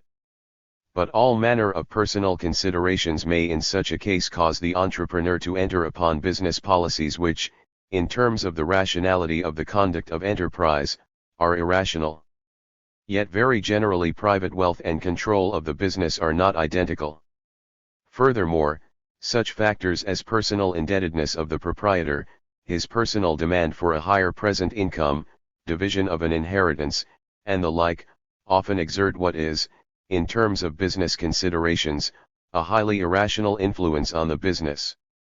Such situations often lead to measures intended to eliminate these influences altogether, as in the incorporation of family businesses. The tendency to separate the sphere of private affairs from the business is thus not fortuitous.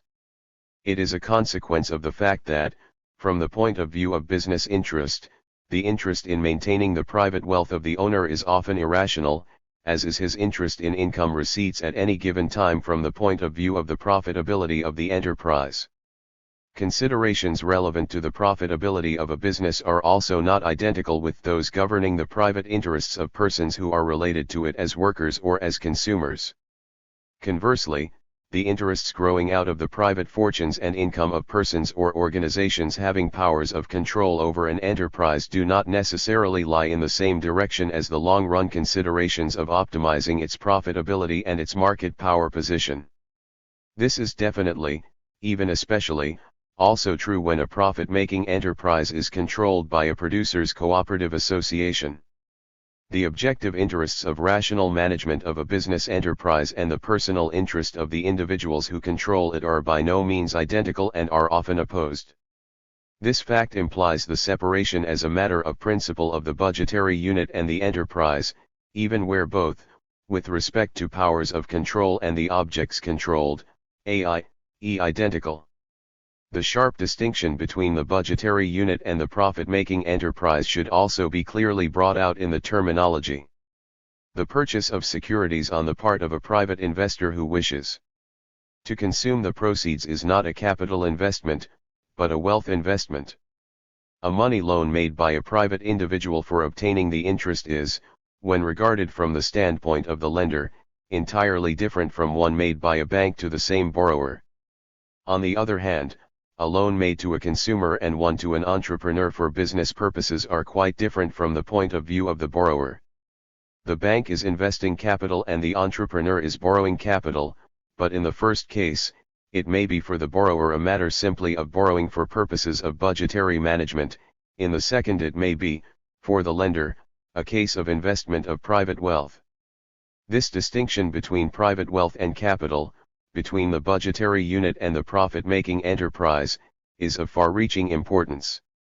In particular, without it it is impossible to understand the economic development of the ancient world and the limitations on the development of the capitalism of those times.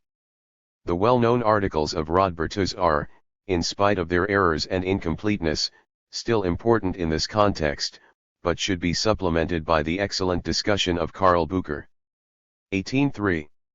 By no means all profit-making enterprises with capital accounting are doubly oriented to the market in that they both purchase means of production on the market and sell their product or final services there. Tax farming and all sorts of financial operations have been carried on with capital accounting, but without selling any products. The very important consequences of this will be discussed later. It is a case of capitalistic profit-making which is not oriented to the market. 4. For reasons of convenience, acquisitive activity, Erwerbstätigkeit, and profit-making enterprise, Erwerbsbetrieb, have been distinguished. Anyone is engaged in acquisitive activity so far as he seeks, among other things, in given ways to acquire goods, money or others which he does not yet possess. This includes the civil servant and the worker, no less than the entrepreneur. But the term profit-making enterprise will be confined to those types of acquisitive activity which are continually oriented to market advantages, using goods as means to secure profit, either, a. through the production and sale of goods in demand, or, b. through the offer of services in demand in exchange for money, be it through free exchange or through the exploitation of appropriated advantages, as has been pointed out above under 3. The person who is a mere rentier or investor of private wealth is, in the present terminology, not engaged in profit-making, no matter how rationally he administers his resources. 5. It goes without saying that in terms of economic theory the direction in which goods can be profitably produced by profit-making enterprises is determined by the marginal utilities for the last consumers in conjunction with the latter's incomes. But from a sociological point of view it should not be forgotten that, to a large extent, in a capitalistic economy, a. new wants are created and others allowed to disappear and, b. capitalistic enterprises, through their aggressive advertising policies, exercise an important influence on the demand functions of consumers. Indeed, these are essential traits of a capitalistic economy. It is true that this applies primarily to wants which are not of the highest degree of necessity, but even types of food provision and housing are importantly determined by the producers in a capitalistic economy. 2. Calculations in kind. Calculations in kind can occur in the most varied form. We speak of a money economy, meaning an economy where the use of money is typical and where action is typically oriented to market situations in terms of money prices. The term natural economy, Naturalwirtschaft, on the other hand, means an economy where money is not used. The different economic systems known to history can be classified according to the degree to which they approximate the one or the other. The concept natural economy is not, however, very definite, since it can cover systems with widely varying structures. It may mean, a. an economy where no exchange at all takes place or, b. one where exchange is only by barter, and thus money is not used as a medium of exchange. The first type may be an individual economic unit organized on a completely communistic basis, or with some determinate distribution of rights of participation. In both cases, there would be a complete lack of autonomy or autocephaly of the component parts. This may be called a closed household economy. Or, secondly, it may be a combination of otherwise autonomous and autocephalous individual units, all of which, however, are obligated to make contributions in kind to a central organization which exists for the exercise of authority or as a communal institution. This is an economy based on payments in kind, oikos economy, liturgically organized political group. In both cases, so far as the pure type is conformed to, there is only calculation in kind. In the second case, type B, where exchange is involved, there may be natural economies where exchange is only by barter without either the use of money or calculation in money terms. Or there may be economies where there is exchange in kind, but where calculation is occasionally or even typically carried out in money terms. This was typical of the Orient in ancient times and has been common everywhere. For the purposes of analyzing calculation in kind, it is only the cases of type A, which are of interest, where the unit is either completely self-sufficient, or the liturgies are produced in rationally organized permanent units, such as would be inevitable in attempting to employ modern technology in a completely socialized economy. 12 Calculations in kind. IOI calculation in kind is in its essence oriented to consumption, the satisfaction of wants. It is, of course, quite possible to have something analogous to profit-making on this basis. This may occur, a, in that, without resort to exchange, available material means of production and labor are systematically applied to the production and transportation of goods on the basis of calculations, according to which the state of want satisfaction thus attained is compared with the state which would exist without these measures or if the resources were used in another way, and thus a judgment as to the most advantageous procedure is arrived at. Or, b, in a barter economy, goods may be disposed of and acquired by exchange, perhaps in systematically repeated barters, though strictly without the use of money. Such action would be systematically oriented to securing a supply of goods which, as compared with the state which would exist without these measures, is judged to establish a more adequate provision for the needs of the unit. It is, in such cases, only when quantities of goods which are qualitatively similar are compared that it is possible to use numerical terms unambiguously and without a wholly subjective valuation. It is possible, of course, to set up a system of in-kind wages consisting of typical bundles of consumer goods, consum deputate, such as were the in-kind salaries and benefices particularly of the ancient Orient, where they even became objects of exchange transactions, similar to our government bonds. In the case of certain very homogeneous commodities, such as the grain of the Nile Valley, a system of storage and trade purely in terms of paper claims to certain quantities of the commodity was of course technically just as possible as it is with silver bars under the conditions of Banco currencies. 19\V hat is more important. It is in that case also possible to express the technical efficiency of a process of production in numerical terms and thereby compare it with other types of technical processes.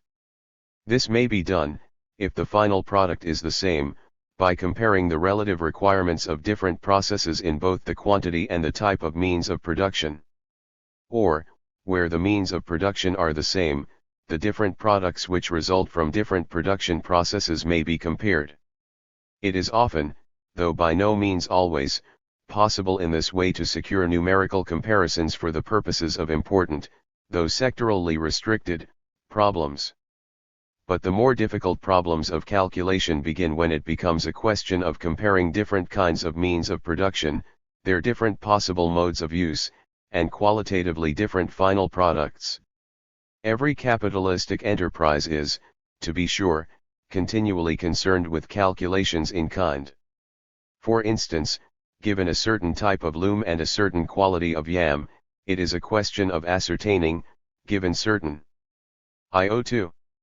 Other relevant data such as the efficiency of machines, the humidity of the air, the rate of consumption of coal, lubricating oil, etc., what will be the product per hour per worker and thus the amount of the product which is attributable to ANV individual worker for each unit of time. For industries with typical WSTE products or byproducts, this can be determined without any use of money accounting and is in fact so determined.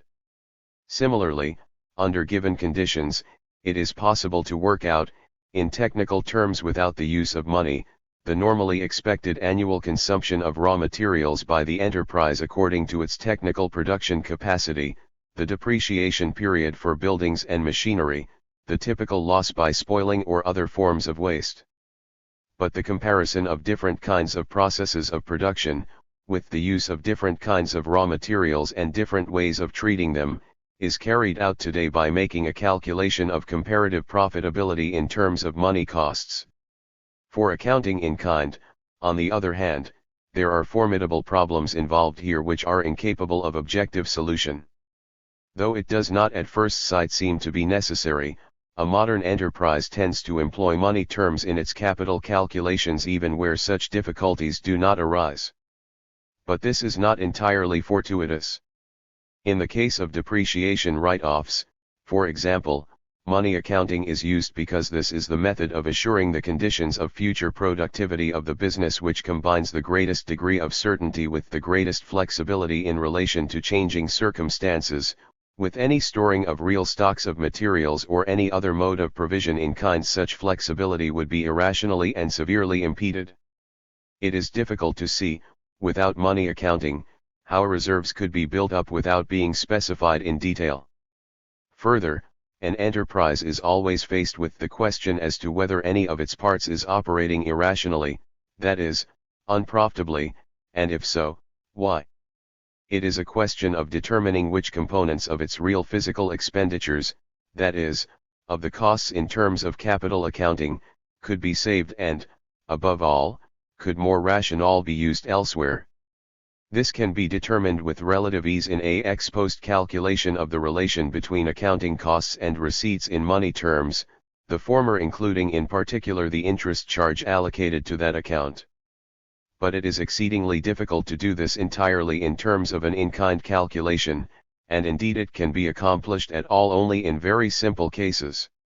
This, one may believe, is not a matter of circumstances which could be overcome by technical improvements in the methods of calculation, but of fundamental limitations, which make really exact accounting in terms of calculations in kind impossible in principle. It is true this might be disputed, though naturally not with arguments. I2 calculations in kind IO3. Drawn from the Taylor system and from the possibility of achieving improvements in efficiency by employing a system of bonus points without the use of money. The essential question is that of how it is possible to discover at what point in the organization it would be profitable to employ such measures because there existed at that point certain elements of irrationality. It is in finding out these points that accounting in kind encounters difficulties which an ex post calculation in money terms does not have to contend with. The fundamental limitations of accounting in kind as the basis of calculation in enterprises FA type, which would include the heterocephalous and heteronymous units of production in a planned economy, are to be found in the problem of imputation, which in such a system cannot take the simple form of an ex post calculation of profit or loss on the books, but rather that very controversial form which it has in the theory of marginal utility. In order to make possible a rational utilization of the means of production, a system of in-kind accounting would have to determine value indicators of some kind for the individual capital goods which could take over the role of the prices used in book valuation in modern business accounting. But it is not at all clear how such indicators could be established and, in particular, verified, whether, for instance, they should vary from one production unit to the next, on the basis of economic location, or whether they should be uniform for the entire economy, on the basis of social utility, that is, of present and future consumption requirements. Nothing is gained by assuming that, if only the problem of a non-monetary economy were seriously enough attacked, a suit-all accounting method would be discovered or invented. The problem is fundamental to any kind of complete socialization. VE cannot speak of a rational planned economy so long as in this decisive respect we have no instrument for elaborating a rational plan. The difficulties of accounting in kind become more marked when the question is considered of whether, from the point of view of efficiently satisfying the wants of a given group of persons, it is rational to locate a certain enterprise with a given productive function at one or an alternative site. The same difficulties arise if we want to determine whether a given economic unit, from the point of view of the most rational use of the labor and raw materials available to it, would do better to obtain certain products by exchange with other units, or by producing them itself. It is true that the criteria for the location of industries consist of natural considerations and its simplest data are capable of formulation in non-monetary terms.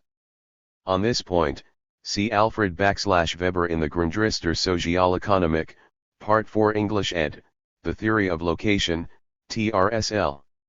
C. J. Friedrich, Chicago 1929. Nevertheless, the concrete determina. I04. Tion of whether, according to the relevant circumstances of its particular location, a production unit with a given set of output possibilities or one with a different set would be rational, is in terms of calculation in kind capable of solution only in terms of very crude estimates, apart from the few cases where the solution is given by some natural peculiarity, such as a unique source of a raw material. But in spite of the numerous unknowns which may be present, the problem in money terms is always capable of a determinate solution in principle. Finally, there is the independent problem of the comparative importance of the satisfaction of different wants, provision for which is, under the given conditions, equally feasible. In the last analysis, this problem is, in at least some of its implications, involved in every particular case of the calculations of a productive unit. Under conditions of money accounting, it has a decisive influence on profitability and thereby on the direction of production of profit-making enterprises. But where calculation is only in kind, it is in principle soluble only in one of two ways, by adherence to tradition or by an arbitrary dictatorial regulation which, on whatever basis, lays down the pattern of consumption and enforces obedience. Even when that is resorted to, it still remains a fact that the problem of imputation of the part contributed to the total output of an economic unit by the different factors of production and by different executive decisions is not capable of the kind of solution which is at present attained by calculations of profitability in terms of money. It is precisely the process of provision for mass demand by mass production so typical of the present day which would encounter the greatest difficulties. The problems of accounting in kind have been raised in a particularly penetrating form by Dr. Otto Neurath in his numerous works 20 apropos of the tendencies to socialization in recent years. The problem is a central one in any discussion of complete socialization, that is, that which would lead to the disappearance of effective prices. It may, however, be explicitly noted that the fact that it is incapable of rational solution serves only to point out some of the costs, including economic ones, which would have to be incurred for the sake of enacting this type of socialism. However, this does not touch the question of the justification of such a program, so far as it does not rest on technical considerations, but, like most such movements, on ethical postulates or other forms of absolute value. A refutation of these is beyond the scope of any science. From a purely technical point of view, however, the possibility must be considered that the maintenance of a certain density of population within a given area may be possible only on the basis of accurate calculation. Insofar as this is true, a limit to the possible degree of socialization would be set by the necessity of maintaining a system of effective prices. That cannot, however, be considered here. It may be 12. Noted, though, that the distinction between socialism and social reform, if there is any such, should be made in these terms. 2. It is naturally entirely correct that mere money accounts, whether they refer to single enterprises, to any number of them, or to all enterprises indeed, even the most complete statistical information about the movement of goods in money terms tell us nothing whatever about the nature of the real provision of a given group with what it needs, namely, real articles of consumption. Furthermore, the much-discussed estimates of national wealth in money terms are only to be taken seriously so far as they serve fiscal ends, that is, as they determine taxable wealth. This stricture does not apply, of course, in any similar degree to income statistics in money terms, provided the prices of goods in money are known. But even then there is no possibility of checking real welfare in terms of substantive rationality.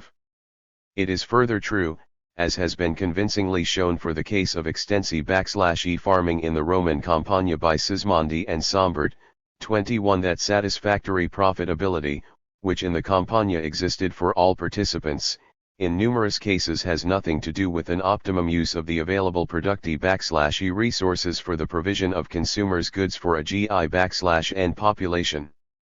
The mode of appropriation, especially that of land, this much must be conceded to Franz Oppenheimer, 22, leads to a system of claims to rent and earnings of various kinds which may well obstruct permanently the development of a technical optimum in the exploitation of productive resources. This is, however, very far from being a peculiarity of capitalistic economies. In particular, the much-discussed limitation of production in the interest of profitability was very highly developed in the economy of the Middle Ages, and the modern labor movement is acquiring a position of power which may lead to similar consequences. But there is no doubt that this phenomenon exists in the modern capitalistic economy. The existence of statistics, or estimates, of money has not, as some writers have tended to give the impression, hindered the development of statistics of physical quantities. This is true, how much fault we may find with the available statistics when measured by ideal standards. Probably more than 9/10 of economic statistics are not in terms of money, but of physical quantities. The work of a whole generation of economists has been concentrated almost entirely on a critique of the orientation of economic action to profitability with respect to its effects on the provision of the population with real goods. All the work of the so-called socialists of the lectern, Socialisten, was, in the last analysis, quite consciously concerned with this. They have, however, employed as a standard of judgment a mode of social reform oriented to social welfare, implying, in contrast to a moneyless economy, the continued existence of effective prices, rather than full socialization, as the only solution possible either at the present or at any time in an economy at the stage of mass production. It is, of course, quite possible to consider this merely a half measure, but it is not in itself a nonsensical attitude. It is true that the problems of a non-monetary economy, and especially of the possibility (I06) of rational action in terms of calculations in kind, have not received much attention. Indeed, most of the attention they have received has been historical and not concerned with present problems. But the World War, like every war in history, has brought these problems emphatically to the fore in the form of the problems of war economy and the post-war adjustment. It is, indeed, one of the merits of Otto Neurath to have produced an analysis of just these problems, which, however much it is open to criticism both in principle and in detail, was one of the first and was very penetrating. That the profession has taken little notice of his work is not surprising because until now he has given us only stimulating suggestions, which are, however, so very broad that it is difficult to use them as a basis of intensive analysis.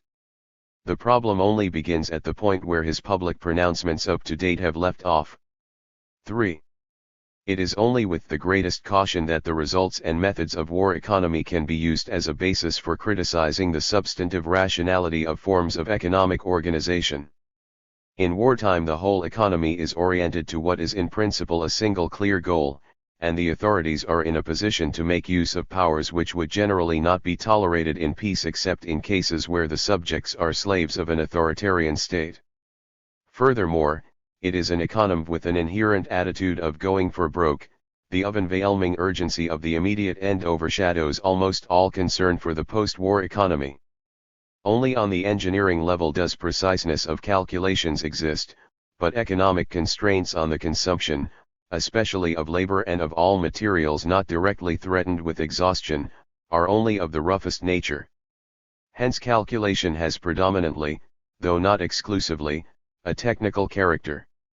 So far as it has a genuinely economic character, that is, so far as it takes account of alternative ends and not only of means for a given end, it is restricted to what is, from the standpoint of careful monetary calculation, a relatively primitive level of calculation on the marginal utility principle. In type, this belongs to the class of budgetary calculations, and it is not meant to guarantee long-run rationality for the chosen allocation of labor and the means of production. Hence, however illuminating the experience of wartime and post-war adjustments is for the analysis of the possible range of variation of economic forms, it is unwise to draw conclusions from the type of in-kind accounting associated with it for its suitability in a peacetime economy with its long-run concerns. It may be freely conceded, 1. That it is necessary also in money accounting to make arbitrary assumptions in connexio with means of production which have no market price. This is particularly common in the case of agricultural accounting. 2. That to a less extent something similar is true of the allocation of overhead costs among the different branches of a complicated enterprise. 3.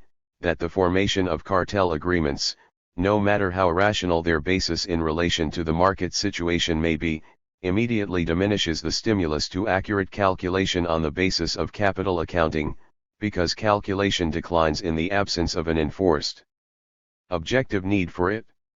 If calculation were in kind, however, the situation described under 1 would be universal. 12 Calculations in kind IO7 Any type of accurate allocation of overhead costs, which, however roughly, is now somehow achieved in money terms, would become impossible, and, finally, every stimulus to exact calculation would be eliminated and would have to be created anew by artificial means, the effectiveness of which would be questionable.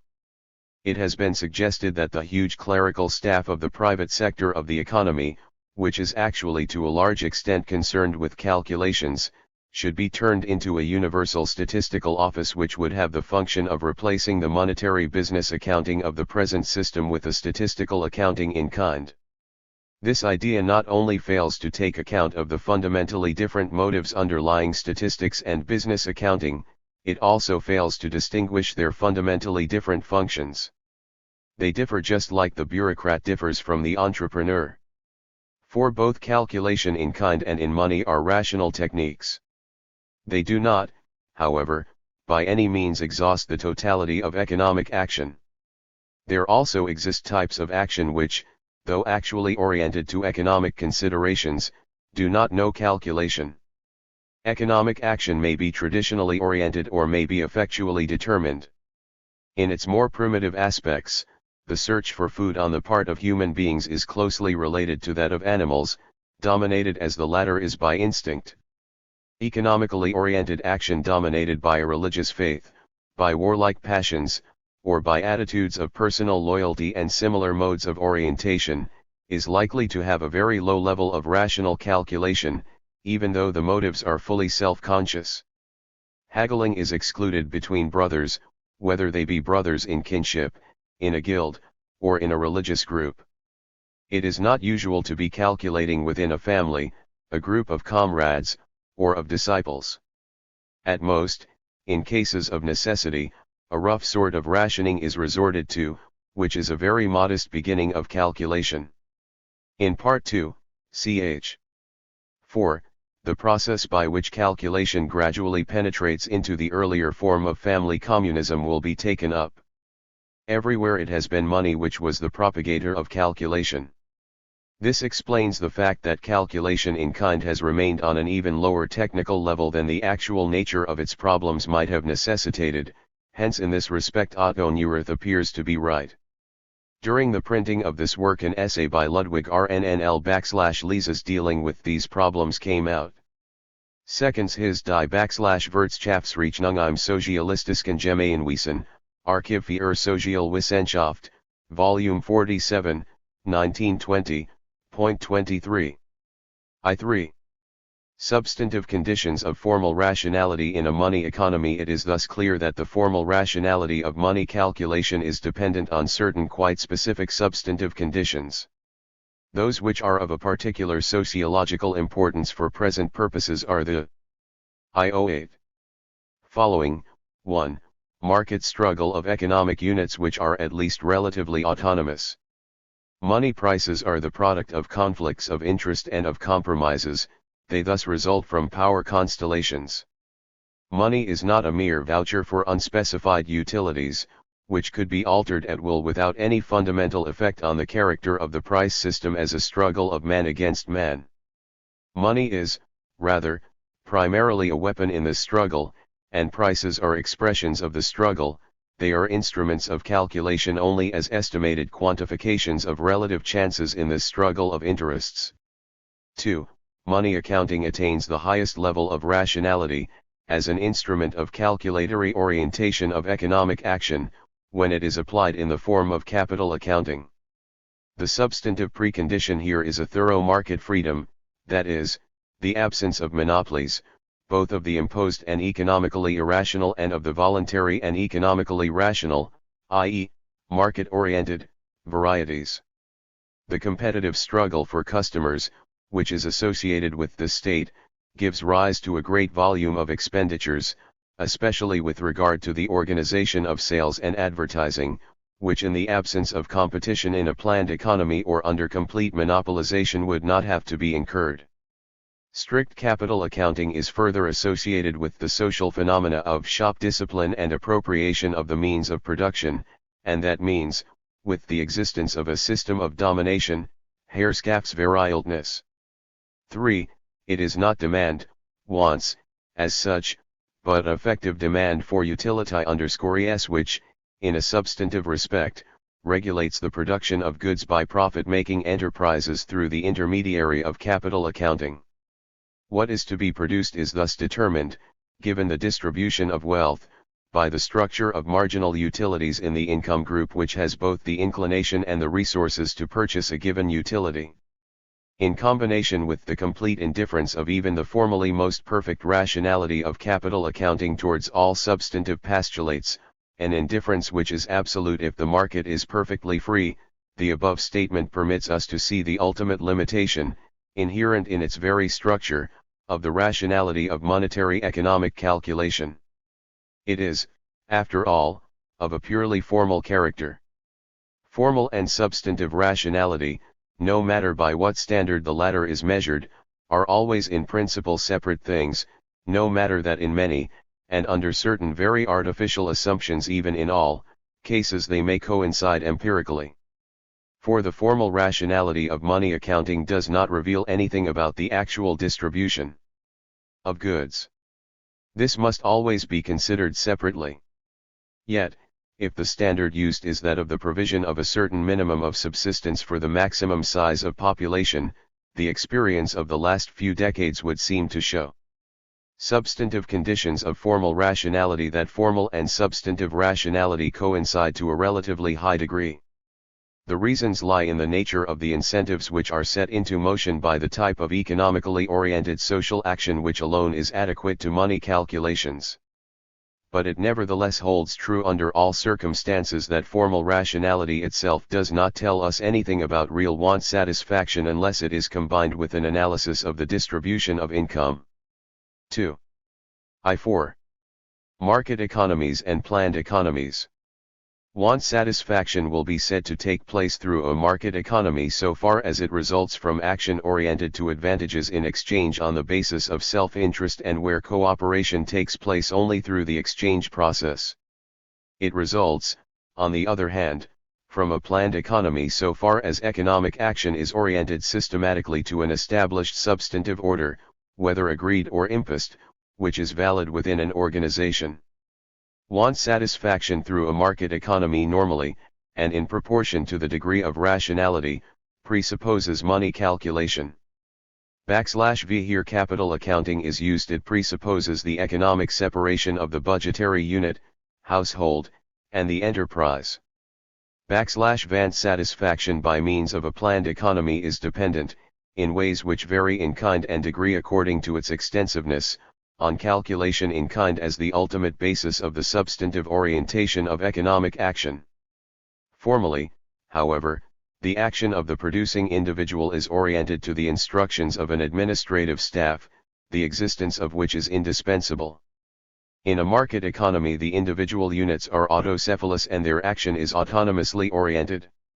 In the administration of budgetary units, households, the basis of orientation is the marginal utility of money holdings and of anticipated money income. In the case of intermittent entrepreneurship, Gelegenheitserwerben, the probabilities of market gain, and in the case of profit-making enterprises, capital accounting are the basis of orientation. In a planned economy, all economic action, so far as planning is really carried through, is oriented heteronomously and in a strictly budgetary manner, to rules which enjoin certain modes of action and forbid others, and which establish a system of rewards and punishments. When, in a planned economy, the prospect of additional individual income is used as a means of stimulating self-interest, the type and direction of the action thus rewarded is substantively heteronomously determined. It is possible for the same thing to be true of a market economy, though in a formally voluntary way. This is true wherever the unequal distribution of wealth, and particularly of capital goods, forces the non-owning group to comply with the authority of others in order to obtain any return at all for the utilities they can offer on the market, either with the authority of a wealthy householder, or with the decisions, oriented to capital accounting, of the owners of capital or of their agents. In a purely capitalistic organization of production, this is the fate of the entire working class. The following are decisive as elements of the motivation of economic activity under the conditions of a market economy. For those without substantial property, a. The fact that they run the risk of going entirely without provisions, both for themselves and for those personal dependents, such as children, wives, sometimes parents, whom the individual typically maintains on his own account. b. That, in varying degrees subjectively, they value economically productive work as a mode of life. 2. For those who enjoy a privileged position by virtue of wealth or the education which is usually in turn dependent on wealth, a. Opportunities for large income from profitable undertakings, b. Ambition, c. The valuation as a calling of types of work enjoying high prestige, such as intellectual work, artistic performance, and work involving high technical competence. 3. For those sharing in the fortunes of profit-making enterprises, a. The risk to the individual's own capital, and his own opportunities for profit, combined with, b. The valuation of rational acquisitive activity as a calling. The latter may be significant as a proof of the individual's own achievement or as a symbol and a means of autonomous control over the individual subject to his authority, or of control over economic advantages which are culturally or materially important to an indefinite plurality of persons. In a word, power. A planned economy oriented to want satisfaction must, in proportion as it is radically carried through, weaken the incentive to labor so far as the risk of lack of support is involved. For it would, at least so far as there is a rational system of provision for wants, be impossible to allow a worker's dependents to suffer the FDL consequences of his lack of efficiency in production. Furthermore, autonomy in the direction of organized productive units would have to be greatly reduced or, in the extreme case, eliminated. Hence it would be impossible to retain capital risk and proof of merit by a formally autonomous achievement. The same would be true of autonomous power over other individuals and important features of their economic situation. Along with opportunities for special material rewards, a planned economy may have a command over certain ideal motives of what is in the broadest sense an altruistic type, which can be used to stimulate a level of achievement in economic production comparable to that which autonomous orientation to opportunities for profit, by producing for the satisfaction of effective demand, has empirically been able to achieve in a market economy. \v Here a planned economy is radically carried out, it must further accept the inevitable reduction in formal, calculatory rationality which would result from the elimination of money and capital accounting. Substantive and formal, in the sense of exact calculation, rationality are, it should be stated again, after all largely distinct problems. This fundamental and, in the last analysis, unavoidable element of irrationality in economic systems is one of the important sources of all social problems, and above all, of the problems of socialism. The following remarks apply to both SECS 13 and 14. 1. The above exposition obviously formulates only things which are generally known, in a somewhat more precise form. The market economy is by far the most important case of typical widespread social action predominantly oriented to self-interest. The process by which this type of action results in the satisfaction of wants is the subject matter of economic theory, knowledge of which in general terms is here presupposed. The use of the term planned economy, Planwirtschaft, naturally does not imply acceptance of the well-known proposals of the former German L-1 Minister of Economic Affairs. 25. The term has been chosen because, while it does not do violence to general usage, it has, since it was used officially, been widely accepted. This fact makes it preferable to the term used by Otto Neurath, administered economy, Verwaltungswirtschaft, / would otherwise be suitable. 2. So far as it is oriented to profit-making, the economic activity of organizations, or that regulated by organizations, is not included in the concept of planned economy, whether the organization be a guild, a cartel, or a trust. Planned economy includes the economic activity of organizations only so far as it is oriented to the provision for needs. Any system of economic activity oriented to profit-making, no matter how strictly it is regulated or how stringently controlled by an administrative staff, presupposes effective prices, and thus capital accounting as a basis of action. This includes the limiting case of total cartelization, in which prices would be determined by negotiation between the cartel groups and by negotiated wage agreements with labor organizations. In spite of the identity of their objectives, complete socialization in the sense of a planned economy administered purely as a budgetary unit and partial socialization of various branches of production with the retention of capital accounting are technically examples of quite different types. A preliminary step in the direction of the budgetary planned economy is to be found wherever consumption is rationed or where / measures are taken to effect the direct in-kind distribution of goods. A planned direction of production, whether it is undertaken by voluntary or authoritatively imposed cartels, or by agencies of the government, is primarily concerned with the rational organization of the use of means of production and labor resources and cannot, on its own terms, do without prices. II. Or at least, not yet. It is thus by no means fortuitous that the rationing type of socialism gets along quite well with the works councils, Betriebsfreiheit, type of socialism which, against the will of its leading personalities, who are in favor of a rationalistic solution, must pursue the income interests of the workers. 3. It will not be possible to enter at this point into a detailed discussion of the formation of such economic organizations as cartels, corporations, or guilds. Their general tendency is orientation to the regulation or monopolistic exploitation of opportunities for propound.t. They may arise by voluntary agreement, but are more generally imposed even where formally voluntary. Compare in the most general terms, Chap. I, Sector 10, and also the discussion of the appropriation of economic advantages, Sector 19 ff of the present chapter. The conflict between two rival forms of socialism has not died down since the publication of Marx's Mesure de la Philosophie. On the one hand, there is the type, which includes especially the Marxists, which is evolutionary and oriented to the problem of production; on the other, the type which takes the problem of distribution as its starting point and advocates a rational planned economy. The latter is again today coming to be called communism.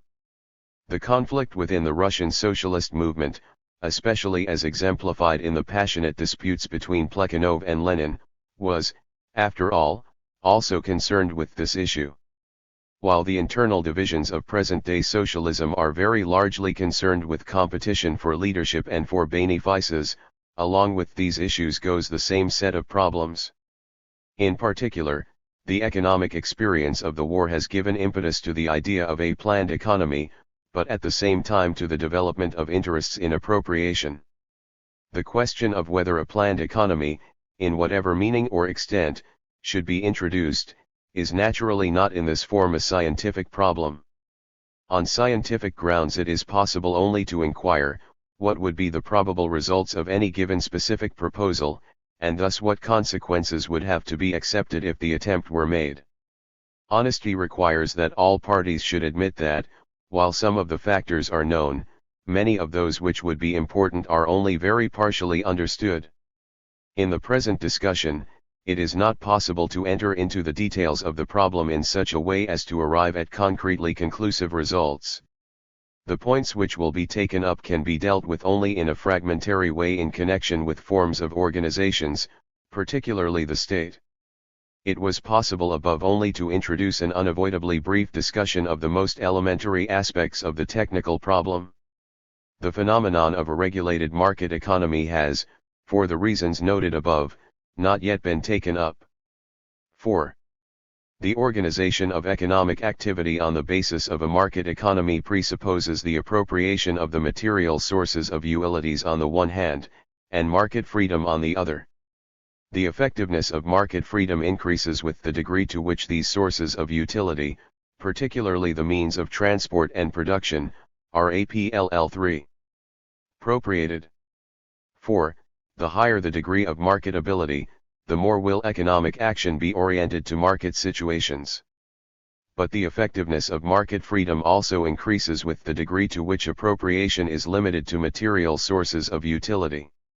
Every case of the appropriation of human beings through slavery or serfdom, or of economic advantages through market monopolies, restricts the range of human action which can be market-oriented. Fichte, in his Der Geschlossenhandelsstaat, Tübingen, 1800, was right in treating this limitation of the concept of property to material goods, along with the increased autonomy of control over the objects which do fall under this concept, as characteristic of the modern market-oriented system. All parties to market relations have had an interest in this expansion of property rights because it increased the area within which they could orient their action to the opportunities of profit offered by the market situation. The development of this type of property is hence attributable to their influence. 5. For reasons of accuracy of expression, we have avoided the term communal economy, Gemeinwirtschaft, which others have frequently used in the German discussions of 1918 to 1920, because it pretends the existence of a common interest or of a feeling of community, Gemeinschaftsgefühl, as the normal thing, which conceptually is not required, the economic organization of a feudal lord exacting cord labor or that of rulers like the pharaohs of the New Kingdom belongs to the same category as a family household. Both are equally to be distinguished from a market economy. 6. For the purposes of the definition of a market economy, it is indifferent whether or to what extent economic action is capitalistic, that is oriented to capital accounting. This applies also to the normal case of a market economy, that in which the satisfaction of wants is effected in a monetarvecon-MV. It would be a mistake to assume that the development of capitalistic enterprises must occur proportionally to the growth of want satisfaction in the monetary economy, and an even larger mistake to believe that this development must take the form it has assumed in the Western world. In fact, the contrary is true. The extension of money economy might well go hand in hand with the increasing monopolization of the larger sources of profit by the oikos economy of a prince. Ptolemaic Egypt is an outstanding example. According to the evidence of the accounts which he survived, it was a highly developed money economy, but its accounting remained budgetary accounting and did not develop into capital accounting. It is also possible that with the extension of a money economy could go a process of feudalization, Verpfremdung, of fiscal advantages resulting in a traditionalistic stabilization of the economic system. This happened in China, as will have to be shown elsewhere. Finally, the capitalistic utilization of money resources could take place through investment in sources of potential profit which were not oriented to opportunities of exchange in a free commodity market and thus not to the production of goods.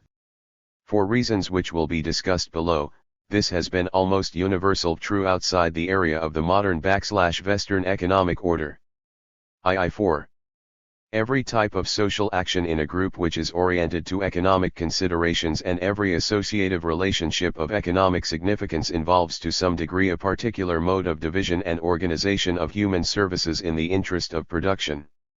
A mere glance at the facts of economic action reveals that different persons perform different types of work and that these are combined in the service of common ends, with each other and with the non-human means of production, in the most varied ways.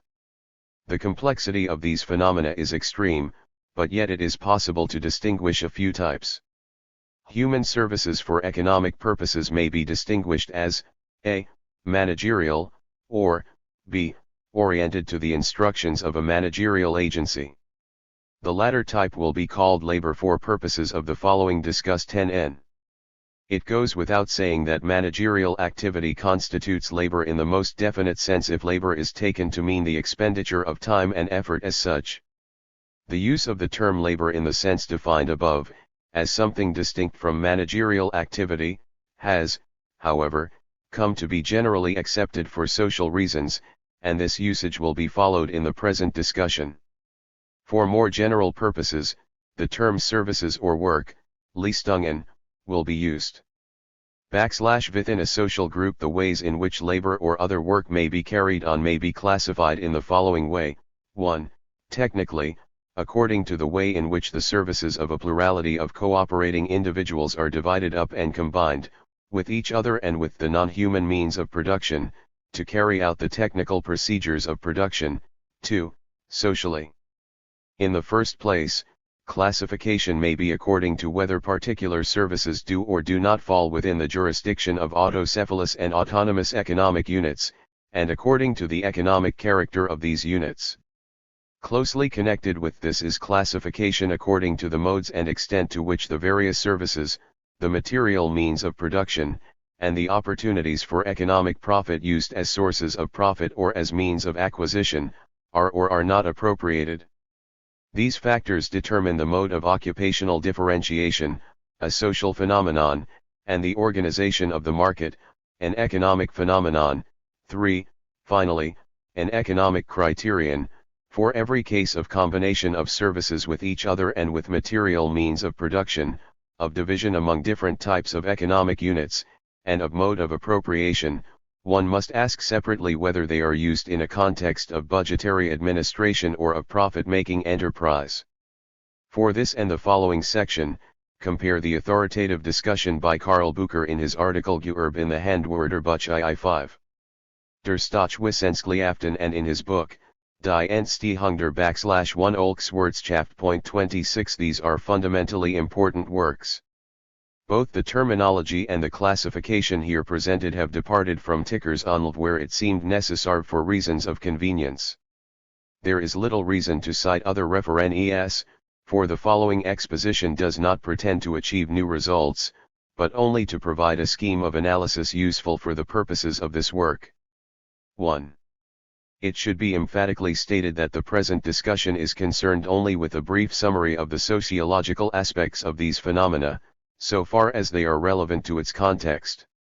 The economic aspect is included only insofar as it is expressed in what are formally sociological categories. The presentation would be economic in the substantive sense only if the price and market conditions, which so far have been dealt with only on the theoretical level, were brought in. But these substantive aspects of the general problem could be worked into such a summary introduction only in the form of terse theses, which would involve some very dubious distortions. The explanatory methods of pure economics are as tempting as they are misleading.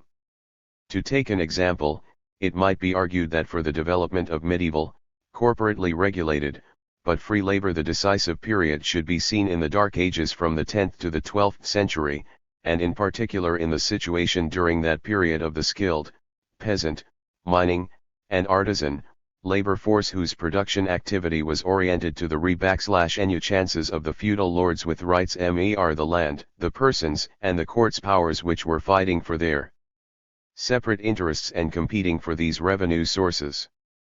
The decisive period for the development of capitalism could be claimed to be the great chronic price revolution of the 16th century.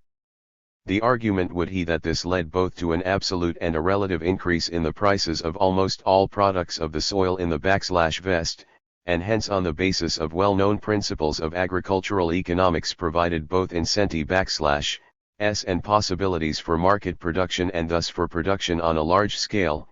In part, as in England, this took the form of capitalistic enterprise, and in part, as in the lands between the Elbe Ri/Er and Russia, that of corvée labor estates. For non-agricultural products, this inflation signified in most cases a rise in absolute prices, but, it be argued, rarely one in relative prices. Typically, relative prices for industrial goods would fall, thus stimulating, so far as the necessary organizational and other external and subjective preconditions were given, attempts to create market enterprises able to stand up under competitive conditions. The claim that these preconditions were not GI/N in Germany would be adduced to account for the economic decline which started there about that time. The later consequence of all this, the argument would run, was the development of capitalist industrial entrepreneurship. Necessary prerequisite for this would be the development of mass markets. An indication that this was actually happening could be seen in certain changes of English commercial policy, to say nothing of other phenomena. In order to verify theoretical reasoning about the /J economic conditions of the development of economic structure, theses such as these and similar ones would have to be utilized. But this is simply not admissible. These and numerous other equally controversial theories, even so far as they could be proved not to be wholly erroneous, cannot be incorporated into the present scheme which is intentionally limited to sociological concepts. In renouncing any attempt of this sort, however, the following exposition in this chapter explicitly repudiates any claim to concrete explanation and restricts itself to working out a sociological typology. The same is true of the previous discussion in that it consciously omitted to develop a theory of money and price determination. This must be strongly emphasized.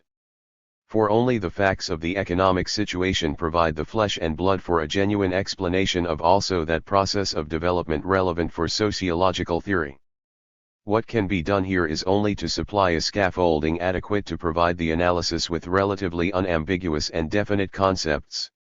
It is obvious not only that no attempt is made here to do justice to the historical aspect of economic development, but also that the typology of the genetic sequence of possible forms is neglected. The present aim is only to develop a schematic system of classification. 2. A common and justified objection to the usual terminology of economics is that it frequently fails to make a distinction between the business establishment, Betrieb, and the firm, Unternehmen. 21. In the area of economical-oriented action, establishment is a technical category which designates the continuity of the combination of certain types of services with each other and with material means of production. The antithesis of this category is either intermittent action, or action which is constitutionally discontinuous, such as is found in every household. By contrast, the antithesis to firm, which is a category of economic orientation, to profit, is the budgetary unit, household, which is economically oriented to provision for needs. But the classification in terms of firm and budgetary unit is not exhaustive, for there exist actions oriented to acquisition which cannot be subsumed under the category firm. All activity in which earnings are due purely to work, such as the activity of the writer, the artist, the civil servant, is neither the one nor the other. The drawing and consumption of rents and annuities, however, obviously belong into the category of budgetary administration. In spite of this distinction between the establishment and the firm, we have in the earlier discussion used the term profit-making establishment, Erwerbsbetrieb, wherever continuously coordinated, uninterrupted entrepreneurial activity was meant.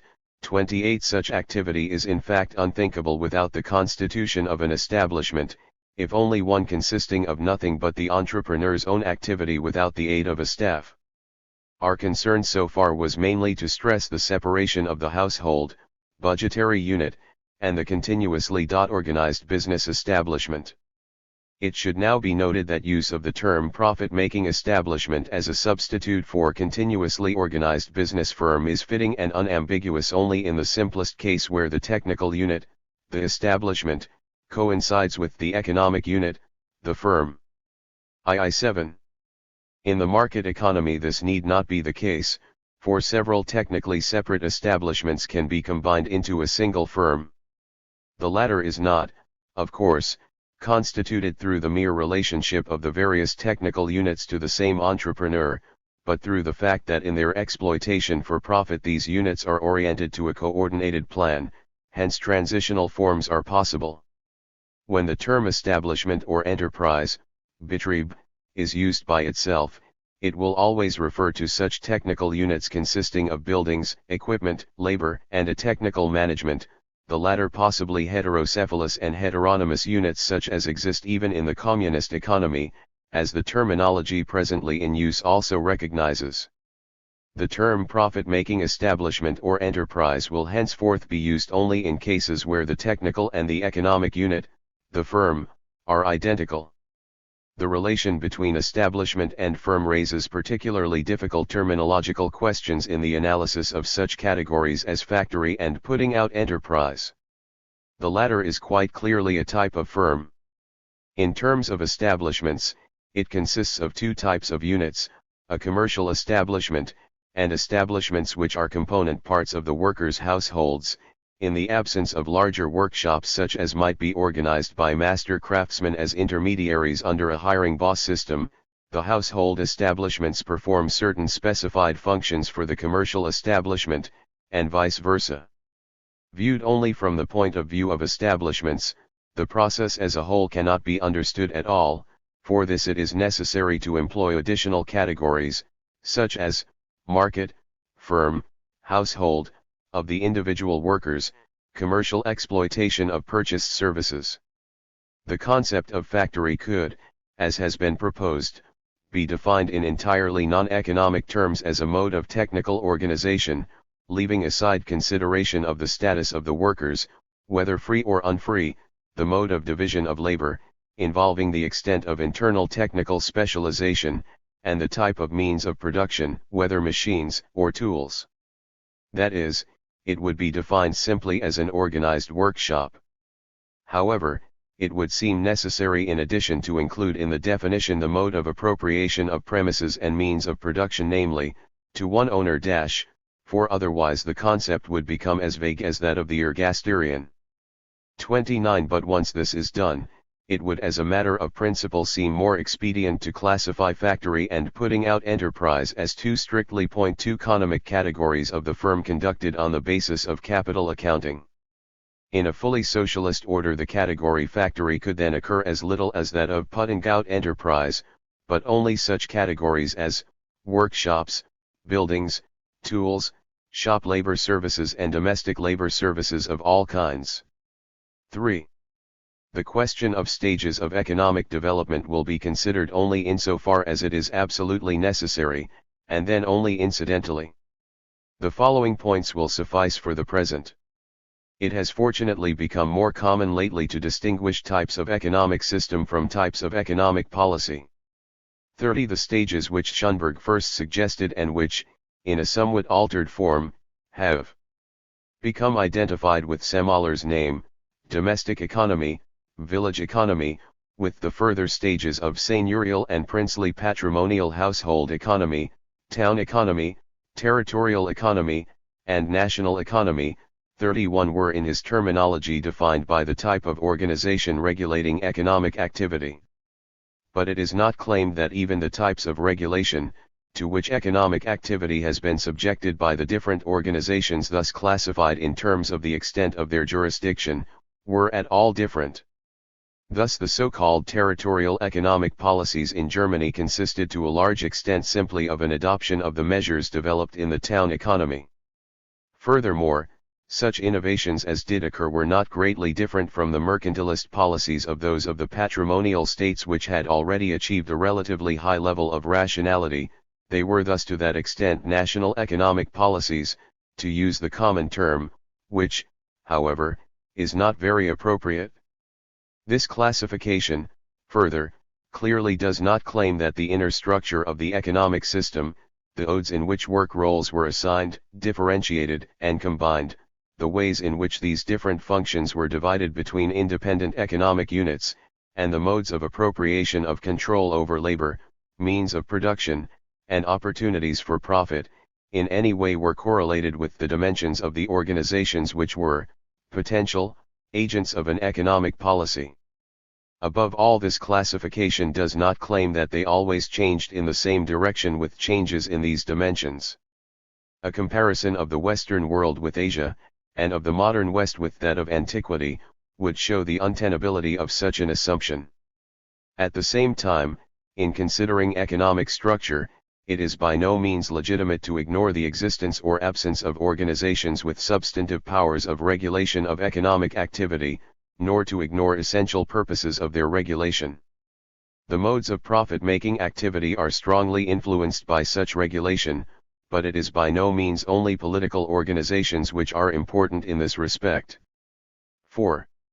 In this connection, as well as others, the purpose of the discussion has been to determine the optimum conditions for the formal rationality of economic activity and its relation to the various types of substantive demands which may be made on the economic system. From a technical point of view, the division of labor may be classified as follows: in the first place, it may vary according to modes of differentiation and combination of work services as such. They may vary according to the type of functions, Leistungen, undertaken by the same person.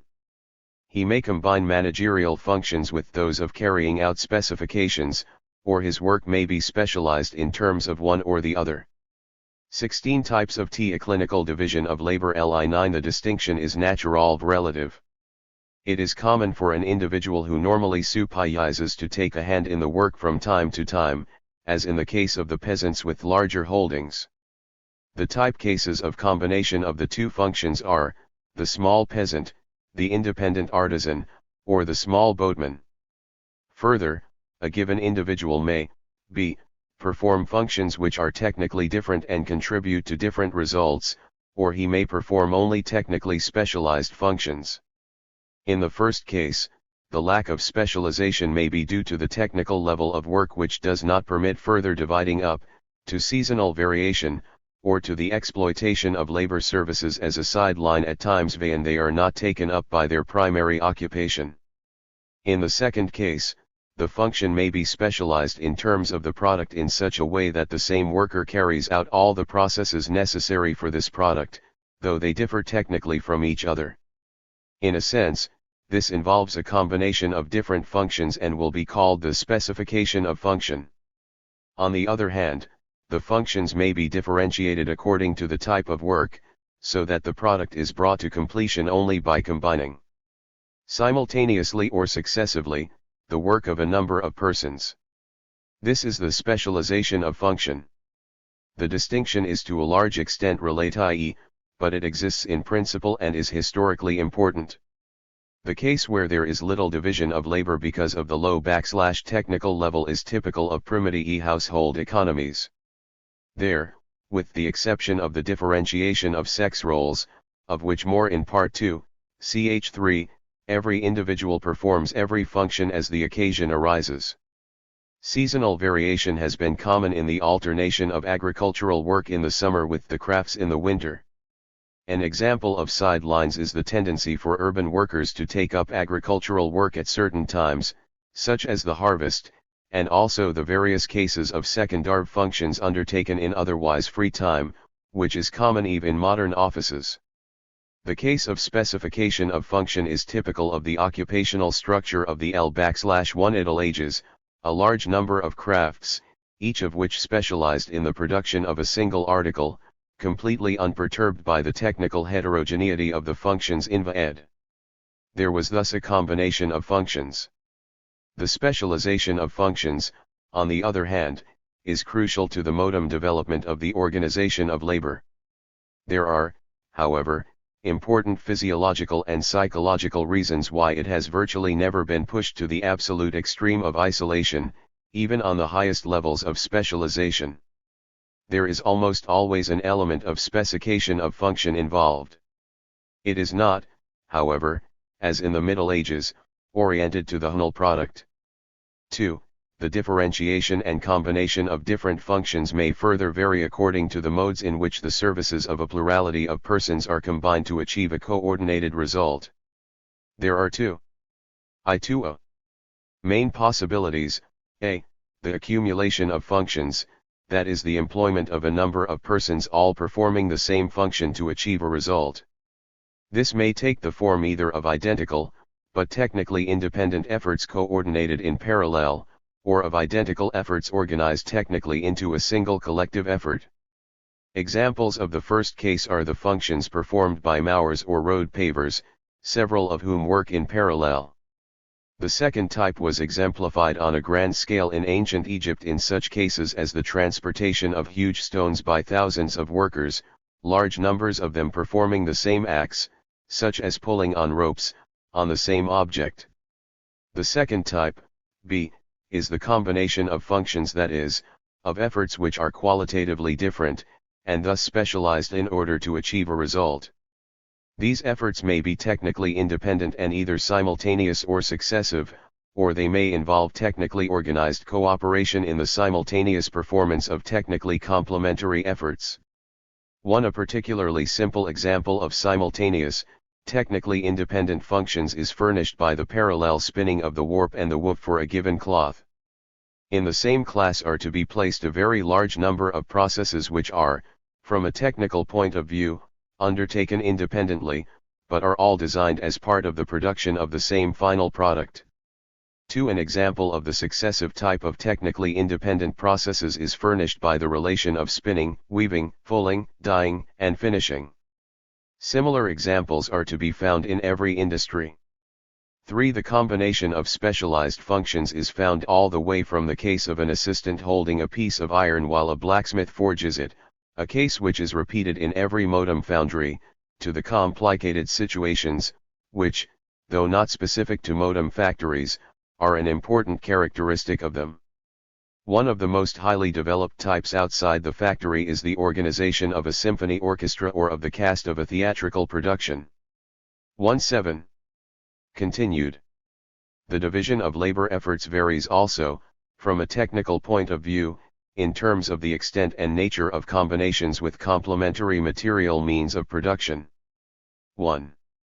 Forms may vary according to whether they consist purely in personal services, as in the case of washwomen, barbers, the performance of types of technical division of labor, cont. I actors, or whether they produce or transform goods by working up or transporting raw materials. The latter may consist in construction work, as that of plasterers, decorators, and stucco workers, in production of commodities and in transport of commodities. There are many transitional forms between them. 2. They may be further distinguished according to the stage at which they stand in the progression from original raw material to consumption, thus, from the original products of agriculture and mining to goods which are not only ready to be consumed, but available at the desired place for consumption. 3. The forms may further vary according to the ways in which they use, a. Fixed plant and facilities, Anlagen. These may consist in sources of power, that is, means of harnessing energy, either that of natural forces, such as the power of water, wind, or heat from fire, or that which is produced mechanically, especially steam and electrical power, or in special premises for work, or they may use, b. Implements of work, Arbetsmittel, which include tools, apparatus, and machines. In some cases only one or another of these means of production may be used, or none. Tools are those aids to labor, the design of which is adapted to the physiological and psychological conditions of manual labor. Apparatus is something which is tended by the worker. Machines are mechanized apparatus. These rather vague distinctions have a certain significance for characterizing epochs in the development of industrial technology. The use of mechanized sources of power and of machinery, characteristic of modern industry, is from a technical point of view due to their specific productivity and the resulting saving of human labor, and also to the uniformity and calculability of performance, both in quality and quantity. It is thus rational only where there exists a sufficiently wide demand for the particular types of products. In the case of a market economy, this means adequate purchasing power for the relevant goods, and this in turn depends on a certain type of income distribution. It is quite out of the question here to undertake to develop even the most modest outline of a theory of the evolution of the technology and economics of tools and machinery. The concept of apparatus refers to such things as the type of loom which was operated by a foot pedal and to numerous other similar devices. These already involve a certain relative independence on the part of the mechanical process, as distinguished from the functioning of the human or, in some cases, the animal organism.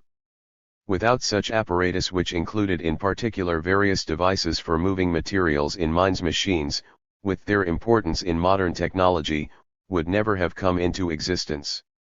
Leonardo's famous inventions were types of apparatus. I-22. I-8. Social aspects of the division of labor. From the social point of view, types of the division of labor may be classified in the following way: in the first place, according to the ways in which qualitatively different, especially complementary functions, are distributed among more or less autocephalous and autonomous economic units, which may further be distinguished economically according to whether these are budgetary units or profit-making enterprises.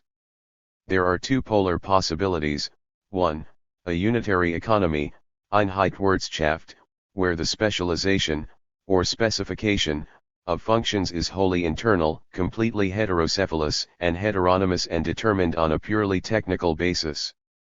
The same would be true of the coordination of functions. A unitary economy may, from an economic point of view, be either a budgetary unit or a profit-making enterprise. On the largest possible scale, a communist national economy would be a unitary budgetary economy. On the smallest scale it was the primitive family unit, which included all or the great majority of production functions in a closed household economy. The type case of a unitary profit-making enterprise with purely internal specialization and coordination of functions is naturally the great vertical combination 32, which treats with outsiders only as an integrated unit. These two distinctions will suffice for the moment as a treatment of the development of autonomous unitary economy. 2. The distribution of functions may, on the other hand, take place between autocephalous economic units. A. It may consist in the specialization or specification of functions between heteronymous, but autocephalous units which are oriented to an order established by agreement or imposed. The order, in turn, may be substantively oriented in a variety of ways. Its main concern may be to provide for the needs of a superior economic unit, which may be the budgetary unit, household, of a lord and oikos, or it may be oriented to profit-making for an economic unit controlled by a political body or lord. The order may, on the other hand, be concerned with providing for the needs of the members of some closed group, Genossenschaftlicher Verband. From an economic point of view, this may be accomplished either in the budgetary, household, or in the profit-making mode. The organization in all these cases may either be confined to the mere regulation of economic activity, or it may, at the same time, be engaged in economic action on its own account. B. The other main type is the specialization of autocephalous and autonomous units in a market economy, which are oriented on the one hand substantively only to their own self-interest, formally only to the order of an organization such as the laissez-faire state, which enforces only formal, rather than substantive rules, see above, Chapter 2, Sector 5d. 1. A typical example of the organization which, limiting its function to the regulation of economic activity, takes the form of a budgetary unit administered by an association of the members under Case 2a, is the organization of village handicrafts in India, establishment. An organization with autocephalous but heteronymous units oriented in their economic activity to the household of a lord, as under 2a, may be illustrated by structures which provide for the household wants of princes or landlords, in the case of princes, also for the political wants, by means of contributions from the individual holdings of subjects, dependents, serfs, slaves, cotters, or sometimes demiurgic, sec below, village artisans, such are found everywhere in the world. The exact ions of services or products for a landlord or a town corporation should usually be classified as mere regulation of economic activity, insofar as they usually served only fiscal, not substantive ends.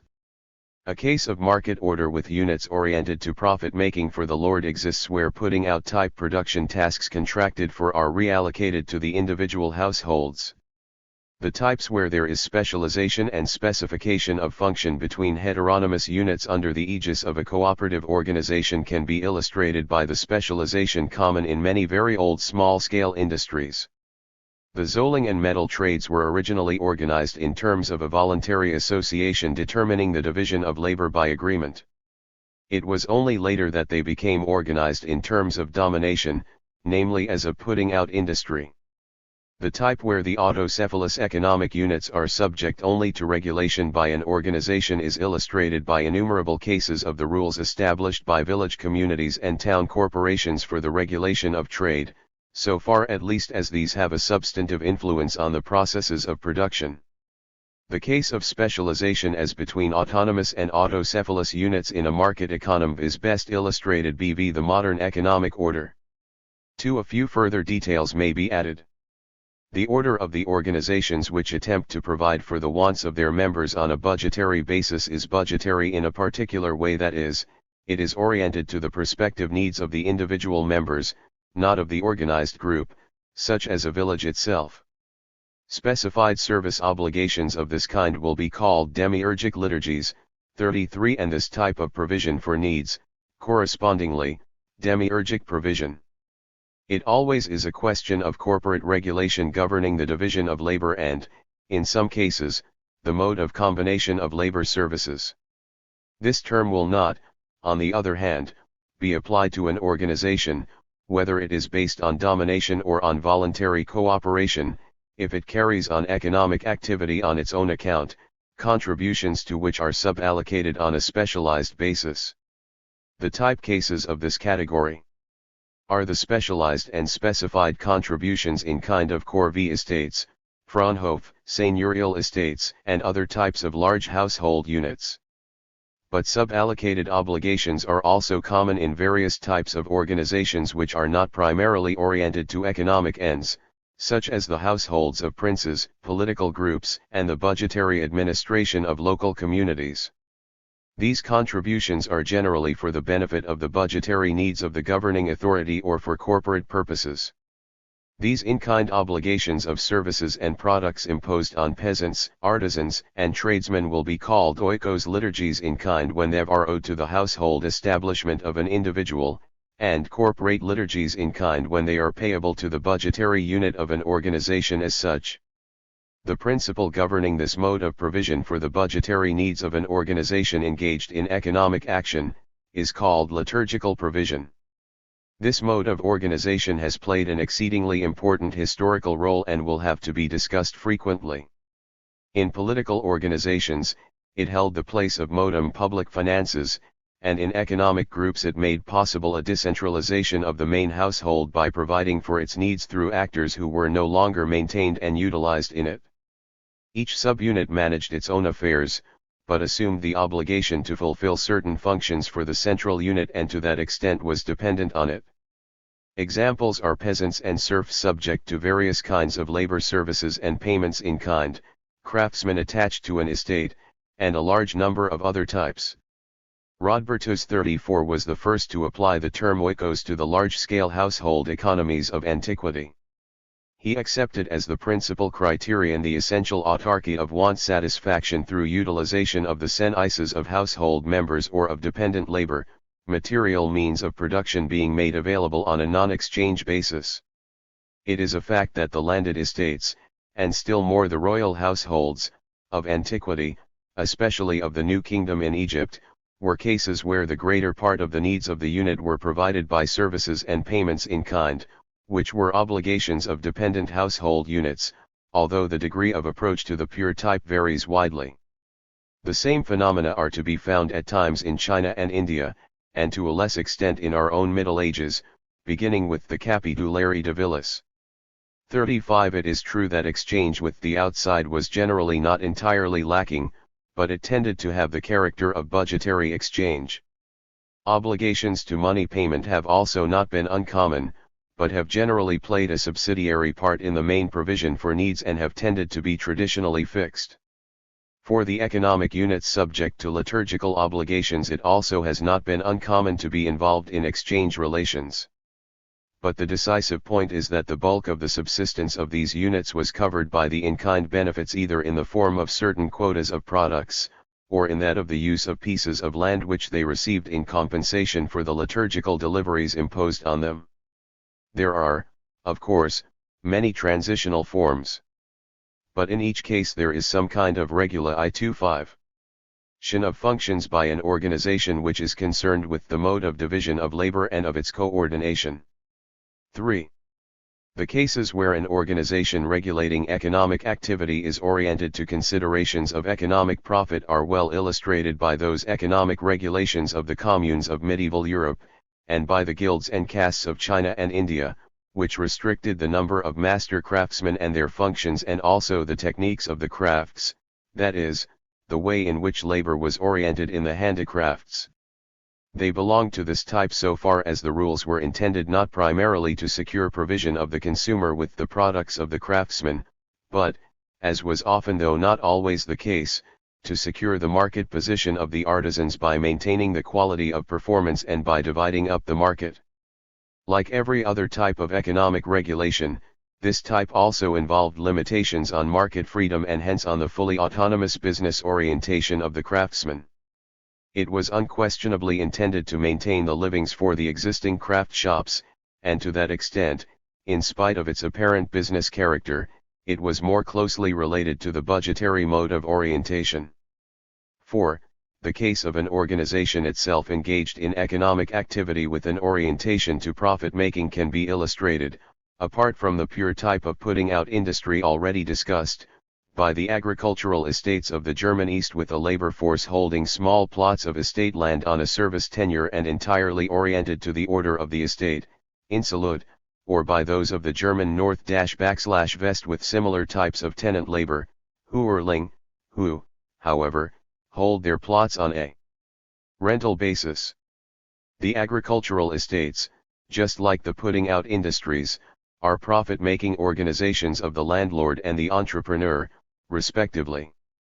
The economic units of the tenants and home industry workers are oriented, both in the imposed division of functions and in the mode of combining work efforts, as in the whole of their economic conduct, primarily to the obligations which the order of the estate or the putting-out relationship dictates to them. Apart from that, they are households. Their acquisitive efforts are not autonomous, but heteronymous efforts oriented to the enterprise of the landlord or the entrepreneur. Depending upon the degree to which this orientation is substantively standardized, the division of functions may approach the purely technical type of division within one and the same enterprise which is typical of the factory. 19. Social aspects of the division of labor. Continued. From a social point of view, the modes of the division of labor may be further classified according to the mode in which the economic advantages, which are regarded as returns for the different functions, are I26. Appropriated.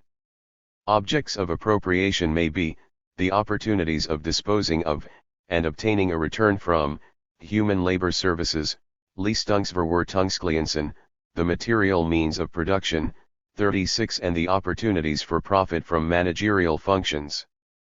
37. On the sociological concept of appropriation, see above, Chap.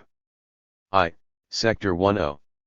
When the utilization rights for labor services are appropriated, the services themselves may either, 1. Go to an individual recipient, a lord, or to an organization, or, 2. They may be sold on the market. In either case one of the following four, radically different, possibilities may apply: a. Monopolistic appropriation of the opportunities for disposal of labor services by the individual worker himself, the case of craft-organized free labor. The appropriated rights may either be hereditary and alienable, in which case type 1, above is illustrated by the Indian village artisan, and type 2. By certain medieval non-personal craft rights, or they may be strictly personal and inalienable, as under type I, all rights to an office, or, finally, they may be hereditary, but inalienable, as under types 1, and 2, certain medieval, but above all Indian, craft rights, and medieval offices of the most diverse kind. In all these cases appropriation may be unconditional or subject to certain substantive conditions. b. The second possibility is that the right of utilization of labor services is appropriated to an owner of the worker, the case of unfree labor. The property rights in the worker may be both hereditary and alienable, the case of slavery proper. Or, though it is hereditary, it may not be freely alienable, but, example only together with the material means of production, particularly the land. This includes serfdom and hereditary dependency. The appropriation of the use of labor by a lord may be limited by substantive conditions, as in serfdom. The worker cannot leave his status of his own free will, but neither can it arbitrarily be taken from him. The appropriated rights of disposal of labor services may be used by the owner for purposes of budgetary administration, as a source of income in kind or in money, or as a source of labor services in his household, as in the case of domestic slaves or serfs. Or it may be used as a means of profit. In that case the dependent may be obligated to deliver goods or to work on raw materials provided by the owner. The owner will then sell the product. This is unfree domestic industry. He may, finally, use his laborer in an organized shop, a slave or serf workshop. The person herein designated as the owner may be involved in the work process himself in a managerial capacity or even in part as a work I-27 er, but this need not be true. It may be that his position as owner, ipso facto, makes him the managing agent. But this is by no means necessary and is very generally not the case. The use of slaves and serfs, the latter including various types of dependents, as part of a process of budgetary administration and as source of rent revenue, but not as workers in a profit-making enterprise, was typical of antiquity and of the early Middle Ages. There are, for instance, cuneiform inscriptions which mention slaves of a Persian prince who were bound out as apprentices, possibly to be used later for labor services in the household, but perhaps to be set to work in substantive freedom for their own customers, making a regular payment to the owner, an early equivalent of the Greek A.11 okpopa, the Russian obrok, and the German Hals or Leibzins. Though by no means without exception, this tended to be the rule for Greek slaves, and in Rome this type of independent economic activity with a peculum or merx peculiaris and, naturally, payments to the owner, found reflection in various legal institutions. In the Middle Ages, body serfdom, Leiheraskaft, frequently involved merely a right to claim payments from otherwise almost independent persons. This was usual in Western and Southern Germany. In Russia, also, de facto limitation to the receipt of these payments, obrok, from an otherwise independent serf was, if not universal, at least very common, although the legal status of these persons remained precarious. The use of unfree labor for business purposes has taken the following principal forms, particularly in the domestic industries on seigneurial estates, including various royal estates, among them probably those of the pharaohs. 1. Free obligation to payments in kind, the delivery of goods in kind, the raw material for which was produced by the workers themselves as well as worked on by them. Flax is an example. 2. Unfree domestic industry, work on material provided by the lord. The product could be sold at least in part for money by the lord. But in many cases, as in antiquity, the tendency was to confine market sale to occasional instances. In early modem times, however, particularly in the German Slavic border regions, this was not the case. It was there, though not only there, that domestic industries developed on the estates of landlords. The utilization in a continuous organization could take the form of unfree home industry labor or of unfree workshop labor. Both forms are common. The latter was one of the various forms of the ergasterion of antiquity. It was found on the estates of the pharaohs, in temple workshops, and according to the testimony of tomb frescoes, also on the estates of private owners or lords, in the Orient, in Greece, Demosthenes' shops in Athens, in the Roman estate workshops, see the description by Gumerus, in the Carolingian Genitium, that is, a Gynekian, and in more recent times, for example in the Russian serf factories, see T. Yegin Baranovsky's book on the Russian factory. 38. C. The third possibility is the absence of any sort of appropriation, formally free labor, in this sense that the services of labor are the subject of a contractual relationship which is formally free on both sides. The contract may, however, be substantively regulated in various ways through a conventional or legal order governing the conditions of labor. Freely contracted labor may be used in various ways. In the first place, in a budgetary unit, as occasional labor, what Bucher calls loan work, either in the household of the employer, or in that of the worker himself, Heimwork in Beecher's terminology. Or it may be permanent, again performed in the household of the employer, as in the case of domestic service, or in that of the worker, as typical of the colonate. It may, on the other hand, be used for profit, again on an occasional or a permanent basis, and in both cases either in the worker's own home or on premises provided by the employer. The latter is true of workers on an estate or in a workshop, but especially of the factory.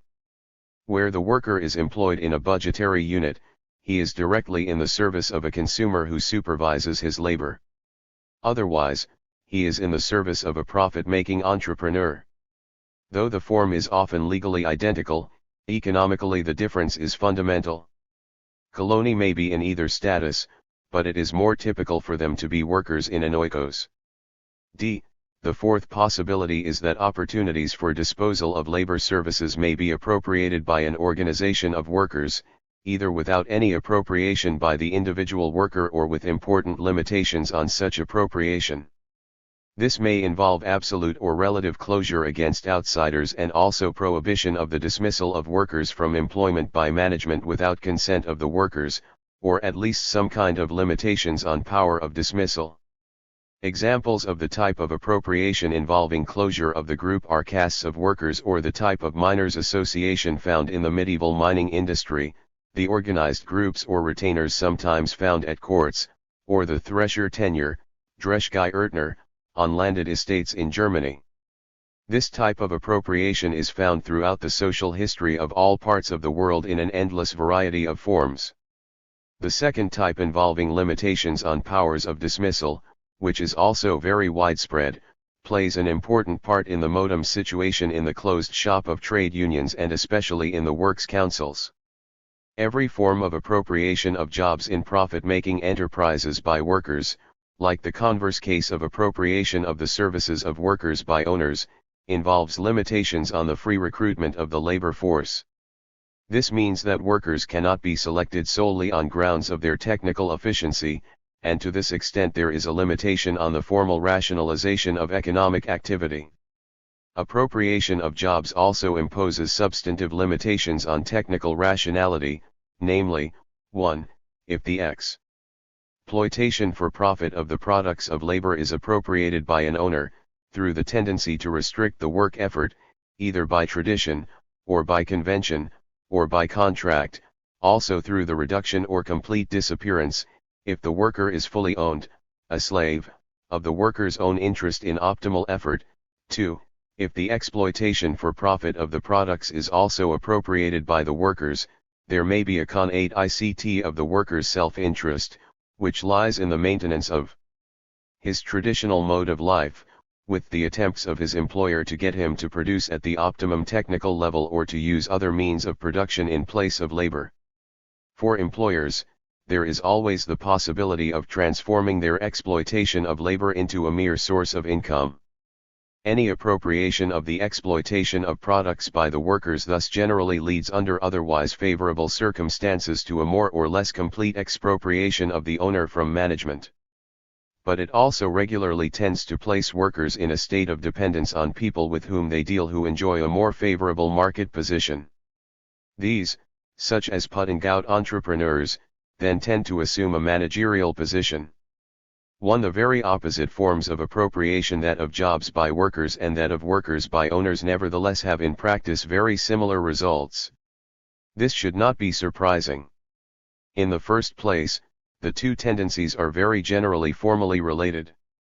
This is true when appropriation of the workers by an owner coincides with appropriation of opportunities for jobs by a closed organization of workers, as has happened in the manor associations. In such cases it is natural that exploitation of labor services should, to a large extent, be stereotyped, hence, that work effort should be restricted and that the workers have little self-interest in the output. The result is generally a successful resistance of workers against any sort of technical innovation. But even where this does not occur, the fact that workers are appropriated by an owner means in practice that he is obliged to make use of this particular labor force. He is not in a position, like the modern factory manager, to select according to technical needs, but must utilize those he has without selection. This is particularly true of slave labor. Any attempt to exact performance from appropriated workers beyond that which has become traditionally established encounters traditional obstacles. These could only be overcome by the most ruthless methods, which are not without their danger from the point of view of the owner's self-interest, since they might undermine the traditionalistic basis of his authority. Hence almost universally the work effort of appropriated workers has shown a tendency to restriction. Even where, as was particularly true of Eastern Europe at the beginning of the modern age, this was broken by the power of the lords, the development of higher technical levels of production was impeded by the absence of the selective process and by the absence of any element of self-interest or own risk-taking on the part of the appropriated workers. I30. When jobs have been formally appropriated by workers, the same result has come about even more rapidly. 2. Appropriation by workers was typical for the development in the early Middle Ages, 10th to 13th century. The Carolingian Bunden 39 and all other beginnings of large-scale agricultural enterprise declined and disappeared. The rents and dues paid to landlords and lords holding rights over persons became stereotyped at a low level, and an increasing proportion of the products in kind, in agriculture and mining, and of the money proceeds from the handicrafts, went to the workers. In just this form this development was peculiar to the Western world. The principal circumstances which favored it were as follows: a. The fact that the propertied classes were heavily involved in political and military activity, b. The absence of a suitable administrative staff. These two circumstances made it impossible for them to utilize these workers in any other way than as a source of rent payments. c. The fact that the freedom of movement of workers between the potential employers competing for their services could not easily be restricted. d. The numerous opportunities of opening up new land, new mines, and new local markets. e. The primitive level of the technical tradition. The more the appropriation of profit opportunities by the workers replaced the appropriation of workers by owners, the more the owners were dispossessed of their rights of control and became mere recipients of rents and dues. Classical examples are the mining industry and the English guilds. Even at this early period the process tended to go further, to the point of redemption or repudiation of the obligation to make payments to a lord altogether, on the principle that a townsman is a freeman. Almost immediately all this led to a differentiation of the opportunities of making profit by market transactions, arising either from within the group of workers themselves or from without through the development of trade. 20. Social aspects of the division of labor, the appropriation of the material means of production. The material means of production may be appropriated by workers as individuals or as organizations, by owners, or by regulating groups consisting of third parties. When appropriated by workers, it may be by the individual worker who then becomes the owner of the material means of production, or the appropriation may be carried out by a completely or relatively closed group of workers so that, though the individual worker is not the owner, the organization is. Such an organization may carry out its functions as a unitary economy on a communist basis, or with appropriation of shares, Genossenschaftlich. In all these cases, appropriation may be used for the purposes of budgetary administration or for profit-making. I-20 Appropriation of material means of production. I-3 Appropriation of the means of production by individual workers may exist in a system of complete market freedom of the small peasants, artisans, boatmen, or carters, or under the aegis of a regulating group.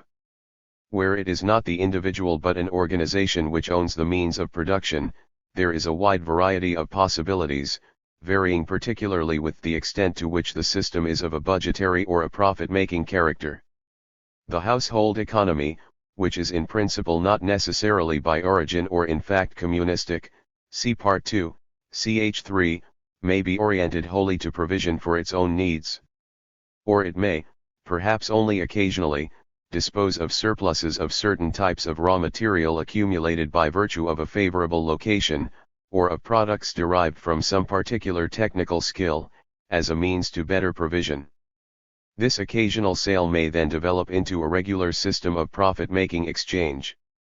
In such cases it is common for tribal crafts to develop, with inter-ethnic functional specialization and trade between the tribes, since the chances of finding a market often depend on maintaining a monopoly, which in turn is usually secured by inherited trade secrets. From this may develop ambulatory crafts or possibly pariah-forty crafts, or, where these groups are united in a political structure and where there are ritual barriers between the ethnic elements, castes, as in India. The case where members of the group possess appropriated shares is that of producers' cooperation. Household economies may, with the development of money accounting, approach this type. Otherwise, it is occasionally found as an organization of workmen. It was of great significance in one important case, that of the mining industry of the early Middle Ages. Since appropriation by organized groups of workers has already been dealt with, appropriation by owners or organized groups of them can only mean the expropriation of the workers from the means of production, not merely as individuals, but as a whole.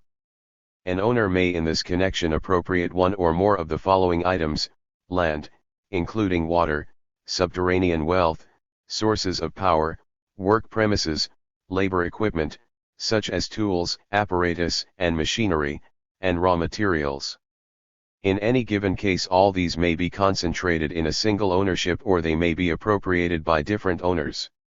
The owners may employ the means of production they appropriate in a context of budgetary administration, either as means to provide for their own needs or as sources of income by lending them out. In the latter case, the loans may in turn be used by the borrower for budgetary purposes or as means for earning a profit, either in a profit-making establishment without capital accounting or as capital goods, in their own enterprise. Finally, the owner may use them as capital goods in his own enterprise.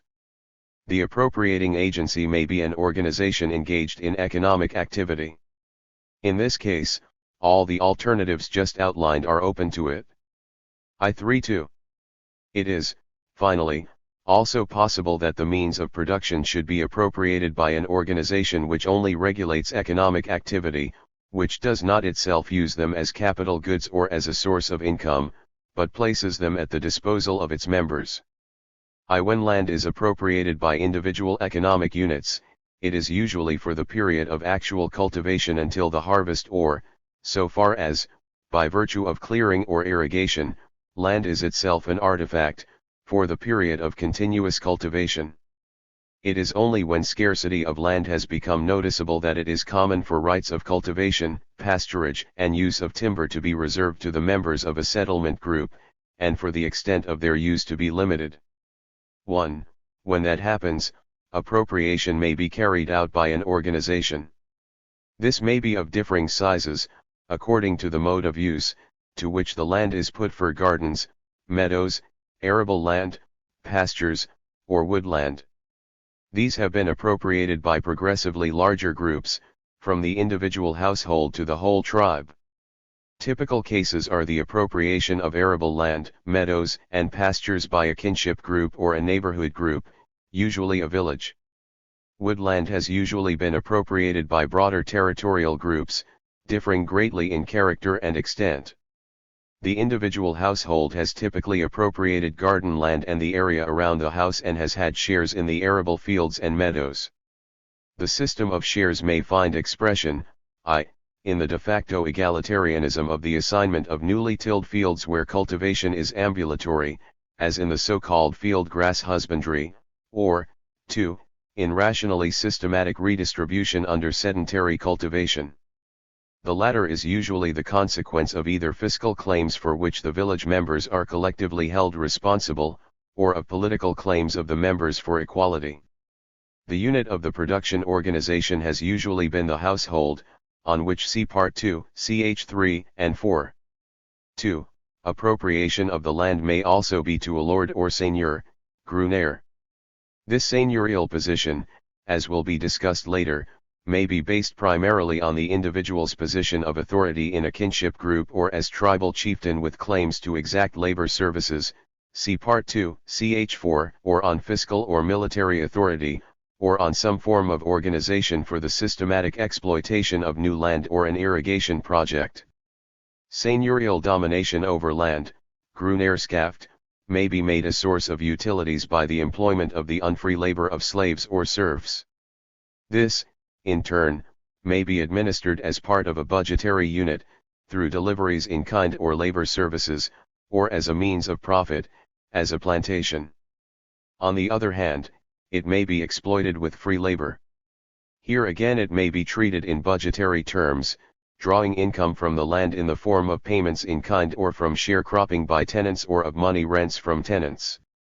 In both cases the equipment used may be provided by the tenant himself, or by the seigneur, cola. 20. Appropriation of material means of production I338. A lord may also exploit his holdings as a source of profit in the form of a large-scale rational economic enterprise. Where the land is used as part of a budgetary economy with unfree labor, the lord is apt to be bound traditionally in his exploitation of it, both with respect to his labor personnel, which is not subject to selection, and to their functions. The use of unfree labor in a profit-making establishment, the plantation, occurred only in a few cases, notably in antiquity in Carthage and in Rome, and in modern times in the plantations of colonial areas and in the southern states of North America. The use of land in large-scale profit-making enterprises with free labor has occurred only in the modern Western world. It is the mode of development of the medieval landlordship or seigneurie, grunnerska. In particular the way in which it was broken up, which has been most decisive in determining the modern forms of land appropriation.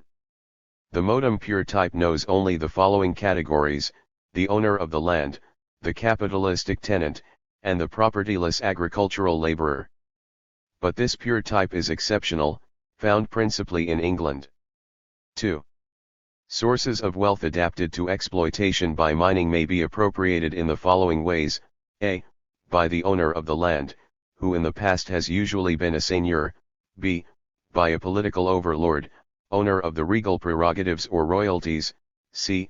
By any person discovering deposits worthy of mining, Bergbaufreiheit; d.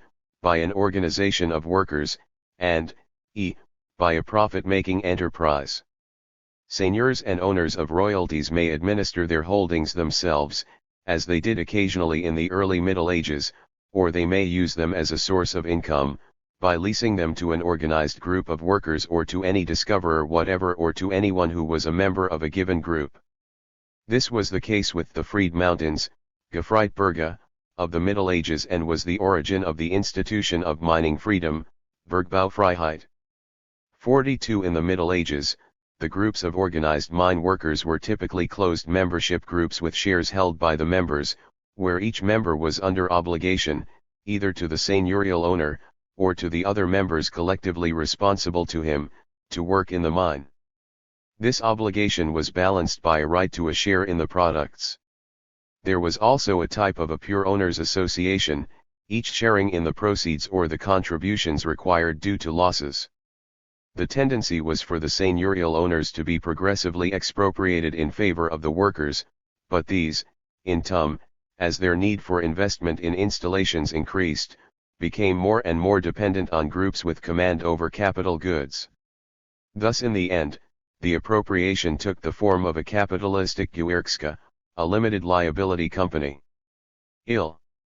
Means of production which are fixed installations, such as sources of power, particularly water power, mills for various different purposes, and workshops, sometimes including the fixed apparatus in them, have in the past, particularly in the Middle Ages, generally been I-3-4.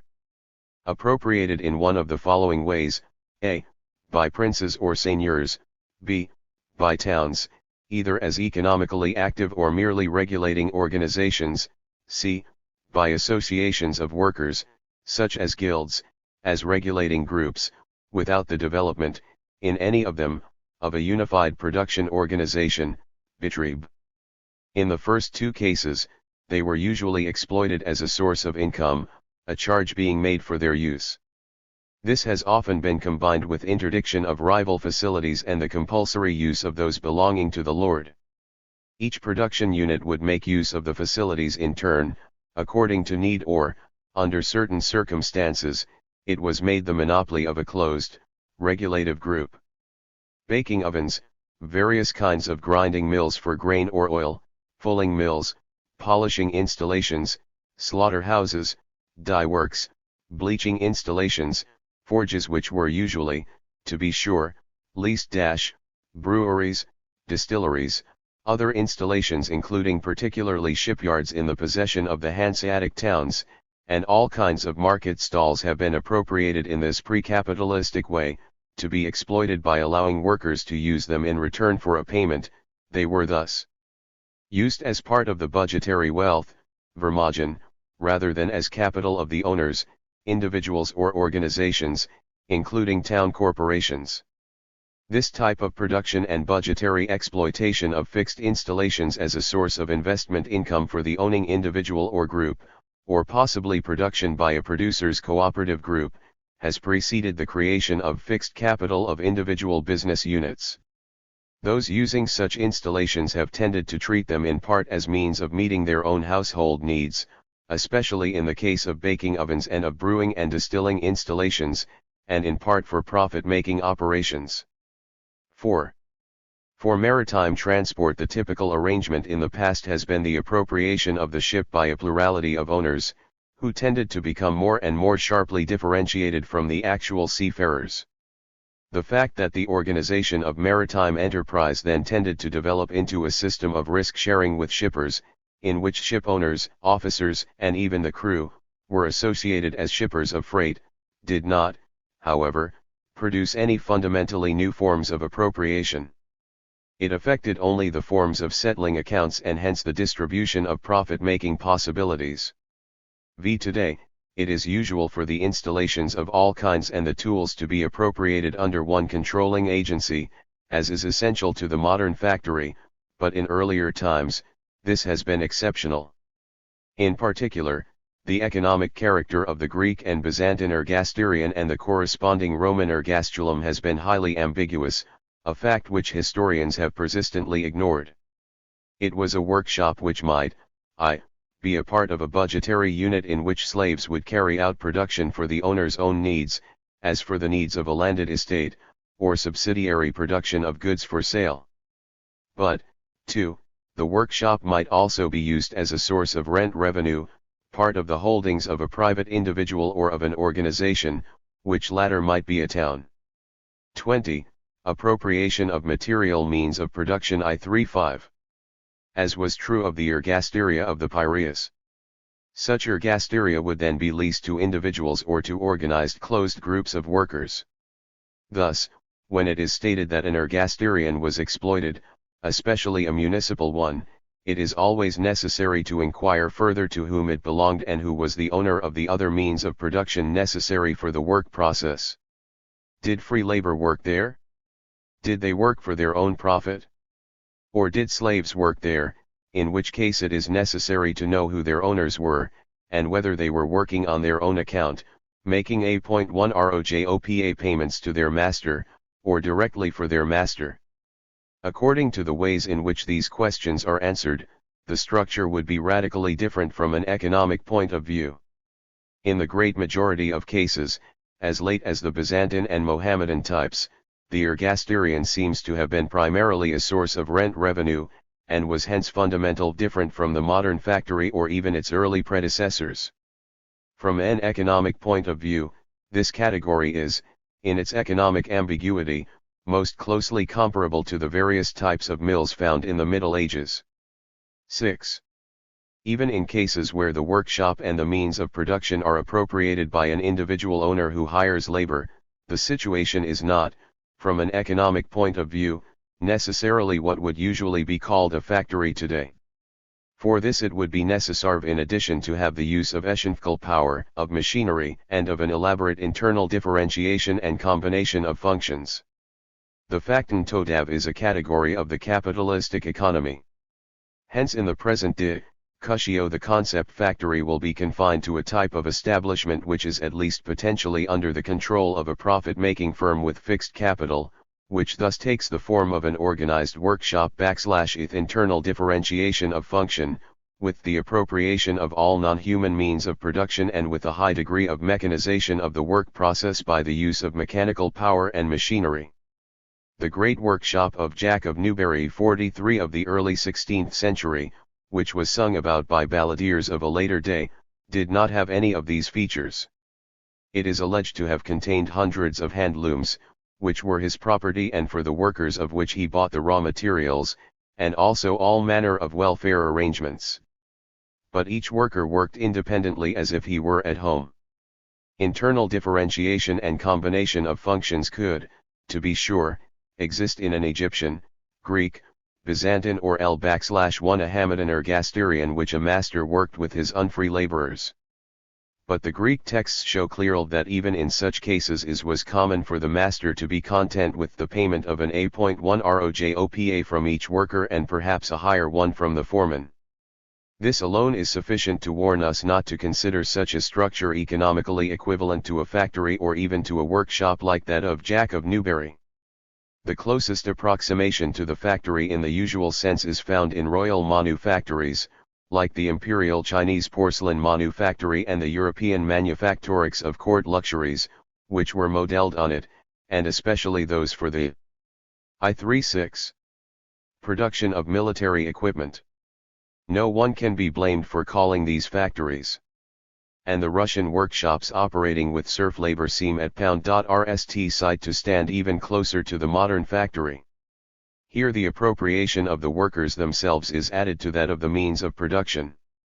Nevertheless, for present purposes the concept factory will, for the reasons stated, be limited to organized workshops where the material means of production are fully appropriated by an owner, but the workers are not, where there is internal specialization of functions, and where mechanical power and machines which must be tended are used. All other types of organized workshops will be designated by that word, with the appropriate adjectives. 2. Social aspects of the division of labor, the appropriation of managerial functions. 1.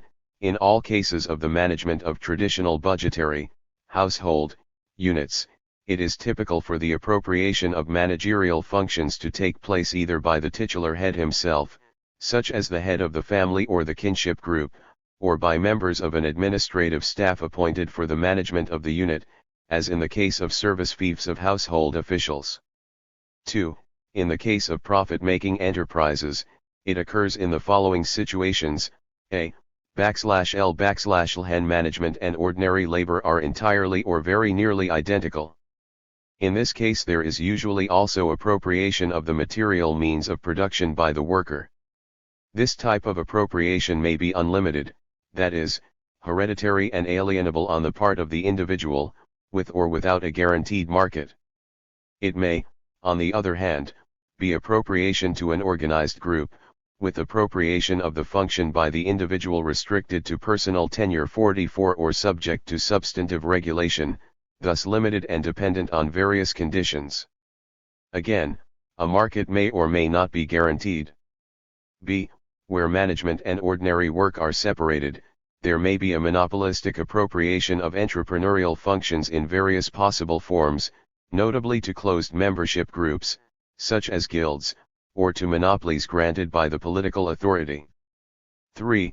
In cases where managerial functions are, from a formal point of view, wholly unappropriated, the appropriation of the means of production or of the credit necessary for securing control over them is in practice, in a capitalistic form of organization, identical with appropriation of control of management by the owners of the means of production. Owners can, in such cases, exercise their control by personally managing the business or by appointment of the actual managers. Where there is 21. Appropriation of managerial functions. I37. A plurality of owners, they will cooperate in the selection. These points are so obvious that there is no need of comment. Wherever there is appropriation of technically complementary means of production, it generally means, in practice, at least some degree of effective voice in the selection of management and, to a relative extent at least, the expropriation of the workers from management. The expropriation of the individual workers, however, does not necessarily imply the expropriation of workers in general. Though they are formally expropriated, it is possible for an association of workers to be in fact in a position to exact for itself an effective share in management or in the selection of managing personnel. 22. The expropriation of workers from the means of production. The expropriation of the individual worker from ownership of the means of production is determined by purely technical factors in the following cases: a. If the means of production require the services of many workers, at the same time or successively; b. If sources of power can be rationally exploited only by using them simultaneously for many similar types of work under a unified control; c.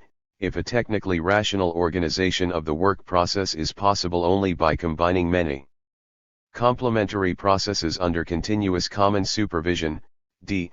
If special technical training is needed for the management of coordinated processes of labor which, in turn, can only be exploited rationally on a large scale; e. If unified control over the means of production and raw materials creates the possibility of subjecting labor to a stringent discipline and hence of controlling the speed of work and of attaining standardization of effort and of product quality. These factors, however, do not exclude the possibility of appropriation by an organized group of workers, a producers' cooperative. They necessitate only the separation of the individual worker from the means of production. The expropriation of workers in general, including clerical personnel and technically trained persons, from possession of the means of production has its economic reasons above all in the following factors: a. The fact that, other things being equal, it is generally possible to see a higher level of economic rationality if the management has extensive control over the selection and the modes of use of workers, as compared with the situation created by the appropriation of jobs or the existence of I38 sociological categories of economic action. Ch1i. Rights to participate in management.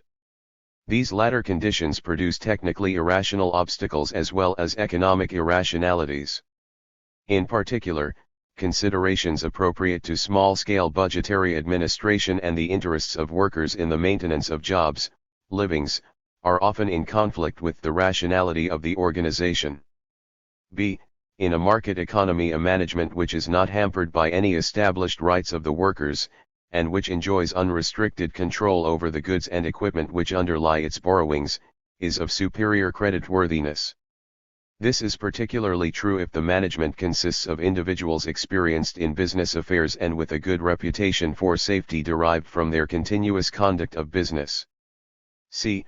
From a historical point of view, the expropriation of labor has arisen since the 16th century in an economy characterized by the progressive, extensive and intensive expansion of the market system on the one hand, because of the sheer superiority and actual indispensability of a type of management oriented to the particular market situations, and on the other because of the structure of power relationships in the society.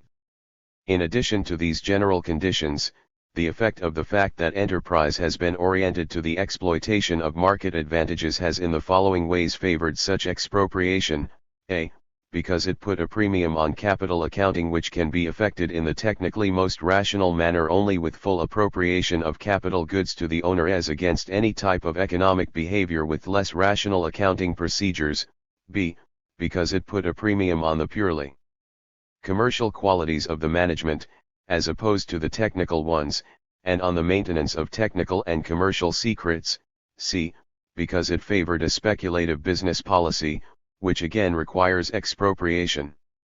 Further, and in the last analysis quite regardless of the degree of technical rationality, this expropriation is made possible, d.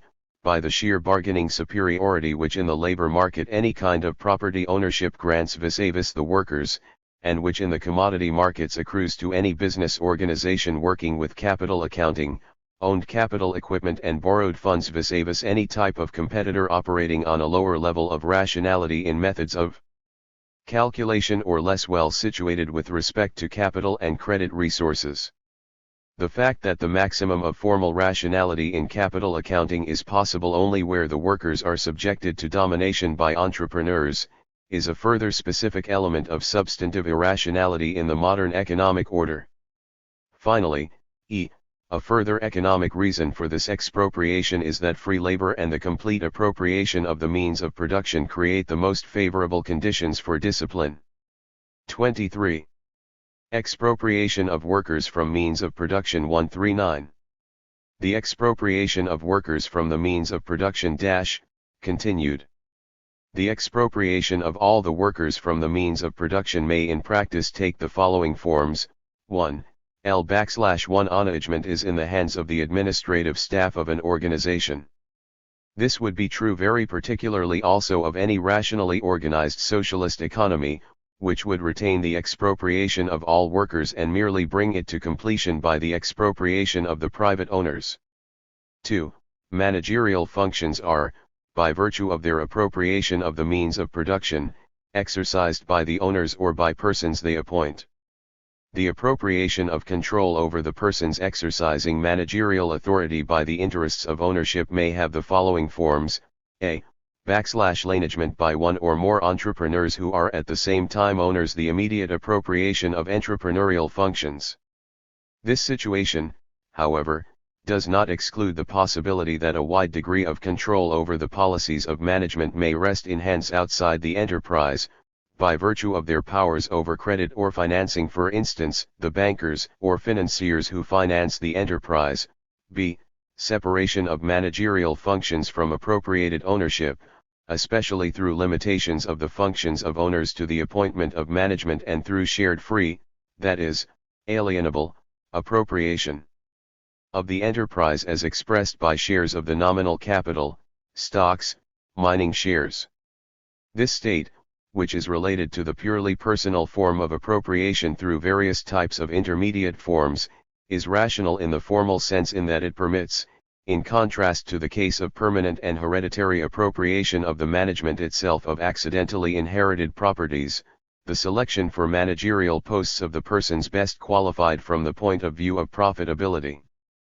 But in practice it may mean a number of things, such as, that control over the managerial position may come, through appropriation, into the hands of outside interests representing the resources of a budgetary unit, or mere wealth, vermogen, see above, ch. 2, section RO, and seeking above all a high rate of income, or that control over the managerial position comes, through temporary stock acquisitions, into the hands of speculative outside interests seeking gains only through the resale of their shares, or that disposition over the managerial position comes into the hands of outside business interests, by virtue of power over markets or over credit, such as banks or financiers, which may pursue their own business interests, often foreign to those of the organization as such.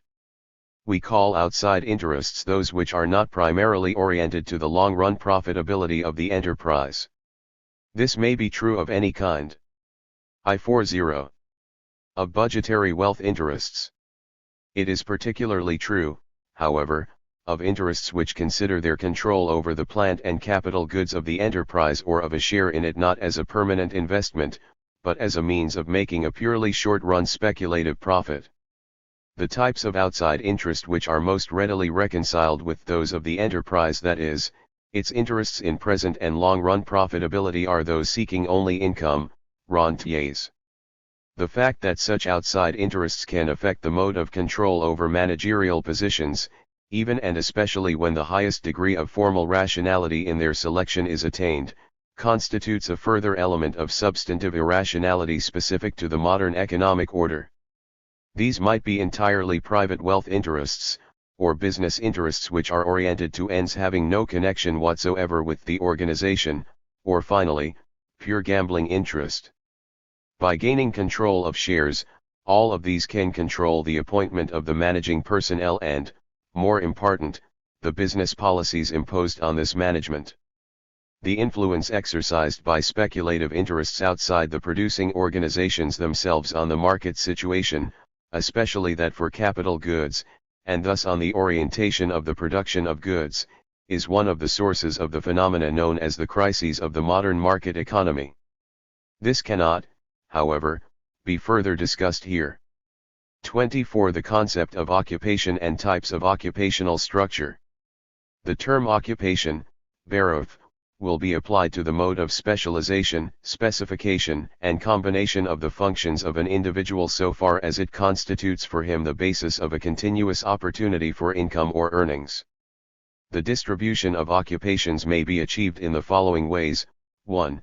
By means of a heteronymous assignment of functions and of provisions for maintenance within an organization regulating economic activity on free differentiation of occupations, or through autonomous orientation to the state of the market for occupational services free differentiation of occupations. 2. It may rest on the specification or the specialization of functions. 3. It may involve economic exploitation of the services by their bearers on either an autocephalous or a heterocephalous basis. The structure of occupational differentiation and that of opportunities for business income are closely related. This will be discussed in relation to the problems of class and status stratification.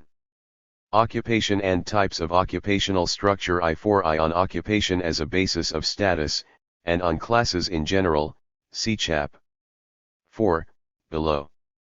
45. On free organization of occupations exists in cases where there is compulsory assignment of functions within the organization of a royal estate, a state, a feudal manor, or a commune on the basis of liturgies or of the oikos type of structure. The free type of distribution arises from the successful offer of occupational services on the labor market or successful application for free positions. 2. As was pointed out above in Sector 16, specification of functions was typical of the handicrafts in the Middle Ages. Specialization is characteristic of the modem rational business organization. The distribution of occupations in a market economy consists to a large extent of technically irrational specification of functions, rather than of rational specialization of functions, because such an economy is oriented to the market situation and hence to the interests of purchasers and consumers. This orientation determines the uses to which the entire bundle of labor services offered by a given productive unit will be put in a manner often different from the specialization of functions of the given labor force, thus making necessary modes of combination of functions which are technical irrational. 3. Cases of authophilous occupational specialization are the independent business of an artisan, a physician, a lawyer, or an artist. The factory worker and the government official, on the other hand, occupy heterocephalous occupational positions. The occupational structure of a given social group may vary in the following ways: a. According to the degree in which well-marked and stable occupations have developed at all. The following circumstances are particularly important in this connection: the development of consumption standards, the development of techniques of production, and the development of large-scale budgetary units in the case of unfree occupational organization, or of market systems in that of free organization. B. According to the mode and degree of occupational specification or specialization of individual economic units. This will be decisively influenced by the market situation for the services or products of specialized units, which is in turn dependent on adequate purchasing power. It will also be influenced by the mode of distribution of control over capital goods, c. according to the extent and kind of continuity or change in occupational status. This in turn depends above all on two factors: on the one hand, on the amount of training required for the specialized functions, and on the other hand the degree of stability or instability of opportunities for earnings from them. The latter is in turn dependent on the type and stability of distribution of income and on the state of technology.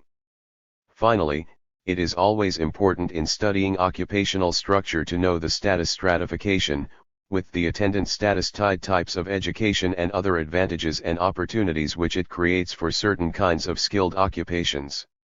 It is only functions which require a certain minimum of training and I-42, for which opportunity of continuous remuneration is available, which become the objects of independent and stable occupations.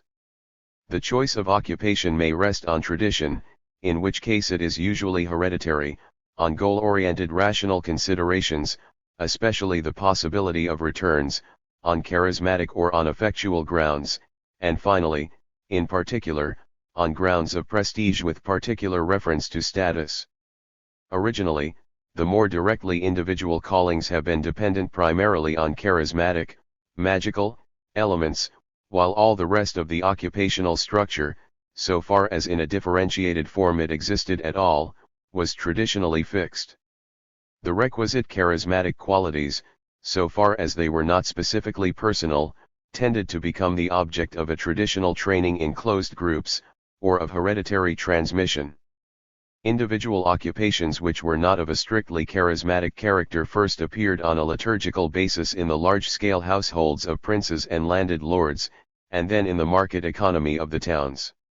Alongside of this, however, a large role in their development was always played by the literary forms of education with a high status esteem, which arose in close connection with magical, ritual, or priestly, clerical, professional training. From what has been said, it will be seen that occupational specialization does not necessarily imply continuous rendering of services, either on a liturgical basis for an organization in a royal household or a workshop, or for a completely free market. Other forms are not only possible but common. 1. Propertyless occupationally specialized workers may be employed on an occasional basis as needed in the service of a relatively stable group of either consumers in household units or employers in profit-making enterprises. In the case of work for households, we have the possibility of the expropriation from the worker of at least the raw materials, and hence of the control over the final product. Services may be rendered on this basis either on the consumer's premises, whether it be by itinerant workers or by sedentary workers moving around the households of a local clientele, or on the worker's premises, shop or household. Wage work in Bucher's terminology are. In either case the consumer household provides the raw materials, but it is customary for the worker to own his tools, the mower his scythe, the seamstress her sewing equipment, etc. The cases of involve temporary membership in the consumer's household. The case, contrasting with the above, in which the worker owns all means of production, Bucher terms price work. Occupationally specialized workers may be employed on an occasional basis by profit-making enterprises when at L_East the raw material, and thus also control over the product, belongs to the employer. In this case there may be migratory labor for a variety of different employers in different units, or occasional or seasonal work for an employer.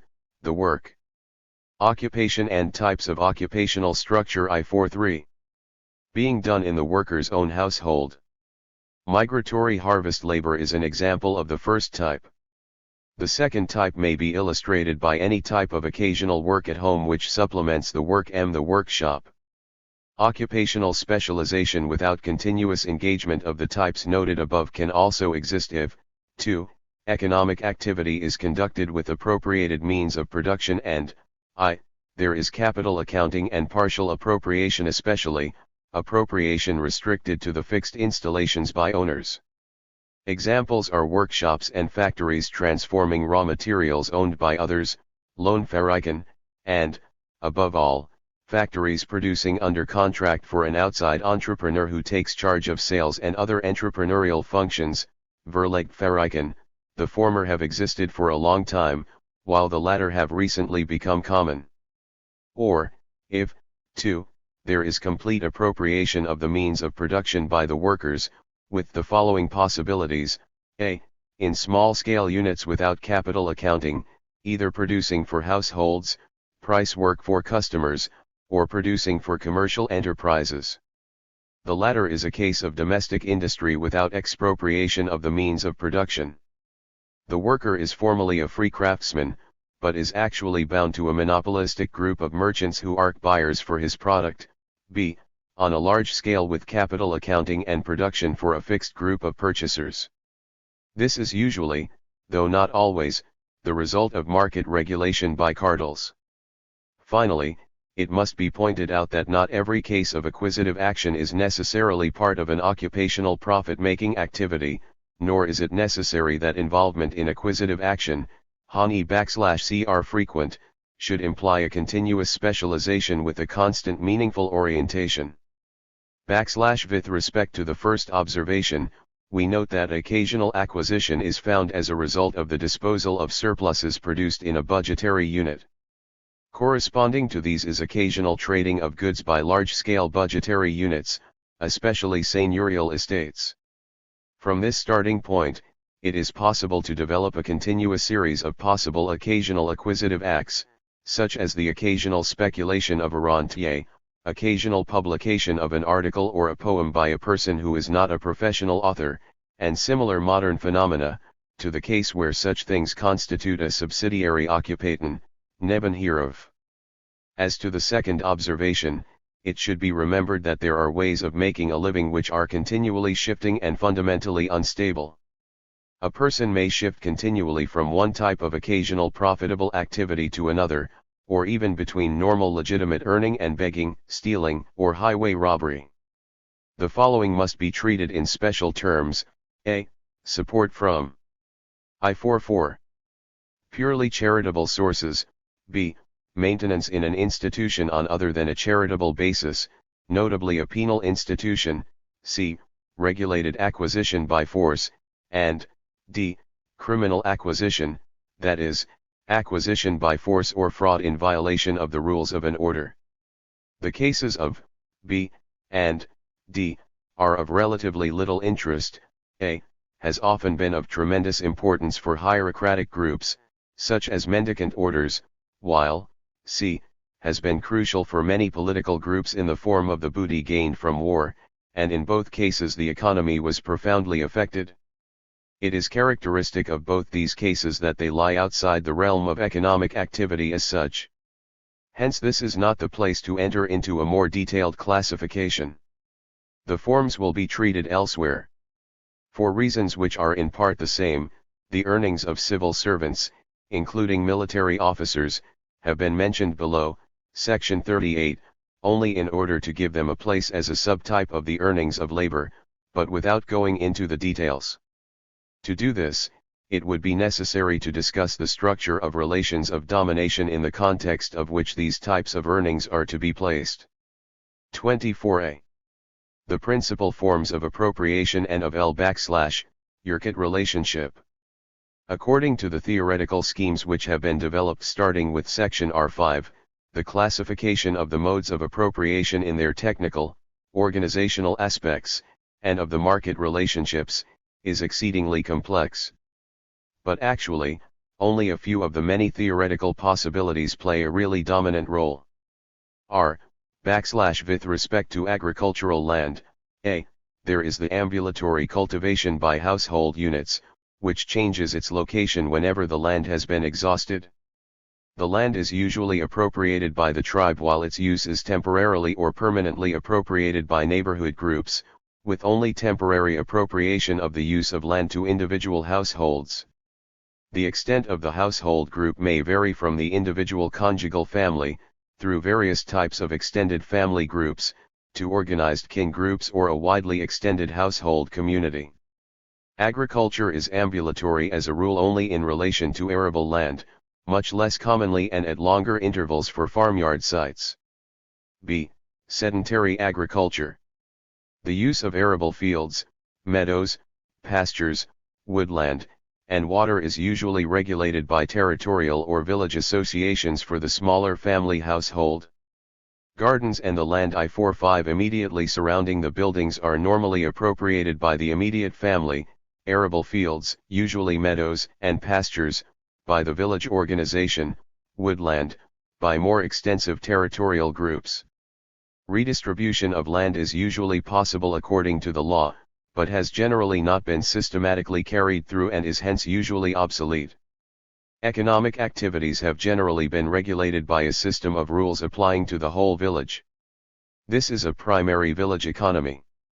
It is only in exceptional cases, such as China, that the extended kinship group has constituted an economic unit. Where this is the case, it has generally taken the form of a rationalized organization, such as a clan association. C. Seigneurial rights over land, Grunnerschaft, and persons, Leibherrschaft, with a central manor of the lord, Fronhof, and dependent peasant farms obligated to deliveries in kind and labor services. The land itself and the workers are appropriated by the lord, the me of the land, and rights to work by the peasants. This is a simple case of monoreal organization based on income in LD&D. D. Seigneurial or fiscal monopoly of control over the land, with collective responsibility of the peasant community for meeting fiscal obligations. This leads to communal control over and regular systematic redistribution of the land. The land is, as a correlate of the fiscal burden, by decree permanently appropriated to the organized peasant community, not to the individual household. The latter enjoys only rights of use and these are subject to redistribution. Economic activity is regulated by the rules imposed by the monoreal or the political lord. This is 111a11 Oreal or Peacekelpeld community, Feldgemeinschaft. E. Unrestricted seigneurial land proprietorship with exploitation of the dependent peasants as a source of rent income. The land is appropriated by the lord, but colony, sharecroppers, or tenants paying money rent carry out the actual economic activities. F. The plantation. The land is freely appropriated and worked by purchased slaves. The owner uses both as means of profit-making in a capitalistic enterprise with unfree labor. G. The estate economy, Gutswirtschaft. The land is appropriated to owners who either draw rent from it by leasing it to large-scale tenant farmers or farm it themselves for profit. In either case free labor is used, living in their own homesteads or those supplied by the landlord, and in both cases again conducting some agricultural production or, in the marginal case, none at all on own account. H. Absence of seigneurial ownership, Grunnerschaft, a peasant economy with appropriation of the land by the farmer, peasant. In practice this form of appropriation may mean that the land farmed is I46. Predominantly inherited land, or, on the other hand, that land lots are freely bought and sold. The former is typical of settlements with scattered farms and large-scale peasant proprietors, the latter, where settlement is in villages and the scale is small. 48 Where tenants pay a money rent and where peasant proprietors buy and sell land, it is necessary to presuppose an adequate local market for the products of peasant agriculture. 2. In the field of industry and transport, including mining, and of trade, a. Household industry carried on primarily as a means of occasional exchange of surpluses, only secondarily as a means of profit. This may involve an inter-ethnic division of labor, out of which in turn caste occupations have occasionally developed. In both cases appropriation of the sources of raw materials, and hence of the raw material production, is normal. Purchase of raw materials and transformation of non-owned raw material, wage work, are secondary phenomena.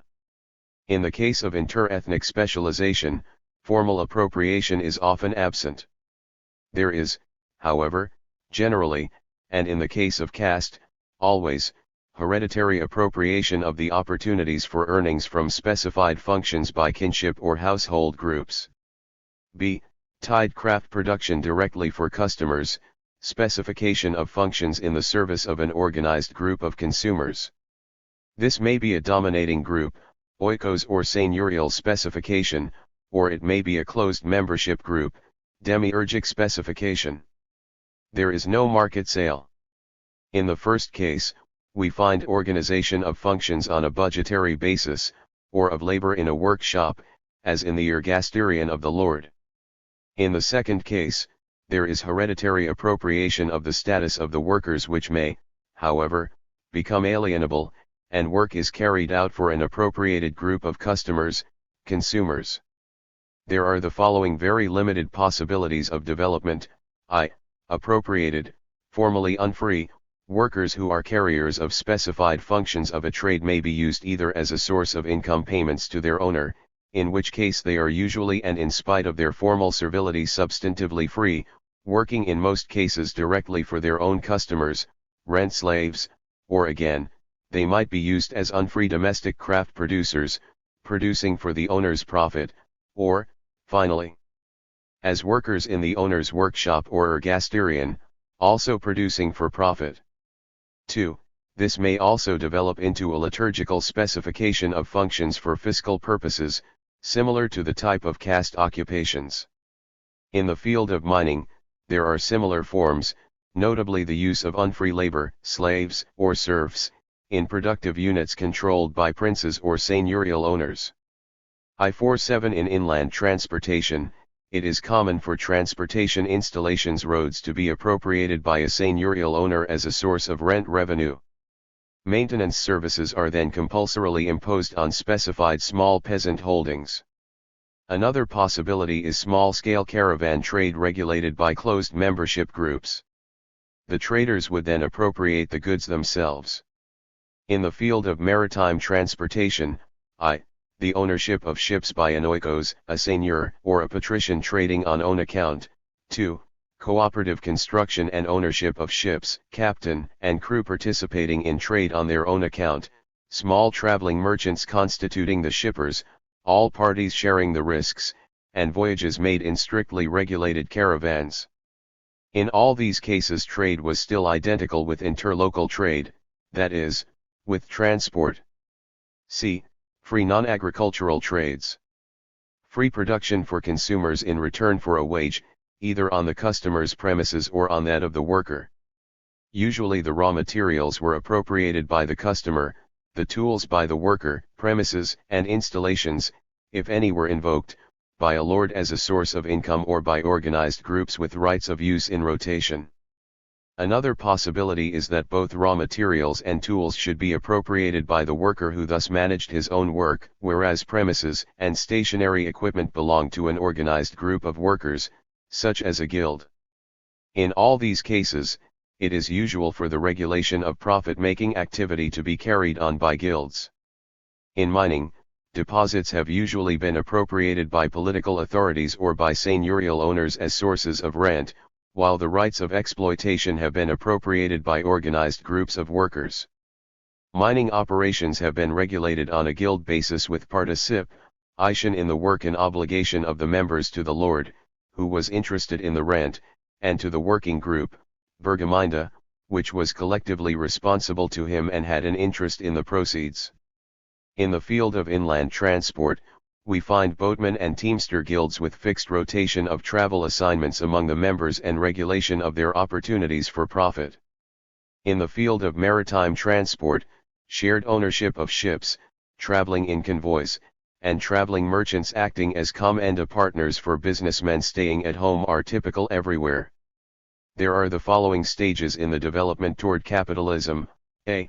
Effective monopolization of money capital by entrepreneurs, used as a means to make advances to labor.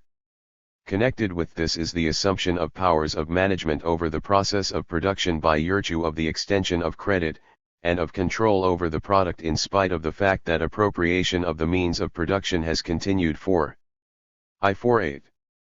Mally in the hands of the workers, as in the handicrafts and in mining. B. Appropriation of the right of marketing products on the basis of previous monopolization both of knowledge of the market and hence of market opportunities and of money capital. This was made possible by the imposition of a monopolistic system of guild regulation or by privileges granted by the political authority in return for periodical payments or for loans. C. The subjective disciplining of workers who stood in a dependent relationship in the putting out system, via the supply of raw materials and apparatus by the entrepreneur. A special case is that of the rational monopolistic organization of domestic industries on the basis of privileges granted in the interests of public finances or of the employment of the population. The conditions of work were thereby regulated by imposition from above as part of the concession which made profit-making activity possible. D. the development of workshops without a rational specialization of labor in the process of production, by means of the appropriation by the entrepreneur of all the material means of production.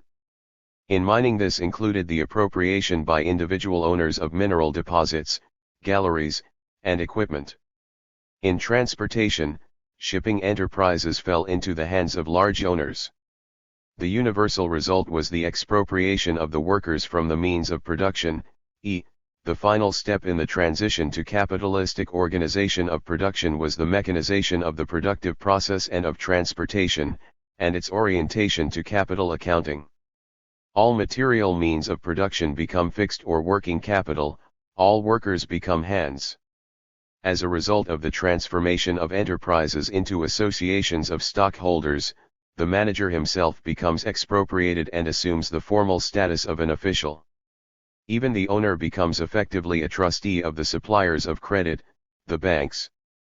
Of all these various types, the following instances may be noted. In agriculture, type A, migratory agriculture, is universal.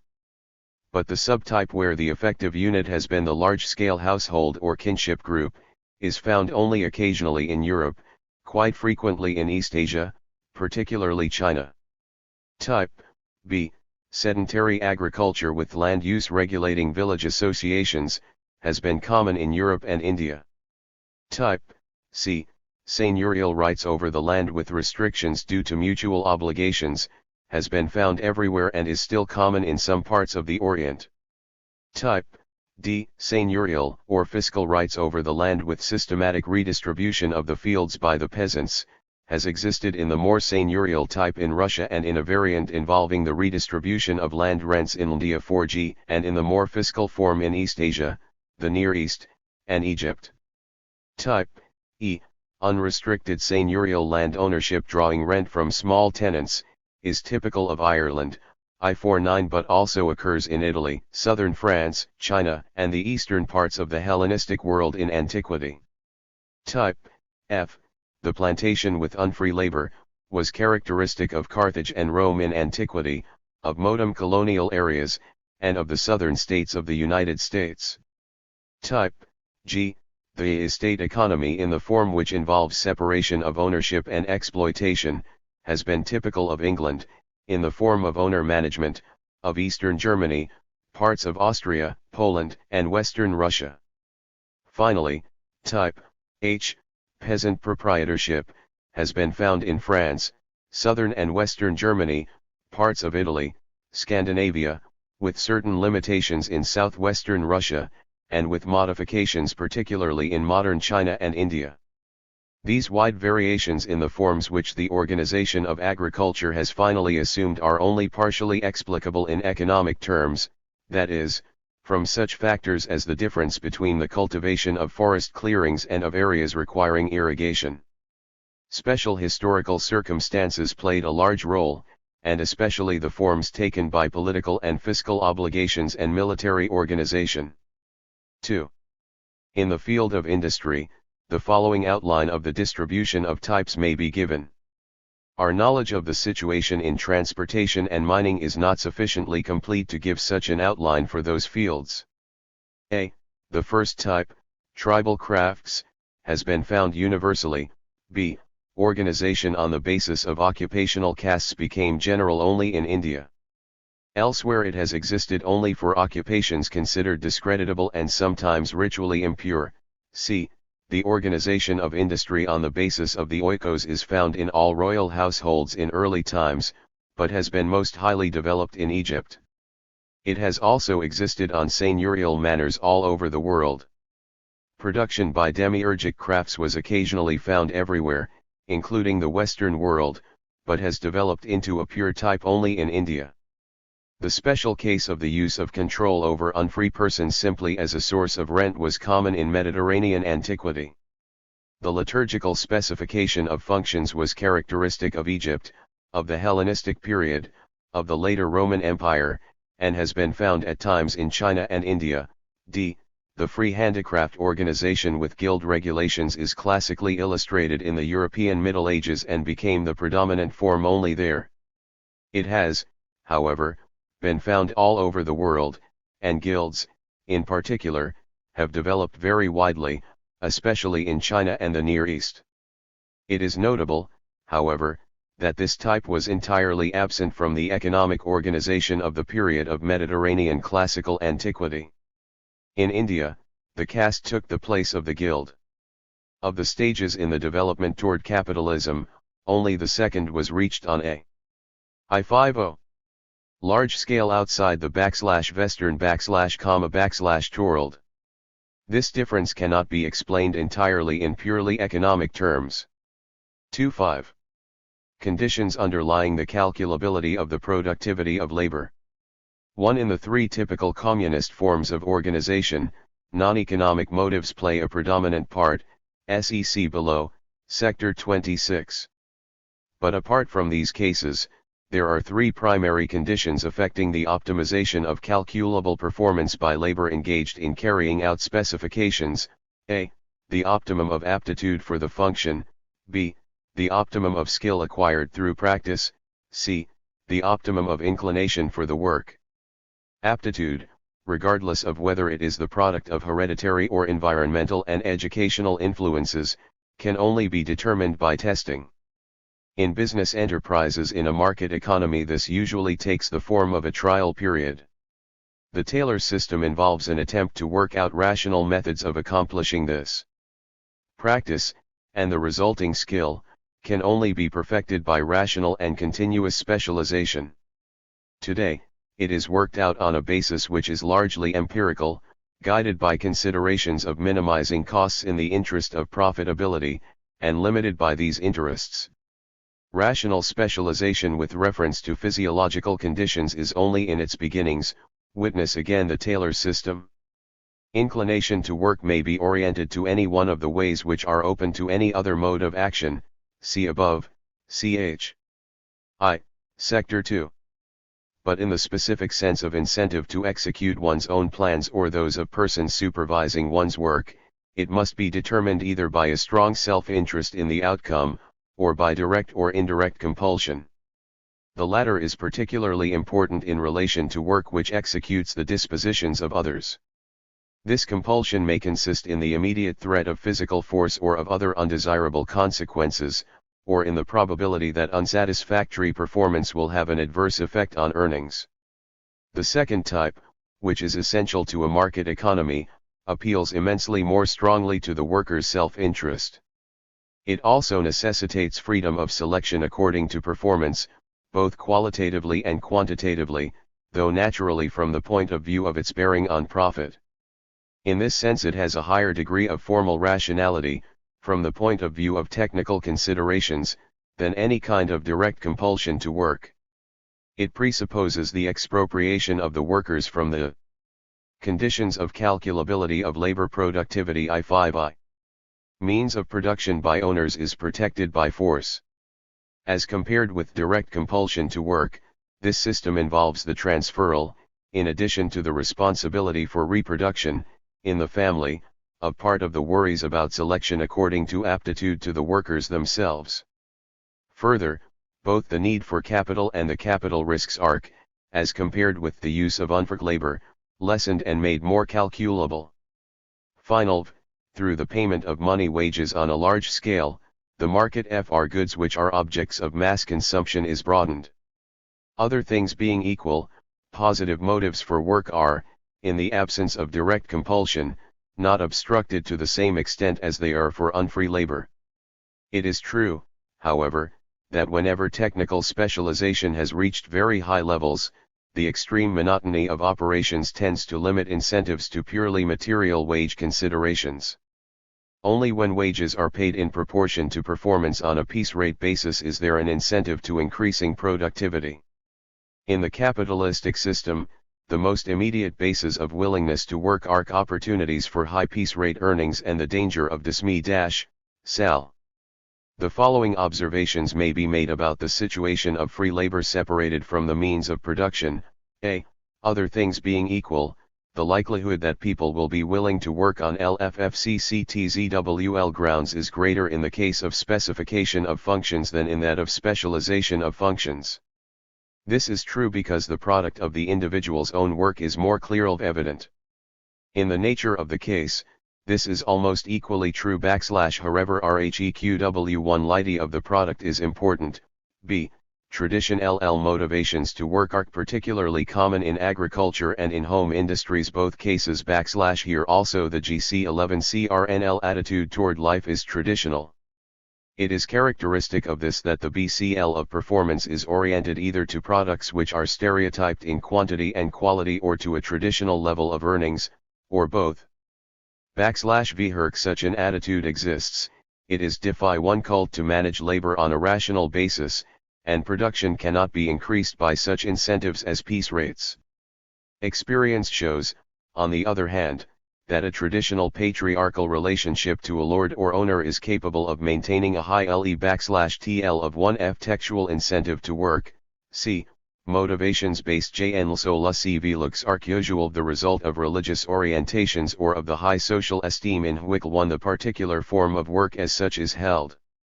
Obscure /Asian seems to show that all other sources of motivations directed to ultimate values are only transitional.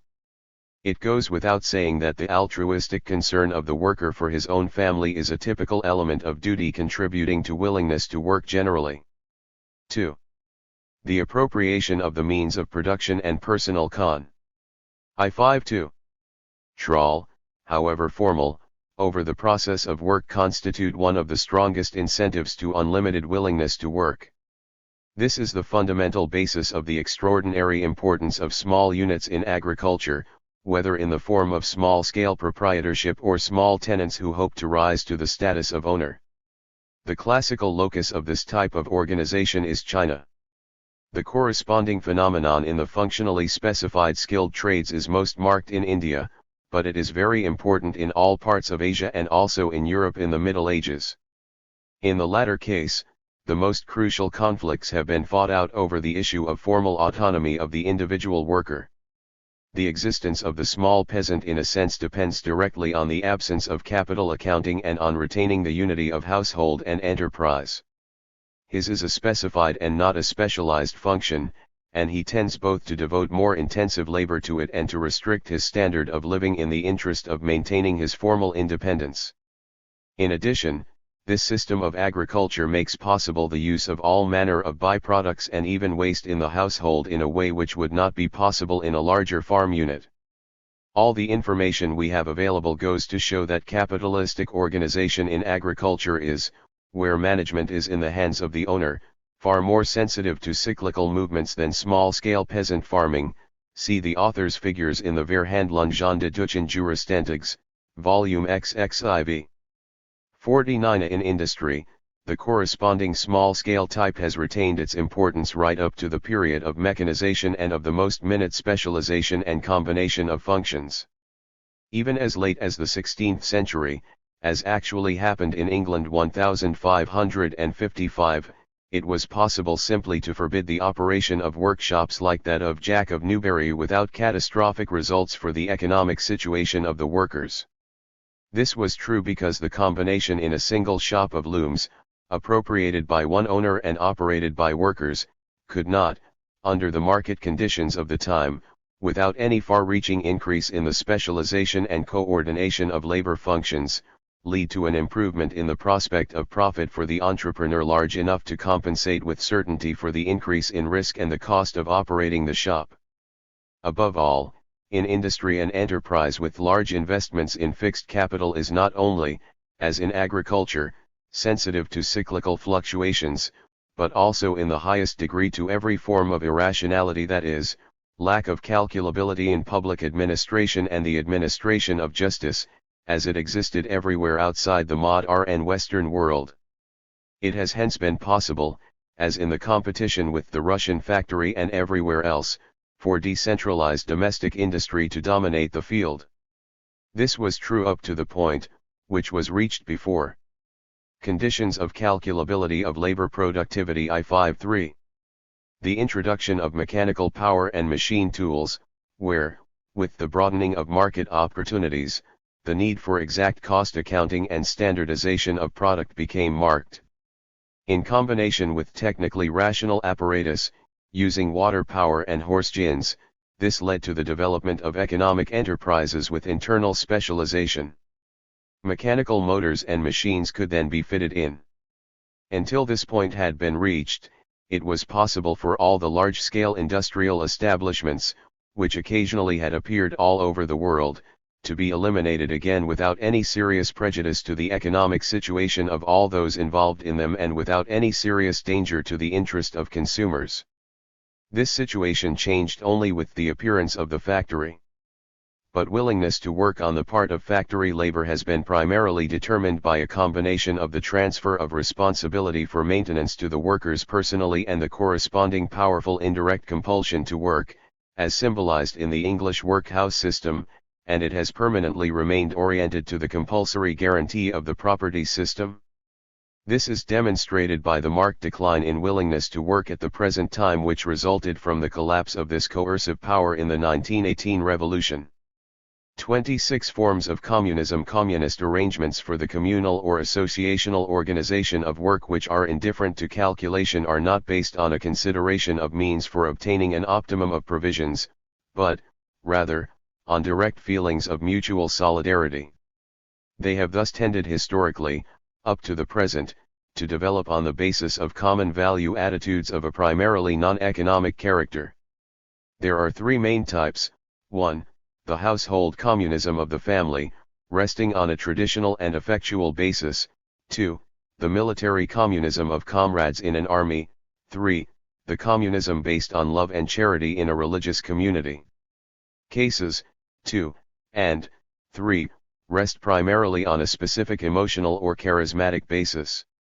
Always, however, they either a.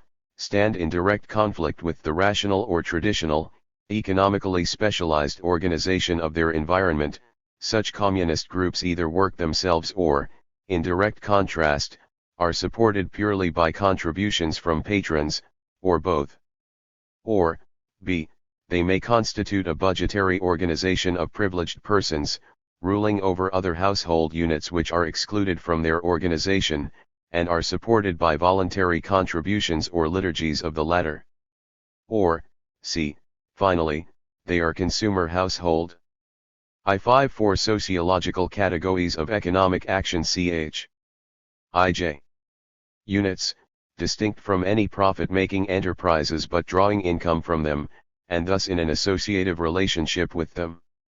The first of these modes of support, a. is typical of communities based on religious belief or some Weltanschauung, such as monastic communities which renounce the world altogether or carry on communal labor, sectarian groups, and utopian socialists. The second mode, b. is typical of military groups which rest on a wholly or partially communistic basis. Examples are the men's house in many primitive societies, the Spartan Syssitia, the Ligurian pirate groups, the entourage of California Omar, the communism in consumption and partly in requisitioning, of armies in the field in every age. A similar state of affairs is found in authoritarian religious groups as in the Jesuit state in Paraguay and communities of mendicant monks in India and elsewhere. The third mode, c. is typical of family households in a market economy. Willingness to work and consumption without calculation within these communities are a result of the non-economic attitudes characteristic of them. In the military and religious cases, they are to an appreciable extent based on a feeling of separateness from the ordinary everyday world and of conflict with it. Modern communist movements are, so far as they aim for a communist organization of the masses, dependent on value-rational appeals to their disciples, and on arguments from expediency, zweckrational, in their external propaganda.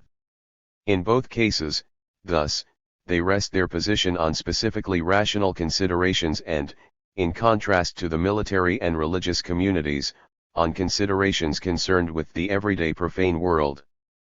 50. Their prospects of success under ordinary conditions rest on entirely different subjective conditions than those of groups which are oriented to exceptional activities, to otherworldly values, or to other primarily non-economic considerations. 27. Capital goods and capital accounting. The embryonic forms of capital goods are typically found in commodities traded in interlocal as against local or intertribal exchange, provided that trade, see Sector 29, appears as an activity clearly distinct from the mere procurement of goods on a household, budgetary, basis. For the swapping, eigenhandel, of household economies, trading off of surpluses cannot be oriented to capital accounting. The intertribally sold products of household, clan, or tribal crafts are commodities, while the means of procurement, as long as they remain one's own output, are capital goods and capital accounting. I-5 only tools or raw materials, but not capital goods. The same goes for the market products and means of procurement of the peasant and the feudal lord, as long as economic activity is not oriented to capital accounting, if only in its most primitive forms, such as were incipient already in the Manual on Estate Management of the elder Cato.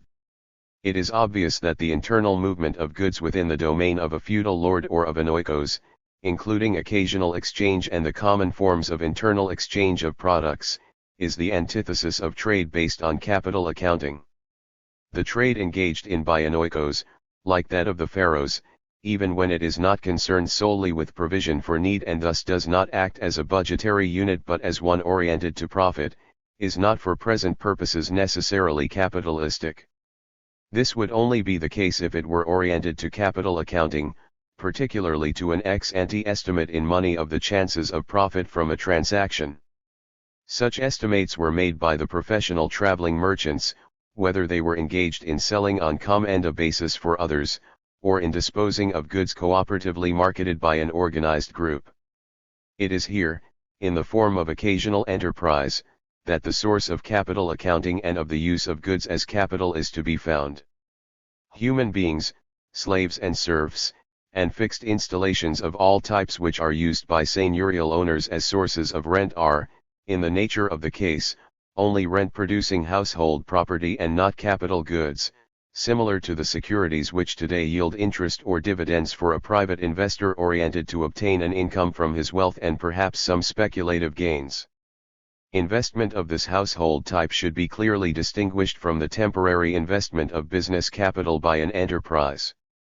Goods which a lord over land or persons receives from his dependents in payment of the obligations due him by virtue of his seigneurial powers, and then puts up for sale, are not capital goods for the present terminological purposes, but only commodities. In such cases capital accounting and above all, estimates of cost are lacking in principle, not merely in practice. On the other hand, where slaves are used in an enterprise as a means of profit, particularly where there is an organized slave market and widespread purchase and sale of slaves, they do constitute capital goods. \v here corvée-based production units, Fronbetrieb, work with a labor force of hereditary dependents who are not freely alienable and transferable. We shall not talk of capitalistic economic establishments, but of profit-making economic establishments with bound labor, regardless of whether we are dealing with agricultural production or unfree household industry. The decisive aspect is \heather the tie is mutual, whether the lord is also bound to the worker. In industry, production for sale by free workers with their own raw I-5-6 materials and tools, price work, is a case of small-scale capitalistic enterprise. The putting out industry is capitalistic, but decentralized, whereas every case of an organized workshop under capitalistic control is centralized capitalistic organization. All types of wage work of occasional workers, whether in the employer's or in the worker's home, are mere forms of dependent work which are sometimes exploited in the interest of the budgetary economy, sometimes in the interest of the employer's profit. The decisive point is thus not so much the empirical fact, but rather the theoretical possibility of the use of capital accounting. 28. The concept of trade and its principal forms. In addition to the various types of specialized and specified functions, which have already been discussed, every market economy, even, normally, one subject to substantive regulation, knows another function, namely mediation in the process of disposing of a producer's own control over goods or acquiring such control from others. This function can be carried out in any one of the following forms: I. by the members of the administrative staff of an organized economic group, in return for payments in kind or in money which are fixed or vary with the services performed. 2. By an organized group created especially to provide for the selling and purchasing needs of its members. 3. By the members of a specialized occupational group working for their own profit and remunerated by fees or commissions without themselves acquiring control of the goods they handle. They act, that is, as agents, but in terms of a wide variety of legal forms. 4. By a specialized occupational group engaged in trade as a capitalistic profit-making enterprise, trade on own account. Such persons purchase goods with the expectation of being able to resell them at a profit, or sell for future delivery with the expectation of being able to cover their obligations before that date at a profitable figure. This may be done by buying and selling entirely freely in the market or subject to substantive regulation. 5.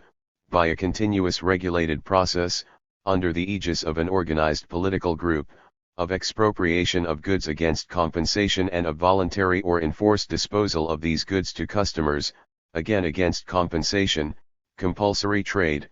6. By the professional lending of money or procurement of credit for the purpose of effectuating business payments or for the acquisition of means of production on credit. Such transactions may be with business enterprises or with other organized groups, particularly political bodies. The economic trade and its principal forms. I-5-7 function of the credit may be to finance current payments or the acquisition of capital goods. Cases 4 and 5, and only these, will be called trade.